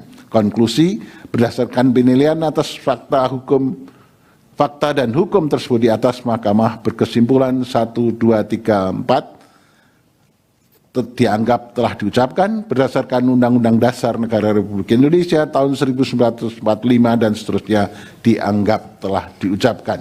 Amar putusan mengadili menolak permohonan pemohon untuk seluruhnya. Demikian diputus dalam rapat permusyawaratan hakim oleh 8 hakim konstitusi pada hari Selasa tanggal 10 bulan Desember tahun 2024 yang diucapkan dalam sidang pleno Mahkamah Konstitusi terbuka untuk umum pada hari Kamis tanggal 2 bulan Januari tahun 2025 selesai diucapkan pukul 17.45 waktu Indonesia Barat oleh 9 hakim konstitusi tersebut dengan dibantu Imade Gede Widya Tanaya Kabinawa sebagai panitera pengganti serta dihadiri pemohon, Dewan Perwakilan Rakyat atau yang mewakili, dan Presiden atau yang mewakili. Dilanjut 164. Putusan nomor 164 PU 22 Romawi 2024 demi keadilan berdasarkan ketuhanan yang Maha Esa, Mahkamah Konstitusi Republik Indonesia yang mengadili perkara konstitusi pada tingkat pertama dan terakhir menjatuhkan putusan dan perkara pengujian Undang-Undang Nomor 17 Tahun 2014 tentang Majelis Permusyawaratan Rakyat, Dewan Perwakilan Rakyat, Dewan Perwakilan Daerah, dan Dewan Perwakilan Rakyat Daerah terhadap Undang-Undang Dasar Negara Republik Indonesia tahun 1945 yang diajukan oleh 1. Nama Indri Hapsadi dan seterusnya, 2. Nama Amul Hikmah dan seterusnya berdasarkan surat kuasa khusus bertanggal 6 November 2024 dan seterusnya memberi kuasa kepada HMI L Hakim SH dan seterusnya dianggap telah diucapkan. Yang selanjutnya disebut sebagai para pemohon. Membaca permohonan pemohon, mendengar keterangan pemohon, memeriksa bukti-bukti pemohon, duduk perkara dan seterusnya dianggap telah diucapkan. Pertimbangan hukum kewenangan Mahkamah 3.1 3.2 dianggap telah diucapkan. Mahkamah berwenang mengadili permohonan akuo. Kedudukan hukum para pemohon 3.3 sampai dengan 3.5 dianggap telah diucapkan. Menurut Mahkamah, para pemohon memiliki kedudukan hukum untuk mengajukan permohonan akuo. Menimbang bahwa oleh karena Mahkamah berwenang mengadili permohonan akuo dan pemohon memiliki kedudukan hukum tidak sebagai pemohon dalam permohonan akuo, Mahkamah selanjutnya akan mempertimbangkan pokok permohonan pemohon. Pokok permohonan menimbang bahwa permohon mendalilkan norma pasal 76 ayat 4, pasal 252 ayat 5, pasal 318 ayat 4, pasal 367 ayat 4 Undang-Undang MD 3 yang dimohonkan pengujiannya bertentangan dengan pasal 28D ayat 1 dan ayat 3, pasal 8H ayat 2, pasal 8J ayat 1 dan ayat 2 UUD NRI tahun 1945 yang apabila dipahami dan dirumuskan Mahkamah pada pokoknya sebagai berikut. Menimbang 3.7 dan seterusnya menimbang bahwa dan seterusnya bahwa menurut pemohon ketiadaan pembatasan periodisasi masa jabatan anggota DPR, DPD, DPRD Provinsi, DPRD Kabupaten Kota menyebabkan kebuntuan kaderisasi partai politik yang tidak dapat mengorbitkan kader-kader lain untuk menjadi pejabat publik, dalam hal ini anggota legislatif. Hal ini juga membuka peluang terjadinya korupsi, kolusi, dan nepotisme di lembaga negara legislatif. Oleh karena itu, menurut pemohon, pembatasan priorisasi yang diatur oleh hukum menjadi dasar konstitusionalisme modern yang bertujuan untuk mencegah penyalahgunaan wewenang, meningkatkan kualitas pemerintahan, dan menciptakan regenerasi kepemimpinan. Pembatasan kekuasaan juga diatur dalam pasal 7 UUD NRI tahun 1945 yang membatasi masa jabatan presiden dan wakil presiden menjadi 2 periode. 2.2 sampai dengan 3 dianggap telah diucapkan, 3.8 sampai dengan 3.10 dianggap telah diucapkan.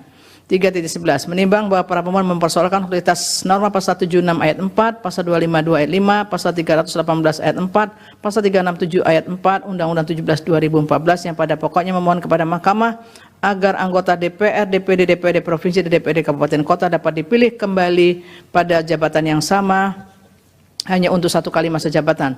Setelah Mahkamah mencermati secara sama dalil para pemohon, aku telah ternyata substansi norma pasal 76 ayat 4, pasal 252 dan seterusnya yang dipersoalkan oleh pemohon sama dengan yang telah diputus oleh Mahkamah dalam putusan Mahkamah Konstitusi nomor 157 PU 22 Romawi 2024 yang telah diucapkan sebelumnya dalam sidang pleno terbuka untuk umum pada tanggal 2 Januari 2005 sebagaimana diuraikan sebagai berikut. Kutipan dianggap diucapkan. Berdasarkan kutipan pertimbangan hukum di atas, oleh karena substansi yang dipersoalkan para pemohon pada hakikatnya sama dengan yang telah diputus dalam putusan Mahkamah Konstitusi nomor 157 2024 meskipun dengan dasar pengujian dan alasan konstitusional yang berbeda. Namun esensi yang dimohonkan dalam perkara aku adalah sama, yakni mempersoalkan masa jabatan anggota legislatif, di mana para pemohon kepada Mahkamah agar priorisasi masa jabatan anggota legislatif dibatasi. Terhadap hal tersebut, Mahkamah belum memiliki alasan yang mendasar untuk berubah pendirian. Dengan demikian, berdasarkan fakta hukum tersebut, pertimbangan hukum dalam putusan Mahkamah Konstitusi nomor 157 PU 22 Romawi 2024 mutatis mutandis berlaku sebagai pertimbangan hukum dalam menjawab dalil permohonan aku. Menimbang bahwa berdasarkan seluruh uraian pertimbangan hukum di atas, menurut Mahkamah permohonan pemohon tidak berdasar menurut hukum untuk seluruhnya. Menimbang bahwa terhadap hal lain tidak dipertimbangkan oleh Mahkamah akan dinilai tidak ada relevansinya. Konklusi 4.1 sampai 4.4 dianggap telah diucapkan. Berdasarkan Undang-Undang Dasar Negara Republik Indonesia tahun 1945 dan seterusnya dianggap telah diucapkan. Amar putusan mengadili menolak permohonan para pemohon untuk seluruhnya. Demikian diputus dalam rapat konsultan hakim oleh 9 hakim konstitusi, yaitu nama-nama hakim dianggap diucapkan pada hari Selasa tanggal 17 bulan Desember tahun 2024 yang diucapkan dalam sidang pleno Mahkamah Konstitusi terbuka untuk umum pada hari Kamis tanggal 2 bulan Januari tahun 2025 selesai diucapkan pukul 17:51 waktu Indonesia Barat oleh 9 hakim konstitusi tersebut di atas dengan dibantu oleh Dewi Nurul Sapitri sebagai panitera pengganti serta dihadiri oleh pemohon, Dewan Perwakilan Rakyat atau yang mewakili, dan Presiden atau yang mewakili. Dilanjut 158. Putusan nomor 158 garis miring PUU 22 Romawi tahun 2024. Demi keadilan berdasarkan ketuhanan yang Maha Esa, Mahkamah Konstitusi Republik Indonesia yang mengadili perkara konstitusi pada tingkat pertama dan terakhir menjatuhkan putusan dalam perkara pengujian Undang-Undang nomor 19 tahun 2019 tentang perubahan kedua atas Undang-Undang nomor 30 tahun 2002 tentang Komisi Pemberantasan Tindak Pidana Korupsi terhadap Undang-Undang Dasar Negara Republik Indonesia tahun 1945 yang diajukan oleh Alexander Marwoto pemohon 1, Lis Kartika Sai pemohon 2, Maria Francisca pemohon 3. Memberi kuasa kepada Dr. Periati Boru Ginting SHMH-MKN dan kawan-kawan. Selanjutnya disebut para pemohon. Membaca permohonan para pemohon dan seterusnya dianggap telah diucapkan. Duduk perkara dianggap telah diucapkan. Pertimbangan hukum. Kewenangan Mahkamah berwenang mengadili permohonan pemohon. Setelah Mahkamah mencermati secara seksama,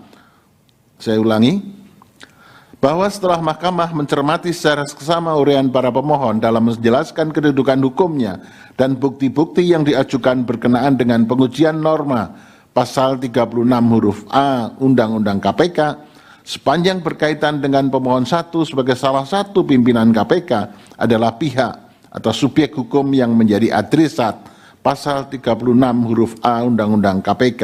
Dengan demikian pemohon 1 telah dapat membuktikan sebagai perseorangan yang memiliki hak konstitusional yang dijamin oleh Undang-Undang Dasar Negara Republik Indonesia tahun 1945 yang dianggap dirugikan dengan berlakunya norma yang dimohonkan pengujian.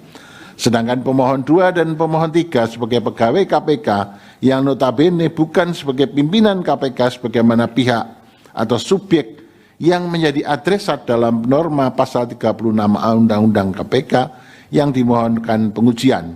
Oleh karena itu, terhadap pemohon 2 dan pemohon 3 tidak dapat mendasarkan kepada norma akuo untuk menyatakan memiliki hak konstitusional yang dianggap dirugikan dengan berlakunya norma yang dilakukan pengujian, yaitu norma pasal 36 huruf A Undang-Undang KPK. Menurut Mahkamah, hanya pemohon 1 yang dapat menjelaskan sebagai perseorangan warga negara Indonesia yang memiliki hak konstitusional yang dianggap dirugikan dengan berlakunya norma pasal yang dimohonkan pengujian, di mana anggapan kerugian hak konstitusional tersebut bersifat aktual dan spesifik serta mempunyai hubungan kausa verban dengan norma pasal 36 huruf A Undang-Undang KPK yang dimohonkan pengujian. Sementara itu terhadap pemohon 2 dan pemohon 3 karena tidak mengkaitkan permohonannya dengan hak konstitusional dengan konstitusionalitas norma pasal 37 Undang-Undang KPK dalam pengujiannya termasuk petitumnya, di mana norma pasal tersebut justru menjadi pijakan keterkaitan antara pemohon 2 dan pemohon 3 dengan ketentuan norma pasal 36 huruf A Undang-Undang KPK dalam menjelaskan anggapan kerugian hak konstitusionalnya dengan berlakunya norma undang-undang yang dimohonkan pengujian. Dengan demikian, menurut Mahkamah, pemohon 2 dan pemohon 3 tidak memiliki kedudukan hukum untuk bertindak sebagai pemohon dalam mengajukan permohonan akuo. Menimbang bahwa oleh karena Mahkamah berwenang mengadili permohonan akuo dan pemohon 1 memiliki kedudukan hukum untuk bertindak sebagai pemohon dalam mengajukan permohonan pengujian norma pasal 36 huruf A Undang-Undang KPK, maka selanjutnya Mahkamah mempertimbangkan pokok permohonan sepanjang berkenaan dengan permohonan pemohon 1. Pokok permohonan menimbang bahwa pemohon 1 mendalilkan norma pasal 36 huruf A Undang-Undang KPK bertentangan dengan pasal 28D ayat 1 dan pasal 28I ayat 2 Undang-Undang Dasar Negara Republik Indonesia tahun 1945 dengan dalil-dalil selengkapnya dianggap telah diucapkan. Menimbang bahwa untuk menguatkan dalil-dalilnya pemohon telah mengajukan bukti dan seterusnya dianggap telah diucapkan. Paragraf 9.10.11 dianggap telah diucapkan. Subparagraf 3.11.1 bahwa pemohon 1 mohon kepada Mahkamah yang pada pokoknya menyatakan norma pasal 36A Undang-Undang KPK bertentangan dengan Undang-Undang Dasar Negara Republik Indonesia tahun 1945 dan tidak mempunyai kekuatan hukum mengikat serta secara alternatif pemanahan terhadap pasal 36A Undang-Undang KPK menjadi mengadakan hubungan langsung atau tidak langsung dengan tersangka atau yang mewakilinya dengan maksud untuk meringankannya. Terhadap hal tersebut, jika dicermati secara seksama oleh Mahkamah, basis argumentasi yang dibangun oleh pemohon 1 dalam permohonannya adalah berasal dari kasus konkret yang dialami oleh pemohon 1 tanpa secara komprehensif mengkaitkan dengan konteks kelembagaan KPK yang bersifat independen, terbebas dari intervensi cabang kekuasaan manapun atau perorangan sekalipun. Selanjutnya berkaitan dengan dalil pemohon 1 menyatakan bahwa pasal 36A Undang-Undang KPK telah secara diskriminasi mengiris, memotong, menghilangkan dan membuang hak asasi manusia sebagai makhluk sosial merupakan asumsi yang dibangun oleh pemohon 1. Berkenaan dengan dalil tersebut, menurut Mahkamah, baik argumentasi maupun bukti yang diajukan pemohon 1, khususnya berkenaan dengan bukti tangkapan layar atau screenshot pemberitaan mengenai kasus-kasus konkret yang dialami oleh komisioner KPK merupakan hal yang tidak ada korelasinya dengan persoalan konstitusionalitas norma. Namun demikian, mengingat sifat independensi kelembagaan KPK yang memiliki kewenangan yang khusus, maka keberadaan pasal 36 huruf A Undang-Undang KPK justru dapat menjadi instrumen jaminan untuk selalu mengawal sifat kekhususan dan luar biasa serta marwah lembaga KPK. Dalam konteks kelembagaan KPK yang lahir dari kebutuhan yang mendesak karena belum optimalnya lembaga penegak hukum lain yang mempunyai kewenangan dalam pemberantasan tindak pidana korupsi, KPK sebagai lembaga yang kemudian diberi kewenangan khusus dalam pemberantasan tindak pidana korupsi, sehingga karakteristik dari lembaga KPK yang bersifat luar biasa dan dapat dikategorikan sebagai lembaga yang bersifat extraordinary function pula, maka sudah seharusnya lembaga yang demikian dijalankan oleh para pimpinan yang memiliki integritas, loyalitas, dan nilai pengabdian yang tinggi, bahkan seharusnya lebih tinggi kadarnya dari rata-rata dibanding unsur penegak hukum lainnya. Oleh karena itu, menurut Mahkamah, norma pasal 36A huruf, saya ulangi, menurut Mahkamah, norma pasal 36A Undang-Undang KPK adalah norma yang penting dan fundamental untuk menjadi rujukan bagi pimpinan KPK dan merupakan norma yang dapat menjadi instrumen sistem peringatan dini atau early warning system bagi seluruh pimpinan KPK atas semua hal yang berpotensi mempengaruhi untuk melakukan penyimpangan yang terjadi dan menjaga agar supaya seluruh pimpinan KPK tetap berada di koridor pemberantasan tindak pidana korupsi. Di samping itu, berkenaan dengan sejak kapan pimpinan KPK tidak boleh berhubungan langsung atau tidak langsung dengan seorang tersangka atau pihak lainnya yang ada hubungannya dengan perkara tindak pidana korupsi yang sedang ditangani oleh KPK yang dipersoalkan juga oleh pemohon 1 terhadap hal tersebut menurut Mahkamah, meskipun dalam rumusan penjelasan norma pasal 36 huruf A Undang-Undang KPK dinyatakan sudah jelas, namun untuk menghindari adanya potensi multitafsir, maka melalui putusan aku penting untuk ditegaskan bahwa dalam batas penalaran yang wajar, titik awal potensi terjadinya suatu dugaan tindak pidana korupsi adalah saat adanya laporan atau pengaduan masyarakat atau DUMAS yang telah disampaikan atau dilaporkan kepada pimpinan KPK. Artinya ketika sebuah pengaduan masyarakat terkait dengan adanya dugaan tindak pidana korupsi sudah masuk KPK dan hal tersebut telah disampaikan dan atau dilaporkan kepada pimpinan KPK, maka sejak itulah menjadi titik awal bagi pimpinan KPK untuk tidak boleh lagi melakukan hubungan langsung atau tidak langsung dengan seorang yang berpotensi menjadi tersangka atau pihak lain yang ada hubungannya dengan perkara tindak pidana korupsi yang sudah diadukan atau dilaporkan oleh masyarakat tersebut. Bahwa berkenaan dengan dalil pemohon 1 yang menyatakan bahwa terhadap pimpinan KPK dilarang untuk mengadakan hubungan dengan pihak tersangka atau pihak lain yang ada hubungannya dengan perkara tindak pidana korupsi yang ditangani oleh KPK sebagaimana diatur dalam pasal 36 huruf A Undang-Undang KPK, sementara terhadap subjek hukum aparat penegak hukum lainnya di Indonesia hal tersebut tidak dilarang, maka norma pasal tersebut secara nyata bersifat diskriminatif terhadap pimpinan KPK dengan aparat penegak hukum lainnya. Berkenaan dengan dalil pemohon 1 tersebut menurut Mahkamah, KPK secara kelembagaan dan pimpinan KPK tidak dapat apple to apple dipersamakan dengan aparat penegak hukum lainnya.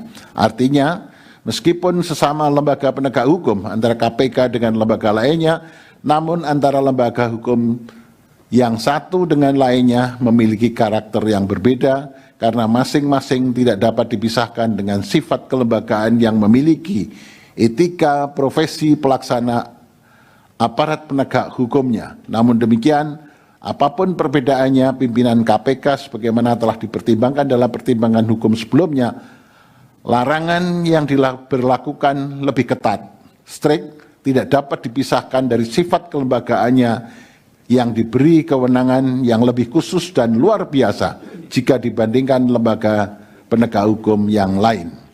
Oleh karena itu, berkenaan dengan hal ini tidak dapat dibenarkan dalil pemohon 1 yang berpendapat bahwa terhadap hal tersebut sama halnya memperlakukan pimpinan KPK secara diskriminatif. Lebih lanjut, berkenaan dengan dalil pemohon aku, penting bagi Mahkamah untuk menegaskan kembali putusan-putusan terkait dengan diskriminasi yang sesungguhnya telah diberi batasan oleh Mahkamah, antara lain dalam putusan Mahkamah Konstitusi nomor 024 tahun 2005 yang diucapkan dalam sidang pleno terbuka untuk umum pada tanggal 29 Maret 2006 yang dikuatkan kembali terakhir dalam putusan Mahkamah Konstitusi nomor 35 tahun 2024 yang diucapkan dalam sidang pleno terbuka untuk umum pada tanggal 30 Juli 2004 yang menyatakan antara lain kutipan dianggap telah diucapkan. Berdasarkan kutipan pertimbangan hukum tersebut di atas, diartikan adanya perbedaan larangan bagi pimpinan KPK dengan aparat penegak hukum lainnya merupakan sebuah keniscayaan. Perbedaan larangan terhadap pimpinan lembaga tersebut tergantung pada karakteristik, tugas pokok, dan fungsi masing-masing lembaga. Oleh karena itu, menurut Mahkamah berdasarkan kutipan pertimbangan hukum putusan di atas, diskriminasi baru dapat dikatakan ada jika terdapat perlakuan yang berbeda tanpa adanya alasan yang masuk akal atau reasonable ground guna membuat perbedaan itu. Terlebih, diskriminasi adalah memperlakukan secara berbeda terhadap hal yang sama dan sebaliknya, bukan diskriminasi jika memperlakukan secara berbeda terhadap hal yang memang berbeda. Berdasarkan uraian pertimbangan tersebut di atas, dalil pemohon 1 yang menyatakan norma pasal 36 huruf A Undang-Undang KPK tidak memberikan kepastian hukum dan bersifat diskriminatif sehingga bertentangan dengan pasal 28D ayat 1 dan pasal 28I ayat 2 Undang-Undang Dasar Negara Republik Indonesia adalah tidak berdasar, dan oleh karenanya dalil pemohon 1 adalah tidak beralasan menurut hukum untuk seluruhnya. Menimbang bahwa berdasarkan seluruh pertimbangan hukum di atas, telah ternyata norma pasal 36A Undang-Undang KPK memberikan memberikan kepastian hukum yang adil dan tidak diskriminatif sebagaimana yang dijamin dalam pasal 28D ayat 1 dan 28I ayat 2 Undang-Undang Dasar tahun 1945, bukan sebagaimana yang didalilkan oleh pemohon 1. Dengan demikian, dalil pemohon 1 adalah tidak beralasan menurut hukum untuk seluruhnya. Menimbang bahwa terhadap hal-hal lain dan selebihnya tidak dipertimbangkan lebih lanjut karena dinilai tidak ada relevansinya. Konklusi dianggap telah diucapkan berdasarkan Undang-Undang Dasar Negara Republik Indonesia dan seterusnya dianggap telah diucapkan. Amar putusan mengadili 1. Menolak permohonan pemohon 1 untuk seluruhnya. 2. Menyatakan permohonan pemohon 2 dan pemohon 3 tidak dapat diterima. Demikian diputus dalam rapat permusyawaratan hakim oleh 8 hakim konstitusi, yaitu nama-nama hakim dianggap diucapkan pada hari Selasa tanggal 10 bulan Desember tahun 2024 yang diucapkan dalam sidang pleno Mahkamah Konstitusi terbuka untuk umum pada hari Kamis tanggal 2 bulan Januari tahun 2025 selesai diucapkan pukul 18:07 waktu Indonesia Barat oleh 9 hakim konstitusi dengan dibantu oleh Agus Newan Etra sebagai panitera pengganti serta dihadiri oleh pemohon dan atau kuasanya, Dewan Perkara atau yang mewakili dan Presiden atau yang mewakili. Lanjut 160. Putusan nomor 160 PUU 22 Romawi 2024 demi keadilan berdasarkan Ketuhanan Yang Maha Esa, Mahkamah Konstitusi Republik Indonesia yang mengadili perkara konstitusi pada tingkat pertama dan terakhir menyatukan putusan dalam perkara pengujian Undang-Undang Nomor 30 Tahun 2002 tentang Komisi Pemberantasan Tindak Pidana Korupsi sebagaimana diubah terakhir dengan Undang-Undang Nomor 19 Tahun 2019 tentang perubahan kedua Undang-Undang Nomor 30 Tahun 2002 tentang Komisi Pemberantasan Tindak Pidana Korupsi terhadap Undang-Undang Dasar Negara Republik Indonesia tahun 1945 yang diajukan oleh Boyamin bin Saiman, selanjutnya disebut sebagai pemohon, berdasarkan surat kuasa khusus bertanggal 21 November 2024 memberikan kuasa kepada CN Harno dan seterusnya dianggap diucapkan. Membaca permohonan pemohon, mendengar keterangan pemohon, memeriksa bukti-bukti pemohon duduk perkara dan selanjutnya dianggap telah diucapkan. Kewenangan Mahkamah 3.1, 3.2 dianggap telah diucapkan. Mahkamah berwenang mengadili permohonan akuo. Kedudukan hukum 3.1, 3.3, 3.4, 3.5 dianggap telah diucapkan. Pemohon memiliki kedudukan hukum untuk mengajukan permohonan akuo. 3.6 dianggap telah diucapkan. Pokok permohonan 3.7, 3.8, 3.9 dianggap telah diucapkan. Menimbang bahwa setelah Mahkamah membaca secara saksama permohonan pemohon dan memeriksa bukti-bukti yang diajukan, telah ternyata pokok permasalahan yang dipersoalkan oleh pemohon adalah berkenaan dengan tidak adanya kepastian hukum mengenai presiden atau pemerintah periode mana yang berhak membentuk panitia seleksi calon pimpinan KPK dan calon Dewan Pengawas KPK. Dalam hal ini pemohon beranggapan presiden dan pemerintah hanya dapat membentuk panitia seleksi calon pimpinan KPK dan calon Dewan Pengawas KPK pada masa jabatan presiden dan pemerintah yang sama dengan calon pimpinan KPK atau calon Dewan Pengawas KPK. Terhadap isu konstitusional tersebut, Mahkamah mempertimbangkan sebagai berikut. Paragraf 3.10.1 dianggap telah diucapkan. Paragraf selanjutnya. Berkenaan dengan hal tersebut, maka untuk memahami perlu diuraikan terlebih dahulu mengenai bagaimana sebetulnya tahapan seleksi dan pengangkatan pimpinan KPK dan Dewas Pengawas KPK sebagaimana diatur dalam Undang-Undang KPK, yaitu pada pasal 30 dan pasal 37E Undang-Undang KPK yang pada pokoknya mengatur tahapan sebagai berikut. Angka 1 sampai dengan angka 6 dianggap telah diucapkan. Dengan demikian, Presiden terikat pada ketentuan dalam undang-undang tersebut dan juga terikat pada berakhirnya masa jabatan pimpinan KPK dan anggota Dewan Pengawas KPK agar tidak terjadi kekosongan pimpinan KPK dan seterusnya dianggap telah diucapkan. Selain itu, apabila diletakkan dalam sekuen waktu antara proses seleksi calon pimpinan KPK dan calon Dewan Pengawas KPK sampai dengan pelantikan pimpinan KPK dan Dewas Pengawas KPK periode 2024-2029, yaitu pada sekitar pertengahan bulan Desember 2024, dan dikaitkan dengan waktu pelantikan DPR RI periode tahun 2024-2029 dan pelantikan Presiden periode tahun 2024-2029. Logika yang digunakan oleh pemohon akan berakibat pada tidak dapat dilantiknya pimpinan KPK dan Dewas KPK tepat pada pertengahan bulan Desember 2024. Hal demikian dapat terjadi dikarenakan anggota DPR periode 2024 dilantik pada tanggal 1 Oktober 2024 dan Presiden periode tahun 2024-2029 dilantik pada tanggal 20 Oktober 2024. Artinya, jika proses seleksi yang di dalamnya terdapat proses pengajuan calon pimpinan KPK dan calon Dewas KPK dilakukan oleh DPR dan Presiden dalam periode yang sama dengan pimpinan KPK dan Dewas KPK, maka proses seleksi baru akan dimulai pada tanggal 20 Oktober 2024. Dengan sekuen waktu sebagaimana diuraikan di atas dan selanjutnya dianggap telah diucapkan. Bahwa selain itu, apabila dicermati, pemohon dalam mendalilkan mengenai anggapan inkonstitusionalitas bersyarat kata Presiden dalam pasal 30 ayat 1 dan kata pemerintah dalam pasal 30 ayat 2 Undang-Undang KPK dengan alasan karena dikhawatirkan penerapannya akan bertentangan dengan pertimbangan putusan Mahkamah Konstitusi nomor 112 tahun 2022 tanpa menyebutkan atau menguraikan alasan lain yang mendukung dalil tersebut. Berkenaan dengan alasan tersebut berdasarkan pertimbangan hukum di atas, pemaknaan putusan Mahkamah Konstitusi aku sebagaimana kemudian ditegaskan dalam pertimbangan putusan Mahkamah Konstitusi nomor 68 tahun 2024 adalah berbeda dari pemaknaan yang dimintakan oleh pemohon, di mana pemohon meminta pemaknaan agar pemerintah atau presiden membentuk panitia seleksi adalah pemerintah pada masa jabatan yang sama dengan calon pimpinan KPK dan calon Dewas KPK.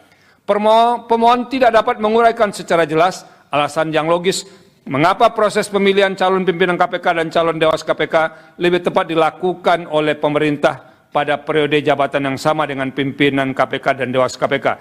Terlebih permohonan pemohon apabila dikabulkan quod non justru akan menimbulkan pemaknaan yang sempit terhadap penerapan pasal 30 ayat 1 dan ayat 2 Undang-Undang KPK. di mana norma tersebut menjadi sulit dan bahkan tidak dapat diterapkan secara adaptif, tidak dapat menyesuaikan dengan situasi serta sekuen waktu yang tersedia tatkala dilakukan seleksi dan pengesahan calon pimpinan KPK dan calon Dewas KPK.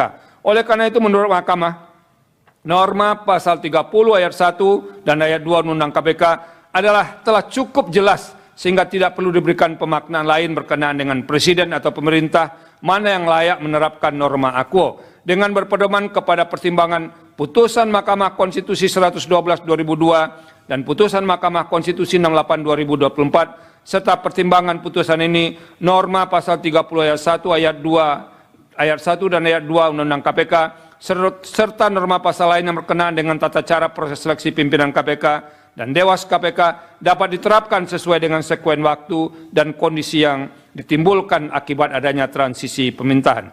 Berdasarkan seluruh pertimbangan hukum di atas, dalil pemohon berkenaan dengan inkonstitusionalitas bersyarat kata Presiden dalam pasal 30 ayat 1 dan kata pemerintah dalam pasal 30 ayat 2 Undang-Undang KPK karena menimbulkan ketidakpastian hukum sehingga bertentangan dengan prinsip negara hukum adalah tidak beralasan menurut hukum. Menimbang bahwa berdasarkan seluruh pertimbangan uraian pertimbangan hukum di atas, menurut Mahkamah telah ternyata kata Presiden dalam pasal 30 ayat 1 dan kata pemerintah dalam pasal 30 ayat 2 Undang-Undang KPK adalah tidak bertentangan dengan prinsip negara hukum dan tidak bertentangan dengan hak atas kepastian hukum yang adil sebagaimana dinyatakan dalam pasal 1 ayat 3, pasal 28D ayat 1 Undang-Undang Dasar NRI tahun 1945, bukan sebagaimana yang didalilkan pemohon. Dengan demikian, dalil pemohon adalah tidak beralasan menurut hukum untuk seluruhnya. Menimbang bahwa terhadap hal lain dan selebihnya tidak dipertimbangkan lebih lanjut karena dinilai tidak ada relevansinya. Konklusi, berdasarkan penilaian atas fakta dan hukum sebagaimana diuraikan di atas, Mahkamah berkesimpulan selanjutnya dianggap telah diucapkan. Amar putusan mengadili menolak permohonan pemohon untuk seluruhnya. Demikian diputus dalam rapat permusyawaratan hakim oleh 9 hakim konstitusi, yaitu nama-nama hakim dianggap diucapkan pada hari Kamis tanggal 12 bulan Desember tahun 2024 yang diucapkan dalam sidang plenum Mahkamah Konstitusi terbuka untuk umum pada hari Kamis tanggal 2 bulan Januari tahun 2025 selesai diucapkan pukul 18:16 waktu Indonesia Barat oleh 9 hakim konstitusi dengan dibantu Eri Satria Pamungkas sebagai panitia pengganti serta dihadiri oleh pemohon dan atau kuasanya, Dewan Perwakilan Rakyat atau yang mewakili serta Presiden atau yang mewakili. 163. Putusan nomor 163 PUU garis datar 22 Romawi 2024 demi keadilan berdasarkan ketuhanan yang Maha Esa, Mahkamah Konstitusi Republik Indonesia yang mengadili perkara konstitusi pada tingkat pertama dan terakhir menjatuhkan putusan dalam perkara pengujian Undang-Undang Nomor 30 Tahun 2022 tentang Komisi Pemberantasan Tindak Pidana Korupsi sebagaimana telah diubah terakhir dengan Undang-Undang Nomor 19 Tahun 2019 tentang perubahan kedua atas Undang-Undang Nomor 30 Tahun 2022 tentang Komisi Pemberantasan Tindak Pidana Korupsi terhadap Undang-Undang Dasar Negara Republik Indonesia tahun 1945 yang diajukan oleh Perkumpulan Masyarakat Anti Korupsi atau MAKI yang dalam hal ini diwakili oleh Bonjamin bin Saiman Supriyadi berdasarkan surat kuasa khusus bertanggal 21 November 2024 memberi kuasa kepada CH Arno dan kawan-kawan selanjutnya disebut sebagai pemohon. Membaca permohonan pemohon, mendengar keterangan pemohon, memeriksa bukti-bukti pemohon, duduk perkara selanjutnya dianggap telah diucapkan. Pertimbangan hukum kewenangan Mahkamah 3.1, 3.2 dianggap telah diucapkan, Mahkamah berwenang. Kedudukan hukum pemohon 3.1, 3.3 sampai dengan 3.6 dianggap telah diucapkan.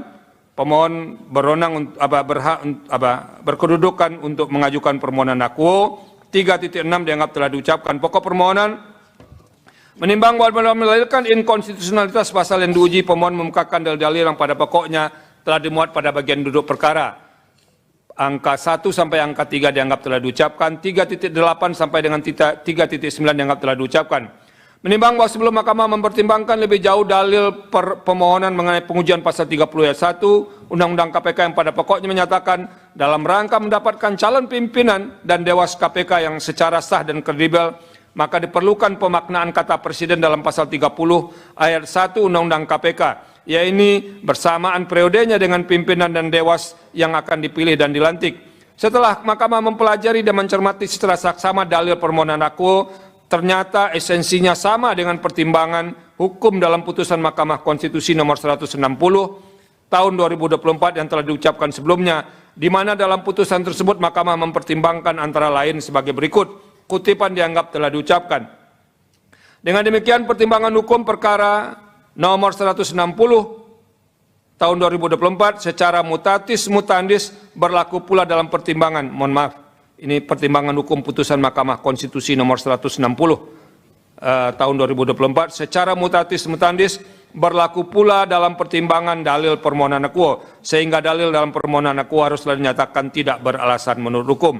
Menimbang bahwa berdasarkan seluruh pertimbangan hukum tersebut di atas, menurut Mahkamah telah ternyata ketentuan pasal 30 ayat 1 Undang-Undang KPK tidak bertentangan dengan prinsip negara hukum dan hak atas kepastian hukum yang adil, sebagaimana dijamin dalam pasal 1 ayat 3 dan pasal 28D ayat 1 Undang-Undang Dasar NRI tahun 1945, bukan sebagaimana yang didalilkan oleh pemohon. Dengan demikian, dalil pemohon adalah tidak beralasan menurut hukum untuk seluruhnya.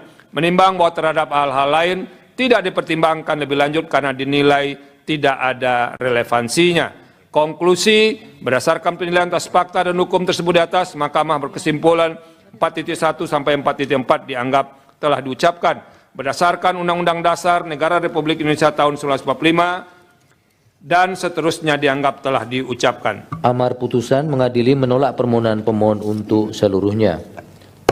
Demikian diputus dalam rapat pemusyawaratan hakim yang dihadiri oleh 9 hakim konstitusi, yaitu nama-nama hakim dianggap diucapkan pada hari Kamis tanggal 12 bulan Desember tahun 2024 yang diucapkan dalam sidang plenum Mahkamah Konstitusi terbuka untuk umum pada hari Kamis tanggal 2 bulan Januari tahun 2025 selesai diucapkan pukul 18:20 waktu Indonesia Barat oleh 9 hakim konstitusi di atas dengan dibantu oleh Saiful Anwar sebagai panitia pengganti serta dihadiri oleh pemohon dan atau kuasanya, Dewan Perwakilan Rakyat atau yang mewakili dan Presiden atau yang mewakili. Terakhir nomor 166. Putusan nomor 166 PUU 2002-2024 demi keadilan berdasarkan ketuhanan yang Maha Esa. Mahkamah Konstitusi Republik Indonesia yang mengadili perkara konstitusi pada tingkat pertama dan terakhir menjatuhkan putusan dalam perkara pengujian Undang-Undang nomor 37 tahun 2024 tentang Kabupaten Batanghari di Provinsi Jambi terhadap Undang-Undang Dasar Negara Republik Indonesia tahun 1945 yang diajukan oleh satu nama Muhammad Fadil Arif selanjutnya disebut sebagai pemohon 1, Rahmat Hasrofi selanjutnya disebut sebagai pemohon 2, Fatudin Abdi selanjutnya disebut sebagai pemohon 3, Sumantri selanjutnya disebut sebagai pemohon 4 berdasarkan surat kuasa khusus dan seterusnya yang masing-masing bertanggal 10 Desember 2024 memberi kuasa kepada Dr. Fernandus Hamonangan SHMH dan seterusnya dianggap telah diucapkan. Selanjutnya pemohon 1 sampai dengan pemohon 4 disebut sebagai para pemohon. Membaca permohonan para pemohon, mendengar keterangan para pemohon, memeriksa bukti-bukti para pemohon, duduk perkara. Paragraf 2.1 dianggap diucapkan, 3 pertimbangan hukum, kewenangan Mahkamah 3.1 dan 3.2 dianggap telah diucapkan. Mahkamah berwenang mengadili permohonan aku. Kedudukan hukum para pemohon 3.3 sampai dengan 3.4 dianggap telah diucapkan. 3.5 menimbang bahwa berdasarkan uraian ketentuan pasal 51 ayat 1 Undang-Undang MK, putusan Mahkamah Konstitusi nomor 006 dan seterusnya 2005 dan putusan Mahkamah Konstitusi nomor 11 dan seterusnya 2007 serta syarat-syarat kerugian hak dan atau kewenangan konstitusional sebagaimana diuraikan pada paragraf 3.3 dan paragraf 3.4 di atas. Selanjutnya Mahkamah akan mempertimbangkan kedudukan hukum pemohon sebagai berikut: 1, 2, 3, 4 dan seterusnya dianggap telah diucapkan.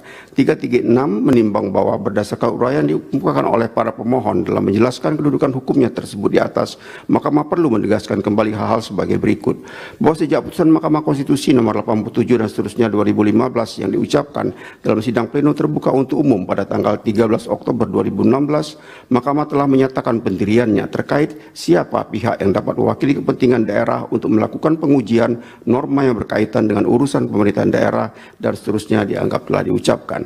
Pertimbangan Mahkamah demikian kemudian antara lain ditegaskan dalam putusan Mahkamah Konstitusi nomor 3 dan seterusnya 2020 yang diucapkan dalam sidang pleno terbuka untuk umum pada tanggal 25 November 2020 serta putusan Mahkamah Konstitusi nomor 54 dan seterusnya tahun 2021 yang diucapkan dalam sidang pleno terbuka untuk umum pada tanggal 15 Desember 2021 yang dalam pertimbangannya Mahkamah berpendapat sebagai berikut, antara lain dianggaplah diucapkan. Paragraf 3.6.2 bahwa selanjutnya menurut Mahkamah pengujian seluruh frasa Kabupaten Batanghari dalam Undang-Undang 37 2024 serta pasal 2 Undang-Undang 37 2024 yang berkenaan dengan tanggal pembentukan Kabupaten Batanghari yang dimohonkan pengujiannya oleh para pemohon adalah terkait dengan urusan kepentingan pemerintah daerah. Maka yang dapat mewakili kepentingan daerah untuk mengajukan pengujian terkait ketentuan dimaksud adalah pemerintah daerah, yakni Bupati Kabupaten Batanghari bersama-sama dengan DPRD Kabupaten Batanghari sebagai satu kesatuan pemerintahan daerah Kabupaten Batanghari.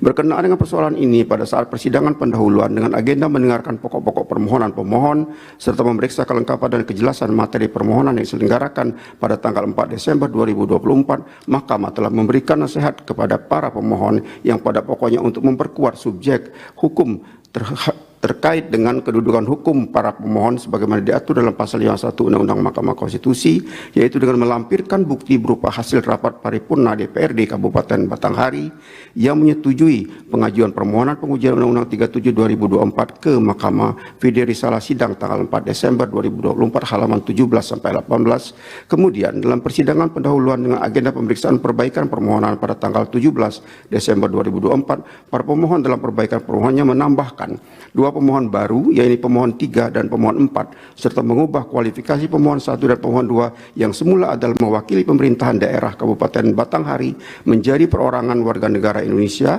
Vide Risalah sidang tanggal 17 Desember 2024 halaman 2 sampai dengan 3. Adapun pemohon 3 dan pemohon 4 mengkualifikasikan diri sebagai perorangan warga negara Indonesia dan merupakan ketua umum atau pemohon 3 dan sekretaris umum atau pemohon 4, pengurus harian Lembaga Adat Melayu Jambi Bumi Serentak Bak Ragam Kabupaten Batanghari masa bakti 2021-2026, Vide Bukti P30.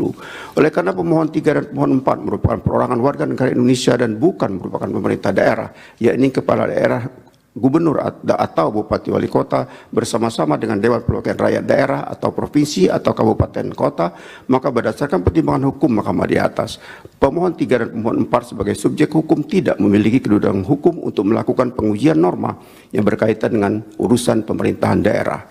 Dengan demikian, berdasarkan pertimbangan hukum di atas, menurut Mahkamah, pemohon 1, pemohon 2, pemohon 3 dan pemohon 4 yang merupakan perorangan warga negara Indonesia dan bukan merupakan pemerintahan daerah tidak dapat dikualifikasikan sebagai pemerintah daerah.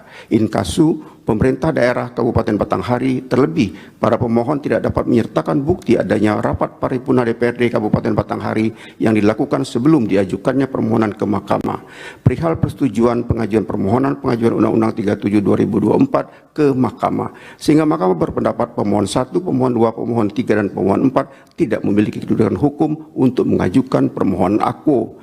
Menimbang bahwa oleh karena para pemohon tidak memiliki kedudukan hukum untuk bertindak sebagai pemohon, maka pokok permohonan para pemohon tidak dipertimbangkan lebih lanjut. Menimbang bahwa terhadap hal-hal lain yang tidak dipertimbangkan lebih lanjut karena dinilai tidak ada relevansinya. 4. Konklusi berdasarkan penilaian atas fakta dan hukum sebagaimana diuraikan di atas, Mahkamah berkesimpulan 4.1, 4.2, 4.3 dianggaplah diucapkan. Berdasarkan Undang-Undang Dasar Negara Republik Indonesia tahun 1945 dan seterusnya dianggap telah diucapkan. Amar putusan mengadili menyatakan permohonan para pemohon tidak dapat diterima.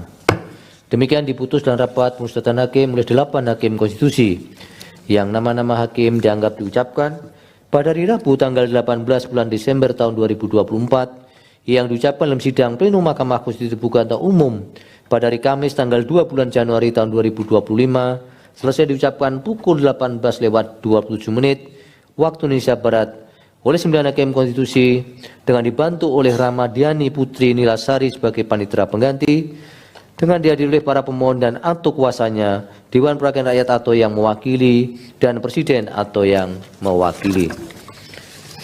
Demikian pemohon dan pemerintah serta DPR atau yang mewakili pengucapan ketetapan dan putusan. Untuk salinan putusan, para pihak bisa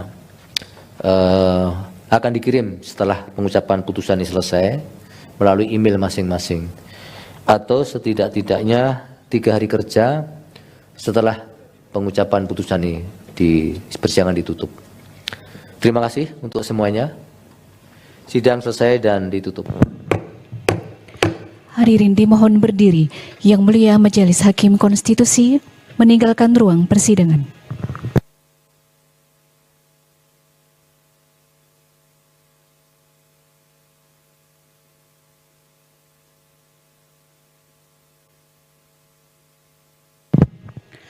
Hadirin disilakan duduk kembali. Hadirin yang kami hormati, demikianlah persidangan pada hari Kamis tanggal 2 Januari 2025. Untuk persidangan pengucapan ketetapan dan putusan telah selesai. Terima kasih, selamat malam.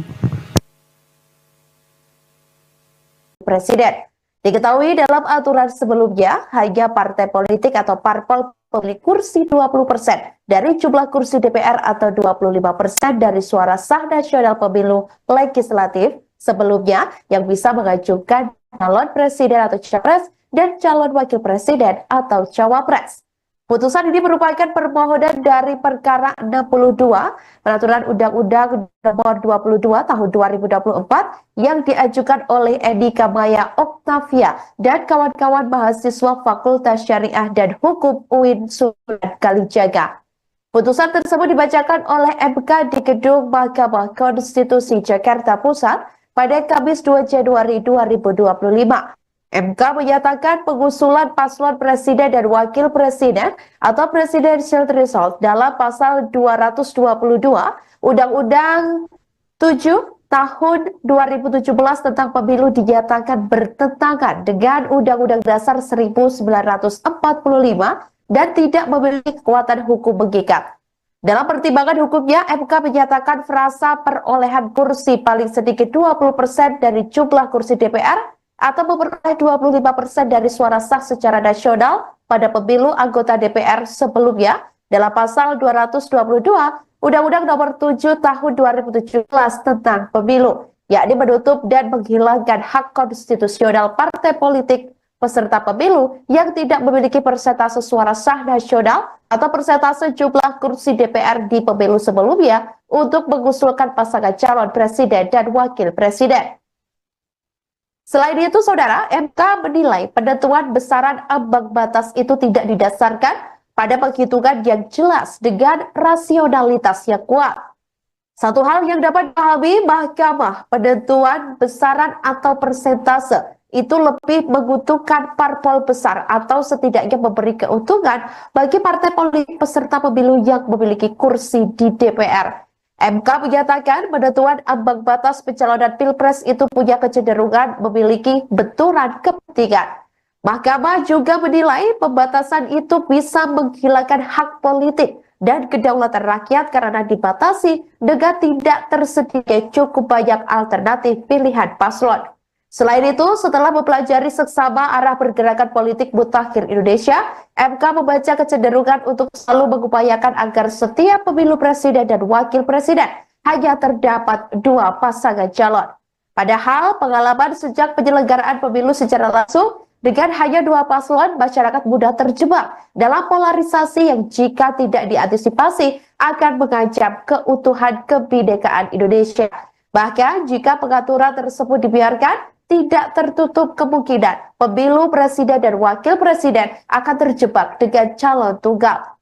Kecenderungan calon tunggal juga telah dilihat MK dalam fenomena pemilihan kepala daerah yang dari waktu ke waktu semakin bertendensi ke arah munculnya calon tunggal atau kota kosong.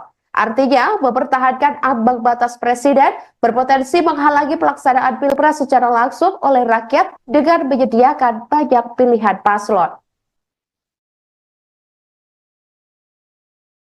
Karena itu, setelah mencermati secara saksama dinamika dan kebutuhan penyelenggara negara, saat ini merupakan waktu yang tepat bagi Mahkamah untuk bergeser dari pendirian sebelumnya.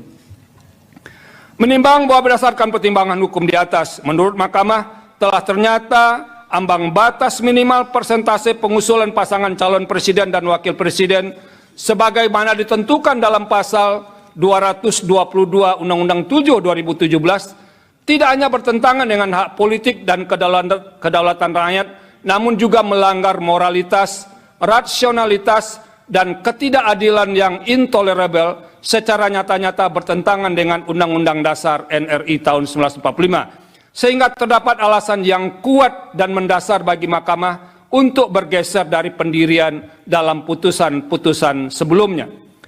Pergeseran pendirian tersebut tidak hanya menyangkut besaran atau angka persentase ambang batas, tetapi yang jauh lebih mendasar adalah rejim ambang batas pengusulan pasangan calon presiden dan wakil presiden atau presidensial threshold, berapapun besarnya atau angka persentasenya adalah bertentangan dengan pasal 6A ayat 2 Undang-Undang Dasar NRI tahun 1945. Dengan demikian, dalil para pemohon yang menyatakan ambang batas minimal persentase pengusulan pasangan calon presiden dan wakil presiden dalam pasal 222 Undang-Undang 7 2017 bertentangan dengan Undang-Undang Dasar NRI tahun 1945 dan tidak memiliki kekuatan hukum mengikat adalah beralasan menurut hukum. Menimbang bahwa sekalipun norma ambang batas minimal persentase pengusulan pasangan calon presiden dan wakil presiden dalam pasal 222 Undang-Undang 7 2017 telah dinyatakan bertentangan dengan Undang-Undang Dasar NRI tahun 1945 dan tidak memiliki kekuatan hukum mengikat. Sebagai negara yang memilih sistem presidensil dalam praktek tumbuh dalam balutan model kepartaian majemuk atau multi-party system, tetap harus diperhitungkan potensi jumlah pasangan calon presiden dan wakil presiden sama dengan jumlah partai politik peserta pemilu. Dalam hal ini misalnya, jika partai politik peserta pemilu adalah 30, maka terbuka pula potensi terdapat 30 pasangan calon presiden dan wakil presiden yang diusulkan oleh partai politik peserta pemilu. Sekalipun dalam putusan aku, Mahkamah telah menegaskan dalam pertimbangan hukum di atas bahwa pengusulan pasangan calon presiden dan wakil presiden merupakan hak konstitusional semua partai politik yang telah dinyatakan sebagai peserta pemilu pada periode yang bersangkutan atau saat penyelenggaraan pemilu berlangsung. Dalam revisi Undang-Undang 7 2017, pembentuk undang-undang dapat mengatur agar tidak muncul pasangan calon presiden dan wakil presiden dengan jumlah yang terlalu banyak, sehingga berpotensi merusak hakikat pelaksanaan pemilihan presiden dan wakil presiden secara langsung oleh rakyat. Sekalipun secara konstitusional terdapat ketentuan pasal 6 ayat 4 Undang-Undang Dasar NRI tahun 1945 yang pada pokoknya telah mengantisipasi kemungkinan terjadinya pemilu presiden dan wakil presiden putaran kedua, jumlah pasangan calon presiden dan wakil presiden yang terlalu banyak belum menjamin berdampak positif bagi perkembangan dan keberlangsungan proses dan praktek demokrasi presidensial Indonesia. Oleh karena itu, pembentuk undang-undang dalam merevisi Undang-Undang 7 2017 dapat melakukan rekayasa konstitusional atau constitutional engineering dengan memperhatikan hal-hal sebagai berikut. 1. Semua partai politik peserta pemilu berhak mengusulkan pasangan calon presiden dan wakil presiden. 2. Pengusulan pasangan calon presiden dan wakil presiden oleh partai politik atau gabungan partai politik peserta pemilu tidak didasarkan pada persentase jumlah kursi di DPR atau perolehan suara sah secara nasional. 3. Dalam mengusulkan pasangan calon presiden dan wakil presiden, partai politik peserta pemilu dapat bergabung sepanjang gabungan partai politik peserta pemilu tersebut tidak menyebabkan dominasi partai politik atau gabungan partai politik sehingga menyebabkan terbatasnya pasangan calon presiden dan wakil presiden serta terbatasnya pilihan pemilih. 4. Partai politik peserta pemilu yang tidak mengusulkan pasangan calon presiden dan wakil presiden dikenakan sanksi larangan mengikuti pemilu periode berikutnya. Dan yang kelima, perumusan rekayasa konstitusional dimaksud termasuk perubahan Undang-Undang 7 2017 melibatkan partisipasi semua pihak yang memiliki perhatian atau concern terhadap penyelenggaraan pemilu, termasuk partai politik yang tidak memperoleh kursi di DPR dengan menerapkan prinsip partisipasi publik yang bermakna, meaningful participation. Menimbang bahwa berdasarkan seluruh pertimbangan hukum di atas, telah ternyata ketentuan pasal 22 Undang-Undang 7 2017 tidak sejalan dengan prinsip persamaan kedudukan dalam hukum dan pemerintahan, hak memperjuangkan diri secara kolektif, serta kepastian hukum yang adil sesuai dengan pasal 27 ayat 1, pasal 22C ayat 2. Pasal 28D ayat 1, Pasal 28I ayat 2 Undang-Undang Dasar NRI tahun 1945 sebagaimana yang didalilkan oleh para pemohon. Dengan demikian, dalil pemohon adalah beralasan menurut hukum untuk seluruhnya. Menimbang bahwa terhadap hal-hal lain tidak dipertimbangkan lebih lanjut karena dinilai tidak ada relevansinya. Konklusi, berdasarkan penilaian atas fakta dan hukum sebagaimana diuraikan di atas, Mahkamah berkesimpulan 4.1, 4.2, 4.3 dianggap telah diucapkan. Berdasarkan Undang-Undang Dasar NRI tahun 1945, Undang-Undang 24 tahun 2003 tentang Mahkamah Konstitusi dan selanjutnya dianggap telah diucapkan. Amar putusan mengadili: 1. Mengabulkan permohonan para pemohon untuk seluruhnya. 2. Menyatakan norma pasal 222 Undang-Undang Nomor 7 Tahun 2017 tentang Pemilihan Umum Lembaran Negara Republik Indonesia tahun 2017 nomor 182 tambahan Lembaran Negara Republik Indonesia nomor 6109 bertentangan dengan Undang-Undang Dasar Negara Republik Indonesia tahun 1945 dan tidak mempunyai kekuatan hukum mengikat. 3. Memerintahkan pemuatan putusan ini dalam Berita Negara Republik Indonesia sebagaimana mestinya.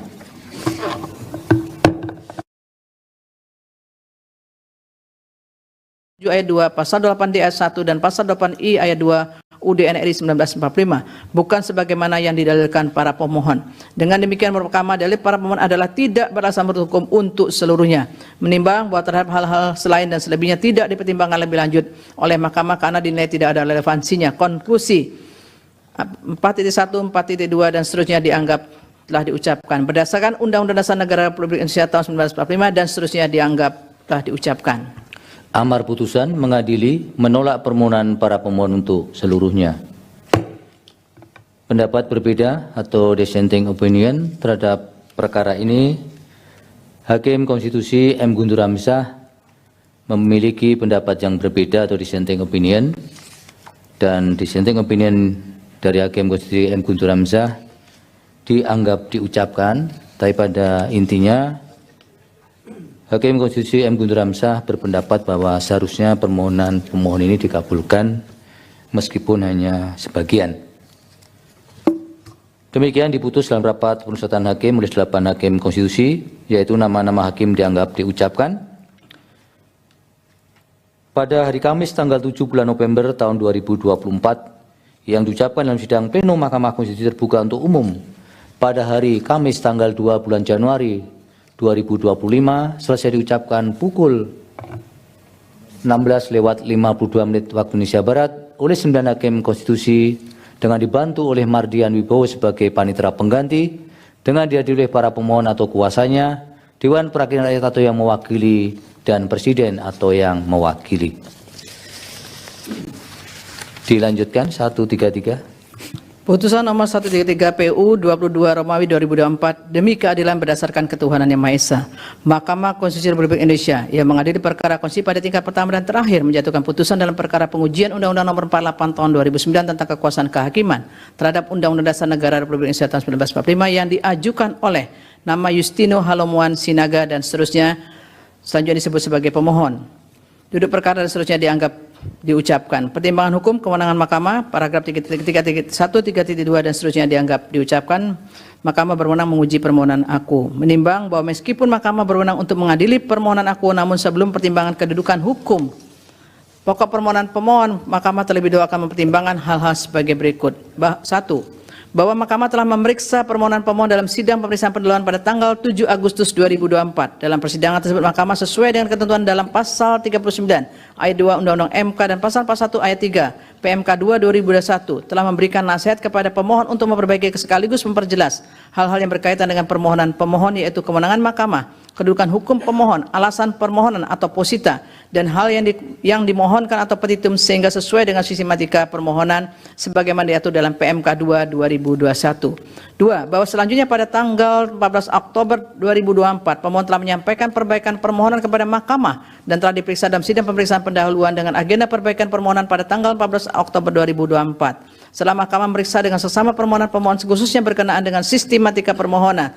ternyata format permohonan pemohon telah memenuhi sistematika permohonan sebagaimana ditentukan dalam pasal 31 ayat 1 Undang-Undang MK Namun demikian, jika dicermati lebih lanjut substansi uraian alasan permohonan posita yang dikemukakan oleh pemohon telah ternyata tidak menguraikan secara jelas argumentasi hukum mengenai pertentangan antara norma yang dimohonkan pengujian dengan dasar pengujian yang terdapat dalam UUD NRI tahun 1945. Oleh karena itu, Mahkamah tidak dapat memahami permasalahan konstitusionalitas norma pasal-pasal yang dimohonkan pengujian. Karena pemohon lebih banyak menguraikan hal-hal yang berkaitan dengan kasus konkret yang dialaminya, serta kekecewaan pemohon yang sesungguhnya berkaitan dengan implementasi atas berlakunya norma-norma yang dimohonkan pengujian.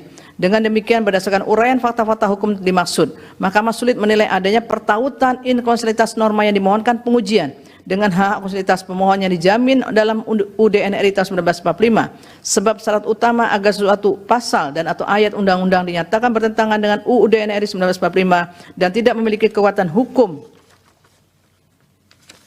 mengikat adalah pasal dan atau ayat tersebut harus terbukti dan dinyatakan bertentangan dengan UUD NRI 1945 dan tidak mempunyai kekuatan hukum mengikat. Pertentangan tersebut sama sekali tidak diuraikan dalam alasan-alasan permohonan. 3.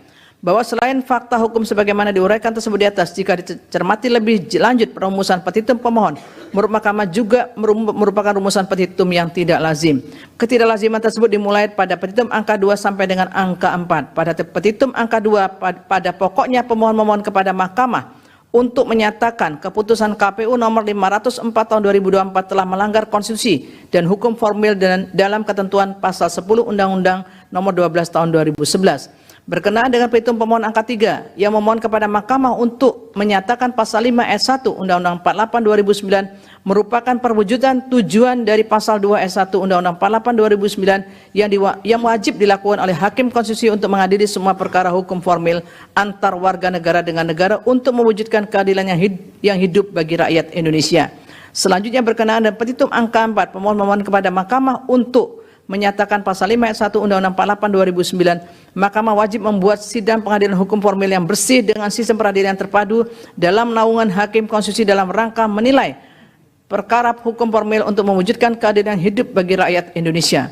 Menurut Mahkamah, seluruh rumusan petitum tersebut ada tidak sesuai dengan ketentuan hukum acara pengujian undang-undang sebagaimana dimaksud dalam pasal 10 ayat 2 huruf D PMK 2 2021. Dalam hal ini salah satu syarat untuk menyatakan petitum permohonan sesuai dengan ketentuan dimaksud adalah norma yang dimohonkan pengujian harus dinyatakan bertentangan dengan UUD NRI tahun 1945 dan tidak mempunyai kekuatan hukum mengikat. Hal tersebut sama sekali tidak dicantumkan dalam petitum permohonan aku. Dengan demikian, di samping uraian alasan permohonan atau posita tidak jelas sebagaimana dipertimbangkan di atas, dan dengan adanya petitum pemohon yang tidak lazim karena tidak sesuai dengan ketentuan pasal 10 ayat 2 huruf D PMK 2 2021, maka tidak ada keraguan bagi Mahkamah untuk menyatakan permohonan pemohon adalah tidak jelas atau kabur, obskur. Dengan demikian, permohonan pemohon tidak dipertimbangkan lebih lanjut. Menimbang bahwa oleh karena permohonan pemohon kabur terhadap kedudukan hukum pokok permohonan dan hal-hal yang tidak dipertimbangkan lebih lanjut karena dinilai tidak ada relevansinya. Konklusi 4.1 sampai 4.3 dianggap diucapkan. Berdasarkan Undang-Undang Dasar Negara Republik Indonesia tahun 1945 dan seterusnya dianggap diucapkan. Amar putusan mengadili menyatakan permohonan pemohon tidak dapat diterima. Demikian diputus dalam rapat pemusatan hakim oleh 8 hakim konstitusi, yaitu nama-nama hakim dianggap diucapkan pada hari Kamis tanggal 7 bulan Desember tahun 2024 yang diucapkan dalam sidang plenum Mahkamah Konstitusi terbuka untuk umum pada hari Kamis tanggal 2 bulan Januari tahun 2025 selesai diucapkan pukul 16:58 waktu Indonesia Barat oleh 9 hakim konstitusi dengan dibantu oleh Wilma Sirahi sebagai panitera pengganti serta dihadiri oleh para pihak. Dilanjutkan putusan 154. Putusan nomor 154 garing PU Stepdata 22 Romawi garing 2024. Demi keadilan berdasarkan ketuhanan Yang Maha Esa, Mahkamah Konstitusi Republik Indonesia yang mengadili perkara konstitusi pada tingkat pertama dan terakhir menjatuhkan putusan dalam perkara pengujian Undang-Undang nomor 10 tahun 2016 tentang perubahan kedua atas Undang-Undang nomor 1 tahun 2015 tentang penetapan peraturan pemerintah pengganti Undang-Undang nomor 1 tahun 2014 tentang pemilihan gubernur, bupati, dan wali kota menjadi undang-undang terhadap Undang-Undang Dasar Negara Republik Indonesia tahun 1945 yang diajukan oleh nama Edi Iswadi dan seterusnya, dianggap telah diucapkan. Dalam hal ini memberi kuasa khusus, surat kuasa khusus bertanggal 9 Oktober 2024 memberi kuasa kepada 1 Aksin SH dan seterusnya dianggap telah diucapkan. Selanjutnya disebut sebagai pemohon. Membaca permohonan pemohon, mendengar keterangan pemohon, memeriksa bukti-bukti pemohon. Duduk perkara 2.1 dianggap telah diucapkan. Pertimbangan hukum kewenangan Mahkamah 3.1, 3.2 dianggap telah diucapkan. Mahkamah berwenang mengadili permohonan akuo. Kedudukan hukum para pemohon 3.3 sampai dengan 3.5 dianggap telah diucapkan. Dengan demikian terlepas dari terbukti atau tidaknya persoalan inkonstitusionalitas norma pasal 70 ayat 3 Undang-Undang Nomor 10 2016 yang dimohonkan pengujian, Mahkamah berpendapat pemohon memiliki kedudukan hukum untuk bertindak sebagai pemohon dalam permohonan akuo.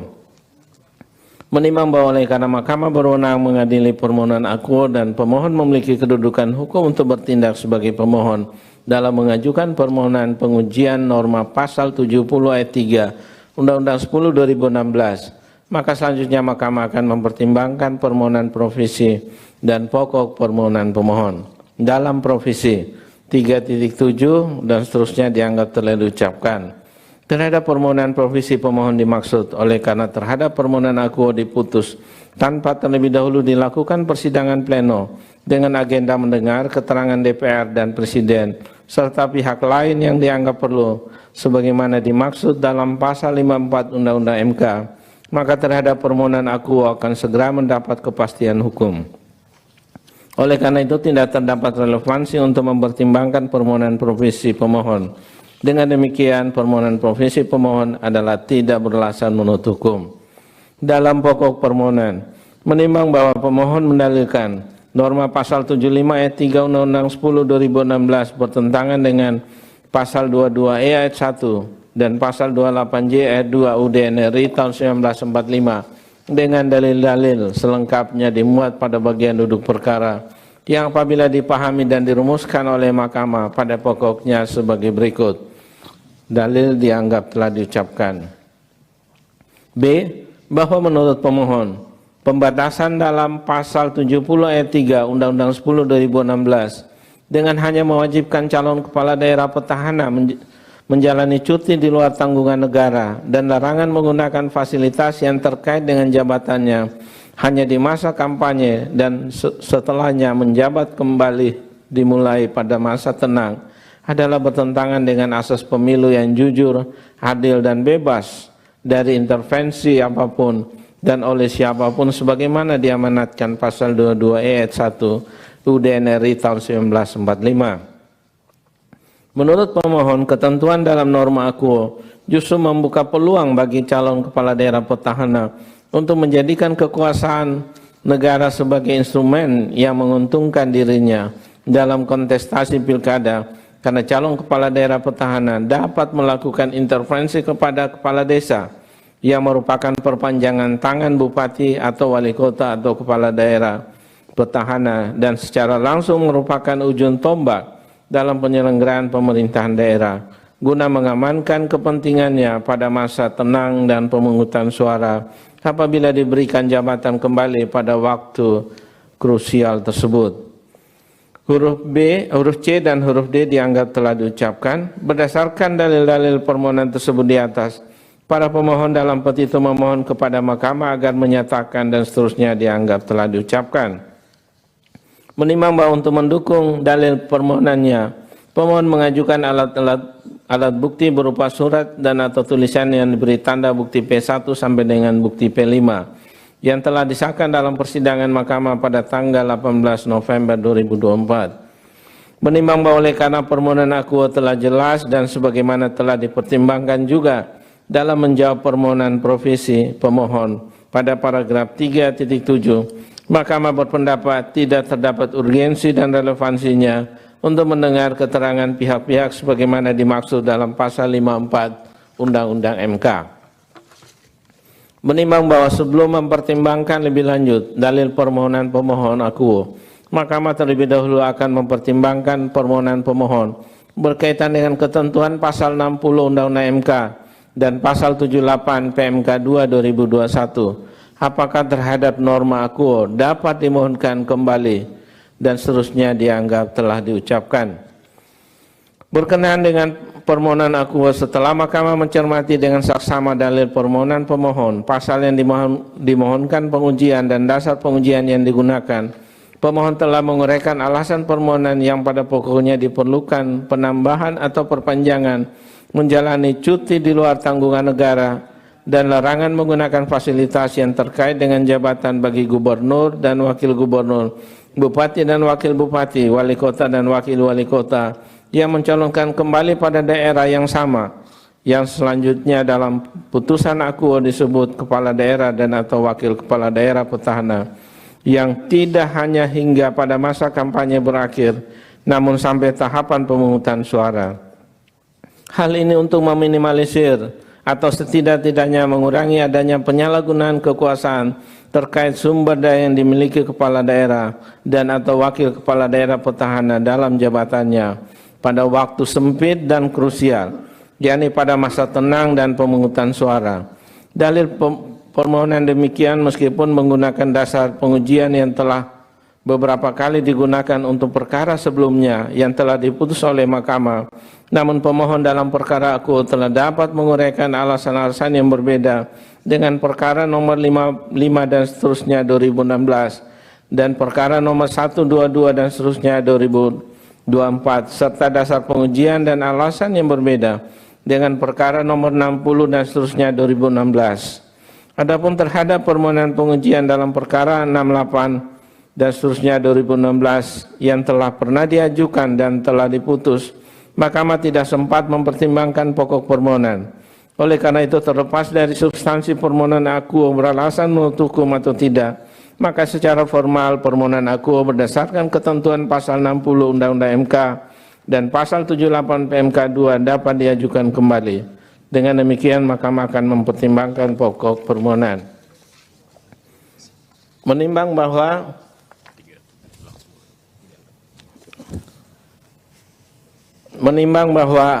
setelah Mahkamah membaca dan memahami secara saksama permohonan serta memeriksa bukti-bukti yang diajukan terhadap persoalan konstitusional norma pasal 70 ayat 3 Undang-Undang 10 2016 yang menurut pemohon seharusnya dimaknai gubernur dan wakil gubernur, bupati dan wakil bupati, wali kota dan wakil wali kota yang mencalonkan kembali pada daerah yang sama mulai masa kampanye sampai pemungutan suara harus memenuhi ketentuan A. Menjalani cuti di luar tanggungan negara, dan B. Dilarang menggunakan fasilitas yang terkait dengan jabatannya.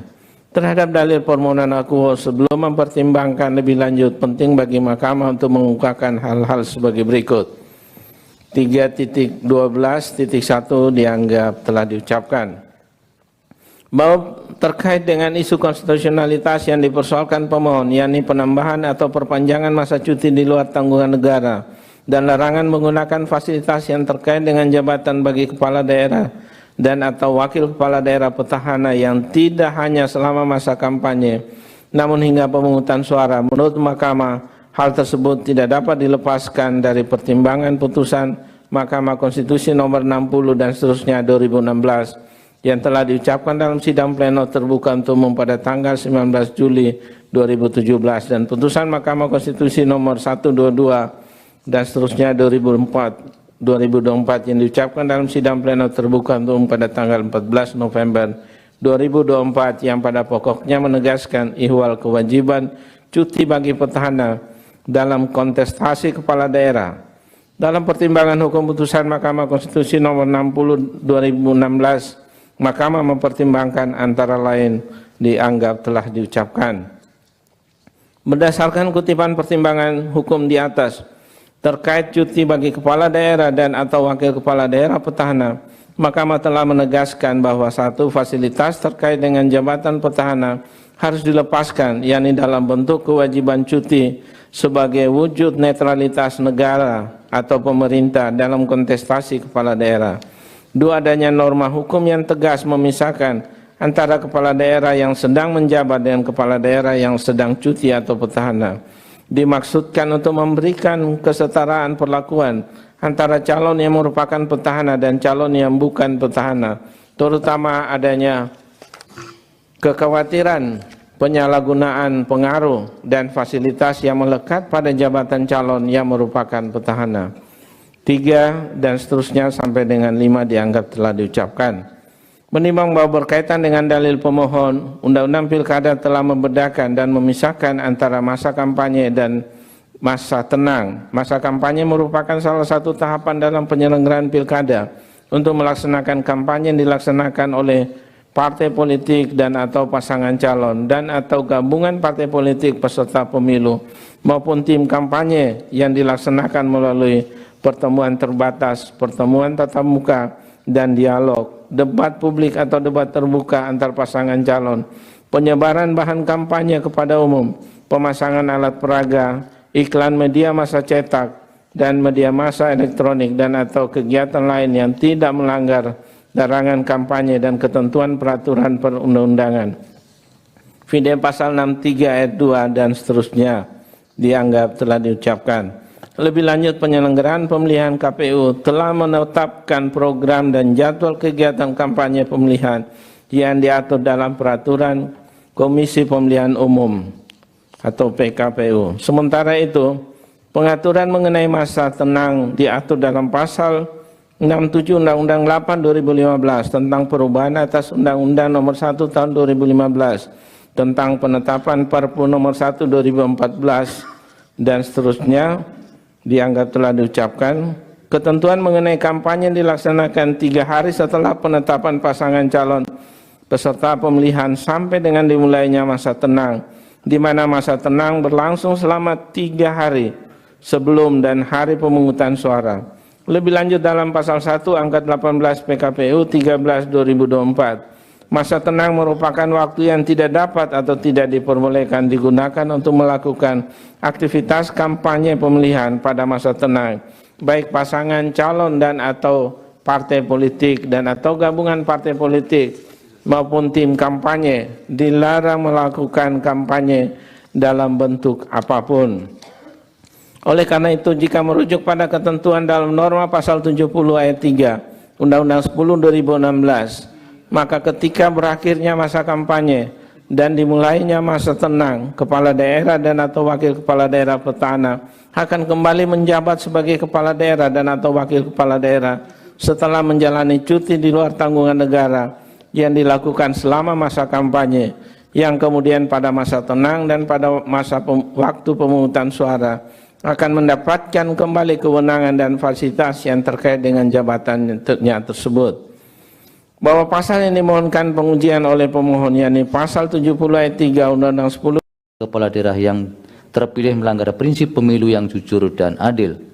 Oleh karena itu, jika dicermati secara seksama, maka dalam permohonan pemohon berkenaan dengan kepala daerah dan atau wakil kepala daerah, petahana harus menjalani cuti di luar tanggungan negara serta tidak diperbolehkan menggunakan fasilitas yang terkait dengan jabatannya, tidak terbatas pada masa kampanye, akan tetapi juga hingga masa tenang dan pada waktu pemungutan suara. Menurut Mahkamah, sesungguhnya ada dalil yang dapat diterima kebenaran rasionalitasnya. Artinya kepala daerah dan atau wakil kepala daerah petahana berpotensi untuk menyalahgunakan kekuasaan terkait dengan sumber daya yang dimilikinya serta fasilitas yang melekat pada jabatannya ketika cuti di luar tanggungan negara tersebut hanya dilakukan selama masa kampanye. Bahwa lebih lanjut, meskipun UU Pilkada juga telah mengatur ihwal larangan masa kampanye dalam bab 11 kampanye, khususnya bagian kelima UU Pilkada, namun menurut Mahkamah, masa tenang dan hari pada saat pemungutan suara adalah merupakan waktu yang sangat krusial dan merupakan waktu yang menjadi titik saat-saat calon pemilih untuk menentukan pilihannya. Oleh karena itu, potensi untuk diganggu dengan pengaruh dari pihak-pihak yang ingin merusak pemilu yang jujur dan adil menjadi terbuka dengan lebar. Termasuk dalam hal ini, diri kepala daerah dan atau wakil kepala daerah yang memiliki kewenangan dalam jabatan dan memiliki fasilitas yang terkait dengan jabatannya yang mencalonkan kembali pada daerah yang sama. Dengan demikian, menurut Mahkamah, dalam upaya untuk menghadirkan pemilihan yang jujur dan adil, maka diperlukan penambahan atau perpanjangan waktu dalam menjalankan cuti di luar tanggungan negara dan larangan menggunakan fasilitas yang terkait dengan jabatan bagi kepala daerah dan atau wakil kepala daerah petahana tidak hanya hingga masa kampanye berakhir, namun juga pada waktu masa tenang dan pada hari pemungutan suara. Sebab menurut Mahkamah, kepala daerah dan atau wakil kepala daerah baik petahana maupun bukan petahana seharusnya memiliki hak yang sama, memiliki hak kesempatan, keadilan dan kesetaraan yang sama dalam perlakuan selama masa kampanye, masa tenang hingga hari pemungutan suara. Bahwa di samping pertimbangan hukum seperti atas, menurut Mahkamah tidak terdapat alasan kepentingan penyelenggaraan pemerintahan daerah yang genting dan mendesak, yang memerlukan cuti di luar tanggungan negara dan larangan menggunakan fasilitas yang terkait dengan jabatannya bagi kepala daerah dan atau wakil kepala daerah petahana hanya pada masa kampanye, dan oleh karenanya segera harus melaksanakan tugas kembali pada masa tenang dan pada hari pemungutan suara. Bahkan sebagaimana telah dipertimbangkan pada pertimbangan hukum sebelumnya, masa tenang dan hari pada waktu pemungutan suara adalah waktu yang krusial, di mana menjadi saat calon pemilih menentukan pilihannya yang tidak boleh diganggu oleh siapapun. Oleh karenanya, segala bentuk usaha untuk memengaruhi pemilih harus dihindarkan. Terlebih sekalipun secara normatif disebut sebagai masa tenang, secara faktual justru hari-hari dimaksudkan merupakan hari-hari yang tidak tenang. Dalam kaitan ini, putusan Mahkamah Konstitusi nomor 60 tahun 2016 juga telah menegaskan jika kepala daerah dan atau wakil kepala daerah petahana harus menjalankan cuti di luar tanggungan negara, tidak berarti penyelenggaraan pemerintahan daerah akan berhenti atau terganggu, karena pemerintahan daerah tetap berjalan yang dilaksanakan oleh pejabat sementara. Bahwa melalui putusan aku, Mahkamah menegaskan demi menghadirkan pilkada yang jujur dan adil, termasuk kepala daerah dan atau wakil kepala daerah yang mencalonkan kembali di daerah yang sama, harus tetap dilekatkan masa cuti dan larangan menggunakan fasilitas dalam jabatan tidak hanya pada masa kampanye, namun hingga masa tenang dan pada hari pemungutan suara. Oleh karena menurut Mahkamah terhadap norma pasal 70 ayat 3 UU 10 2016 harus dinyatakan bertentangan dengan UUD NRI tahun 1945 dan tidak mempunyai kekuatan hukum ikat secara bersyarat sepanjang tidak dimaknai cuti di luar tanggungan negara dan dilarang menggunakan fasilitas yang terkait dengan jabatannya bagi kepala daerah dan atau wakil kepala daerah petahana baik pada masa kampanye, masa tenang maupun pada hari pemungutan suara, yang selengkapnya sebagaimana termuat dalam amar putusan aku. Berdasarkan uraian pertimbangan hukum seperti atas, dalil pemohon berkenaan dengan inkonstitusionalitas norma pasal 70 ayat 3 UU 10 2016 adalah berdasarkan menurut hukum. Namun oleh karena pemaknaan yang dilakukan oleh Mahkamah tidak sebagaimana yang didalilkan pemohon, maka permohonan pemohon beralasan menurut hukum untuk sebagian. Menimbang bahwa berdasarkan uraian pertimbangan hukum di atas telah ternyata norma pasal 70 ayat 3 UU 10 2016 melanggar prinsip pemilu yang jujur, adil dan bebas dari intervensi serta jaminan atas pembatasan yang adil sebagaimana diatur dalam pasal 22E ayat 1, pasal 28J ayat 2 UUD NRI tahun 1945 sebagaimana yang didalilkan oleh pemohon. Namun oleh karena pemaknaan yang dilakukan oleh Mahkamah tidak sebagaimana yang didalilkan pemohon, maka permohonan pemohon beralasan menurut hukum untuk sebagian. Menimbang bahwa terhadap hal-hal lain selain dan selebihnya tidak dipertimbangkan lebih lanjut karena dinilai tidak ada relevansinya. Konklusi, paragraf 4.1 sampai dengan paragraf 4 dianggap diucapkan berdasarkan Undang-Undang Dasar Negara Republik Indonesia tahun 1945 dan seterusnya dianggap diucapkan. Amar putusan mengadili dalam provisi menolak permohonan provisi pemohon. Dalam pokok permohonan, 1. Mengabulkan permohonan pemohon untuk sebagian. 2. Menyatakan pasal 70 ayat 3 Undang-Undang nomor 10 tahun 2016 tentang perubahan kedua atas Undang-Undang nomor 1 tahun 2015 tentang penetapan peraturan pemerintah pengganti Undang-Undang nomor 1 tahun 2014 tentang pemilihan gubernur, bupati dan wali kota menjadi Undang-Undang Lembaga Negara Republik Indonesia tahun 2016 nomor 130 tambahan Lembaga Negara Republik Indonesia nomor 5898 bertentangan dengan Undang-Undang Dasar Negara Republik Indonesia tahun 1945 dan tidak mempunyai kekuatan hukum mengikat secara bersyarat sepanjang tidak dimaknai cuti di luar tanggungan negara dan dilarang menggunakan fasilitas yang terkait dengan jabatannya bagi kepala daerah dan atau wakil kepala daerah petahana baik pada masa kampanye, masa tenang maupun pada hari pemungutan suara. 3. Memerintahkan pemuatan putusan ini dalam Berita Negara Republik Indonesia sebagaimana mestinya. 4. Menolak permohonan pemohon untuk selain dan selebihnya. Demikian diputus dalam rapat pemusatan hakim oleh 8 hakim konstitusi, yaitu nama-nama hakim dianggap diucapkan pada hari Jumat tanggal 6 bulan Desember tahun 2024 yang diucapkan dalam sidang pleno Mahkamah Konstitusi terbuka untuk umum pada hari Kamis tanggal 2 bulan Januari tahun 2025 selesai diucapkan pukul 17:21 waktu Indonesia Barat oleh 9 hakim konstitusi dengan dibantu oleh Rahmadiani Putri Nilasari sebagai panitera pengganti, serta dihadiri oleh pemohon dan atau kuasanya, Dewan Perwakilan Rakyat atau yang mewakili, dan Presiden atau yang mewakili. Dilanjutkan putusan atau pengucapan putusan 173. Putusan nomor 173 garing PUU garis datar 22 garing 2024. Demi keadilan berdasarkan ketuhanan yang Maha Esa, Mahkamah Konstitusi Republik Indonesia yang mengadili perkara konstitusi pada tingkat pertama dan terakhir menjatuhkan putusan dalam perkara pengujian material Undang-Undang Nomor 10 Tahun 2016 tentang perubahan kedua atas Undang-Undang Nomor 1 Tahun 2016 tentang penetapan peraturan pemerintah pengganti Undang-Undang Nomor 1 Tahun 2014 tentang pemilihan gubernur, bupati, dan wali kota menjadi undang-undang terhadap Undang-Undang Dasar Negara Republik Indonesia tahun 1945 yang diajukan oleh binti Lailatul Masruroh, selanjutnya disebut sebagai pemohon.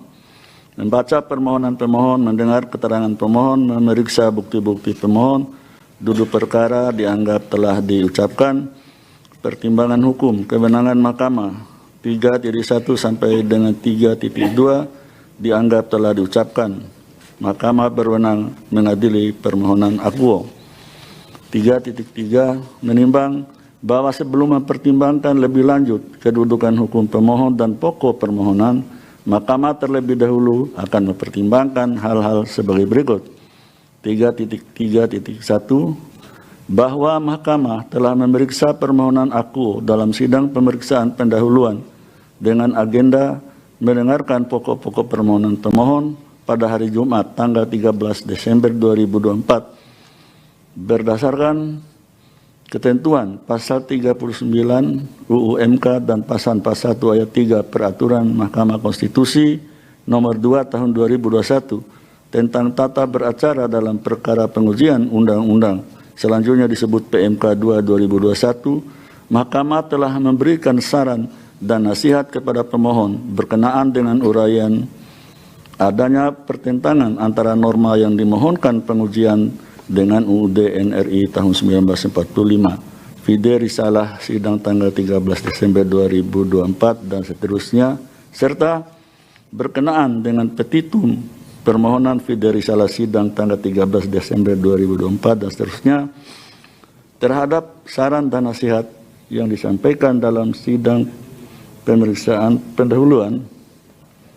Pemohon telah menyampaikan perbaikan permohonan yang diterima oleh Mahkamah pada Rabu tanggal 25 Desember 2004 pukul 10.16 WIB melalui surat elektronik email bahwa selanjutnya Mahkamah akan menilai syarat formal suatu permohonan berkenaan dengan kesesuaian antara posita dan petitum berdasarkan pasal 4 PMK 2 2021 sebagai berikut. Dianggap telah diucapkan bahwa setelah mempelajari secara seksama permohonan pemohon akuo telah ternyata rumusan petitum pemohon dalam permohonannya sebagai berikut. Dianggap dibacakan bahwa terhadap persyaratan formal permohonan inkasu, sistematika permohonan akuo pada dasarnya telah disusun sesuai dengan format permohonan sebagaimana diatur dalam pasal 31 ayat 1 UMK dan pasal 10 ayat 2 huruf A dan huruf B PMK 2 2021.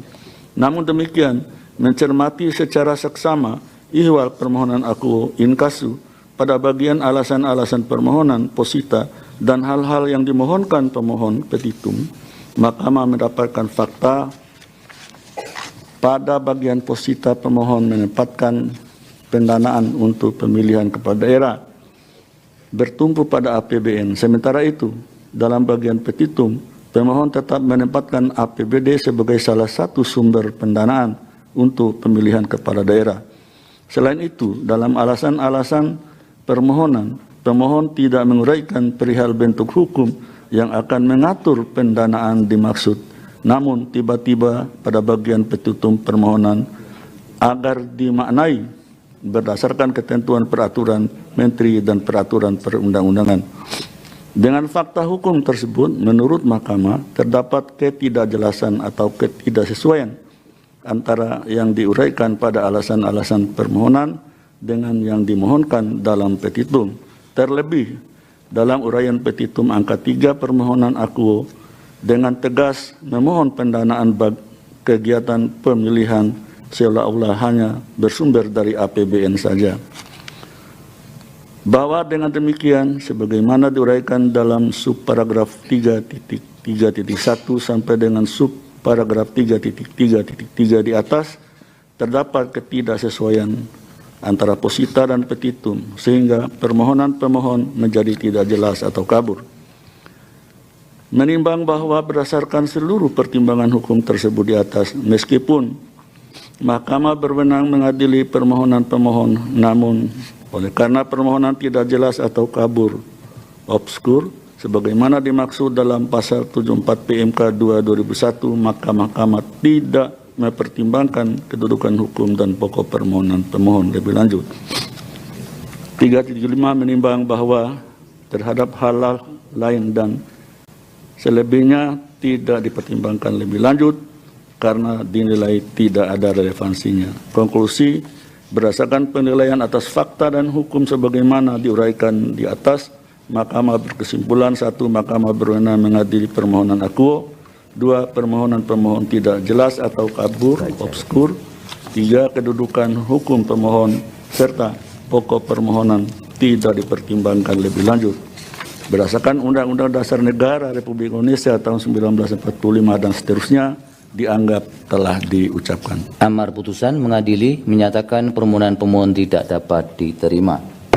Demikian diputus dalam rapat pemusyawaratan hakim oleh 8 hakim konstitusi, yaitu nama-nama hakim dianggap diucapkan pada hari Jumat tanggal 27 bulan Desember tahun 2024 yang diucapkan dalam sidang plenum Mahkamah Konstitusi terbuka untuk umum pada hari Kamis tanggal 2 bulan Januari tahun 2025 selesai diucapkan pukul 17:28 waktu Indonesia Barat oleh 9 hakim konstitusi dengan dibantu oleh Akmarina Rasika sebagai panitera pengganti serta dihadiri oleh pemohon, Dewan Perwakilan Rakyat atau yang mewakili, serta Presiden atau yang mewakili. Dilanjut 157. Putusan nomor 157/PUU 22 Romawi tahun 2024. Demi keadilan berdasarkan ketuhanan yang Maha Esa, Mahkamah Konstitusi Republik Indonesia yang mengadili perkara konstitusi pada tingkat pertama dan terakhir menjatuhkan putusan dalam perkara pengujian Undang-Undang nomor 17 tahun 2014 tentang Majelis Pemusyawaratan Rakyat, Dewan Perwakilan Rakyat, Dewan Perwakilan Daerah, dan Dewan Perwakilan Rakyat Daerah terhadap Undang-Undang Dasar Negara Republik Indonesia tahun 1945 yang diajukan oleh Muhammad Zainul Arif dan seterusnya dianggap telah diucapkan, memberi kuasa kepada Abdul Hakim SHMA dan seterusnya dianggap telah diucapkan, selanjutnya disebut sebagai pemohon. Membaca permohonan pemohon dan seterusnya dianggap telah diucapkan, bagian duduk perkara dianggap telah diucapkan. Pertimbangan hukum. Kewenangan Mahkamah berwenang untuk mengadili permohonan akuo. Kedudukan hukum. Menimbang bahwa berdasarkan ketentuan pasal 51 dan seterusnya dianggap telah diucapkan, 3.4 dianggap telah diucapkan, 3.5.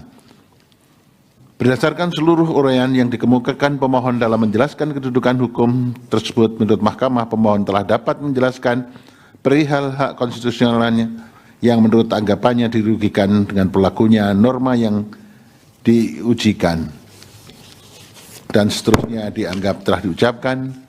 Maka menurut Mahkamah pemohon memiliki kedudukan hukum untuk bertindak sebagai pemohon dalam permohonan akuo.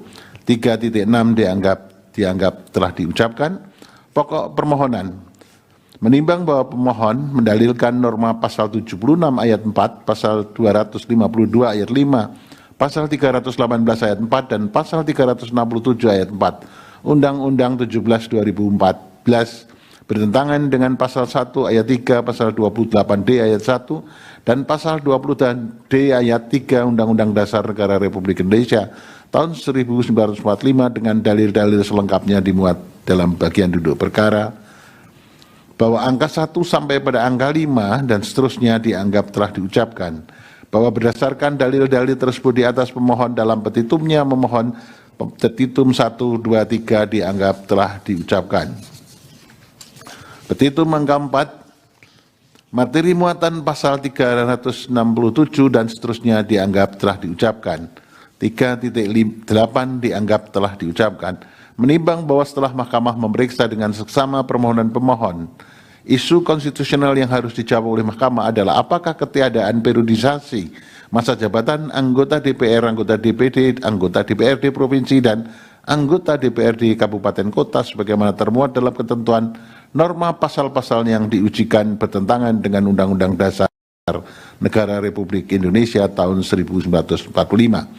Menimbang bahwa berkenaan dengan dalil pemohon yang mengatakan pembatasan periodisasi masa jabatan telah diberlakukan untuk beberapa jabatan yang dipilih melalui proses pemilihan umum atau elected official, terhadap hal tersebut terdapat salah satu pertimbangan hukum mahkamah yang terkait dengan dalil pemohon aku, yaitu putusan Mahkamah Konstitusi nomor 108 tahun 2012 yang diucapkan dalam sidang pleno terbuka untuk umum pada tanggal 13 Maret tahun 2013. Pada paragraf 3.16 antara lain mengatakan kutipan dianggap telah diucapkan. Berdasarkan kutipan pertimbangan hukum tersebut di atas menurut mahkamah, adanya ketentuan periodisasi masa jabatan presiden telah diatur secara tegas dalam ketentuan pasal 7 Undang-Undang Dasar Negara Republik Indonesia tahun 1945.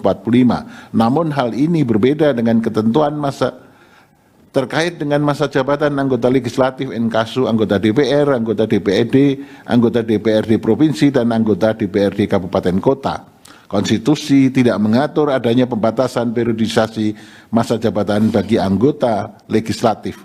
Karena Undang-Undang Dasar Negara Republik Indonesia tahun 1945 hanya menentukan pemilihan umum dilaksanakan secara berkala setiap 5 tahun sekali. Lebih lanjut, pemilihan umum diselenggarakan untuk memilih anggota DPR, anggota DPD, presiden dan wakil presiden, serta anggota DPRD. Sejalan dengan hal itu, ketentuan terkait masa jabatan anggota legislatif diatur kembali dalam pasal 76 ayat 4, pasal 252 ayat 5, pasal 318 ayat 4, dan pasal 367 ayat 4 Undang-Undang 17 tahun 2014 yang pada pokoknya menentukan masa jabatan anggota legislatif adalah 5 tahun. Artinya, ikhwal pembatasan periodisasi masa jabatan anggota legislatif memang tidak diatur baik dalam ketentuan Undang-Undang Dasar maupun dalam tataran Undang-Undang Inkasu Undang-Undang 17 tahun 2014. Sedangkan yang diatur hanya ketentuan terkait masa jabatannya. Sementara itu, apabila dikaitkan dengan sifat jabatan antara presiden dengan anggota legislatif, keduanya memiliki karakteristik kewenangan dalam pengambilan putusan yang berbeda. Jabatan presiden adalah jabatan tunggal yang memiliki wewenang penuh dalam menjalankan kekuasaan pemerintahan. Demikian pula dengan kepala daerah yang juga merupakan jabatan tunggal, di mana dalam pengambilan putusan eksekutifnya dilakukan secara mandiri. Sedangkan jabatan legislatif inkasu anggota DPR, anggota DPD, anggota DPRD provinsi, dan anggota DPRD kabupaten kota merupakan jabatan majemuk di mana setiap pengambilan putusan dalam rangka menjalankan tugas dan wewenangnya dilakukan dengan mekanisme kerja kolektif. Artinya setiap pengambilan putusan sedapat mungkin dapat mengutamakan musyawarah untuk mufakat, oleh karenanya pengambilan putusan dilakukan secara kolektif. Bahwa dengan demikian, walaupun jabatan presiden kepala daerah itu sama dengan jabatan anggota legislatif, dipilih melalui proses pemilihan umum atau elected official, namun terkait ketentuan masa jabatan beserta periodisasi yang melekat pada jabatan presiden dan kepala daerah tidak dapat dipersamakan, karena masing-masing jabatan tersebut memiliki karakteristik dan sifat jabatan yang berbeda. Terlebih, ketentuan terkait dengan pembatasan periodisasi masa jabatan anggota legislatif tidak diatur dalam Undang-Undang Dasar tahun 1945 maupun dalam undang-undang. Menimbang bahwa selanjutnya pemohon juga mendalilkan mengenai ketiadaan pembatasan periodisasi masa jabatan anggota legislatif mengakibatkan anggota legislatif berpotensi memanfaatkan segala cara untuk memenangkan kontestasi pemilu legislatif guna mempertahankan kekuasaannya selama mungkin. Berkenaan dengan dalil pemohon aku, Mahkamah telah memutus permohonan nomor 114 tahun 2022 yang berkelindahan dengan adanya praktek politik uang dalam proses pencalonan anggota DPR dan atau DPRD. Dalam hal ini tidak ada, saya ulangi, dalam hal ini paling tidak kelindahan tersebut dapat ditelusuri dari pertimbangan hukum yang termaktub dalam subparagraf 3.31.4 putusan Mahkamah Konstitusi nomor 14 tahun 2022 yang diucapkan pada sidang pleno terbuka untuk umum pada tanggal 15 Juni tahun 2023 yang antara lain menyatakan kutipan dianggap telah diucapkan.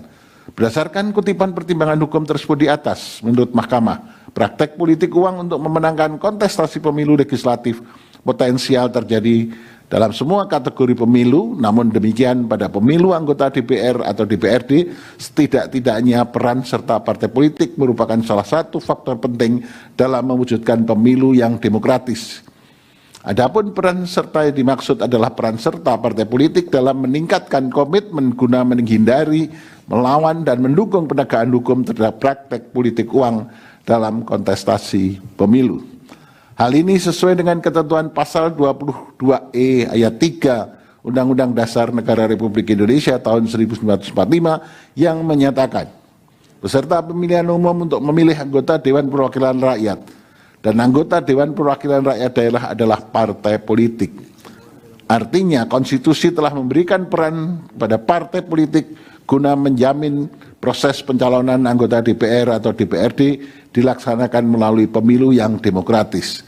Dalam konteks ini, partai politik diharapkan memiliki desain kelembagaan yang ideal dalam pola rekrutmen dan mekanisme kaderisasi yang terukur, terstruktur, dan sistematis guna mendapatkan calon-calon anggota DPR atau DPRD yang memiliki integritas dan kapasitas dengan tetap mengedepankan prinsip-prinsip pemilu yang demokratis.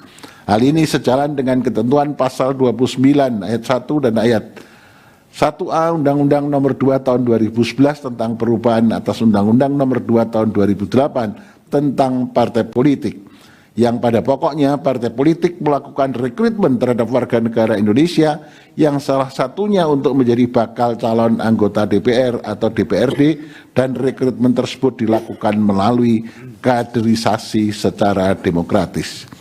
Bahwa dalam kaitannya dengan proses pencalonan, partai politik juga diharapkan dapat ikut serta memberikan pendidikan politik bagi masyarakat dengan berlandaskan pada demokrasi Pancasila dan Undang-Undang Dasar Negara Republik Indonesia tahun 1945. Adanya pendidikan politik yang dilakukan oleh partai politik diharapkan dapat meningkatkan pemahaman masyarakat terkait hak dan kewajiban sekeluarga negara, serta membentuk pribadi masyarakat yang memiliki tanggung jawab dalam kehidupan berbangsa dan bernegara. PDE pasal 1 angka 4 Undang-Undang nomor 2 tahun 2011. Artinya, dengan adanya pendidikan politik diharapkan akan meningkatkan partisipasi dan kontrol sosial masyarakat terhadap penyelenggaraan pemilu, inkasu, pemilu anggota DPR dan DPRD. Selain itu, adanya pelaksanaan pendidikan politik oleh partai politik dapat juga sekaligus meningkatkan pemahaman masyarakat dalam memahami visi dan misi partai politik serta langkah kebijakan partai politik ke depannya. Sejalan dengan itu, pendidikan politik juga dilakukan oleh calon anggota DPD dalam rangka memberikan pemahaman kepada masyarakat pemilih guna mengetahui visi dan misi masing-masing calon anggota DPD dalam memperjuangkan kepentingan daerah pada proses kebijakan di tingkat nasional nantinya. Bahwa dengan demikian persoalan terkait anggota legislatif berpotensi memanfaatkan segala cara untuk memenangkan kontestasi pemilihan legislatif guna mempertahankan kekuasaan sebenarnya lebih disebabkan karena sifat yang struktural dan bukan sekedar disebabkan karena ketiadaan pembatasan periodisasi masa jabatan anggota legislatif. Oleh karena itu, diperlukan adanya penguatan kelembagaan partai politik melalui kerjasama antar partai politik dengan para pemangku kepentingan guna menciptakan penyelenggaraan pemilu yang berdasarkan prinsip-prinsip demokrasi. Dengan demikian, persoalan terkait anggota legislatif berpotensi memanfaatkan segala cara memenangkan kontestasi pemilu legislatif guna mempertahankan kekuasaannya tidak dapat dijadikan dasar untuk mengarahkan tudingan dituding disebabkan oleh ketiadaan pembatasan periodisasi masa jabatan anggota legislatif. Menimbang bahwa selain kedua dalil sebut di atas, pemohon juga mendalilkan adanya kecenderungan perilaku tindakan pidana korupsi yang melibatkan anggota DPR DPRD. Terhadap dalil pemohon aku menurut Mahkamah untuk menangani persoalan tersebut diperlukan adanya kerjasama antara partai politik dengan para pemangku kepentingan dalam menjaga dan mengawasi kinerja anggota DPR dan DPRD terpilih agar tidak terjebak dalam praktek-praktek yang bertentangan dengan peraturan perundangan. Sementara itu, apabila terdapat anggota legislatif yang terbukti melakukan tindak pidana, maka hal tersebut tidaklah serta-merta disebabkan ketiadaan pembatasan periodisasi masa jabatan anggota legislatif, melainkan dipengaruhi oleh antara lain integritas masing-masing anggota legislatif. Dalam kaitan ini, ketika terdapat anggota DPR atau DPRD yang terbukti melakukan tindak pidana telah dijatuhi putusan pengadilan yang mempunyai kekuatan hukum tetap, kemudian telah selesai menjalani hukumannya, maka secara serta-merta dikenakan ketentuan terkait pembatasan hak politik sementara untuk tidak turut serta dalam pemilu terhadap tindak pidana yang terbukti ancaman pidananya 5 tahun ke atas. Berkenaan dengan hal tersebut, Mahkamah melalui putusan Mahkamah Konstitusi nomor 87 tahun 2022 yang diucapkan dalam sidang pleno terbuka untuk umum pada tanggal 30 November 2022 telah berpendirian sebagaimana diuraikan pada paragraf 3.13 sebagai berikut. Kutipan dianggap telah diucapkan. Berdasarkan kutipan pertimbangan hukum sebagaimana dikemukakan di atas, bagi calon anggota legislatif yang pernah menjadi terpidana harus telah melewati jangka waktu 5 tahun setelah selesai menjalani pidana penjara guna melakukan penyesuaian atau adaptasi di tengah masyarakat untuk membuktikan bahwa setelah selesai menjalani masa pidananya yang bersangkutan benar-benar telah mengubah dirinya menjadi baik dan tidak akan mengulangi perbuatannya. Selain dikenakan masa tunggu 5 tahun, setelah mantan terpidana selesai menjalani pidana penjara berdasarkan putusan pengadilan yang telah mempunyai kekuatan hukum tetap, mantan terpidana juga diwajibkan memenuhi persyaratan terkait keharusan menjelaskan secara terbuka kepada publik tentang jati dirinya dan tidak menutupi latar belakang kehidupannya sebagai mantan terpidana. Dalam konteks ini penting bagi Mahkamah untuk mengingatkan perihal keterpilihan berulang seorang anggota legislatif juga ditentukan oleh tingkat kekritisan pemilih dalam menilai integritas dan rekam jejak anggota DPR dan DPRD. Terlebih lagi dengan digunakannya sistem pemilu proporsional dengan daftar terbuka saat ini, hal tersebut tentu berpengaruh terkait dengan pemberian ruang yang lebih luas bagi pemilih dalam memilih calon anggota DPR atau DPRD. Berdasarkan seluruh pertimbangan hukum di atas menurut Mahkamah, hingga saat ini belum terdapat perkembangan dan kebutuhan hukum serta alasan yang kuat dan mendasar bagi Mahkamah untuk mengubah pendiriannya berkenaan dengan isu konstitusionalitas pembatasan periodisasi masa jabatan anggota legislatif sebagaimana telah dipertimbangkan dalam putusan Mahkamah Konstitusi nomor 108 tahun 2012. Menimbang bahwa berdasarkan seluruh pertimbangan hukum tersebut di atas, ternyata ketentuan norma pasal 76 ayat 4, pasal 252 ayat 5, pasal 318 ayat 4, dan pasal 367 ayat 4 Undang-Undang 17 2014 telah memberikan kepastian hukum dan tidak bertentangan dengan pasal 1 ayat 3, pasal 28D ayat 1 dan pasal 28D ayat 3 Undang-Undang Dasar Negara Republik Indonesia tahun 1945 bukan sebagaimana yang didalilkan oleh pemohon. Dengan demikian menurut Mahkamah, dalil pemohon adalah tidak beralasan menurut hukum untuk seluruhnya. Menimbang bahwa terhadap hal-hal lain tidak dipertimbangkan lebih lanjut karena dinilai tidak ada relevansinya. Konklusi, berdasarkan penilaian atas fakta dan hukum tersebut di atas, Mahkamah berkesimpulan 1, 2, 3, 4 dianggap telah diucapkan berdasarkan Undang-Undang Dasar Negara Republik Indonesia tahun 1945 dan seterusnya dianggap telah diucapkan. Amar putusan mengadili menolak permohonan pemohon untuk seluruhnya. Demikian diputus dalam rapat permusyawaratan hakim oleh 8 hakim konstitusi pada hari Selasa tanggal 10 bulan Desember tahun 2024 yang diucapkan dalam sidang pleno Mahkamah Konstitusi terbuka untuk umum pada hari Kamis tanggal 2 bulan Januari tahun 2025 selesai diucapkan pukul 17:45 waktu Indonesia Barat oleh 9 hakim konstitusi tersebut dengan dibantu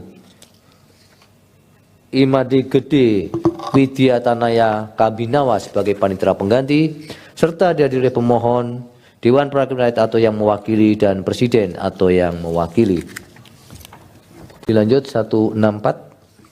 Putusan nomor 164 PU 22 Romawi 2024 demi keadilan berdasarkan ketuhanan yang Maha Esa, Mahkamah Konstitusi Republik Indonesia yang mengadili perkara konstitusi pada tingkat pertama dan terakhir menjatuhkan putusan dan perkara pengujian Undang-Undang Nomor 17 Tahun 2014 tentang Majelis Permusyawaratan Rakyat, Dewan Perwakilan Rakyat, Dewan Perwakilan Daerah, dan Dewan Perwakilan Rakyat Daerah terhadap Undang-Undang Dasar Negara Republik Indonesia tahun 1945 yang diajukan oleh 1 nama Indri Hapsadi dan seterusnya, 2 nama Amul Hikmah dan seterusnya berdasarkan surat kuasa khusus bertanggal 6 November 2024 dan seterusnya memberi kuasa kepada HMI L Hakim SH dan seterusnya dianggap telah diucapkan. Yang selanjutnya disebut sebagai para pemohon. Membaca permohonan pemohon, mendengar keterangan pemohon, memeriksa bukti-bukti pemohon, duduk perkara dan seterusnya dianggap telah diucapkan.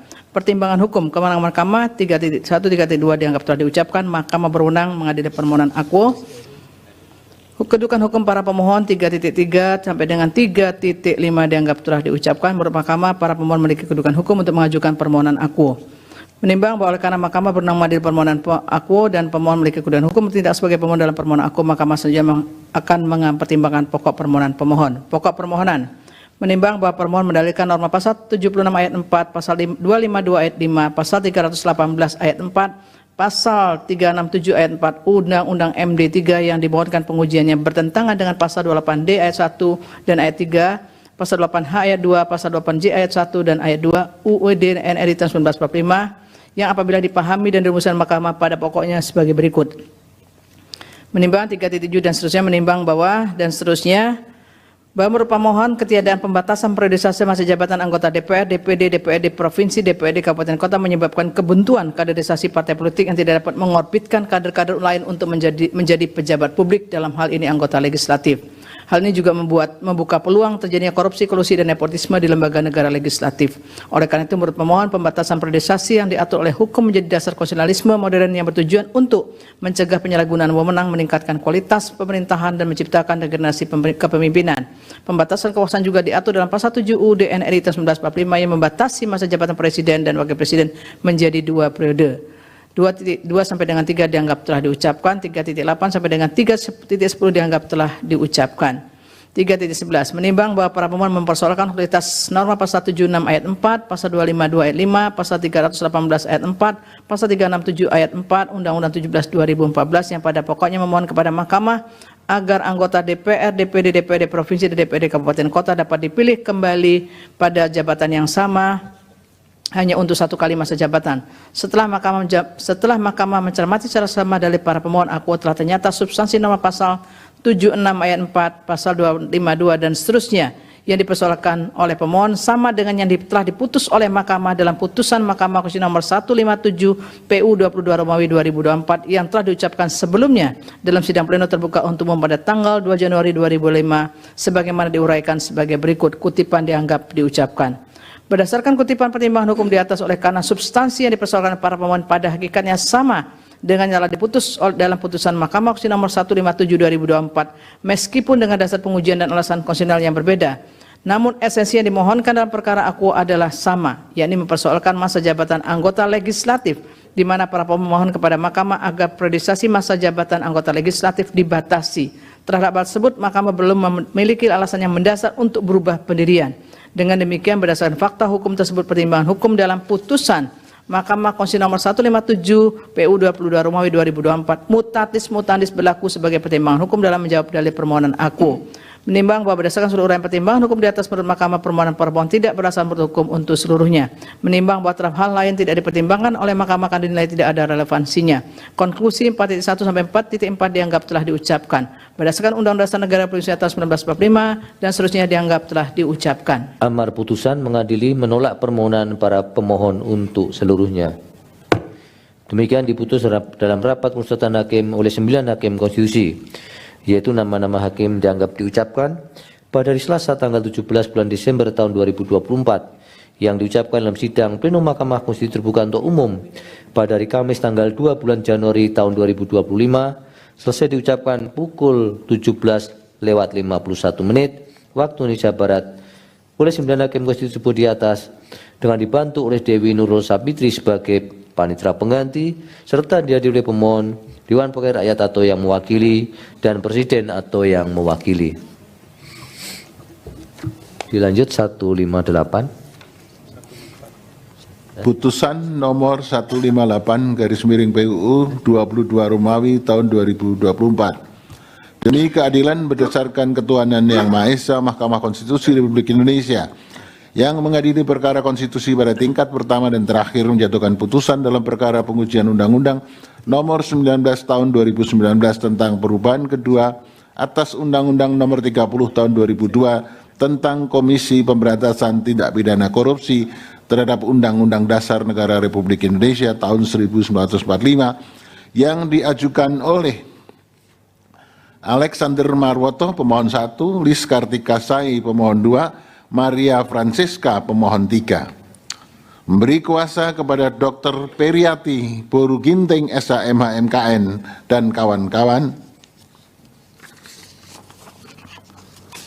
Selanjutnya disebut para pemohon. Membaca permohonan para pemohon dan seterusnya dianggap telah diucapkan. Duduk perkara dianggap telah diucapkan. Pertimbangan hukum. Kewenangan Mahkamah. Mahkamah berwenang mengadili permohonan pemohon. Setelah Mahkamah mencermati secara seksama, bahwa setelah Mahkamah mencermati secara seksama uraian para pemohon dalam menjelaskan kedudukan hukumnya dan bukti-bukti yang diajukan berkenaan dengan pengujian norma pasal 36 huruf A Undang-Undang KPK, sepanjang berkaitan dengan pemohon 1 sebagai salah satu pimpinan KPK adalah pihak atau subjek hukum yang menjadi adresat pasal 36 huruf A Undang-Undang KPK. Dengan demikian pemohon 1 telah dapat membuktikan sebagai perseorangan yang memiliki hak konstitusional yang dijamin oleh Undang-Undang Dasar Negara Republik Indonesia tahun 1945 yang dianggap dirugikan dengan berlakunya norma yang dimohonkan pengujian. Sedangkan pemohon 2 dan pemohon 3 sebagai pegawai KPK yang notabene bukan sebagai pimpinan KPK sebagaimana pihak atau subjek yang menjadi adresat dalam norma pasal 36 Undang-Undang KPK yang dimohonkan pengujian. Oleh karena itu, terhadap pemohon 2 dan pemohon 3 tidak dapat mendasarkan kepada norma akuo untuk menyatakan memiliki hak konstitusional yang dianggap dirugikan dengan berlakunya norma yang dilakukan pengujian, yaitu norma pasal 36 huruf A Undang-Undang KPK. Menurut Mahkamah, hanya pemohon 1 yang dapat menjelaskan sebagai perseorangan warga negara Indonesia yang memiliki hak konstitusional yang dianggap dirugikan dengan berlakunya norma pasal yang dimohonkan pengujian, di mana anggapan kerugian hak konstitusional tersebut bersifat aktual dan spesifik serta mempunyai hubungan kausa verban dengan norma pasal 36 huruf A Undang-Undang KPK yang dimohonkan pengujian.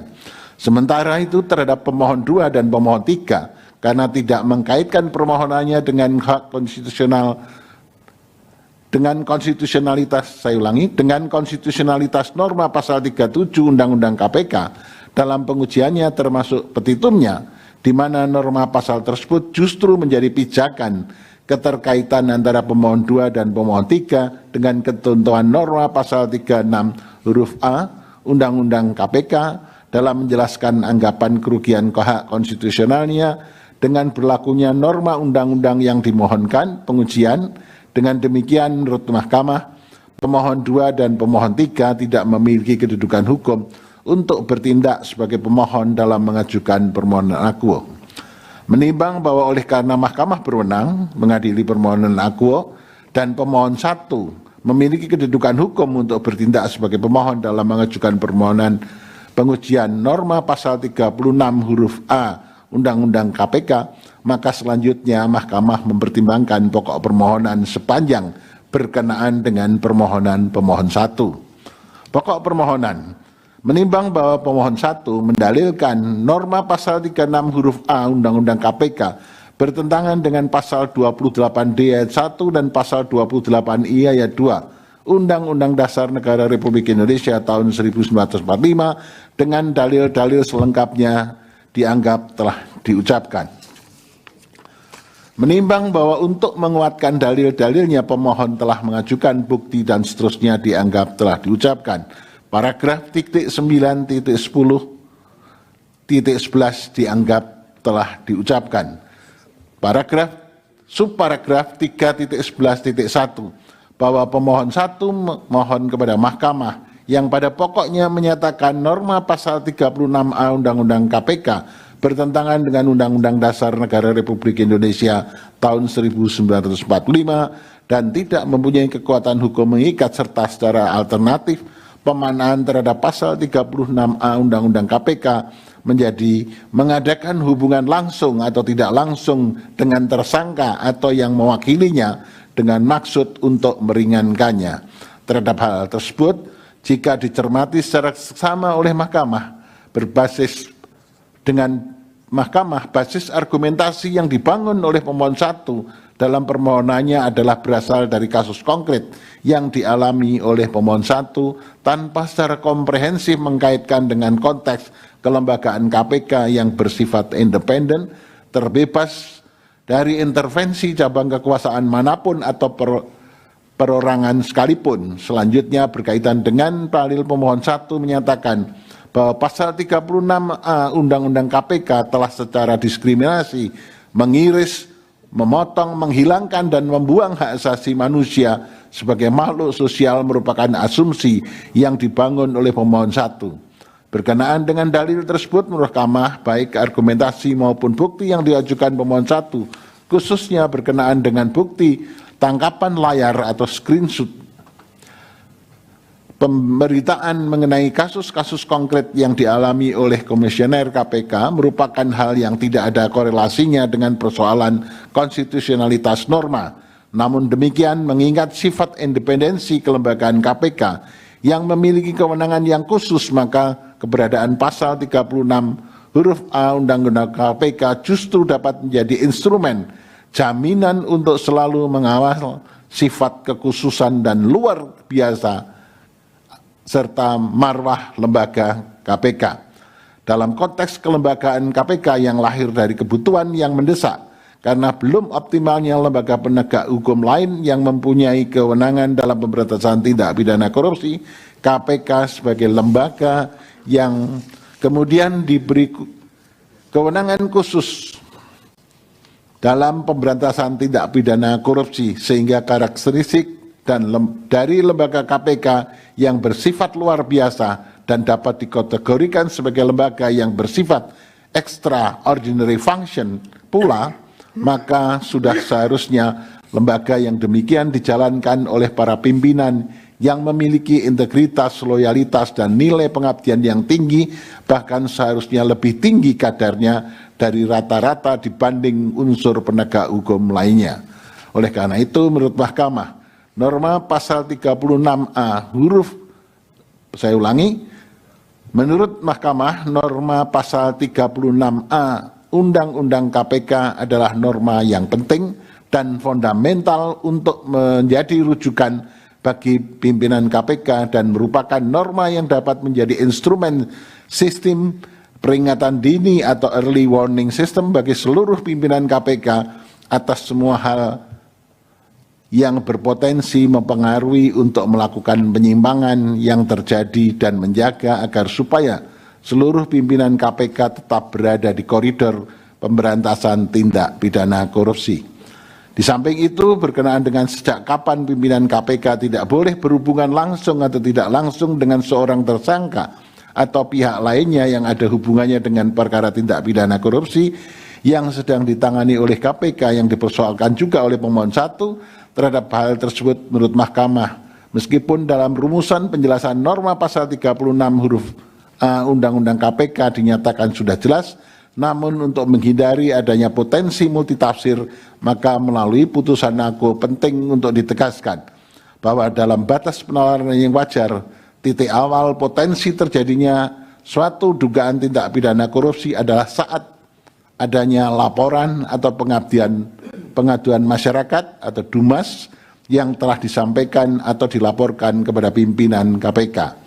Artinya ketika sebuah pengaduan masyarakat terkait dengan adanya dugaan tindak pidana korupsi sudah masuk KPK dan hal tersebut telah disampaikan dan atau dilaporkan kepada pimpinan KPK, maka sejak itulah menjadi titik awal bagi pimpinan KPK untuk tidak boleh lagi melakukan hubungan langsung atau tidak langsung dengan seorang yang berpotensi menjadi tersangka atau pihak lain yang ada hubungannya dengan perkara tindak pidana korupsi yang sudah diadukan atau dilaporkan oleh masyarakat tersebut. Bahwa berkenaan dengan dalil pemohon 1 yang menyatakan bahwa terhadap pimpinan KPK dilarang untuk mengadakan hubungan dengan pihak tersangka atau pihak lain yang ada hubungannya dengan perkara tindak pidana korupsi yang ditangani oleh KPK sebagaimana diatur dalam pasal 36 huruf A Undang-Undang KPK, sementara terhadap subjek hukum aparat penegak hukum lainnya di Indonesia hal tersebut tidak dilarang, maka norma pasal tersebut secara nyata bersifat diskriminatif terhadap pimpinan KPK dengan aparat penegak hukum lainnya. Berkenaan dengan dalil pemohon 1 tersebut menurut Mahkamah, KPK secara kelembagaan dan pimpinan KPK tidak dapat apple to apple dipersamakan dengan aparat penegak hukum lainnya. Artinya, meskipun sesama lembaga penegak hukum antara KPK dengan lembaga lainnya, namun antara lembaga hukum yang satu dengan lainnya memiliki karakter yang berbeda karena masing-masing tidak dapat dipisahkan dengan sifat kelembagaan yang memiliki etika profesi pelaksana aparat penegak hukumnya. Namun demikian, apapun perbedaannya, pimpinan KPK sebagaimana telah dipertimbangkan dalam pertimbangan hukum sebelumnya, larangan yang diberlakukan lebih ketat, strict, tidak dapat dipisahkan dari sifat kelembagaannya yang diberi kewenangan yang lebih khusus dan luar biasa jika dibandingkan lembaga penegak hukum yang lain. Oleh karena itu, berkenaan dengan hal ini, tidak dapat dibenarkan dalil pemohon 1 yang berpendapat bahwa terhadap hal tersebut sama halnya memperlakukan pimpinan KPK secara diskriminatif. Lebih lanjut, berkenaan dengan dalil pemohon aku, penting bagi Mahkamah untuk menegaskan kembali putusan-putusan terkait dengan diskriminasi yang sesungguhnya telah diberi batasan oleh Mahkamah, antara lain dalam putusan Mahkamah Konstitusi nomor 024 tahun 2005 yang diucapkan dalam sidang pleno terbuka untuk umum pada tanggal 29 Maret 2006 yang dikuatkan kembali terakhir dalam putusan Mahkamah Konstitusi nomor 35 tahun 2024 yang diucapkan dalam sidang pleno terbuka untuk umum pada tanggal 30 Juli 2004 yang menyatakan antara lain kutipan dianggap telah diucapkan. Berdasarkan kutipan pertimbangan hukum tersebut di atas, diartikan adanya perbedaan larangan bagi pimpinan KPK dengan aparat penegak hukum lainnya merupakan sebuah keniscayaan. Perbedaan larangan terhadap pimpinan lembaga tersebut tergantung pada karakteristik, tugas pokok, dan fungsi masing-masing lembaga. Oleh karena itu, menurut Mahkamah berdasarkan kutipan pertimbangan hukum hukum putusan di atas diskriminasi baru dapat dikatakan ada jika terdapat perlakuan yang berbeda tanpa adanya alasan yang masuk akal atau reasonable ground guna membuat perbedaan itu.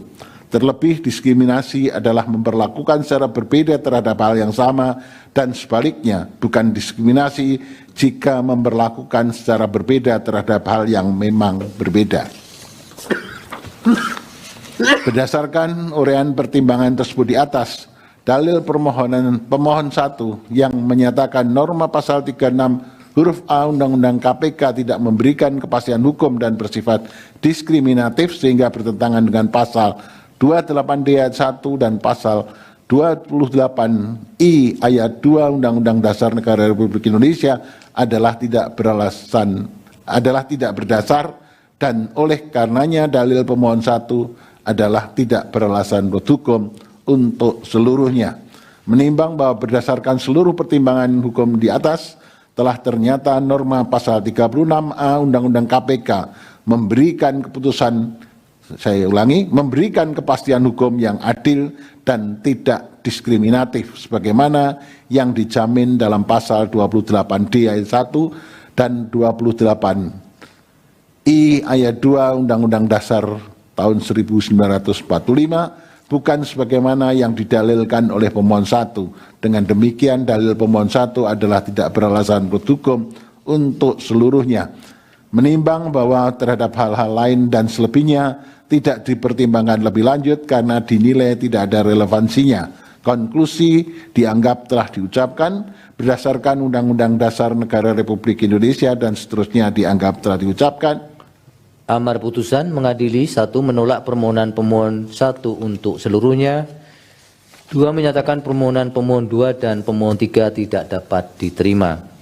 Demikian diputus dalam rapat permusyawaratan hakim oleh 8 hakim konstitusi, yaitu nama-nama hakim dianggap diucapkan pada hari Selasa tanggal 10 bulan Desember tahun 2024 yang diucapkan dalam sidang pleno Mahkamah Konstitusi terbuka untuk umum pada hari Kamis tanggal 2 bulan Januari tahun 2025 selesai diucapkan pukul 18:07 waktu Indonesia Barat oleh 9 hakim konstitusi dengan dibantu oleh Agus Newan Etra sebagai panitera pengganti serta dihadiri oleh pemohon dan atau kuasanya, Dewan Perwakilan Rakyat atau yang mewakili dan Presiden atau yang mewakili. Lanjut 160. Putusan nomor 160 PUU 22 Romawi 2024 demi keadilan berdasarkan Ketuhanan Yang Maha Esa, Mahkamah Konstitusi Republik Indonesia yang mengadili perkara konstitusi pada tingkat pertama dan terakhir menyatukan putusan dalam perkara pengujian Undang-Undang Nomor 30 Tahun 2002 tentang Komisi Pemberantasan Tindak Pidana Korupsi sebagaimana diubah terakhir dengan Undang-Undang Nomor 19 Tahun 2019 tentang perubahan kedua Undang-Undang Nomor 30 Tahun 2002 tentang Komisi Pemberantasan Tindak Pidana Korupsi terhadap Undang-Undang Dasar Negara Republik Indonesia tahun 1945 yang diajukan oleh Boyamin bin Saiman, selanjutnya disebut sebagai pemohon, berdasarkan surat kuasa khusus bertanggal 21 November 2024 memberikan kuasa kepada CN Harno dan seterusnya dianggap diucapkan. Membaca permohonan pemohon, mendengar keterangan pemohon, memeriksa bukti-bukti pemohon duduk perkara dan selanjutnya dianggap telah diucapkan. Kewenangan Mahkamah 3.1, 3.2 dianggap telah diucapkan. Mahkamah berwenang mengadili permohonan akuo. Kedudukan hukum 3.1, 3.3, 3.4, 3.5 dianggap telah diucapkan. Pemohon memiliki kedudukan hukum untuk mengajukan permohonan akuo. 3.6 dianggap telah diucapkan. Pokok permohonan 3.7, 3.8, 3.9 dianggap telah diucapkan. Menimbang bahwa setelah Mahkamah membaca secara saksama permohonan pemohon dan memeriksa bukti-bukti yang diajukan, telah ternyata pokok permasalahan yang dipersoalkan oleh pemohon adalah berkenaan dengan tidak adanya kepastian hukum mengenai presiden atau pemerintah periode mana yang berhak membentuk panitia seleksi calon pimpinan KPK dan calon Dewan Pengawas KPK. Dalam hal ini pemohon beranggapan presiden dan pemerintah hanya dapat membentuk panitia seleksi calon pimpinan KPK dan calon Dewan Pengawas KPK pada masa jabatan presiden dan pemerintah yang sama dengan calon pimpinan KPK atau calon Dewan Pengawas KPK. Terhadap isu konstitusional tersebut, Mahkamah mempertimbangkan sebagai berikut. Paragraf 3.10.1 dianggap telah diucapkan. Paragraf selanjutnya, berkenaan dengan hal tersebut maka untuk memahami perlu diuraikan terlebih dahulu mengenai bagaimana sebetulnya tahapan seleksi dan pengangkatan pimpinan KPK dan Dewas Pengawas KPK sebagaimana diatur dalam Undang-Undang KPK, yaitu pada pasal 30 dan pasal 37E Undang-Undang KPK yang pada pokoknya mengatur tahapan sebagai berikut. Angka 1 sampai dengan angka 6 dianggap telah diucapkan. Dengan demikian, Presiden terikat pada ketentuan dalam undang-undang tersebut dan juga terikat pada berakhirnya masa jabatan pimpinan KPK dan anggota Dewan Pengawas KPK, agar tidak terjadi kekosongan pimpinan KPK dan seterusnya dianggap telah diucapkan. Selain itu, apabila diletakkan dalam sekuen waktu antara proses seleksi calon pimpinan KPK dan calon Dewan Pengawas KPK sampai dengan pelantikan pimpinan KPK dan Dewas Pengawas KPK periode 2024-2029, yaitu pada sekitar pertengahan bulan Desember 2024 dan dikaitkan dengan waktu pelantikan DPR RI periode tahun 2024-2029 dan pelantikan Presiden periode tahun 2024-2029.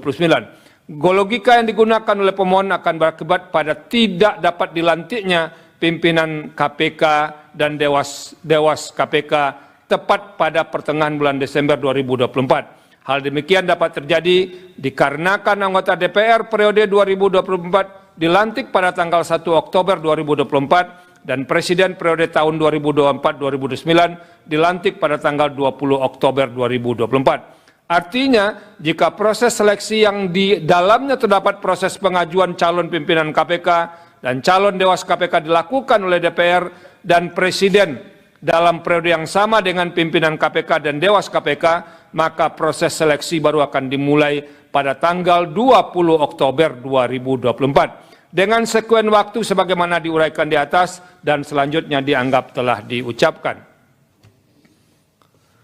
Bahwa selain itu, apabila dicermati, pemohon dalam mendalilkan mengenai anggapan inkonstitusionalitas bersyarat kata Presiden dalam pasal 30 ayat 1 dan kata pemerintah dalam pasal 30 ayat 2 Undang-Undang KPK dengan alasan karena dikhawatirkan penerapannya akan bertentangan dengan pertimbangan putusan Mahkamah Konstitusi nomor 112 tahun 2022 tanpa menyebutkan atau menguraikan alasan lain yang mendukung dalil tersebut. Berkenaan dengan alasan tersebut berdasarkan pertimbangan hukum di atas, pemaknaan putusan Mahkamah Konstitusi aku sebagaimana kemudian ditegaskan dalam pertimbangan putusan Mahkamah Konstitusi nomor 68 tahun 2024 adalah berbeda dari pemaknaan yang dimintakan oleh pemohon, di mana pemohon meminta pemaknaan agar pemerintah atau Presiden membentuk panitia seleksi adalah pemerintah pada masa jabatan yang sama dengan calon pimpinan KPK dan calon Dewas KPK.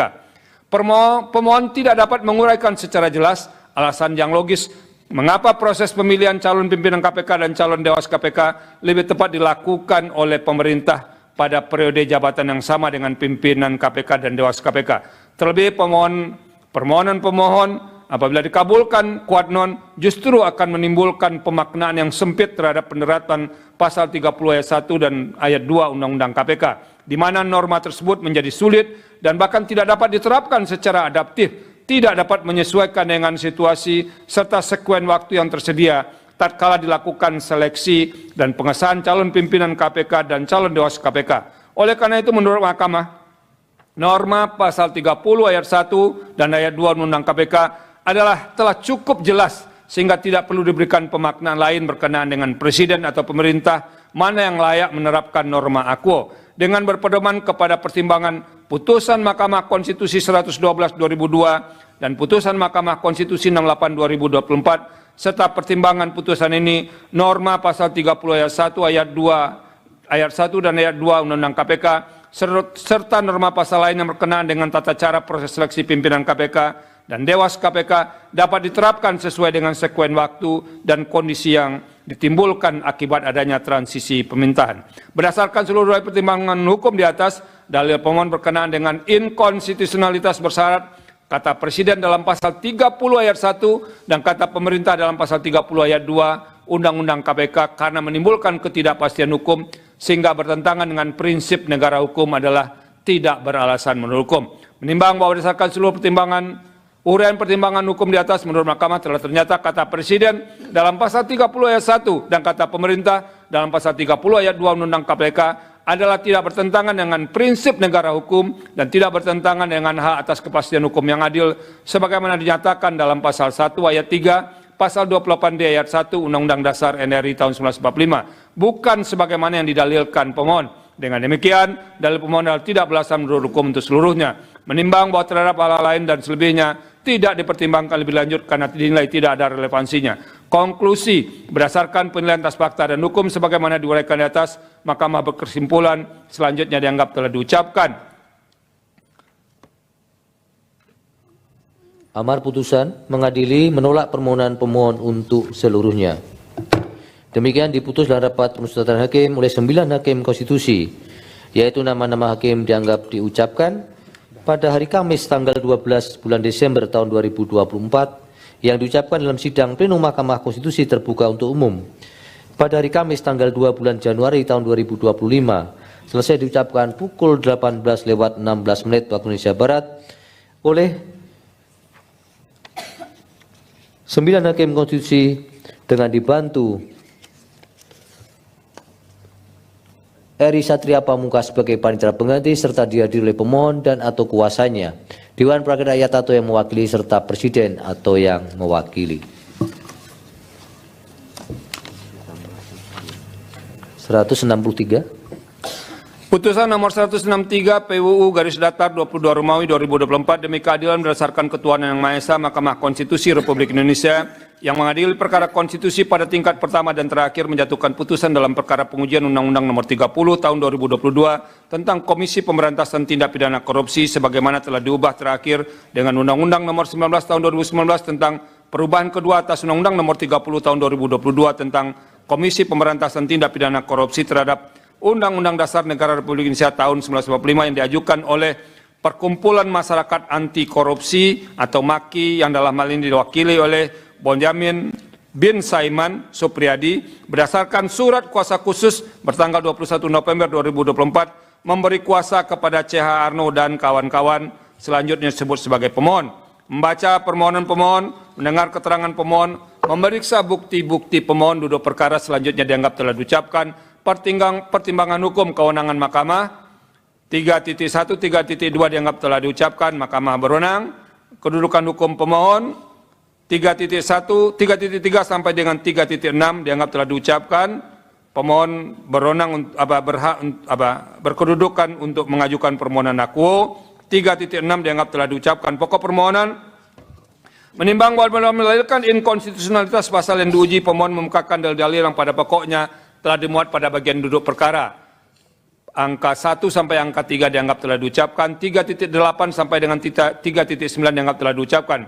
Menimbang bahwa sebelum Mahkamah mempertimbangkan lebih jauh dalil permohonan mengenai pengujian pasal 30 ayat 1 Undang-Undang KPK yang pada pokoknya menyatakan dalam rangka mendapatkan calon pimpinan dan Dewas KPK yang secara sah dan kredibel, maka diperlukan pemaknaan kata Presiden dalam pasal 30 ayat 1 Undang-Undang KPK, yaitu bersamaan periodenya dengan pimpinan dan Dewas yang akan dipilih dan dilantik. Setelah Mahkamah mempelajari dan mencermati secara saksama dalil permohonan akuo, ternyata esensinya sama dengan pertimbangan hukum dalam putusan Mahkamah Konstitusi nomor 160 tahun 2024 yang telah diucapkan sebelumnya, di mana dalam putusan tersebut Mahkamah mempertimbangkan antara lain sebagai berikut. Kutipan dianggap telah diucapkan.